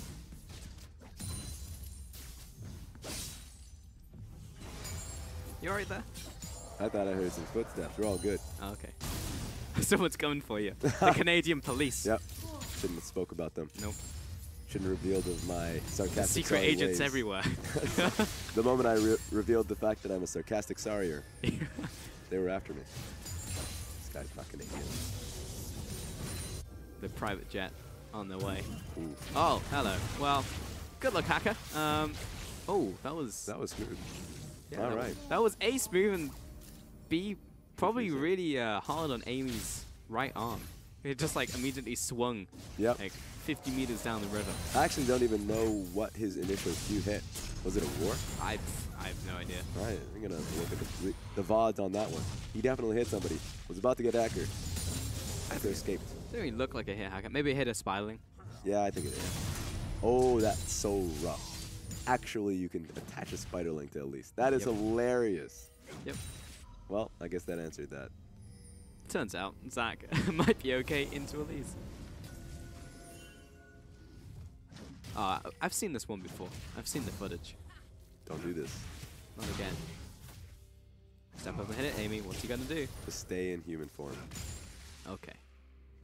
We're good for now. We've definitely had a drop-off in the action in the last couple of minutes, Raz. Yeah. Both these two teams have been butting ahead a couple times in the river, but other than that, it's been Farmville all over. Yeah, I would say it's pretty dire for Sinning, even though they have 2 kills. Ooh. Oh, fantastic play out from PYL. However, Fan way too tanky. I think he was looking for a flash on that one. I think he was trying to predict the flash PYL. Yeah. So he was looking for a hook, and the man didn't flash. Nope. Next time, you're just going to disrespect him. But the TP coming through. Who's it from? It's from Xiao Ao. Oh, that's too many people. Where'd they come from? Passage. She's flashing away, and Dak jumps over 2 walls to safety. The fact that that is legal in League of Legends does not feel great, but still, Imp gets out alive, though all summoners down for the bottom lane of LGD. And Suning Gaming will turn their attention to yet another Infernal Dragon. Oh, but you know what's going to happen. TP coming through. They're not going to let this one pass. But they are very separated. Amy jumps in very early, and Imp is way far back. Ultimate in from Galio has opened up the fight. LGD posturing around the top side. Looks like it's now time to disengage as Dragon is getting involved in the fight as well. PYL falls, and Jinnu quick to follow. Dragon only down to half, and Suning Gaming will be quite happy to take 2 kills along with their Dragon. He's actually looking for him. No, he's not. This is getting crazy here. Amy just engaged far too early. No one's going to follow up on that. It was just not going to happen. So that's just a lot of free HP that he lost. Jinnu followed up. He just got CC'd up to the skies by heroic entrance. So this composition is starting to show you don't want to fight into Suning Gaming's comp. You have to really find the pick for yourself. And if you don't find the pick, put yourself on sideline. If it's too early for that, then bunker down. This is like some TV shopping. It seems like the deal is too good to be true. There's no way that this deal could be legit. The fact that you can get an Infernal Dragon, 2 kills, a bot lane tower, and a blue buff, Ooh. no way. Does no sound way crazy. No, you couldn't get that for just the price of 1 kill. There's no way. Yeah, it doesn't sound. I'm still. It's pretty fishy. It's one of those phone calls that you get. They tell you that you're going to Cancun. It's not happening. Nope. Don't think so. But it seems okay so far. I mean, Suning, they're going to get a red buff as well. They got a freebie on top of that package. All right. It's like, all right. It's a good package. At what point is this going to blow up in my face? Well, so far, this is when it starts going so well for you. You just stop thinking about what pool points can happen. Right? How to get you. Yeah, they won't get me. It won't happen. I looked at the fine print. It looks pretty clean. So putting Caitlyn on the top lane with the red buff, with Tom Kench, nothing can go wrong. You just had to say it, didn't you? I just had to. Nothing can go wrong. PYL, he's rotating top lane. Does he have anyone with him? I can't tell. Oh, he has Jinnu. Okay. But overlaid on the map. But he's got 2 people here. Okay. He lands the hook. It's good to go. And Imp is now a top laner. Yep. I mean, yep. Good luck, Shout.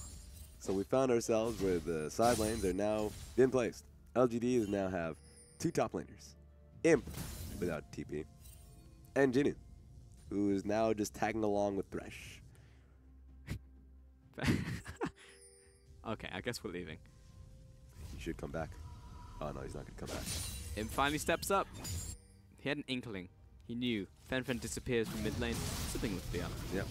I don't know about this. Oh, I guess I do know. Jump in. Yeah, gets a knock up. Okay, still looks good. Damage reduction coming down. Fen trying to get away. Flashes the ultimate.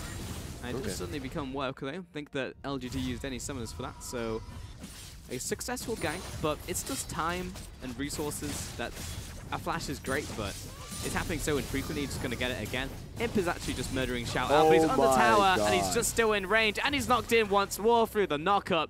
And Xiao Ao actually just feels incredibly good about that. It's like, why would Imp even try and trade with me there? That was, you could legitimately see Imp heading, or at least head on head.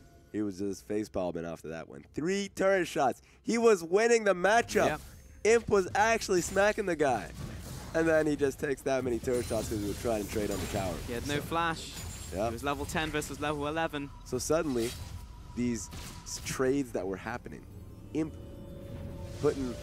pounding on Xiao Ao, but at the same time, Fury doing the same to Jinnu. Now definitely Suning favored. All of the danger sensors were going off, telling Imp not to do it. He went for Imp. Because even when LGD were in their prime, saying someone did an Imp was still like a thing. Was it? Yeah, you know, Imp just jumping it. He Do you definitely remember does like it. the old like Corky plays Yeah. or like Twitch where he just like jump into 3 people and be like, I can do this, and then just dies for nothing? Yeah, that sounds like him. That sounds like a lot of AD carries in the LPL, or at least a few notable ones. The Uzis, I guess Imp as well. I can't even think of anything. Yeah, because I was gonna say, if you tell me that like a Jin Zhao or an SMLZ, like none of those players do it. They don't do it. The new generation, they They're- have their heads on straight. They do. They definitely don't. LWX, like all of these great ADCs. Oh, I don't know about LWX now. He seems a little bit on the side of. He's not that jumpy. He's not. He's done it I'm before. gonna die with Jarvan, who's a level ahead of me, has Oh, tier 2 ultimate. He does it with some like okay, he understands he can take the win. So I think he has the strategy involved. A lot of these the 2 players that I've mentioned do not. They just have the skill. And with the good comes the bad with Imp, because if Imp starts performing, you're gonna have to sometimes deal with this. It happens. It's fine. But it just means that AD carriers like SMLZ may even just take the first spot over the old guard. It's possible. I mean, they're coming up pretty big. And so if you're getting to a point where, let's say that Imp is continuing to, not so much, he's still a great player, but if he continues to showcase like inconsistencies, and you're like, all right, well, you know who isn't inconsistent? Who's that? I mean, that's SMLZ. Yeah. So. I just want to hear you say it. I like SMLZ. You can't pull that off. You can't hate him. Yeah, it's hard. Especially since the man is in perpetual sadness. I said just love him in interviews. He's just exactly how I expect him to be. Yeah. I wonder if he goes to the club. It's an off question. Oh, I definitely think he partied hard. Does I he? think off the cameras, Well, he's a party animal. If that's the case, then someone better be showcasing some camera work. We need to see this. I know that's if the public is ready for SMLZ at the club. Maybe he's K-Fab even when he's out there. Oh, maybe. Even when he's out there, he's still not. He still ain't smiling. I could see him as the DJ. Ooh. He's kicking off the party. That is a nice trap line, by the way. That is nice. I often criticize Caitlyn's for wonky trap lines, jagged lines, and like gaps in the armor. That was pretty clean. That was a nice trap line. That is aesthetically pleasing. And it's gonna Let's give take them one more look at that. Ooh. Well spaced. Yep. Good curve to it. Oh. I like them curves. 10 out of 10. And the dragon over to Suning. And LGD turned the corner just in time to see it go down. And what's the third dragon? If this is Cloud or Infernal, something's rigged. Okay. All right. It's an Earth dragon. There we go. Slot that one in there. Some variety. Yeah. It's not the variety that LGD's looking for. They're gonna have to start to Definitely work. But yeah, this is getting a little tough. I like what SNG Gaming is doing. They had mid-wave pushed. They can move towards the dragon at every moment. So they're playing it smart, making it hard for LGD to get anything. Raz, can you explain to me why LGD seems to have much superior vision towards Suning Gaming? They have wards in top river, they have wards in bottom river, yet they are giving up every objective under the sun. Oh, good question. Great question. All right. Well, all right, I was going to be mean. I was going to be mean. I will say this, a real response, simply because they don't have a plan. Their plan could be simply as make a play topside. You have a Zach, you can do it. You can look for a quick play. The problem with that, and this is why LGD is really playing this slowly. Yeah, that's one of it. That's one of the problems. Yeah, there's a lot of engage coming through here. Jarvan can pop in like he did just then. Galio, who's on the other side of the map, is like, my spidey senses are tingling. Just jumps into the air and catches you. And you takes his AD carry to safety. Xiao Ao potentially still under attack. He still has an arm attached to him. But he is gradually making his way away. Flay comes out. Box will tag him, and Xiao Ao actually not too concerned. He's still here because he's got a Galio coming down, able to turn him away. Hero his entrance. That was the least concerned Jarvan I've ever seen in the league. He was holding on to his EQ. Like, do I want this to engage? Yep. They're not going to kill me. So you can tell how hard it is for LG to make a play on anybody on this team. At least now that Galio ulti is gone, you can make a play knowing that you still have to wait 5 seconds until Galio TP comes through. So there is a few moments in which you can make a play without full members of Suning Gaming being in the area. It's there. It can happen. This is very hard. Even if you make a play, Tom Kench is going to eat him. That's the problem. I actually think Tam Kench was a very smart pick here, and as you said in Champion Select, double tank plus Tam Kench, good. Tam Kench as a champion, also good. Yep. Just straight up. All the engages that are coming out from LG, nothing's happening. However, persistence is also a virtue, and Imp finally picks up the bottom tower. You gotta wonder what he's gonna do with this, because he's immediately going for a Frozen Mallet. He can just simply look to try and pressure Xiao Ao so much that he can get a second tower. With how fast this game is moving, Cool has no HP. Apparently Fury doesn't have HP as well. But that mid lane should be a primary target for Sunny. And it's 22 minutes. That Baron is pretty ripe as well. Here's my problem, Raz. What is it? Abyssal Void's going to the top lane, and this tower's going to get knocked over promptly. Or maybe not. Maybe we're just walking away. This is giving a good sight tour. But here's the problem. Yeah, what's up? Imp, he's got Blade of the Ruin King, but that's all the percent damage on the team. How did they get through Xiao Ao, Hacker, Fen, and Yun? Ah, great How question. did they kill them? It isn't gonna happen. Okay. It just isn't. Like they would need to be alone with Fen for about 30 seconds. And the man's not even alone. Don't do He's this. still going. They've gone for the engage, and they want it to happen. Fury, where is he at? Because Xiao Ao jumps in immediately onto Zac, who actually just gives them the free engage. The two tanks have not yet taken any damage. Yun turns around, throws out the tongue. And Fury, he's just waltzing up to the top lane. He's in no hurry. He knows his tanks are going to be alive for the next 60 seconds. So you see, this is going to be a really tough comp to burn through. They can't kill the Jarvan unless if he's made a grand error. They cannot kill Fen unless he has also just decided to AFK his PC. So you're in a situation where this is legitimately as frustrating as it gets. Maybe they can pick off Fury because Fury is just looking so confident in his play. But you would need a little bit more AP if you're Orianna to get a ball down and an ulti that impactful. I just think even if he has Void Staff, he shockwaves and dissonance, and that's like just, I don't know, a quarter of their HP. Like, it's just not enough damage. Oh yeah, you just have to find a way to pick Fury away from the team. So that's it. That being said, I think their strategy is just to get as many outer turrets as possible with playing around Imp. Okay. And once they get them down, you know what that means. They have 3 towers. Baron game, my friend. Okay. They're going to hope to God that they get Baron. If they do not, then this is a hard game. Do you believe this is a drafting error? Because I'm going to keep going back to the Kennen pick, because I am not fully sold right now. Okay. Yes. I guess it's that simple. I think they would have been able to win in team fights had they had a pick worth protecting in fights. Kennen is not a pick worth protecting. Sivir would have been it. Twitch got banned, but I actually think that they should have picked their 80 carry earlier on. I mentioned that Orianna was picked far too early. Cool has a large champion pool. Don't pick it on first phase. Well, Jinnu is definitely not as tanky as his counterparts on the enemy team, Oh, wow. and Yun even goes him up, spits him out. Here you go, Fen. Have some of this, like a mother bird to her young. Quick kill in the bottom lane. PYL chasing after Fury. Hook does not land. He walks away. Every play from LGD does not work Why out. are you continuing Amy this goes fight? in. He's going to slap 2 of them together. Is What? Cool now under attack. Ace in the hole, lines up, takes the shot. Oh! Okay. Going to be very close. Still, Cool walks away from that one. Yeah, but that's cool. Now having to go back to base. Using his flash. Amy using his flash. All of that because Amy decided he was going to double down on that play. I think they are feeling desperate, and I think that's a fair feeling to have. But don't take your desperation out like this. Don't do this. Because that's a 0% play. That will never work. What a disaster. Suning Gaming head towards the dragon now.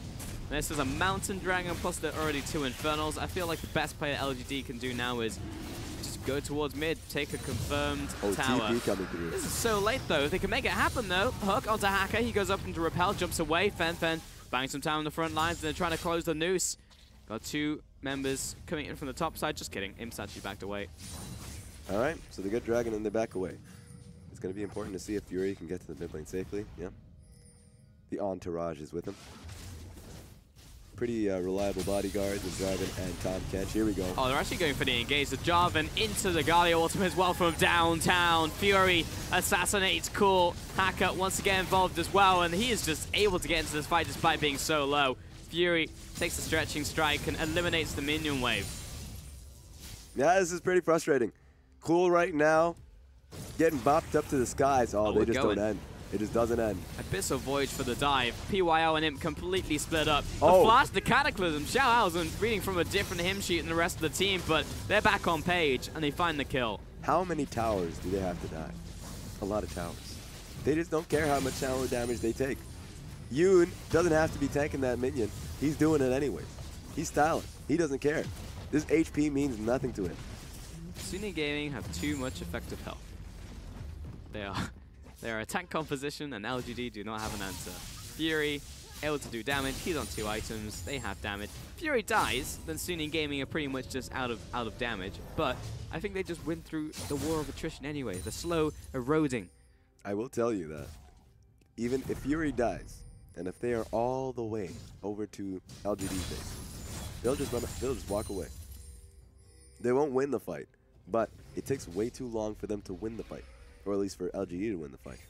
They'll just take the slow trek over to their own base, and that'll just be enough. So, it's getting a little bit tough. I think right now, with the Baron being a primary focus, what's making it hard for LGD is that they still don't have top lane tower. They need to be able to bring that down. Okay, just kidding, it's gone. Minions have done that for them. Just kidding. LGD, the real MVP, is the 6th member of the team. The minions in the top side of the map take down the tower. Well, I guess that answers that. That should give them enough space to look for a Baron rush. And it's funny that that's what it comes down to. It's good to see that Cool is reaching down for a 3rd item Void Staff. He needs a little bit more penetration.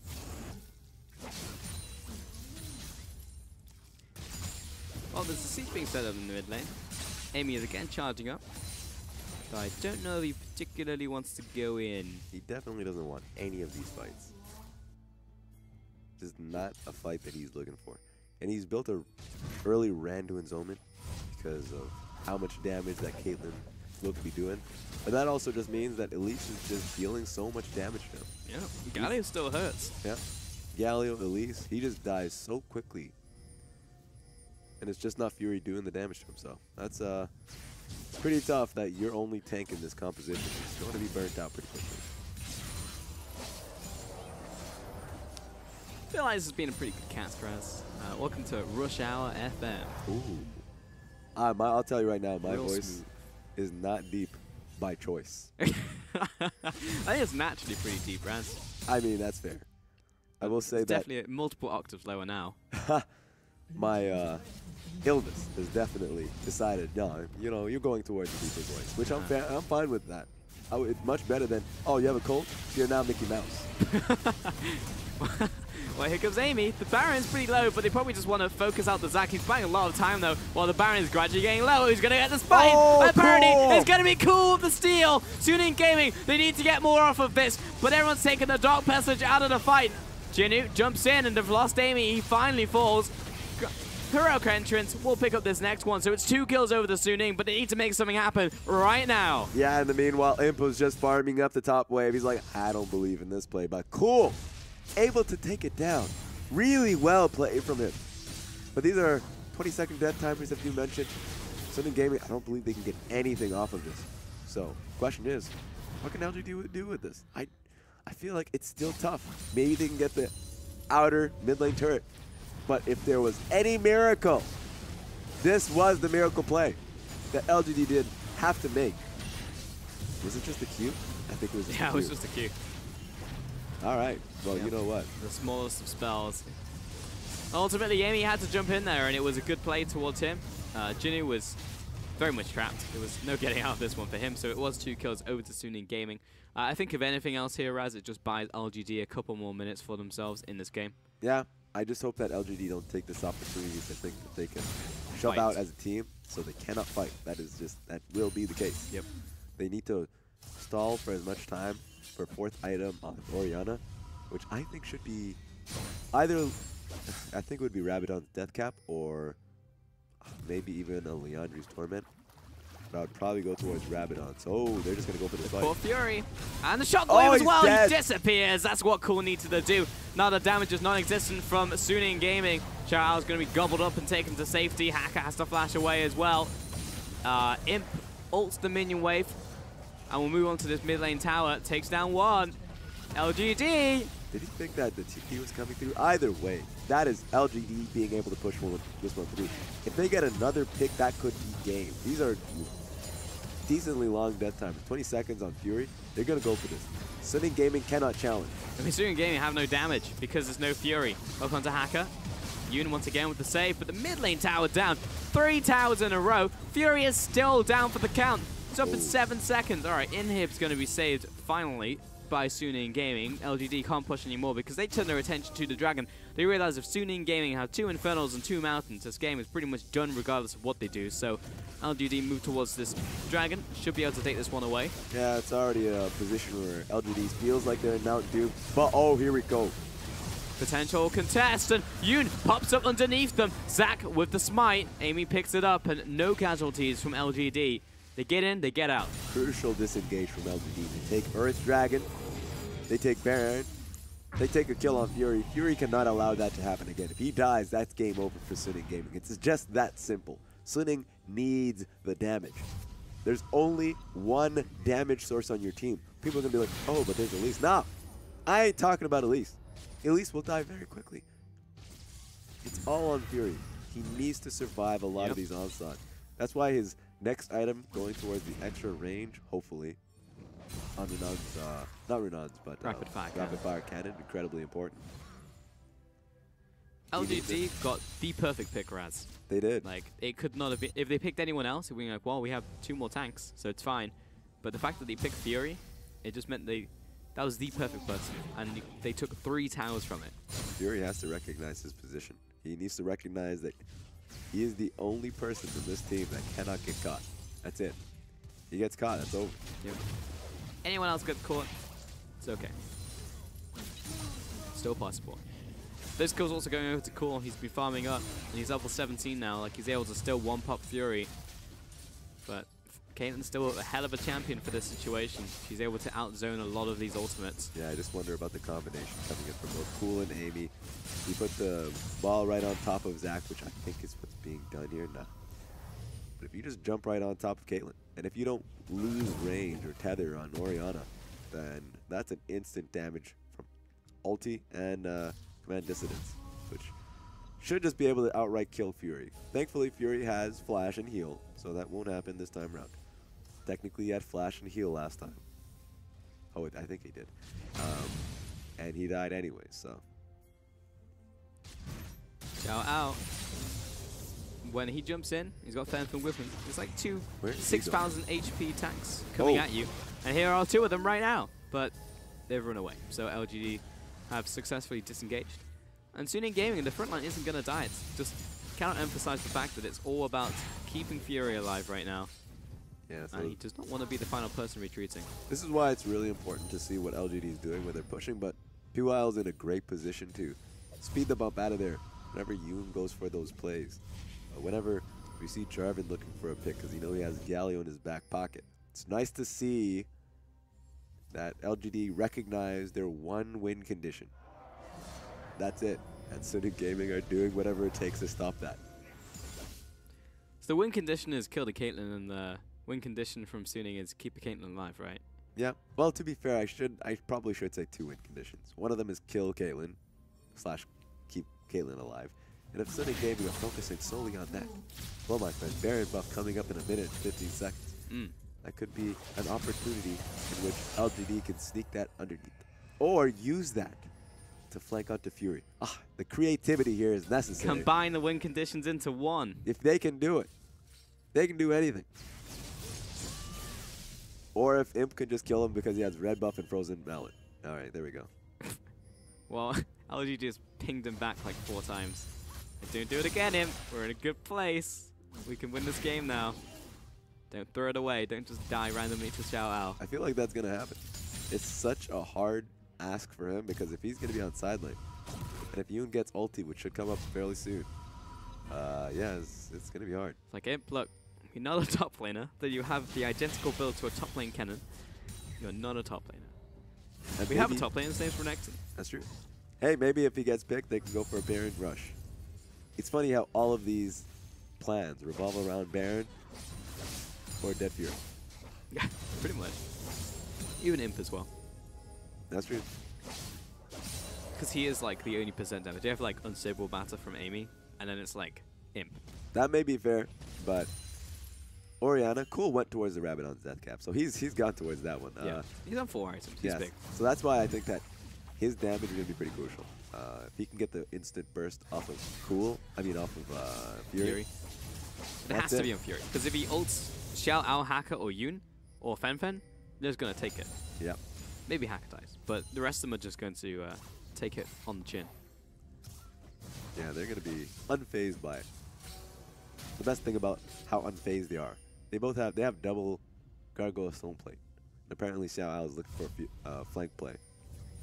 So it's a lot of damage mitigation if they use it immediately before the fight starts. Here we go. TP's coming in, but disengage out from LGD is good so far. Cool, if he gets caught out though, it's going to be quite bad for them. Xiao Ao is still chasing after, and he can't get into the fight just yet. Fury is untouched right now, but finally Jinnu gets on top of his face, and he's exhausted down. He has to flash away, he's got the heal on top, and has actually opened up some distance over the wall. Jinnu trying to do what he can. The big taunt comes up, defends his ADC, and Fury rejoins the team. Jinnu drops in the flash from PYL, they take out Hacker. Fen as well, slowly being chunked down as Amy comes in for yet another re-engage, and Fury does the damage what he can, but he actually can't get through him right now. The Gargoyle is keeping him alive. Hero's entrance once more to try and open up the fight for Suning Gaming. PYL turns around, doesn't land the death sentence, and 2 more kills, 1-1 for both teams. These fights have been so crucial in the sense that LGD is much closer to winning these fights than previously thought. Imp is doing so much damage at this point of the game. It looks like another TP flank's coming through. Caitlyn, Fury is going right in there. Well, Fury definitely just face planted into the ball, and that hurts a lot. But here comes Fen. Oh. 1v4, let's make it happen. He's stunned up. He's not really doing anything right now because the team's not there with him. I feel like if Fury had maybe gone in there, they could have gotten 3 more kills. Not going to be the case because Imp, why are you there, my friend? Ace in the hole. Snipe from downtown. Fury gets the kill, and that's all that Suning Gaming needed. Yeah, they were fishing. They found something, pretty large bass. Now they're just going to go towards the Baron, and they know that Imp is down. Cool has his ultimate, but he does not have flash. So this is going to be pretty bad for LGD. I don't know how they are going to be able to take this. They're actually going to give it up. Also, that fight was the longest fight I think I've casted in quite some time, but we have 1, 2, 3, 4, 5 tanks in this game. Well, maybe even 6 if you count PYL. Oh yeah, I'm gonna. Everyone's just beating on each other. No one takes any damage, and no one does any damage, apart from the ADCs. Yeah, it's gotten to a point where it's about who outsurvives these fights, right? And a lot of them are probably going to lack a lot of confidence in how they can get towards the backline immediately. So it's like, all right, can we burn through Amy? Can we burn through Jinnu? Can we burn through Yoon first? Because Yoon's probably going to be the most valuable person to Suning Gaming in the sense that he can protect every single person on that team. Yeah. Dragon dropping very quickly. Amy, he could technically fly by. He doesn't need to engage right into this one, though he just has the double, and he gets the smite! Amy, what a god! Finds the steal and prevents Suning from closing out this game. Miracle play after miracle play. Baron steal into Elder Dragon steal. LGD should have lost this game so much earlier on, but they're finding their way back into this. Absolutely unreal. And LGD, man, they should not be in this position, but somehow they have someone watching over them from the high heavens, Raz. And they are looking down and they're smiling. They are giving all of the luck to LGD, allowing them to re-roll. What even is this? This is a play where, quite honestly, Hacker should be paying a little bit more attention. He has the execute damage. You really should be thinking about that. Also, Fen has taunt, should be able to make it a lot easier for his team, create space. Didn't happen. None of that happened. So now LGD coming out with wins after wins. Team fights are hard, but these objectives are just going their way. Yep. LGD, well played to them though. It was perfect precision on popping the ultimate at the exact right time on Cool, bursting at 1,100 and completely blasting LGD right there. So blasting SNG, I should say. And somehow they're still alive. 41 minutes into this game, where Suning Gaming, the question in the early game was, how do LGD ever compete with them? And you hit the nail on the head, Raz. It was like, fight over objectives, draw them out into the open, maybe get a pick. And LGD have done both of those things, and that is why they are still here at 41 minutes. It is so frustrating if you're SNG, because you know what the win conditions are for LGD. Yep. You know that they're only fishing for Fury and Baron, and I guess with how long this game has gone, Elder Dragon as well. But they just keep going in their way. It just keeps going in the way of LGD. So they have to play this one slower. If you're Suning Gaming, really slow this one down and understand, why is this happening? Who should be the one stopping Amy from getting in there? And I guess they've already focused on their next target. Apparently it's top lane. Fury lines up the shot into Cool, breaks his shield. Top tower is going to be falling, because the Baron is still up from Suning Gaming. Quick call, good play. They get a tower, good amount of gold. Problem with that is it's good pressure on the map. The gold doesn't matter too much. Okay. Hook lands onto Fen, but no one wanted that. Yeah. They're getting way too close towards their full build at this point, which sure, that means gold is nice and valuable, but it's getting to a point where you're valuing the map play that will hopefully turn into a kill or an engage into a kill. So that was just a good call to be able to take that one. They still have one inner turret that they need to take to the bottom lane, but they're going to probably leave that. It should never be taken, because if one person goes towards that side of the map, with how the inhib is exposed in the mid lane, LGD will look for it. With how Baron buff will be likely coming up in a few more minutes, that Baron buff will be taken. Xiao is finding the only moments in which he can actually push this bottom lane out. Xiao has actually had a pretty good game, at least in terms of KDA. Hasn't died yet. Had a good impact. Though it is a triple tank composition, so yep, really strong pretty here. expected to happen. That's true. Is that, hang on, that is Zeke's convergence on Fen yep. and PYL. PYL I can get. Fen makes sense, I guess. He's on the front lines. Be able to ignite the Firestorm. Yep. Every bit of extra damage helps, I guess, in the end. It's going to be interesting to see how that plays out. The itemizing, I was a little interested in Fen's build when he went towards, I guess, certain armor items. I feel like all of them are just niche armor items other than Randuin's Omen and the Gargoyle Stoneplate. Usually don't see the rest of them on Galio. Talk to me about adaptive helm in this composition, because why would you go adaptive helm here? I know you're doing this to me. Yeah. I don't like it. I don't. He's trying to deal with the Orianna damage, because Orianna has consistent damage throughout the fight, right? Yep. But you know what? You know what's better? What's that? Is it Spirit Visage? Yeah. Definitely Spirit Visage. You have long cooldowns. You're Galio. Let's go Spirit Visage, folks. Lower the cooldown. You have more. You have more HP. That's life. All right, Raz. Why would Jinu pick up adaptive helm here against Suning Gaming? Are we just going against that adaptive helm? Yes, That's the name of the game. Are we trying to hit? Oh. Okay. Oh, what? Okay. All right. All right. I ain't gonna question it. All right. Even though I technically. I mean, if you think about it, it does make sense. Like, guy with a scythe with a hook, you know, drags a massive Colossus. What's gonna happen? Colossus is gonna walk away from you. That's true. You can tug the hook a little bit harder, but you don't want it at the end of the day. No, you're gonna get dragged along for the ride. That's definitely true. What you want. Yeah. So adaptive helm here. I'm gonna go into it anyways because Jinu should not pick it. The only AP threat here is Elise. Elise does a lot of AP damage because you know she's going towards that. Yep. I can see you reaching here, Raz, and But there's a but. All right. I ain't trying to justify it, even though I did. It's a bad pick. There we have it, folks. Adaptive helm. Very rarely a good item. He's gonna be diving into the backline anyways. Just get yourself either Gargoyle Stoneplate. Okay. That's fun. Or, I guess, GA, which I think he's going to right now. Either one of them would have allowed him to dive even deeper. Adaptive helm does not allow him to do that. Now, Xiao Ao has picked up our favorite item. Just. Has he? Let me. Yes. Yep. Love it. It's not good. Even if you're up against the Cassiopeia or Rumble, maybe the efficiency is sometimes better, but in like 90% of circumstances, the item is just not as good as Spirit Visage. Spirit Visage gives you more HP, gives you extra healing as well over the course of a fight, especially if your team is running a redemption. It just gives you more. Adaptive Helm will simply not give you enough. Oh, that was almost very bad. But they are dragging everyone to get a massive shockwave in from Cool. On top of him, he needs to get this damage down to drop Fury. And now SNG, they're very tanky, but do they have the damage to round this one out? I don't think they do, because LGD, they have all members remaining. Fenfen will try and jump away, but Jarvan trapped right on the spot where his Guardian Angel went down. He'll flag and drag before he goes down himself. Fenfen trying to get behind this trap line, and Imp will be stopped. Not even remotely. He's a small Yordle. He gets through the crack, but regardless, 3 kills to LGD. That's it. I mean, that was insanity.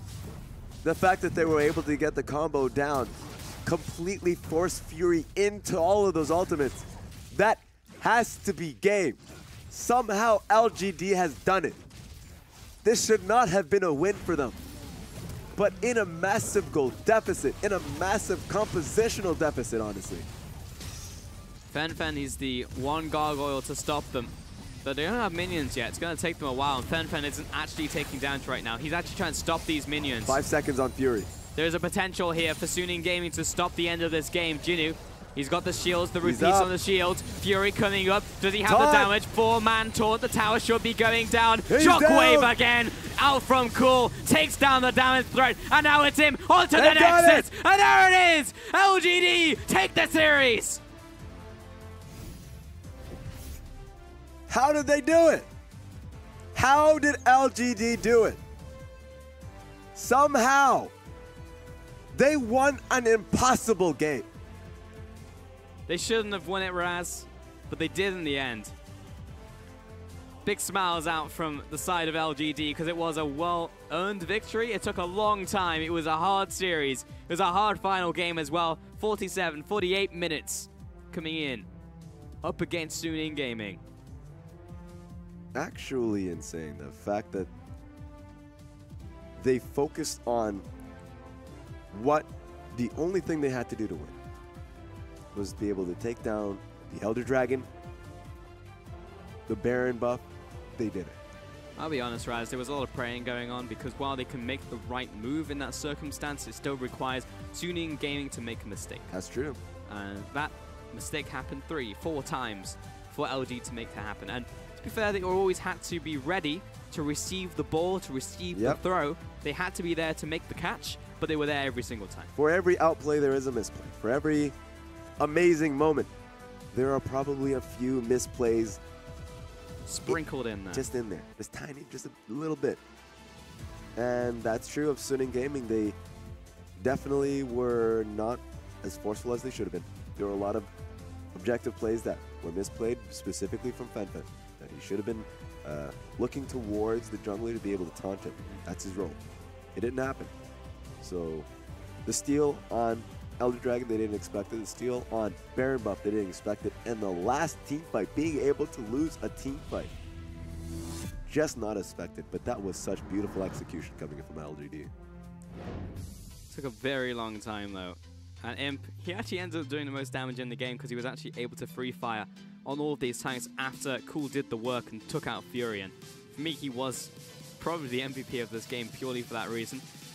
Welcome back, Rusty, to the desk. I feel it's only been like a century since I saw you last. Almost a full hour. Grown a beard, we've had 3 Christmases, but a game of League of Legends has finally ended, Pulse. I actually do believe that Cool is the MVP simply because Fury died. At the same time, the reason that Fury is dying is because Zac exists on Summoner's Rift and is able to cover so much distance that the ganks are unexpected. It forces the Tahm Kench to eat you, but the thing with Zac is if Tahm Kench eats the Caitlyn and Zac pulls the Tahm Kench back in, you're still in shockwave range. You're always going to be in shockwave range. Honestly, Zac's disgusting and should be removed immediately. And the difference between these two teams here is that there was 2 carries on one of them. And as you hit that late in the game, Protect the Caitlyn only works so well when you actually have an Orianna shockwave to still blast people in an area.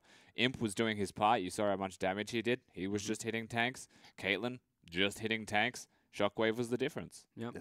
But it was also to do with the earlier game, and particularly like the fact they were able to stall out Suning Gaming, because it was a long portion of that game where it was they were just not doing damage to Suning Gaming whatsoever. And while they had the combo there, the Shockwave was not going to one-shot Caitlyn at the points in time. So there was multiple misplays from Suning Gaming up until that point. There was maybe like 14 fights that led them up to that stage in the game. So it does go further back, but I completely agree with you. Late game, that was the case. And yes, look, early game as well, Suning Gaming, they were playing well. They had an early game lead. They had a tank composition with an early game lead, which means the tanks are still doing damage. For all intensive purposes, they should have won the game. They should have been diving the heck out of LGD, making their life miserable, and the Tahm Kench would not have to save Fury, would just have to be in the front line with everybody else, saving the tank that's gone too far. That, to me, sounds like the optimal play coming out of them, yet somehow, and in some way, Suning Gaming are too damn slow. Every time they play a game, you know, when they had their best of 3 against Jingdong, they won the game, but that's because Jingdong weren't doing the same good things that LGD were doing, actually slowing the pace of the game down. Jingdong are obsessed with Baron. Suning Gaming, by not making the plays, leave themselves open to opportunities that should never exist because they finish games with leads so slow. And Amy, he does get the MVP here. He had multiple steals, and he was ultimately the one who was able to get those elastic slingshots down onto the Caitlyn, which secured the win. I feel like a special mention to Cool as well. I feel like he definitely pulled his weight in this game. Yeah, I think a big mention to every single one of those members on LGD. Mid to late game, they were able to pull it through. Him coming into this one and stealing it with the Orianna ulti and Q. Honestly, a lot of focus was on killing Zach, take the smite away. But he was able to walk in and get a Q steal, which was great from Cool, as you mentioned. Yeah, that's the most important part from Cool. The same thing happened at the Elder Dragon. It wasn't just a smite from Zach, it was a shockwave at the same time as the smite, which then just gave him the lantern out to safety. When they were focusing down the Zach, the call from Suning Gaming was correct. It had 1500 health on it. If no one does damage to the Baron and we only damage the Zach, when he's in passive, we kill the Baron. Super easy smite. But because of the shockwave, he has enough burst, brings it down to enough health that they do secure it.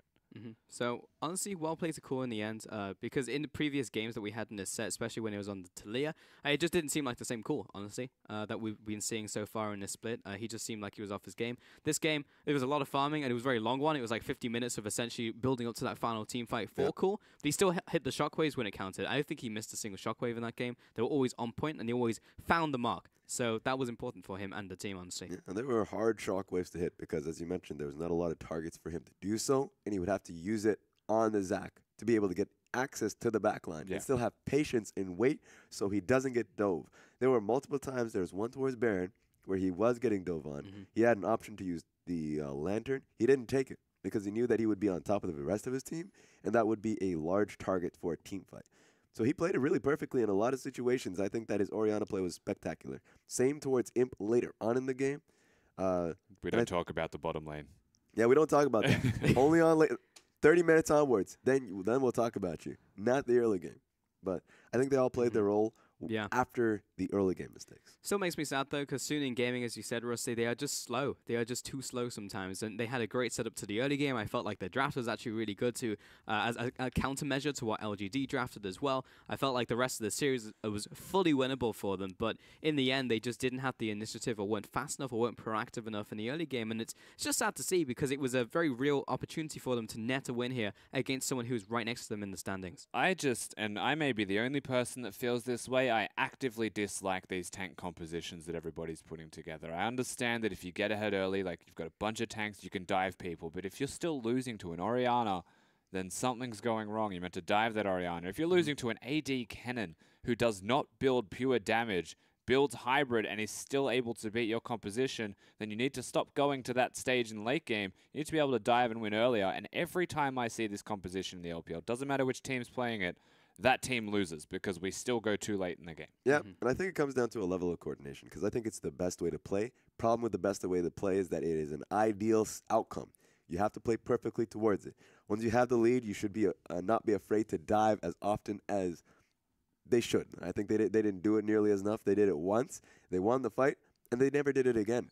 Which is like what the LPL should do as well, right? Like this is a region we know will dive. Not sit back and do the 1% play. For the most part, of course, Suning Gaming is a fair exception to this. The teams in the LPL will actually just dive people when they feel like they have the lead available to do that and accelerate that lead further, get the objectives going, but definitely not the case, at least in this one. And the big thing as well is Perfect League of Legends doesn't really exist in the LPL. You want to cause and force errors, so they should be diving to actually force them. And in the end, it was a win to LGD, so congratulations to them, but it was still a hard-earned victory. We're going to take a quick break before we head to our final series of the day.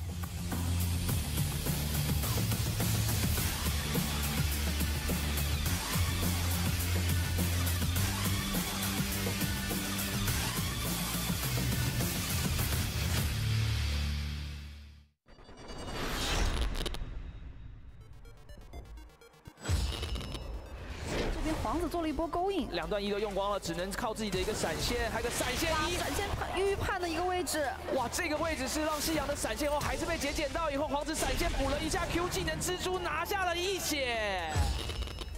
这个都是清掉了很多兵的一个血量，大招炸到了，峡谷前锋会没有，而且被炸回了一个夹子上面，绿毛这边受到一波输出，但是巴雷的同时的输出也很高，把锤石机给喷死。皇子交了一个 T， 这边想骗一个 T 以后就走，但这一脚看一下，又是盖到5个人，我的天啊！看一下复仇之矛这边能不能造成一个奇迹，正面又有一个人被晕住，是西叶在上面已经被 OQ 杀掉了，妖姬又带走了一个双杀，复仇之矛拼命的在堆叠自己的毛，血量剩下1丝，赶紧逃到自己的一个高地内。他现在有双招，其实不慌，想趁着剑姬不在做一个小小的回推，但是兵线，哎呦，你Oh my god， 什么？3下点死了，右边再交闪现，好吧，你不需要春哥，我知道了。我没反应过来，反正我看到他在吐女警，正打算开口说的时候，女警已经死了。他有无尽啊，连着爆了大概2下，直接这3个人被大嘴1个人给突死了。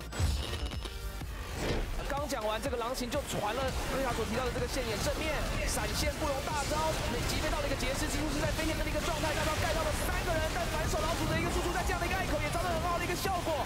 两边的一个前排，最后看到客边已经进场了，夕阳这边是追着对方的狼行，看狼行也想要杀到老贼，还在输出，老贼还在输出，最后是被螳螂给带走，螳螂想走，icon这边正面也是把大腿直接给锤爆以后往前冲。看一下这一波，其实皇子大招已经盖得非常的好了。因为对方闪现交光了，这波盖下去以后，我们来看一下锤开，但是这一波的话录了一个大招，是弹起了几个人。后面的话，夕阳的一个进场直接是分割了阵型，再加上老鼠找了一个不错的位置交闪现，回身能够输出。这波螳螂其实已经做得很漂亮，他先往下离，然后绕了一圈过来，是把斯莫老贼给杀了。梅鲁斯给大了，这边要打了，大招拉一下，给个大招，杜云比这边被烫了一下，绿毛这边没有人保护，对这个布罗有兴趣啊？再丢回来一个绿毛，这边皇子在这进场打了4个，他抬起来4个人，这波皇子配合路的伤害打得很足，Fury这边被挂了个虚毛，有没有机会？完了，梅鲁斯这边被福尔之矛收掉，又是打出不同的被动，3杀、4杀、5杀 ，kill， 全部帮忙扛伤害，他 kill。交了一个闪现，鳄鱼没有舍得交，但巴德大招来了，巴德大招这波定到了夕阳，塔也定了，但是支援来了呀，这个位置9桶喝口酒想往下走，巴德先把爆裂球果 A 掉，再挡他的 E，9桶想往上走，勒弗兰过来，3打3开个洞带过来，平 A 收掉 Amy， 大招套给了解扣，解扣这边一丝血没有被 A 掉，走动过去，剩下一个激斗血量很低，被随身手枪1枪给崩掉，巴德过来一个大招，2个人愣住了，然后2个人想法不一样，关键是。把这个喷射球果 A 掉，过来打一套虚弱给鳄鱼，第1套伤害打上来的时候，自己已经钻洞过去，把这个 Amy 给 A 掉了，然后露露大招还把解扣给保下来了，这个真的是最伤的。利用岩雀的一个大招冲一下路，但皇子一个 EQ 配合亚索进场，这时候老贼的一个输出距离够吧？远方先给一个和平使者，对方那个金身已经被逼出来了，这边夕阳非常的坦，后面还在打，而且亚索这边带走一个双杀，纯哥站起来以后，老贼也带走一个双杀，没有，是一个3杀团灭。这边可能要越塔了，我们看那边 EQ， 哇，这一箭射得很漂亮，但是没有大到那个仇恨人啊。这边是扛塔的人，其实并不是杰拉。卡萨丁绕后了，这个巴雷特的位置被扣到了3个人，这波诺打得很不错。卡萨丁要收割了，跟卡萨丁踢进场，直接踢死2个人，卡蒂波 double kill， 卡比这边还有闪现，但是绿毛这边怎么跑？又是一波 RE 坐过来，2段的 E 技能，再加一个闪现吗？我有这一波洛的控制打得太足了。，A 人应该是准备开车了吗？这样从后面开了，有点受不了了，顶上去被刷开，然后随时改了一个大招，切断地形之后，肉的对手放出大招，其实是没有打到任何人，而且2个发两大的位置拉到3个人以后，球头顶上来甩了一个大招，这一波是 Dan 的一波成功的团战，没有意料到这样的一个损失。我们再看一次，顶上去瞬间被刷走以后，这一个垂直的大招分隔地形，肉的大招让 Dan 给闪开了，然后2根出其不意这一波是连环的控制，发条大招卷到以后，垂直同时被投掷出去顶了一下，然后再加上皇子一个大招，再加上9桶进场。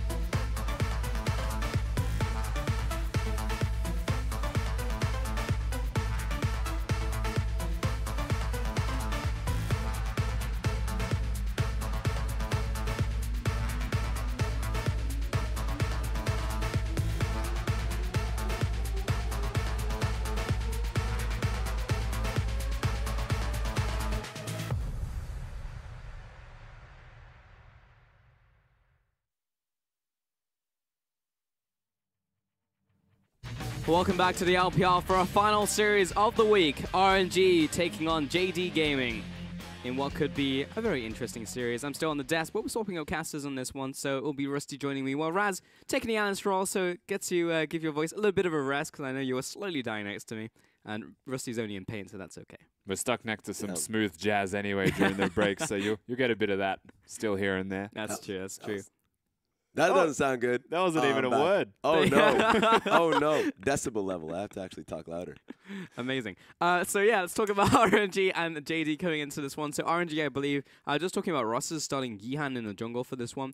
It just seems like it's a weird world and a weird reality that we live in where saying that MLXG taking both him and Uzi away from the lineup may actually be an improvement right now for RNG. Yeah, and I don't know how much you'll speak towards this as well, but Yihan even adding into the roster when I first saw that, I was actually surprised in a good way. I didn't know that I would be until I saw it happening. MLXG is meant to be a star jungler, work with Xiaohu. They are known as the dynamic duo as far as I'm concerned in RNG, especially with Uzi gone. They've always performed well as a duo. But MLXG is underperforming. He's struggling to actually clear the jungle right now. That's how poorly he's performing at present.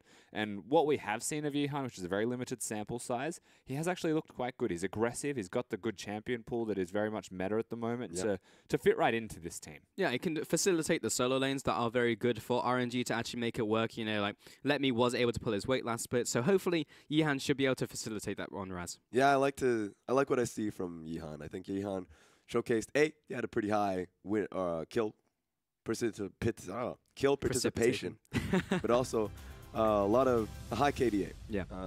Good pathing as well. Strong jungler in mid game. So I like what I saw from Yihan. I think that is an upgrade. I think the AD carry position is not. I think that Y4, while a good AD carry, I'll always have these rants about that, but that's just how life is, and hopefully Y4 can stick in his position and be comfortable with it. And it leaves you with the question of where is Whoosh? Like, why are they using Y4 instead? That's true. I know, he's just gone. But Kara 1, Yihan, Xiaohu, Y4 as you said, and Ming in the bottom lane. He's lost his Uzi, but Yihan, excited to see his performance in this one as we look across the board. JD Gaming with Kabe in the top lane, Shinny in the jungle, Joinby in the mid lane with Loken and Mao in the bottom side. And these are necessary wins for both teams. Both of them having roster questions, definitely, and they need success here to prove to themselves that the decisions they are making are proper. JD specifically, who have not won a game. Yeah, look at those stats. All of them are in double digits, I guess except for the bottom one. They just have not been playing well together. They have not been playing well across the map. And we look towards NewBee, who is the Spring Split MVP. It's not doing it. So that's his early game has been disastrous, and he hasn't been able to get to the mid to late game where he usually thrives to go for these team fights. Their team fights just have not been there. And we looked at the top lane as well. We call Kabe like a top 3 player as well in his respective role, and that hasn't been seen this split either. So as far as I'm concerned, looking at JD, changing up junglers, it's not going to be cleared. They've got the Korean now playing in the AD carry role, which is why this changes. Loken's going to be there. I feel like what we have seen of Barrett has been sound but not impressive, and they do need to change something. I just wonder if this is the way to go, because Sinyi didn't ever look great when he was playing. They do need a winning strategy. No matter how decent Barrett looks, Loken is, in their eyes, a winning strategy because he is a great AD carry, and maybe they can put the resources towards him. What this does mean is that they need the different strategy, different pressure points. If it's going to be towards the bottom lane, suddenly you have to see maybe a Karma pick if it does get left open towards NewBee. You have to be seeing him play towards bottom lane, maybe Talia, but he is a different kind of mid laner. He's not a Talia type mid laner. So we'll see if he goes towards his usual picks of Kassadin, his usual picks of just like these random picks, maybe even a Victor. Where did you tip, Raz, for this game? Oh, RNG. The easy RNG? Yep. All right. Go out there, get some rest, Raz. You've earned it as we get into our final series of the day and the week. Week 3, RNG and JD Gaming. Kassadin quickly aimed towards Joinby as a first ban coming out, while Talia towards Xiaohu. Karma again towards Joinby/Mao. And back over to JD Gaming will be Zach, and you have to feel it will be a Galio to follow that, while RNG looks towards their final ban. Yeah, you'd be expecting the Galio to follow from JD. I don't think there'll be any other jungle bans unless they're super afraid of a Lee Sin or something of the likes, you know, or if JD, or sorry, rather if RNG really don't want to play against the Galio, can remove it themselves, and things like that can happen, but fortunately not to be seen. Elise, final ban towards the jungle, so higher priority on that one, while Lulu was banned towards Mao. Also /Joinby. RNG now toying with their first pick, though Galio is open if they want it. Yeah, Galio is definitely a possibility for RNG. Xiaohu, one of the first innovators of the champion, but they don't seem to have the priority in that direction with Lulu and Karma gone. I think natural progression of supports and their priorities does lead towards Thresh as the #1. Of course, what you're seeing right now is the #1 AD carry of choice for everybody being hovered also.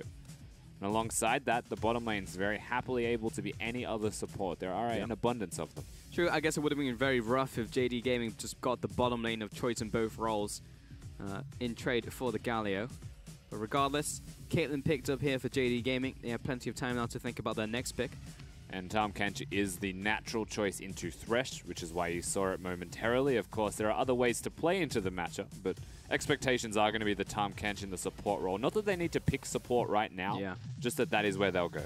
And they pick up the Tahm Kench. Why would you pick it on first rotation rather than second. Well, it's fine to pick now because they want to see what RNG go towards. With third pick, they can pick their jungler, and then they can start to ban away, and it depends on what RNG actually lock in here. It means they're not afraid of what Yihan will play, they just want the knowledge. And using the information, they can either pick their jungle role, or they can save their jungle role and ban and pick something else away.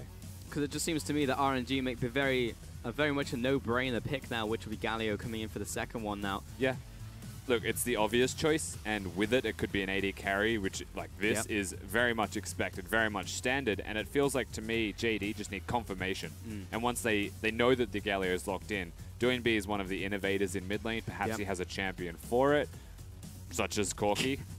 It's just like, we just know exactly what's coming up next. Incredible. Corki locked in, and you'd have to assume that goes to mid lane now for JD Gaming. Yeah, it kind of has to, unless it goes top lane or jungle. It's saying that Corki, you know, he's seen some changes, very heavy in the magic damage department now with his auto attacks. Galio, pretty good at diffusing magic damage, so I'm not sold on this being the strategy, but it's a strategy they're doing. Sure. I mean, in theory, the magic damage crits seem great late game, depending if that's the build he goes towards, you know? Like, they seem very enticing. We just haven't seen any Corki that's been picked up so far that's ever reached that stage in a game before being annihilated and the Nexus goes down. Regardless, Orianna Rumble banned towards RNG, and Fiora Kennen aims at JD at Carve. We have seen in the EU LCS some very successful Corkis hitting to the mid and late stages of the game. Not necessarily all winning the games, but getting to the stage where their magic damage crits are massive. And it means now you're against a Caitlyn and you're against a Corki who crit in different departments, and to build resistances against that is very difficult. That is very true. Shen for Carve seems pretty much a vanilla pick, but Carve has been great on the champion. Always likes to go back to those tanks and be that role player who is a bit more a bite on top of his bark. Though 2 bans towards him already in the second phase of bans also leads him towards the Shen pick. Yeah, the Shen pick's great. Of course, you're against a Kalista Thresh that have a high impact 2v2 in the bottom lane. Tahm Kench is designed to defuse it, but if you don't want to defuse it, then Shen can go in and actually counter gank it. So there is availability now for the team. Without the jungle role actually being picked as well, they can go with whatever direction they'd like. If it's something like a Jarvan that's still available, well then they can just go ham down in the bottom lane and get the Shen-Jarvan combo to actually initiate. Sure, well, RNG need their top laner and or mid laner. Or mid laner, definitely no and in there. There you go, it looks 3 like. seconds. Thinking about the victim, they lock it in for Xiaohu. Okay, so the Galio goes to top lane for Karo. Interesting flex, they've chosen to put the Galio up there after seeing the Shen, but they also knew that Corki was going mid. Victor is one of the better matchups into Corki. You can match the trades early. You can match the trades to mid and late game as well. Your wave is nice. Okay. There we go. Nunu gets locked in. And honestly, coming into the jungle, I could have seen like an Ivern as well, but another potato jungler, the OG potato, Nunu comes up here, and when you have essentially 2 AD carries, seems good to me. And you know, at first glance, I would have preferred the Ivern over the Nunu just because you have the Caitlyn combo there with the brush anyway. Corki as well can benefit from that super nicely. In saying that, what the Nunu can provide is if you hit a snowball onto Kalista, you're pretty much going to make her feel like she can't move, and that's going to feel good for JD. So they might be more content with that. It seems to me that the approach is let's defend my ADs and be in front of them, being annoying to the enemy. So they chose to have a bigger frontline member in the Nunu who has very good objective control still. There's no lease in pressure that'll usually override you. You can hold your own in the 1v1. He's also just a massive pain in the ass to deal with. Nunu is just never feels good to play against. He's just going to sit there, and if you don't have a flash, then he's just going to click the R button. And maybe you get out, or maybe you don't, because this is present Nunu where you can get slowed up to 95%, and you actually just can't get out of his ultimate anymore, and then you die. So, yep, present Nunu will be fun to see what he does with the pick. Also with the new passive. Present Nunu, quite good. Can level his ultimate up to 2 before he uses it, before level 11, which is rather obnoxious if you're not actually paying attention to him. So Nunu definitely in a better place than what he previously was. I still just don't like when Nunu's meta personally because his play pattern is frustrating, and it also, you know, works really well with the Caitlyn's and with the Corkis that will now be running around with him. 2 rapid fire cannon users now getting blood boils. They'll be doing a lot of damage with the extra attack speed and move speed. But I do enjoy watching Nunu. Absolutely. I don't like playing against him, but I do enjoy watching him. You know Nunu's in a bad spot when he's a support, so the fact that he's in the jungle is a positive. Yep, 100%. Well, RNG, they have Karo on the Galio in the top lane, and the Victor in the mid. It's been a couple series before I've seen Victor last, but we'll be trying to just keep the Corki at bay. And in theory, JD's composition seems pretty good as we head onto the Rift for our final series of the week. RNG up against JD Gaming, who are yet to find a single win in the LPL. So today might be the place to start, but they are up against an RNG. And of course, RNG not looking their best, definitely not their former selves. They've got Shinji in the jungle, they've got Y4 playing AD carry for them. Nothing going the way that they would like in the LPL this split either, as they've found themselves in the muck that is the middle of Group B, everybody around the same rankings. They want to differentiate themselves, they want to start getting those wins. Momentum towards Rift Rivals would be lovely, and it starts here. Those are some interesting keystones as well. So double Stoneborns Pact and then double Warlords. This so is very seriously clear. about protecting the Loken and the Doinby. Yeah, shockingly. There's no other way around it. No matter how hard you try to differentiate that strategy, Corki and Caitlyn are the #1 threats. I mean, now we know that Doinby will be going for that crit build. And triple Doran's shields in from JD Gaming as well. So Y4's gone for his own, but apparently it didn't matter to them too much. And 77% on the fan vote, to be expected. I don't think any betting man would go for JD Gaming right here. No, and even the Doran shields for me speak towards the strategy that JD are looking towards. You want to survive laning phase, you want to get your item spikes. It's a Trinity Force for Corki. It could just be a BF sword for Loken, but at the same time, their 2 item spikes, their 3 item spikes are super dangerous, and you don't want to lose game very early. Of course, when you're doing B, you just go ham anyway and abuse the Warlord's Bloodlust on top of it. But that's the other thing. Both Warlords, both Doran shields, both just trying to survive and let their jungler and support then empower them up. Yeah. I want to see what the early jungle routes look like from Shinji in particular. He will be starting on that red buff, has gone immediately buff to buff over to his blue buff. And no cheeky cheese coming out for him to start. No, not just yet, even going towards the Gromp immediately afterwards. So basically full clearing or trying to level 4 clear. Nunu makes the most sense going towards big camps, never having to go for the small ones. It'd take far too long for you to do Raptors, where champions like Lee Sin can kind of excel at both. And that's why Nunus will often invade instead of just clearing their own jungle, because you can take the enemy's single target camps and then move back to your own and still have an efficient clear. But doesn't seem to be the case right now for Shinji. He might just walk over and take like the big raptor or something like that, or looks like he's actually going. Oh, I couldn't tell if he was going for a dragon right there. He's totally doing. Oh no, he is. Yeah, he's actually just doing it. Yep. Handcrafted strategy.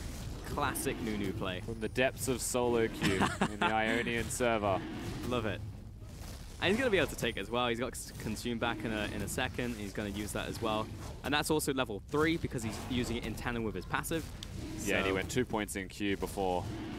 Didn't actually get his snowball, so it's all about taking this Drake. Womp. Fantastic. Nasty. And then RNG see the global announcement, and it's like, well, that just feels pretty bad, doesn't it?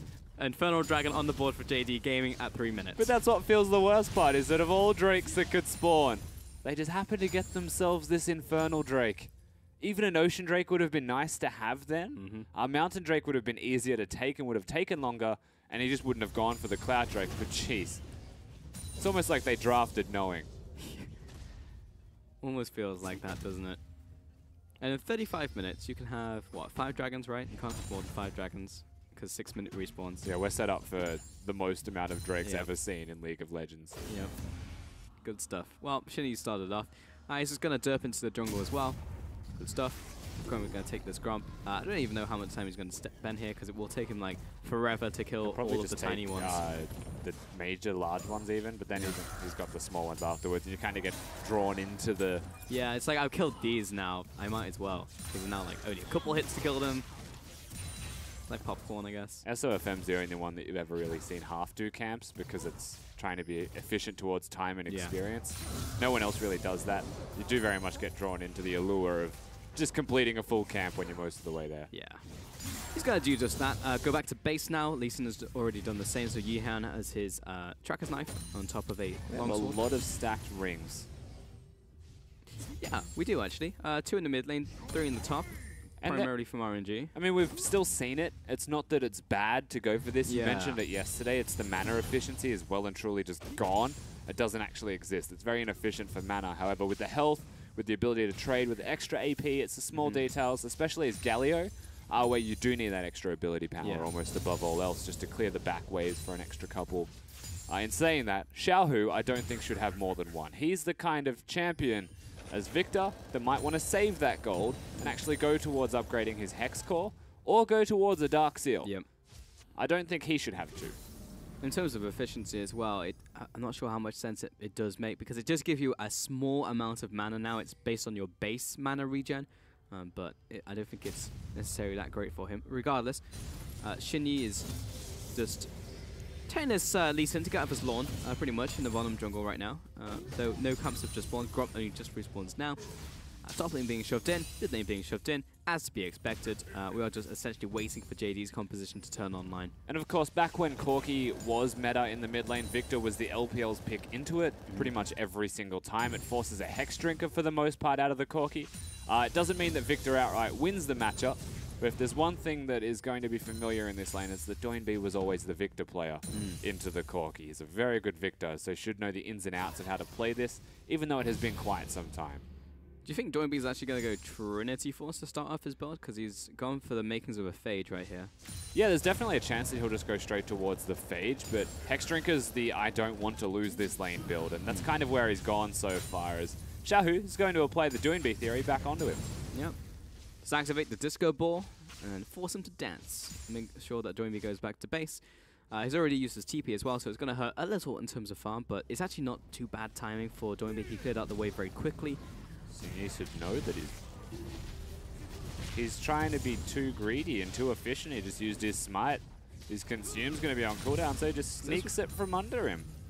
Did that actually just happen? What are you doing, Nunu? Did Nunu just have his red buff stolen away from him while he was on the opposite side of the wall? Yeah, inefficiently farming Krugs. Just a stone's throw away from the red buff. Nunu. And now he's gone back to base. I hope the coach after this game just says, look at what you've done. I can't believe you've done this. And you've lost your own buff. For Krugs. Yep. I mean, to be fair, when you're Nunu, when you are the apex predator when it comes to the buffs, you don't expect to be invaded. You never look up. I'm pretty sure that was the plot to Avatar. I mean, I tried to bridge it, but you kept going. So we go deep. Yihan is level 6. Xin Yi will get 6 after another camp. But it's taking a while, and he's not outpacing Yihan. I mean, to be fair, there's been no first blood just yet, but... Nice hook. Yeah, onto the open. But, you know, Tamkench. Still, nice hook. It means he's got his iron. Of course, you'll notice with a lot of Thresh players, Blitzcrank's a good example of this. You hit hook number 1, you're pretty confident that the rest will connect afterwards. Oh, it's like a momentum play. Yeah. Yeah. And you know the hook's hitting, even if Tamkench noms him away. That one time Tamkench isn't there, and you're confident that your hook will hit, things may be different. Yeah, we'll see about that one. As again, it's just Lee Sin invading constantly into the jungle right here for Xin Yi. And he's just kind of like going around in circles, and he's just gradually losing stuff. And Yihan has complete control over the jungle, which feels weird because it's Lee Sin. It certainly does. Of course, blue buffs are just going to get traded overall, and as far as I'm concerned, Yihan doesn't need to make the proactive plays until his level 6. Conversely to that, Xin Yi, I mean, he's a Nunu, so he doesn't need to make plays himself. You're kind of waiting for that one moment to separate these teams, and Corki package is usually a great way to do it. Nunu being level 6 is still going to be a very potent threat if he gets a gank off, but RNG are very much cognizant of where NewBee could be. You can see them hiding right now. NewBee has his package ready to go. And Dragon's also spawning, so this will be pretty great for Xin Yi. And of all the dragons for a Nunu, Cloud Dragon is actually not too terrible because he'll just move around the jungle even faster and be even more of an annoyance, even more of a pest. And he should be able to take this one with no real problems. Yihan's got it. Look, the fact that he got it with a Q, this is almost unreal. The flash, the flay. And Xin Yi will have to flash out of the death sentence as well. I cannot believe that Yihan stole Dragon with a resonating strike against Nunu. And frankly, it's embarrassing, Pulse, that can happen. Not only has it been a red buff stolen in this game, it's been a Dragon now on top of that. The second Drake, 10 minutes in the game, which is still incredibly early for 2 Drakes to be had. and it doesn't go the way of JD. Feels like a big part of their plans are just slowly going to waste, but you'll be happy that it was only a cloud this time around, and it wasn't the 3-minute Infernal that was stolen away at the very least, but still that's pretty embarrassing. That feels real bad. If you're going to pick a Nunu, you don't have absolute control over the jungle. How the rest of the lane's doing in for JD Gaming. So top lane just building on up, doing Shen things, mid lane.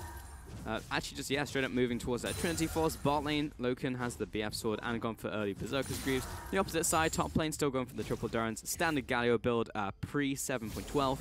Jungle, all the same. Mid lane, I might want to go for... upgrading the Hex Core. I feel like I would have followed that one if I was the Lee Sin, even without knowing where the rest of JD were. You've got your whole bottom lane switched up to the top lane. You also had Xiaohu rotating nearby.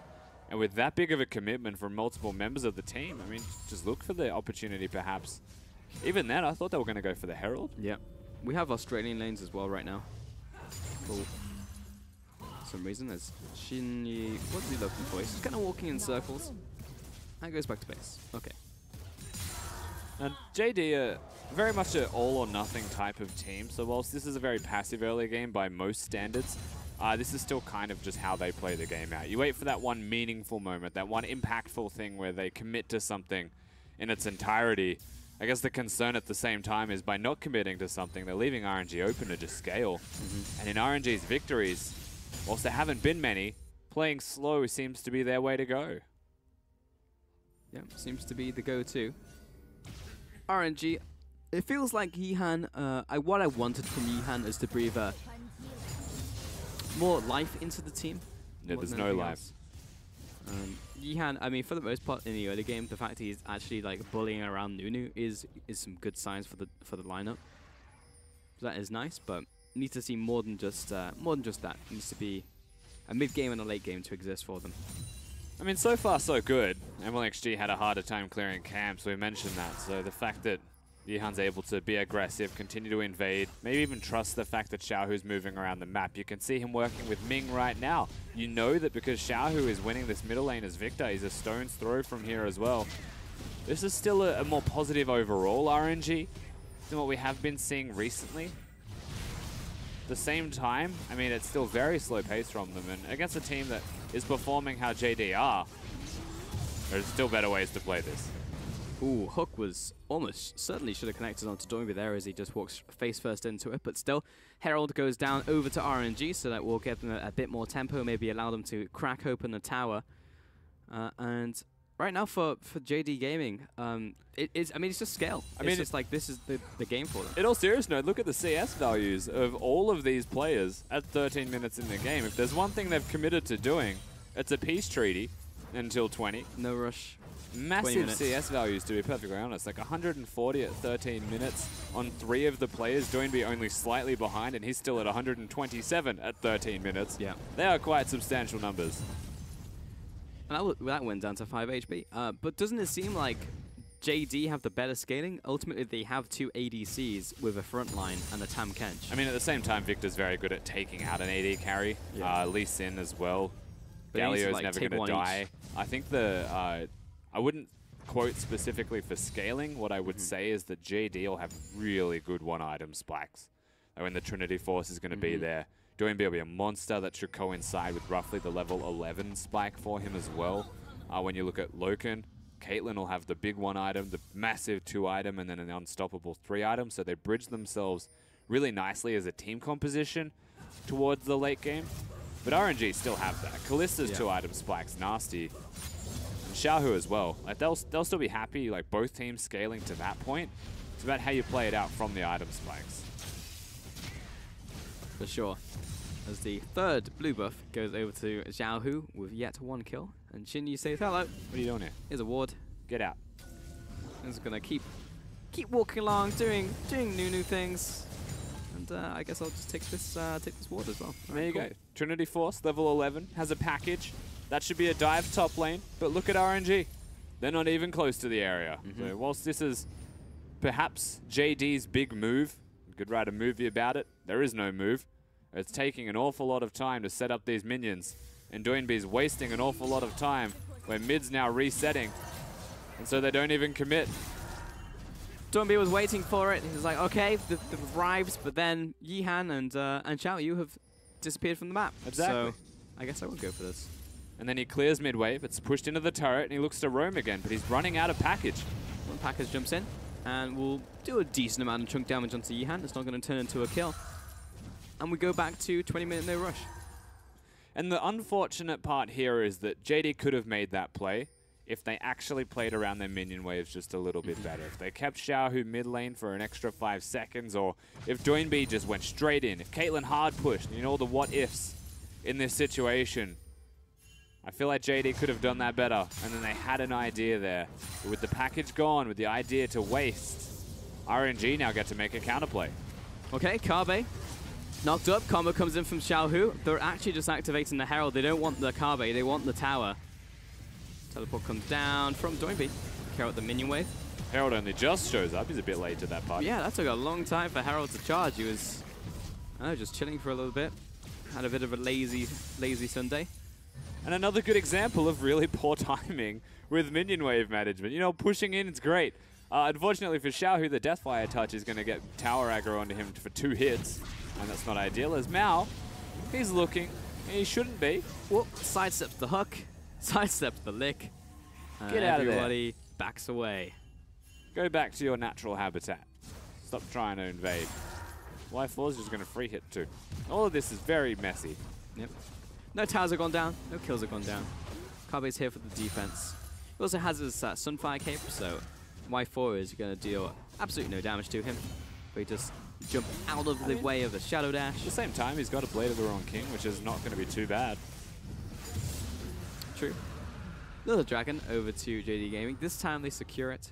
And we've had so many Cloud Dragons, and we had so many Infernal Dragons today. But here's a Mountain Dragon to join the fun. I actually think we've had a single Ocean Dragon at all. Nope. We're going to get a Mountain, though, and I'd be more excited for that than an Ocean, especially in this game. What do you mean? Wouldn't triple Ocean be fantastic? Oh, yeah, that's what you need with your 2 AD carries and your 3 tanks. Which, hey, I call this an upgrade, actually. Looking at last game, yep. I think having a second AD carry is a positive move. Well, at least last game they were hitting each other, even though they were doing negative damage. That's true. They're not hitting each other this like game. We're actually dead even in gold. Yeah. 0-0 with a whole lot of CS. We're playing Farming Simulator. This is Farmville. These are Farmville enthusiasts. And even Goat Simulator was a better game than Farming Simulator. Goat Simulator was sick. I don't know why it was good. I don't know why it was like 60 euros in the shop, but people bought it, and it was a game. 60 euros? Yeah, it was crazy. It was like super, super expensive. It's still like an expensive game, like right now. I went to get a game the other day, and I was just like, why is Goat Simulator so expensive? I didn't actually know it was that expensive. I just watched people play it, Yeah. laughed at the game for about 20 minutes. Yeah, it's super expensive, man. Still better than Farming Simulator, which is what we're watching. Yeah, that is true. But last game, it was like, it was tanks, and you knew they were going to go in at some point. It was like when we were playing D&D the other day, and you decided to fight that other barbarian, and you both raged, and neither of you did any damage to each other, and we were sat there for 2 hours. I have no regrets. It was exactly like that. And I'd do it again, too. Oh, boy. Are we going to get a tower to go down? I think we are. First tower of the game to RNG. Heck yeah. And not just that, the top lane turret's low. Mid lane's going to be the hardest one to break, and I feel like that's where the Rift Herald should have went. But they tried to get a bottom, and that is the results of the Herald hitting bottom before, is they'll get themselves the bottom lane outer as the first one. So Corki Victor mid lane, they'll go back to normalcy. Everything will resume as it once was again, because a lot of this, and we've mentioned it, is going to come down to those item spikes. Corki's got 2. Caitlyn's not far off 2. We're getting there. If you think about it, what is it that the champions in League of Legends actually fight for? Because if they're fighting over peace, then these are peace times. So theoretically, they've just won the game. They're fighting because it is peace. Okay. When they're fighting, right? Right. Are they fighting for peace? I don't know. But usually when you fight a battle, the end goal is for it to there to be peace, right? I think that, I don't know, I don't actually read it. I don't know. I think the premise is that they're fighting, disregard that they're doing Baron, it's just Jing Dong. I feel like they are fighting because they were told if they don't, there won't be peace or something like that. Okay. I don't actually remember. Well, I mean, in lore, I'm talking about like just generally like when you have wars, but in this, they usually fight over disputes. So you have like the Ionian battle, for example, where Ionian boots were actually named after that show match because Ionia 1 was to resolve a dispute in Runeterra. So due to the lore of League of Legends, so that's this is usually how what they you, do. you keep peace by making a fight here. Yeah, correct. Here we go. But now we RNG. have peace on the Rift as well. Hook lands onto Tam Kench. This I could be a wouldn't. potential not play. I definitely wouldn't. I don't know if the box was necessary there from Ming either. They're trying to pressure and keep Mao and Loken away. Static Shift Caitlyn when the traps are set up, really hard to siege into. Yeah. All right, and they look, want to siege before it. they haven't used their ability. They haven't used their ultimates all game. They just want to hit the button, right? Can Going confirm it works. 21 minutes without using your R button feels pretty bad. Also, I guess it is worth noting that at one stage in this game, JD have actually hit a Baron. So that's true. Yeah. They've tried their best to be Dan, which, you know, is actually JD of old. Yep. They have to hit Barons on spawn. And they were testing the waters to see if RNG would actually turn up. Maybe they weren't expecting it. They were expecting it, which is why it happened. Things will subside, however. They hit Baron before they hit the enemy champions. And funnily enough, by hitting the Baron, there was a turret to be had in the top lane shortly after. Yeah. There you go. 2 towers over to RNG, and they are slowly getting ahead of JD Gaming. Next dragon's going to be that mountain, which comes up in around 90, 80 seconds. And that could be a point of contention where we could see the elusive kill that we're after. And you know, I'm an AP Corki player. If there's one thing that I enjoy on AP Corki, it's the level 16 power spike, where it used to be 1-to-1 scaling with your R. Yep. You hit 1 and everybody dies. Well, the scaling still is there for AD. I just like AP. So level 16 is a really big power spike is the point that I'm getting at for Corki. Not just items in this case. Corki's one of the best level scaling champions. He's getting close to it. Hook again, lands onto Tam Kench. Johnby jumps in with the Valkyrie. And then was like, all right, you need to pipe down or back off. That was a little too aggro for my taste. And this is legitimately one of those games where we spend 10 minutes A-ramming because we can't break mid unless something changes. Baron is the thing that changes. For the case of JD as well, perhaps a Drake. Shinji has shown that he's obsessed with that particular area of the map, whilst the rest of his team does fancy themselves a Baron. Okay, we're pushing up to the mid tower. RNG are in a good position to take it, though Caitlyn placing down traps now. Nunu taking love down. We have first blood. Ladies and gentlemen, we did it. Teleports the teleport are in. coming in for Kabe. I think it's now disengage time from JD, but the Fate's Call comes out and the Galio Spit right on top of it. Massive knockup coming down, but somehow still alive. But it's all the dominoes falling down at one time. Double kill coming in for the Kalista and 4 kills over to RNG. And straight to the Baron, most likely for RNG, at the same time as the mid turret being pressured. Loken has to get the heck out of there. And nothing happens for most of the game. 23 minutes of it, and suddenly it just explodes all at once. Actually, just leave, Loken. Yeah, Don't do it. The fact that Xiaohu's able to push down the mid tower while the rest of the team is taking Baron is a little bit ridiculous, to take a Raz phrase. And Just a little bit. Just a little bit, which means a lot. And there's the smite secure, courtesy of the ADC Kalista. Let's see that one more time. And we've really just, off of that hook, able to burst down the Nunu. And not just the hook as well, actually the stun out of Xiaohu. It actually stuns up Mao, prevents him from eating the Nunu, keeping him alive. So very well played from RNG as a team. Of course, Ming's hook here is sick, hooks him into the Victor stun once again. So Xiaohu, working with Ming, actually incredible. And right now, Loken, caught with his pants down, he goes down. And Mao, nowhere to run. He's just able to buy a little bit of time, be a bit awkward. 6 kills over to RNG, and in the course of maybe 40 to 1 minute, 40 seconds to a minute, RNG have taken 6 kills, 2 towers, and a Baron. And that's the crazy thing. We mentioned there are some big spikes going through the team compositions in this game. Well, what happens when the spikes finally come through? Pretty much this. Yep, kills happen. The flash onto Doinby won't be getting the kill on the taunt. Jumps back to safety more than anything else as the siege continues in the mid lane. Yeehan's got kick. Yeehan's going in, he's going to kick him away. Okay. He's actually taking a lot of damage from this tower. He needs to get away from this tower range. Got the Galio Osmo on top of him to zone him away. And Kabe may very well die here to the Ren. Indeed, he does. Y4 backs away. Karo still taking Xiaohu's damage. in. Wants to jump away. Justice Punch. and gets him back to safety. Not a single kill on the board for JD. It's got to feel bad for JD. They just dove your inhibitor turret, and they all got out alive with very limited health bars. Xiaohu by himself will be more than enough to keep them within their base. Nothing that JD is able to do, because suddenly this gold lead has grown so much out of absolutely nothing. Absolutely incredible. Now RNG is so far ahead. It's such a stark difference to how we were just a couple seconds / minutes ago. But 7 kills. Next round's going to be an Infernal as well.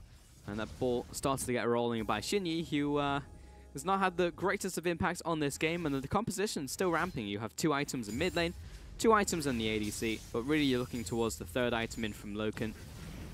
Unsure what the power spike is from Corki. It definitely was the Trinity Force, but he's looking for those big crits. Yeah, he wants to have the Trinity Force, most likely with the Static Shiv as well. That's the standard build right now, and that would definitely complement a champion like Corki, but even the Infinity Edge instead is a way to go if you want a chance that your crit might happen, but it will be far bigger if it does. As RNG, well, they've just casually walked into the middle lane and taken out a turret. Yeah, even with JD actually just standing there. Here comes the submarine play though, Kabe, but Doinby jumps away, so the instant tour's not going to come out. And that is the ultimate bane of Shen players. Doinby may not have wanted to jump away there. Kabe might have wanted to hit a taunt, just musing perhaps what ifs for the side of JD, but RNG just walk away, now go top lane. Looks like they're still running from Kabe, but they've got a plan all along, and their plan revolves around this top lane inner. And Doinby doesn't have a package anymore. Doinby poking off to the side, doing minimal damage right now with his rockets. Minion wave is actually very difficult to clear out at this point in time with JD. Karo is zoning away Doinby. His tower is slowly going down as we see small bits of chip damage onto it. And there's 1 cannon minion. Actually, there's nothing that JD can do about it. Loken can step up maybe, and Mao can perhaps eat it with the gobble combo. But apart from that, they can't step up. Yeah, it's really difficult to clear the turret, you're right. Xiaohu's damage needs to be super meaningful, and they wanted to get rid of Kabe before they stepped up as well. But by the time Shen leaves, they also now have the trap line, and there's pretty much no way in here for RNG. They'll reassess. We get to start again. And the question is, where do they wish to go? Well, JD are on the board courtesy of the bot lane minions, so they have now picked up a tower. And Kabe will actually join his minions and join the assault. But right now, still massive advances to RNG in terms of gold. 8,000 gold over to them. Their carries are absolutely massive, including Y4, who is 5-0-2, has 3.5 items. I almost couldn't believe my eyes for a second, as we're 27 minutes in. 3.5 items. 290 CS for the Caitlyn, 300 for Doinby. It was a decent Baron power play, and the difference here, you can see it reflected in the gold. That whole extra item is 5-1 in turrets and 7-0 in kills. They actually have so many items in 28 minutes. He's going to be full build at like 35. Yeah, I mean, Farming Simulator, I mean, while you watch it for 15 minutes and literally nothing happens, it does mean that later into the game, you're going to have a lot of items way earlier than you would expect, so. Produce some dank crops. Yep. With all that farming. Oh, it was a sick harvest. RNG making their way towards the bottom lane, but so are JD. They have read this, to be fair. Karo is slowly pushing the bottom lane, so it's been telegraphed for quite a while. Shadow Dash gets Kabe out of dodge. Kabe was well overextended down in that bottom lane as well. Very inefficient clear, but it seems like he wanted to push it 1 extra wave so that they weren't here immediately. Lots of pressure still there from the side of JD, but not so much for inners. And when Caitlyn hasn't set up, that's the major concern. So realistically, we are looking at Baron, you would have to imagine, as the prime necessity. They have to have the Baron to end the game, RNG. But first things first, there are some Drakes coming up. Not the Rapper. Nope, there's just normal. It is fire, though. 1 minute from now. Though Baron's also coming up in a minute and a half, so 2 big objectives for RNG to fight over. Yuhan was looking. He had Xiaohu waiting in the wings. They want to make these picks. They've got the Thresh, they've got the Lee Sin. It's always the goal, right? They can get a pick, turns into an objective, which turns into another objective, which turns into the win. So RNG, the goal is clear. And Shinji's pick, as much as I love to see the Nunu, has not particularly done much this game. He's done nothing. Got his red buff invaded, got a Drake still and stolen from him. What he did get was a 3-minute Infernal. Yep, he did do that. But after that, he just pretty much got spanked. Yeah, past that point, you have to wonder why he isn't Ivern. Frankly. We'll see as he continues to scale, you know. Nunu's job is just a blood boil, use his locket, and keep his carries alive. And he's got 2 of them. Mind you, Locket is so far behind.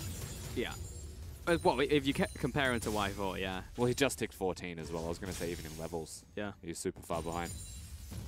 3 items at the point in time, Like and Xiaohu. one's a pen item, so. Xiaohu will one-tap, like pop Logan.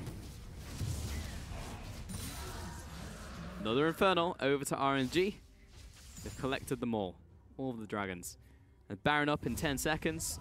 JD, the best they can do right now is place vision around the area and see if they can try and contest it. Y4 is taking his time. Take red buffs, all good. Head up to the mid lane, maybe get a pick. If not, let's go over to the Baron. Maybe just wait out the package as well. Yeah, you have to respect the package. It's always going to be a big influencer if you're walking towards the side of JD. Corki still has a lot of pressure. He actually just finished that Infinity Edge, so his damage is monstrous. At the same time, while we're looking at items pulse, I've got some good news. Oh, what's that, Rusty? Oh, it's not. It's going to be an Abyssal Mask. Okay. It's safe to say for Koro. All right, well, here comes the package. It's been delivered. Yihan didn't particularly want it, though. And Karbe's going to back away. So, yeah, Newbie took a lot of damage. Still has all of their summoners, though, so that is something. Yeah, and Newbie's got teleport. RNG may look to be opportunistic and start the Baron off, but that's actually very risky, knowing that Corki, for some reason, Corki has a teleport in this game. It's actually going to be useful right now.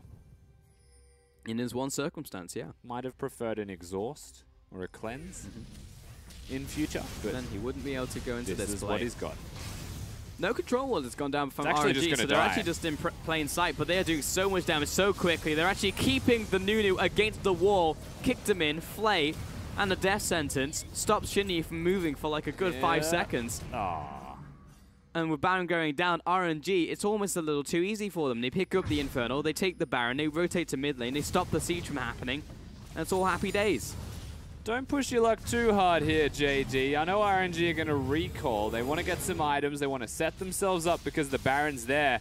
It's a 10,000 gold difference between these guys right now. However, JD are not playing like that's 10k. They're pushing up. Xiaohu one-pops the wave, so I'm not sure how they siege here. And yeah, indeed, JD have backed away, and Newbie wants nothing to do with this mid lane siege. He moves towards the top lane. It's buying Y4 time. almost in position. It's actually all just keeping them busy and buying time. Look, he might actually even get an outer turret here, and that'd be lovely. But what he's doing is he's sending Y4 to deal with a wave, or he's keeping Xiaohu mid to deal with a wave. And that's time with the Baron buff where they're not going to be pushing. And that's the biggest victory of all here for JD. Because they know that if the Baron starts sieging onto them, it's a lot harder to use any kind of wave clear and prevent it from happening in the first place. And you think a team with essentially 280 carries and one that's critting for magic damage with 373 farm at 32 minutes would be in a good position. You'd think so. Yeah, but they're losing by 10,000. Yep. They're losing a lot. It's just kind of funny to see him that far ahead of the clock too, in a losing game. I mean, it's 33 minutes and one team has 60,000 gold, the other one has 50. That's still like absurd numbers for this point in Poor the game. Nunu. Surely all of that extra over the clock is in the jungle. Yeah. That's what I'm saying. Yeah, what I'm really ready for is the young Empire play. And it's all going to be worth it for Xianyi. We just need that Karthus play from Corki. Yep. Just needs to put down the red carpet. The actual red carpet. Rumbles feels less impactful. Also, Corki, I don't, never mind. Speaking of Corki. Oh, he's getting chased down by Ming, and he's lining up the hook as well. Y4's here, and goodbye, Newbie. Did you want to do damage? Did you want to play League of Legends this game? Well, it's not going to happen. Teleport out of that, Newbie. And Karbe's in bot lane. Could have ulted, didn't. And he's actually teleporting to his tower. They've drawn the line in the cupcakes. They have. They've said you're not going to pass this area, even with the Baron buff, but RNG seemingly uninterested in pushing past that point. Of course, Koro is the top laner, he has teleport. The trap line has dissuaded them. You will not pass this small patch of grass. Well, it's caution tape, basically. I feel like there's a murder scene over there. Do not cross line. He's passed away, so it makes sense. They want top lane, though. They want to get all of the inner turrets. They want to control the minion waves. Bottom wasn't set up and pushed for them, which is why Koro's gone down there. And pushing mid lane without top and without bottom actually building waves for you is very little in the value meter here for them. It's actually not that worth it, because if you don't get anything, you've then wasted all of that time. Yeah. So they'll set up top. They've got bottom now in a better position. Koro's even going back there to resume pushing it to try and pull JD apart. We joke and we jest, but this is a much better RNG from what we've been seeing in previous weeks. Yes, it took them 6 years to get to the point where they initiated, but when they did, they got 4 kills, they took the mid tower, they got Baron, they got everything from JD Gaming. And look, we jest because we don't know which way it was going to go. Yeah. And we also know that the current performance from JD is very much standard for them, and we weren't sure which RNG was going to show up. So that's the biggest difference here. I mean, let's be honest. I mean, this game could be a 10,000 gold lead for JD Gaming had they just won the initial fight. Because then the AD carries stay ahead, and then you just blast everyone in front of them, and then great. But in this one, unfortunately, the hook comes out. The hook predicts onto Doinby, and he's just dead. There's nothing he can do. Here comes the ultimate from Kabe, but it's too little, too late. He has to flash the wall. He hands on the chase, though. Follows up. Another flame. Ming is just on fire. No one can stop this, man. Double kill over to Y4. 2 more kills to RNG, and they're just looking for the near-on perfect game. They certainly are. Ming is blasting through JD right now. Y4 working with him as well. The Callista, aggressive flashes to hit the ultimates, working in tandem with his support. It feels like there's not a lot left for the side of JD. They're going to try their best to defend, but it's not likely. Well, they step up. Ming doesn't land that hope, but the rest of the team just dives in. And Shinny simply can't do anything. Charge up the ultimate. Loken kites back. Ultimate coming down. The hero's entrance destroys Mao on the spot. And RNG just turned back towards the Nexus. The job is done. 12-0. 36 minutes on the clock. And they finish it off. A very easy game 1. It certainly felt too easy for the side of RNG here. Almost like no effort was involved. Just another day in the office as they walk into the base of JD Gaming. Once again, picking off Doinby, the star player of the team, not having a star performance. Are we separated very far? We are very much separated, Rusty. This doesn't feel right. Well, you're over there now, so that's your life. But anywho, yeah, so great plays out of Ming overall. I think Ming had a great start to the game. Ming did. Ming actually just had a great consistent performance. I think the shining light of the RNG roster is always going to be him. I think a big part of it was also just how Y4 worked with him. I was very pleased with that, honestly. Yeah, and you can actually just see the damage graphs right there. So Victor did a crazy amount of damage, so did Y4, and Nunu did a total of 617 damage. And you can't fault Xiaohu for it either. I'm almost... we said it during the game as well. Like, it's actually a little bit embarrassing what happened to Xinyi on the Nunu. That's not the kind of performance you want from JD. Bringing in their sub-jungler. This could be the kind of performance that brings Clid back to try and have a stronger jungle performance. But like, Loken was sound. Yep. Loken didn't impress me enough to say we need him over Barrett in a game like this as well. I feel like there is a lot of concern potentially there for JD. Mm-hmm. It's a struggle street again for JD Gaming. I mean, like, I just don't know where you can pick up wins now, because everyone is tied up in the middle of the pack in Group B. And if they're going to pick up wins, it has to be against anybody. It's not like, oh, they have to win against this one specific team. Like, they literally have to just pick up wins somewhere, and it's just not happening. Yeah, there's no winning point for them on the map, I don't think, either. Like, they need to beat certain teams. They need to get up in the standings somehow, and everybody's 2-2 in the standings, and only now is that starting to get differentiated. Yeah. So you're right. Like, who do they pick on, or who do they even look at and say, this is our free win game, or this is the easiest win game for us? That doesn't exist for them. So honestly, we are looking at them now and saying, well, they can't beat RNG. That's just how it feels after game number 1. Perhaps they do bounce back and have a better performance. Yep. I think our Nunu might be the first thing that changes in order to have that better performance. Maybe. But even then, individually, Doinby is meant to be the star of the team. He's the guy that does 50-odd% of his team's damage, and he just did nothing but get caught out of position religiously there against the side of RNG. They mapped him completely. They knew exactly what he was doing. That's pretty much it. I was actually just going to touch on the solo lanes as well, because it's not just the jungle. I actually think you can plug anything in there. Mid lane and bot lane and top lane are all still going to suffer. And mid lane, of course, like MVP of last split, Doinby not making it happen. Top lane, rookie of the split, Kabe not making it happen. Like, all of these power players and people who have got all these accolades simply just not doing enough in these games to make it worthwhile.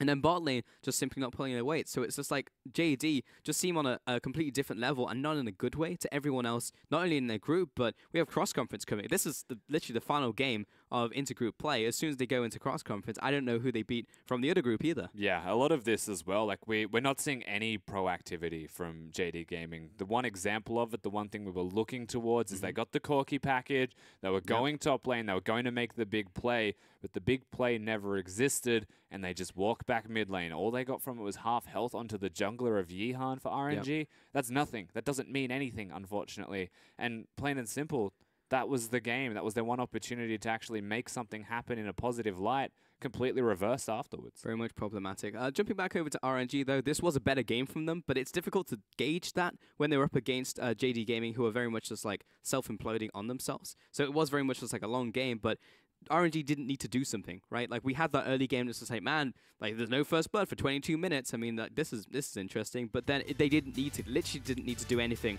because in the end they would win the team fights. 0-0-12, the perfect scoreline, and Ming just incredible play. Yeah, I was really impressed with Ming on the Thresh. He has to be the shot caller for the team. He's meant to be the voice of the team as well, and he's missing his Uzi.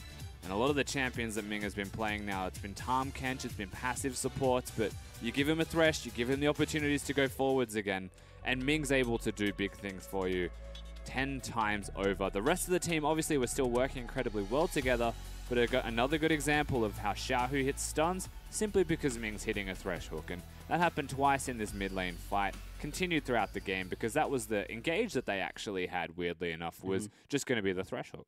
But that's pretty much just where the game ended. It was just like in that mid lane, as soon as the 4 kills went down, it was just, that's pretty much game. Unless JD pulls something incredible out of the bag and it comes from an exceptional play coming out from both of those ADCs, it was never going to happen. And it was literally not a single kill on the board until the game ended. So it was just Baron, game ended, and that was it. So fully expecting we could see just another straight up 2-0 out from here from RNG, because Yihan also looks good in the jungle. We are going to take a quick break before we head into our second game and potentially our final game of week 3.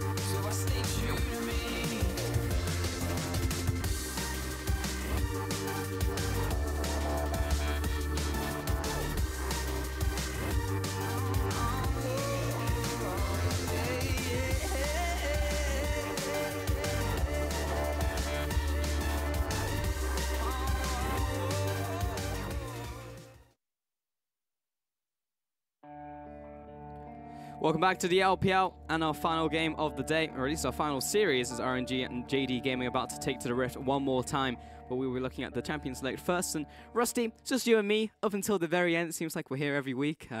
So welcome back to your scheduled Rusty and Pulse end of week cast. We always get Sunday's last game, that's for certain. And of course, RIP Raz, he was right here, and then he was gone. But he lost was his dying. voice. So yeah, you should probably get some rest on that one. So rest up, Raz. But yeah, just touching on this series again, it just seems like it should be a very clean cut 2-0 from RNG, and that's what we really need to see. Because remember, this team is actually going to Rift Rivals, and like for a team who is firmly in the middle of the stack right now, which feels really weird. Like RNG goes from spring finals to middle of the pack, and not even like firmly above the middle of the pack, definitely like near to the bottom. So this team really needs to start ramping up like right now. They have one more week of cross-conference play before they go into Rift Rivals. I would like to see some more development from them, not just against teams like JD. Yeah, absolutely. And remember, they played earlier in the week, and they lost 2-1 to SNG Gaming that we just saw playing. So if that gives you any kind of gauge of perhaps the level that RNG is at right now, I wouldn't actually take their last game against JD as any indicator of how good RNG are, because I feel like that's a JD problem that they need to solve themselves. They've got plenty of time to do that. They've got a whole split. They're not going to Rift Rivals. You're correct, RNG. They need to speed their games up. They need to learn how to accelerate games against what is definitively the worst team in the LPL right now. They really need to find something extra. It's really just about speeding up. That is the key word coming into this game, because they simply just like... Now that is a contrast. Oh yeah. Don't be handing him the cup. The cool kid. Nah, he's not feeling good though, Doinby. No, I mean, he's the centerpiece of this team, right? Like, it's Doinby and Kabe, and out of those two, it's still going to be Doinby who is the centerpiece of your team. And when all of the components across the board, I mean, some of them maybe just happy to be there, you know? Like, Shinji's being like, oh yeah, I get to play on the big stage, and Doinby goes from MVP to bottom of the table, and that's just got to feel so bad for JD Gaming, you know? Turns into JD coming out from QG Reapers, and it looks like not only did the branding change, but the team did as well. Regardless, maybe a chance at redemption here against RNG. They are still a team that is within reach for JD Gaming to at least get a game from, but we honestly just have to see at the end of the day as Talia and Thresh banned out against Ming and Xiaohu. Elise as well towards Yiham. Yeah, being on the opposite side of the Rift now as well. JD on blue gets some more targeted bans. Yep. Perhaps RNG also have to get rid of the Zac and most likely the Galio. Doesn't seem like the biggest priority, however, for JD, so we'll have to see, because Cassidy and Lulu were the other two bans that they were looking towards as higher priorities. There's one of them, which is Lulu, Karma, and Zac. So Galio open if JD wants it. Caitlyn's also open as the priority ADC, and that's exactly what they lock in for Loken.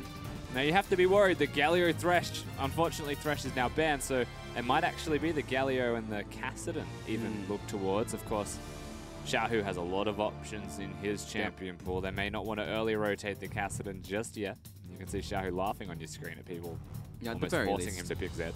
At the very least, just picking up the Galio as the flex and then leaving the mid lane for a little bit later if they want it, / top lane.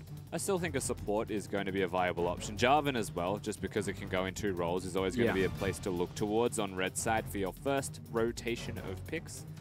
More flexes in the early rotations, the better usually.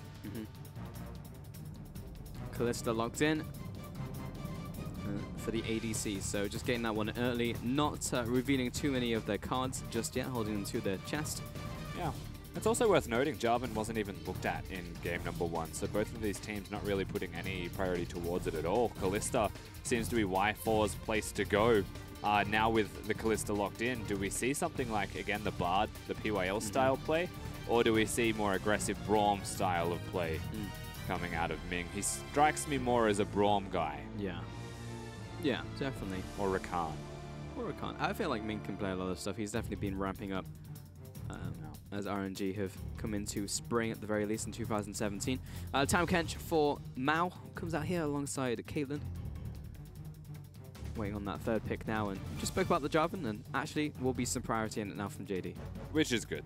They need to have the priority towards the pick. Of course, Kabe He is a good carry player. He's a much better tank player, and Jarvan is one of the few champions that fits the bill of both. Yeah. Especially early game, you have good wave clear, so you have good wave control, and then you can actually put into the jungle role if you have a matchup that you don't want. We also know that RNG can flex their Galio into many positions. They've just played at top lane. Xiaohu plays at mid lane. And so it's nice to have a flex of your own to match theirs. Say, well, we can do it as well. Xiaohu locking in Kha'Zix for the jungle there for Yihan. So still keeping the mid and top ambiguous as we head into the next phase of bans. Should be banning out a top lane / jungle here against JD. And Fiora and Kennen were banned last time by RNG. They were afraid of Kabe, it feels like. Really? Okay, that's not necessary. All right. Are you having a laugh? I guess it's just a throwaway ban from RNG saying, I just didn't want to deal with it in this game. It was frustrating, even though I completely bodied it. The level 3 Drake's surprising. Yeah. Of course. Did it win them the game? Did it do anything for them? No. Yeah. But it got the Drake. You're not wrong. Rumble towards Koro, again taken away. Final ban now from RNG. Should be something on the top side of the map. May as well commit to an Ivern with Yeah, it. just ban out Ivern now as well, because hey, Doinby might play Corki again in the mid lane. Cassiopeia towards Doinby, okay. Just expecting him to go for these big carry picks, but Well, Kassadin is still open. Exactly, and with Cassiopeia banned away, that does usually indicate that Kassadin could be the way to go here. Cassiopeia is one of the more traditional, I'm a control mage countering Kassadin, and there isn't a lot of other versions of that will actually counter it. And it just signaled that maybe Xiaohu just picks up the Kassadin right here, right now. While on the opposite side, they also banned away the Rakan, which we're thinking about forming, so there comes the Kassadin. Yeah, I actually really like the Rakan ban. It's a subtle thing, but when you're against a Tahm Kench, would you rather have a Braum, or would you rather have someone that can charm both of them and then knock them both up, something that a Tahm Kench can't save you from? Sure. And Bard is the other version of I'm actually very good in the Tahm Kench with disruptive natures as well.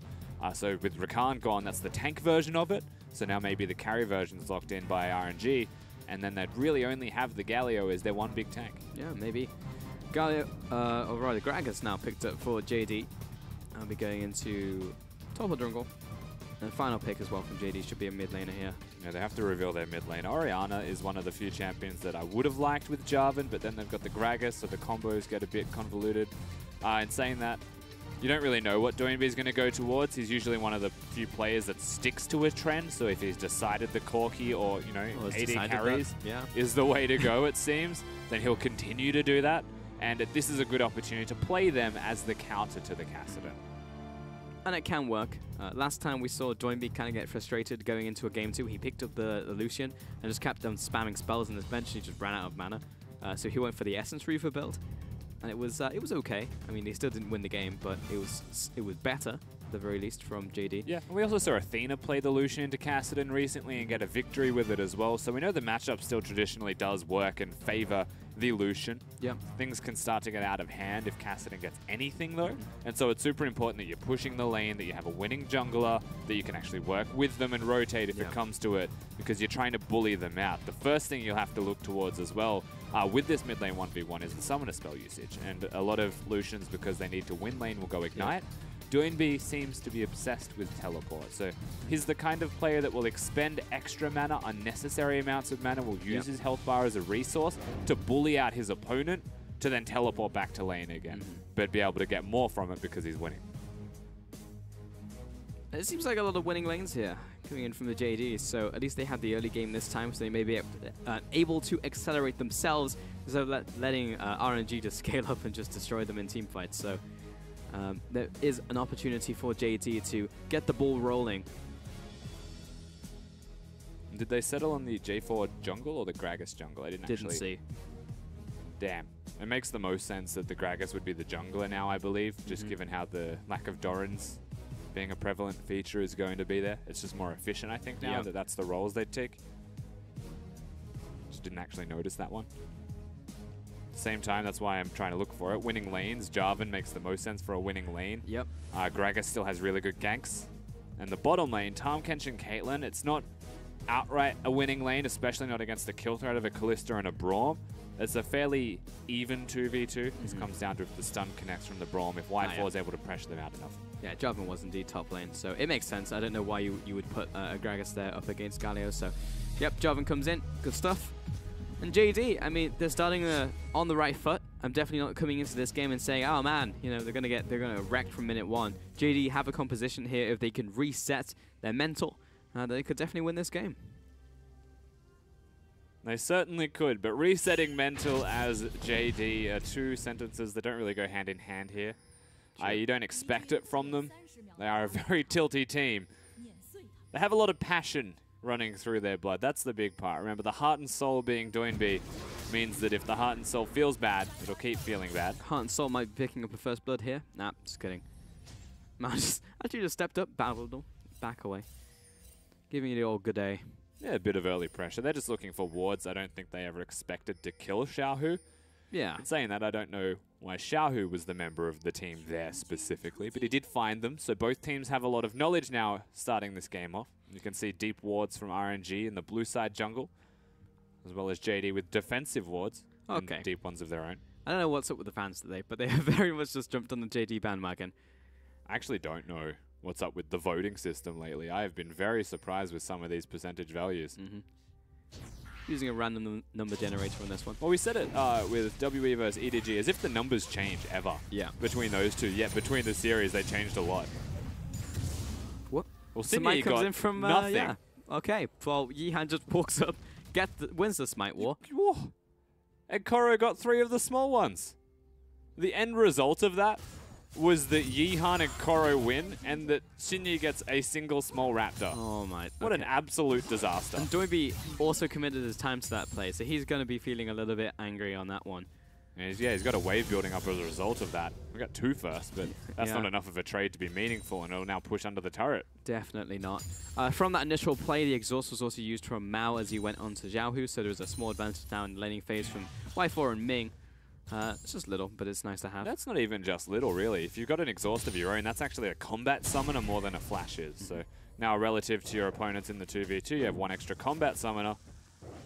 You're going to be in a very comfortable position down there. You should not necessarily have the push, but have the kill threat. And that's what a Kalista and Braum are always meant to have anyway. So that actually gets exacerbated just a little bit further. Be very pleased with that. And his mid lane still being pushed in. Good stuff from Newbie, but he's gradually running out of mana. And that's not going to come back very quickly. So he's on a bit of a timer because Xiaohu will eventually just be able to farm very easily. Just keep poking away with these null spheres and honestly just be a happy little Kassadin. You know, I personally am of the belief that if you're going to start Doran's Shield as mid lane Lucian, you may as well start Doran's Ring. And that's not because I'm an AP Lucian player. It's because you keep mana up. Yeah. And actually keeping that mana, retaining that mana, means you're going to be able to poke out more successfully against the Kassadin. And the fact that he's gone for teleport, like, why not do that and then just go longswords? Yeah, I mean, he's in a more dominant lane anyway, and he's decided to go for the Doran's shield, so actually doesn't make too much sense here. But there you go. You need Coach Rusty to tell you how mid Lucian should be played. I mean, most people will listen to what I say and just go troll builds in the first place. Like, he's gone for Warlord's Bloodlust as well, so if you're going to bully your lane out, just go further. Or go Thunderlords, really. Like, Warlords is for sustaining in the lane. Kassadin's not going to poke you out, and by the time he starts poking you out, he's level 6 and he's going to have kill threat. And so the Warlords won't do as much, whereas Fervor is more, I guess, damage over time just from sustained combat. You're chasing someone down as well, it's going to just be really good for you. I guess I am nitpicking with the point of Newbie being mid-Lucian. He still has a teleport, so it's kind of just whatever at the end. Yeah, I guess so. And he's still got the advantage in lane, so after all of that, it's not too bad. This is actually a potential kill spot here because Kabe's using his spells to push and control the minion wave. At any moment, Koro can just hit the taunt if Kabe wastes the spell. So like a Q to clear these minions for the cannon is an example of a very good opportunity for time to go. Trying to figure out what Yihan's looking for here, whether he's waiting for the minion wave to put... Okay, yeah, he's waiting for it to go towards Koro. Koro's standing in the minion wave so that it's more enticing for Kabe to trade as well. Here it goes. The taunt comes up, but the flying drag still follows. It's not a hard CC. Yep, we just mentioned the windows of opportunity for the gank to be successful. They picked the wrong one, and that's what happens. Pretty much. So first gank does not quite work out for RNG, but at least we're looking for it this time around. Rusty, that feels pretty good. Certainly does. because pressure will still continue through most of the map. We mentioned winning lanes perhaps as... Oh, NewBee has no mana. Yeah, NewBee's out of mana. He flashes the wall, but I'm not really sure what he looks to achieve here, because eventually they will be running him down. You'd hope so. I mean, it's going to happen. You'd hope so. You'd think so. It's if he actually escapes from this could be absolutely no way. I mean, just North Spear's coming up, but yeah, the lead comes in. And Shinny may be able to get a return kill as the tower damage comes in, but Ming, why are you here? Just turns up, stops the play from happening, Lick comes up, and RNG make it out. So that was a little harder than expected. But they do get it in the end, and it is ultimately the one kill. Yeah, a bit of wacky races around the mid lane. Why not? It's time wasted where NewBee's not going to be winning lane. Mao's still hanging out, as is Ming. A bit confusing at the moment. Teleport's coming in from JD. Confusing. I mean, you get that third stack before... No, it cancels the auto attack. I mean, it still wasn't in range anyway for the Devour. All right, we're getting a bit too hyphy in this game. What am I watching? watching? We're trying too hard, is what is happening, Rusty. We're just trying too hard for kills. Yeah. And we've burnt every summoner. And Kassadin also doesn't have teleport. The end result of this, the NewBee has complete lane control and a level advantage. So Lucian's still happy. He's got a 20 CS lead. Everything's great. It's just that he died, unfortunately. And that is the one tragedy that might actually plague him. In saying that, it's the lack of flash that might be the biggest tragedy, because Yihan has the kill, he has the items, and therefore the gold and experience advantages over his jungle opponent, so he might actually get more ganks off in the middle lane and exploit that. NewBee has just come back to lane, and NewBee is currently completely out of mana, so I don't know if it's just because he's just using his spells too much, but he is going back to base anyway. Well, he so actually just used his culling to clear a wave, so definitely just wanted to recall. He's saying just come back. He wanted his booties. Boots. Gets his boots and gets a control ward, I guess. And he pushed the wave very quickly, so he's not going to lose out. But they also have 4 control wards set up. If that's not a Dragon or a Rift Herald play, I don't know what is. That's actually a lot of effort towards trying to control the map. And as far as big money investments go, you'd want to hope that starts to pay dividends very quickly. It's good that they have them. Everyone could learn a thing or two from the fact that they had so many control wards. Oh, what? That's a... you know what? That's just awkward. That's not even Carbe's fault. He wanted the honey fruit, though. Now he has to collect the... That is Carbe's fault. You don't have to stand on top of it. I mean, okay. He stood directly on top of it. Like, he definitely screwed up, but it looked like he would go over. Like, he flew towards the side, towards the shallow wall. Like, getting stuck on that is, like, almost impossible. Everything's possible for Carbe. Oh, I guess so. Not in a positive way in this one. I feel like there's an altercation in the top jungle that we're not looking at. Okay, there we go. Karo, big chases after. I mean, accidental timing on the flash, I have to feel. Like, the flash came in before the Cataclysm. Yes, no. winner. There's some chicken dinner for Karo. That's... Oh, no. He's just going to collect his blue buff from the enemy jungle in the 1v3 altercation that happened. Yihan's now like, what's up? I see you've got some juicy walls for me as well. Thank you very much. Imagine if something happened to those. And meanwhile, there's a dive threat happening top lane. Oh, boy. Because Carbe, he's in a bit of trouble. Oh, Jiaohu, I think he's got... Oh, and Yihan's here as well. Of course he is. Instant flash out from Carbe. He has to lose this summoner again. Top tower now being pressured from RNG. It's just like the stars are aligning and they're just getting absolutely everything. Like, imagine if this all happened because NewBee culling the middle wave and recalled after coming back to mid wave. What this does is give Xiaohu, as Kassadin, time in the middle wave to actually make some plays on the rest of the map. This is good from Xinyi to try and stop him. There's still a big advantage in this middle lane. Actually massive. They're going for the turret. Everyone rotates, and that will be the first blood tower over to JD Gaming. So it does work out in the end, since the tower does not die. But if this is a sign of things to come, then RNG will still make more plays, and eventually some of them are going to hit JD Gaming. If they do pivot from here and don't just go full tunnel vision on the mid lane and NewBee actually joins the rest of the team, then it can work, but he's definitely spent more of his time at base than he has in lane so far. And I don't blame him for actually sitting mid lane, focusing mid lane, trying to keep a Kassadin down. That is pretty much the name of the game when you pick Lucian into that lane anyway. You want to bully and win the 1v1. And ultimately, it does get them the first turret blood, so you'll be happy with that if you're JD. But you have to think about at what cost at the same time, because if Kha'Zix and Kassadin, now that he's got teleport, just show up in the top lane, they can dive the Jarvan that doesn't have flash. Perhaps Koro, now that he's stolen a blue buff away, will control top wave, and will actually go with all of those guys towards bottom. And they'll get a dive down there instead. There's opportunities there for RNG, but ultimately, by draft, JD have got themselves the early game covered. Harold has also just spawned on the Rift, so if RNG want to go towards that, they can, since there is an advantage in the top lane presently for Karo. If nothing else, just let him going even. Because again, going from the triple Durance ring, so despite the nerfs coming through, he's still happy to pick that one up. And Nihan is pathing towards the mid lane, so he'll be able to rotate anyway. It looks like it's a blue buff on the cards for him anyway. Yeah.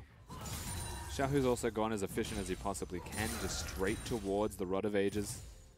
Doesn't even have a refillable potion, didn't go corrupting potion, didn't value sustaining through that lane because usually with the corrupting potion comes a Dark Seal. He wants to save all of that money because he's having a bad time in a losing matchup and just try and accelerate the big item spikes, the major items that he's picking up for himself. Not a bad choice, very much just a style choice coming out of the mid laner of RNG. If this is a Herald going over to JD Gaming, then this could be very good for them.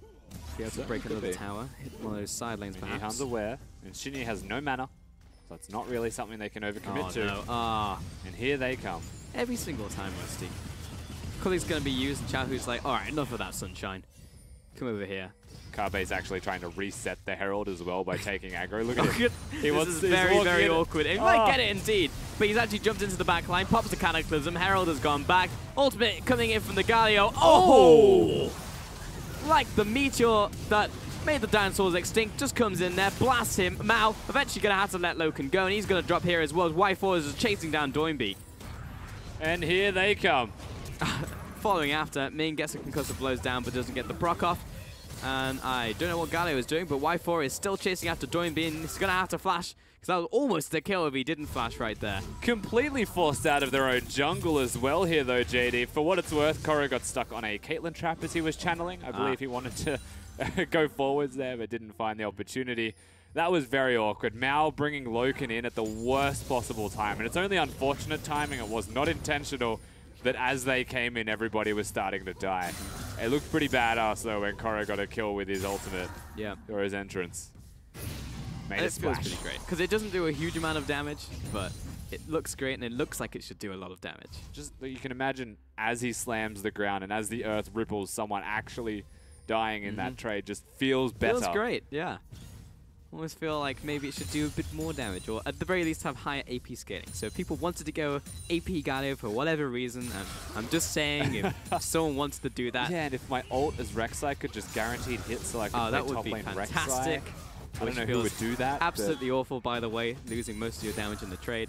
Don't know why a non-skill shot can miss, but okay. Because I definitely just got clapped by an AD Blitzcrank the other day. I think it's the same logic as Warwick. I don't want that thing hitting me as an AD carry. It's a skill shot.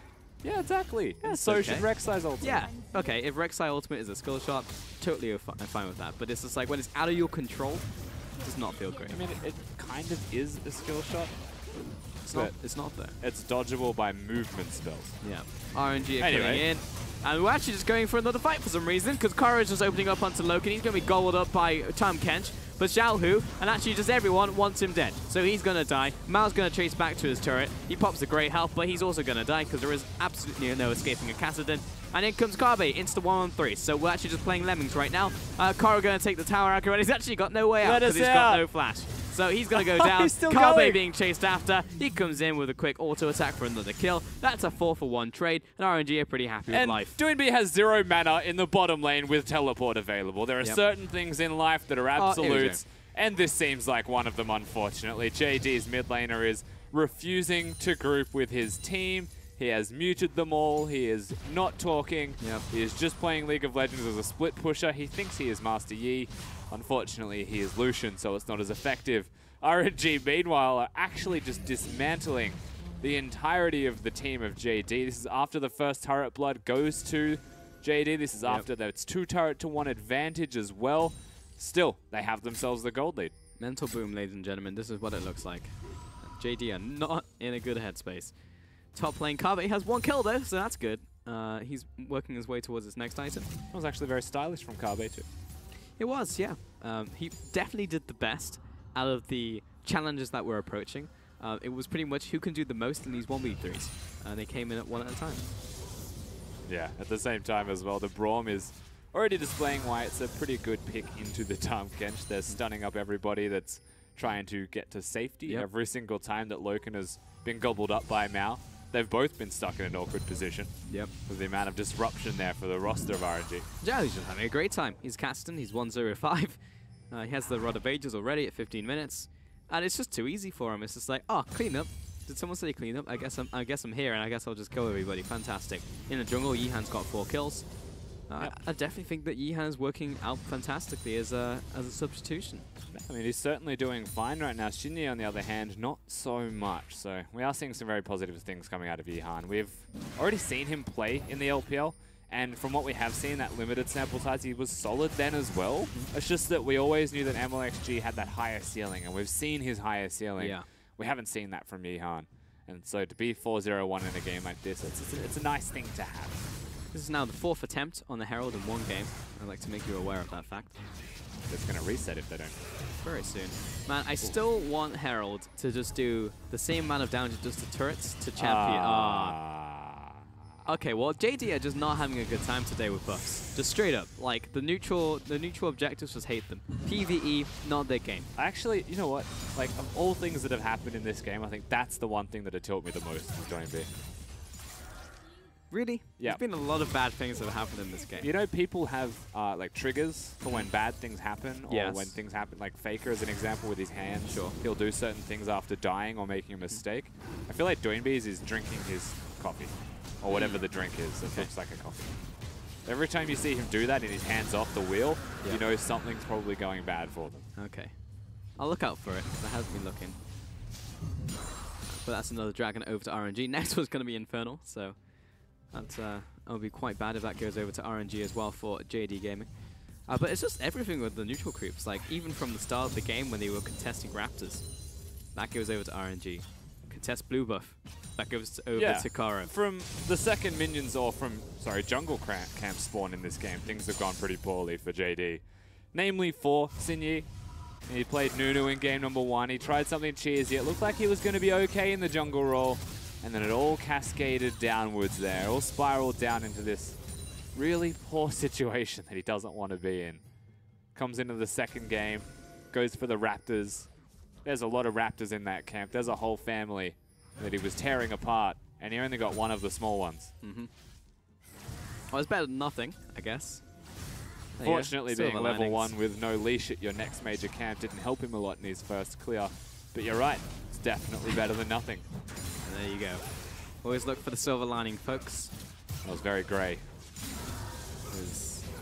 He's wrapped in tinfoil. Yeah, it was off silver for sure. He's a battered Sav.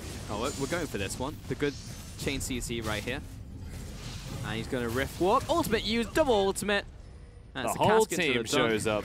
That's the ace cast dunk right there for JD. And he got that 1 kill, so congratulations. But it does mean that RNG are going to take your bottom tower. Yeah, they're trying to... They even pinged top lane as well. You can see JD pinging it again. They know that's where they want to go. Xiaohu's dead for 20 seconds. He has teleport, though, so there is even a chance that he goes up there to defend that. He may actually choose to defend mid, however, as they have just spawned Herald as the turret dies. This indicates only one thing for RNG. They're not happy with 1 turret. They want more. They've got 2 teleporters coming back up alive right now. This is the opportunity for RNG to make an overpush, a big play perhaps. And that's what they're gonna get. Because the Herald takes away half the HP, and because it reduces the tower aggro damage.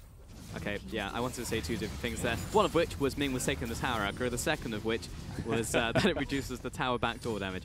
Top tower should be falling here. Xiaohu being good tower guard. Take this one away. Yeah, because Koro was defending mid. You know, we didn't actually know where Xiaohu would choose or where JD would choose, and they didn't 3-man commit to mid. They didn't 3-man commit to top lane. They separated themselves and went to both at once, and as a result of that, they didn't get them. They got neither of them. Yes, top lane is super low. It is a stiff breeze away from falling down, as minions will naturally bounce back towards that anyway. It's still the fact that they don't have the gold in their pockets right now. It's Newbie. Finally, perhaps going to alleviate his mana problems. Because he's still at empty. Yes. We're 19 minutes. The fact he's got an Essence Reaver and almost a full crit item and he's still running on empty. I actually think that he'd drive his car like the Flintstones would, because he's always got an empty tank. He knows no other way. Yep. I can definitely see that. Pedal to the metal every single time. So every single time I watch him play Lucian, it's literally how he played the last Lucian Intercaster matchup. Like, I just don't know how you can have blue buff and still be consistently out of mana, but he does it. It's He almost finds a impressive. way.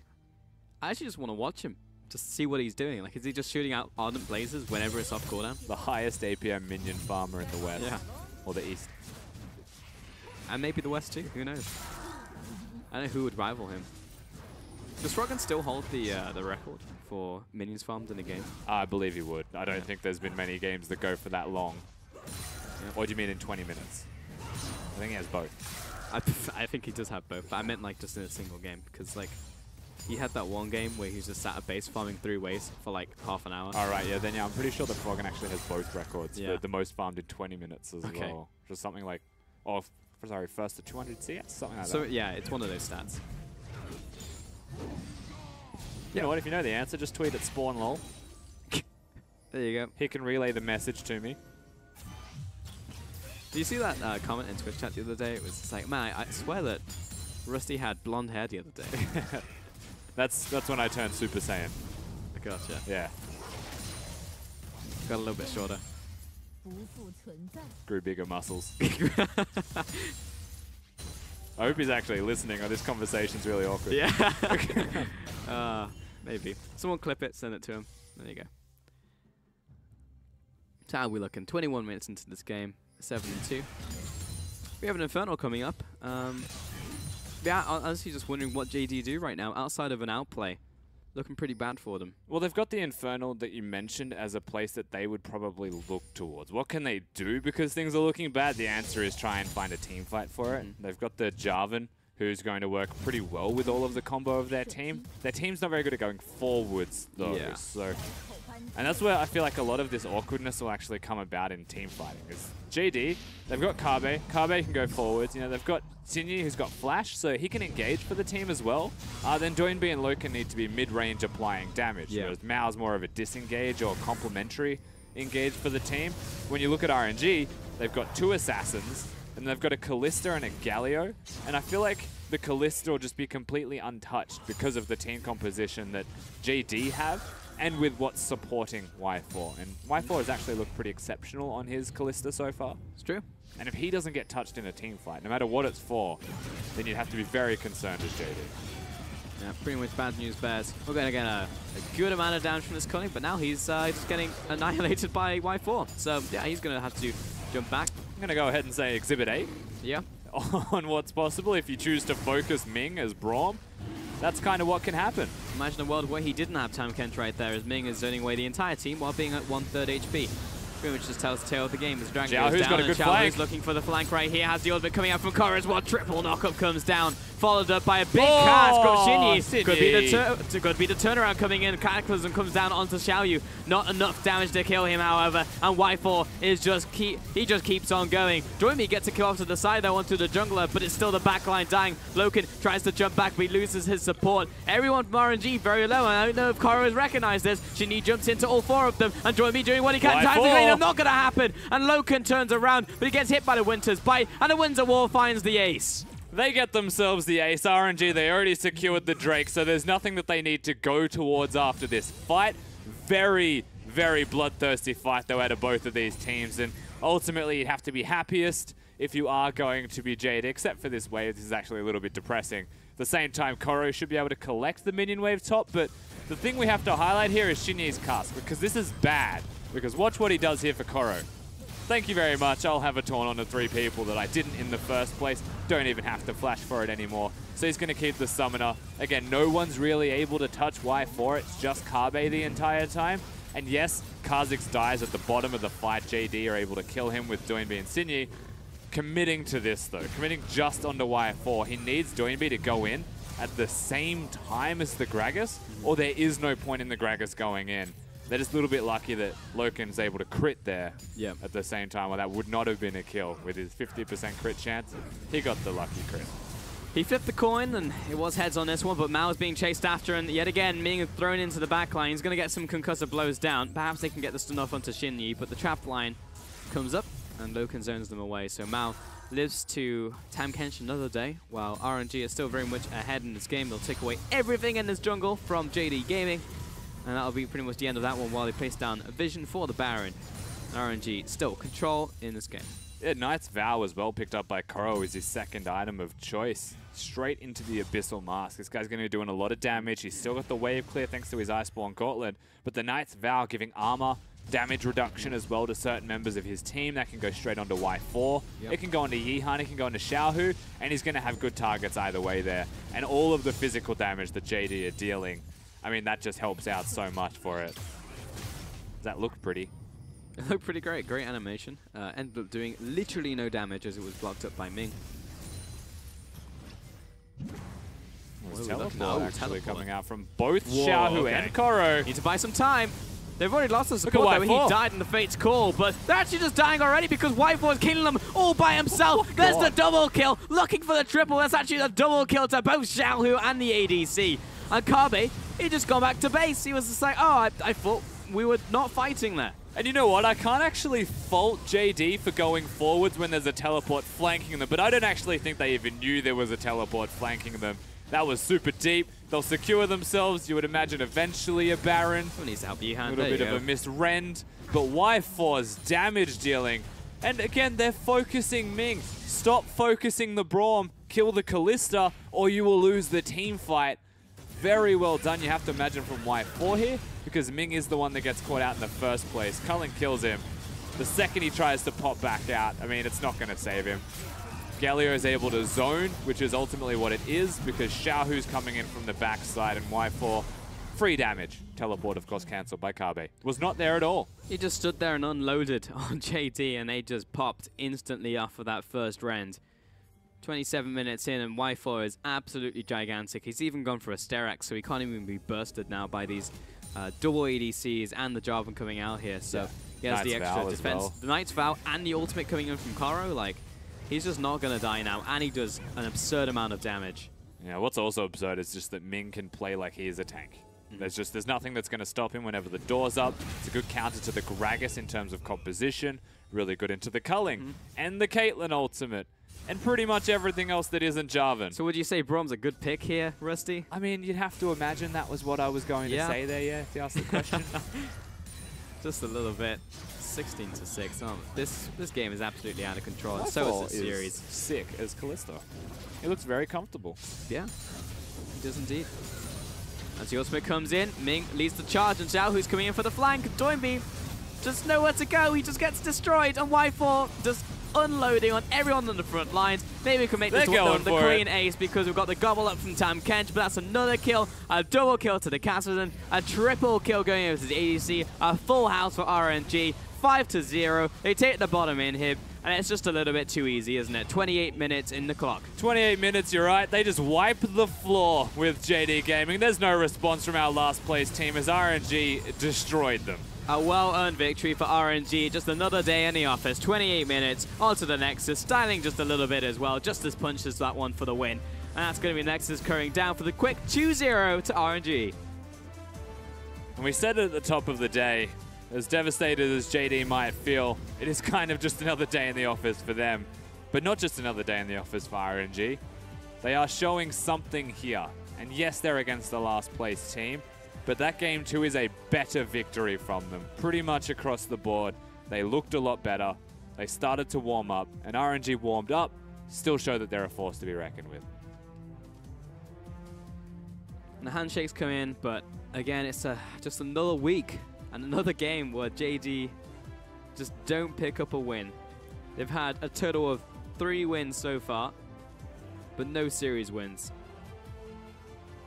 A good bow there from RNG, who are starting to get some of those wins, starting to rise to the upper echelons of the middle of the pack. Unfortunately, it's just starting to go there. Something we still didn't expect to say for RNG when you really look at it, but that's where we are. That's basically how far we've come for this side. And still, we mention it time and again, close to Rift Rivals. The 2-0 is necessary here.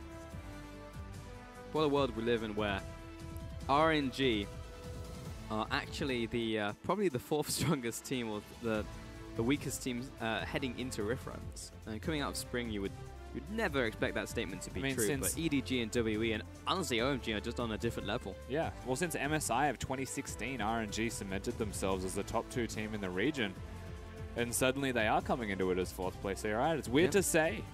Definitely weird to say after a win as well, after coming off a 2-0, but that was also essentially just going up against a living punching bag. So you definitely do have to evaluate the performances and how they win these games. But still, a win is a win, and a 2-0 at that, especially in a points-based system, will help them quite a lot, because they're coming into the series, they were -1 point. So they'll be feeling pretty happy about that 2-0. And the damage coming out of Koro really does just tell a tale towards how good Abyssal Mask is compared to Adaptive Helms. Oh, shocking. Just saying.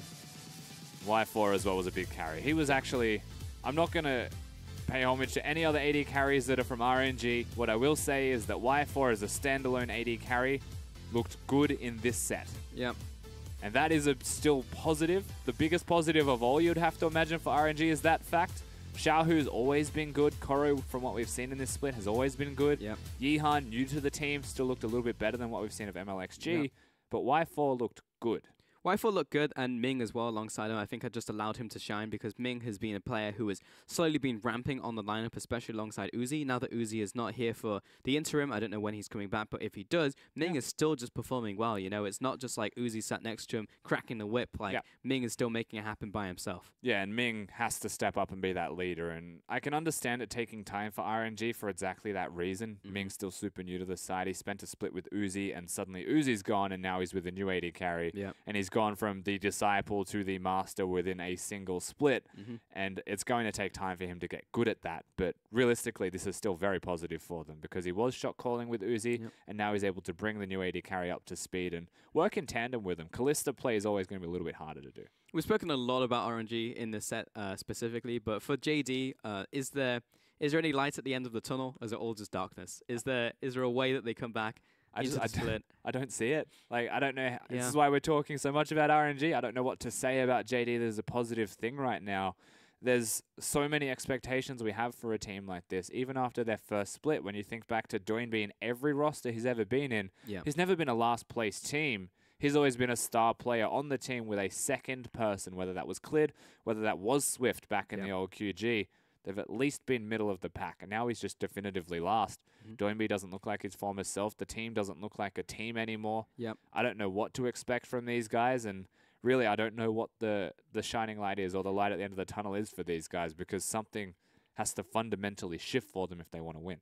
We're going into cross-conference now, and now is the time that we can really have that conversation. I mean, they're going up against a Snake Esports and an IME, who are also at the bottom of their own respective standings. And comparable to the amount of like wins and losses they've actually had so far in the split, they are teams that they can fight against. We've already spoken about Karo and Y4 having great performances. Nothing really to write home about there, other than the fact that they played well. But going back onto the topic at hand, like Snake Esports and IME, potentially two teams that you could see JD perhaps getting wins against, and maybe just at least getting themselves on the board. Yeah, look, it's definitely possible. I think that both Snake and IME have shown that they are extremely inconsistent this split. They have shown very low lows, but they've also shown highs, and that's the one thing that we haven't really seen from JD, even in wins. I don't feel like I've looked at JD and said, this is what we're missing from them. This is the key ingredient, and that's why I can't properly answer your question prior to this, right? So yes, they're playing against IME. Yes, they're playing against Snake. I don't think I'd ever come into that and say that they're the favorites in these scenarios, JD. I still think they'd be the underdogs. I still think that IME and Snake would be the favorites. But is it possible for them to beat them? Absolutely. It is possible for JD to get these wins. It is possible for Doinby and his collective unit of people to actually get a victory there. Okay, then let's swap the conversation to the goals then for the top of the table, specifically the 4 teams being sent to Rift Rivals. What are they looking for out of cross-conference? Because we will eventually get to see WE and EDG play up against OMG and RNG. We almost know how the story is going to end up for the RNG tail, but at least for OMG, right now, how do you think they stack up against the 2 stronger teams in Group A? OMG specifically, this is exactly the conversation we had about EDG and WE yesterday, right? So I can't tell you where OMG stack until we see them play seriously, and their whole group has not tested them. They are undefeated, undisputed, the best in Group B right now, whereas Group A, we actually have our EDGs versus WEs. WE looked like they were sleeping until they played that best of 3, and suddenly we see how good they can be when they actually start firing. And my concern with OMG is they're too young to do what WE did, which is just suddenly show up and, when it matters most, play a really good game of League of Legends. But I feel like if OMG take it seriously enough, they try hard enough, they can be, I'm going to say, top 3 at least. Maybe not as good as W and EDG, at least better than Dan. Yeah. Do not mention Dan in this conversation. That's actually still a good test for them, though, Dan Gaming, because that's the kind of unrelenting aggression that OMG need to get back to being. That's true. That was the fire that really made OMG OMG. So it'd be cool to see them actually go against Dan, who are like new kids on the block and actually making it happen within their own group. But I do think that when we go on the next rotation out of cross group, they'll go up against EDG and WE again, and Dan will actually just get destroyed. Yeah. So I think we're all expecting it, but at least at the start of the split, it's a nice confidence builder. Yeah. Honestly, for them as a team, like being 4-1 and actually just having a better like win-loss record against like WE even is like crazy for your first split. So the crazy thing is it great. sets them up for playoffs well if they actually have a positive record against certain teams. You know, beating EDG means that maybe they finish 3rd instead of 4th at the end of the split, and suddenly they have to play one less best of 5, or they're not on the side of the bracket that has WE. You never really know how that could actually pan out for them. So like Dan, specifically against OMG, it is a cool test for very similar styles and personalities, and that is the first game of cross-conference I believe we actually have,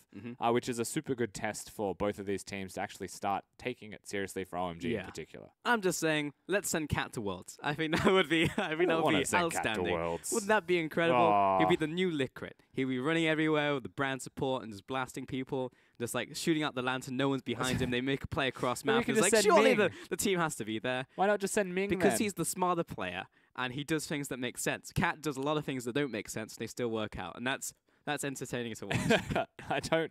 As a caster of this region, I don't want to just send the entertaining team, though. I want to send the ones That's what you do say well. as a color caster, Rusty. And I'm saying this from a play-by-play, a man of the people, that I think it would be great to send Cat.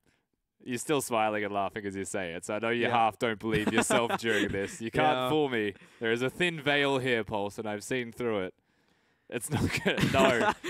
They're just a fun team. I think it's great. But yeah, real talk though, like the top 4 that we have going to Rift Rivals, like do look good. Like RNG still question marks, but OMG I think are a very interesting team to send to an international setting, specifically in longer best of 5s. Because they've even said themselves in interviews that they feel like they get in the groove or like they ramp up over the course of a longer series. So seeing them go into a format where they're actually playing like days and days of games, like next to each other against different opponents, like maybe even slower teams or different paced teams like the Korean teams or even the NMS teams, there is a chance there for OMG to look very good on the international stage. And there has been a very funny dynamic within the LPL analysts. Frostgurn is a good example of this as well. We've always wanted to send Team WE internationally because we feel like they were one of the best teams as a style that we could send to an international tournament. And then WE started winning in Spring Split. And we looked at it and we're like, okay, you know what, WE might be going international. I want to send OMG.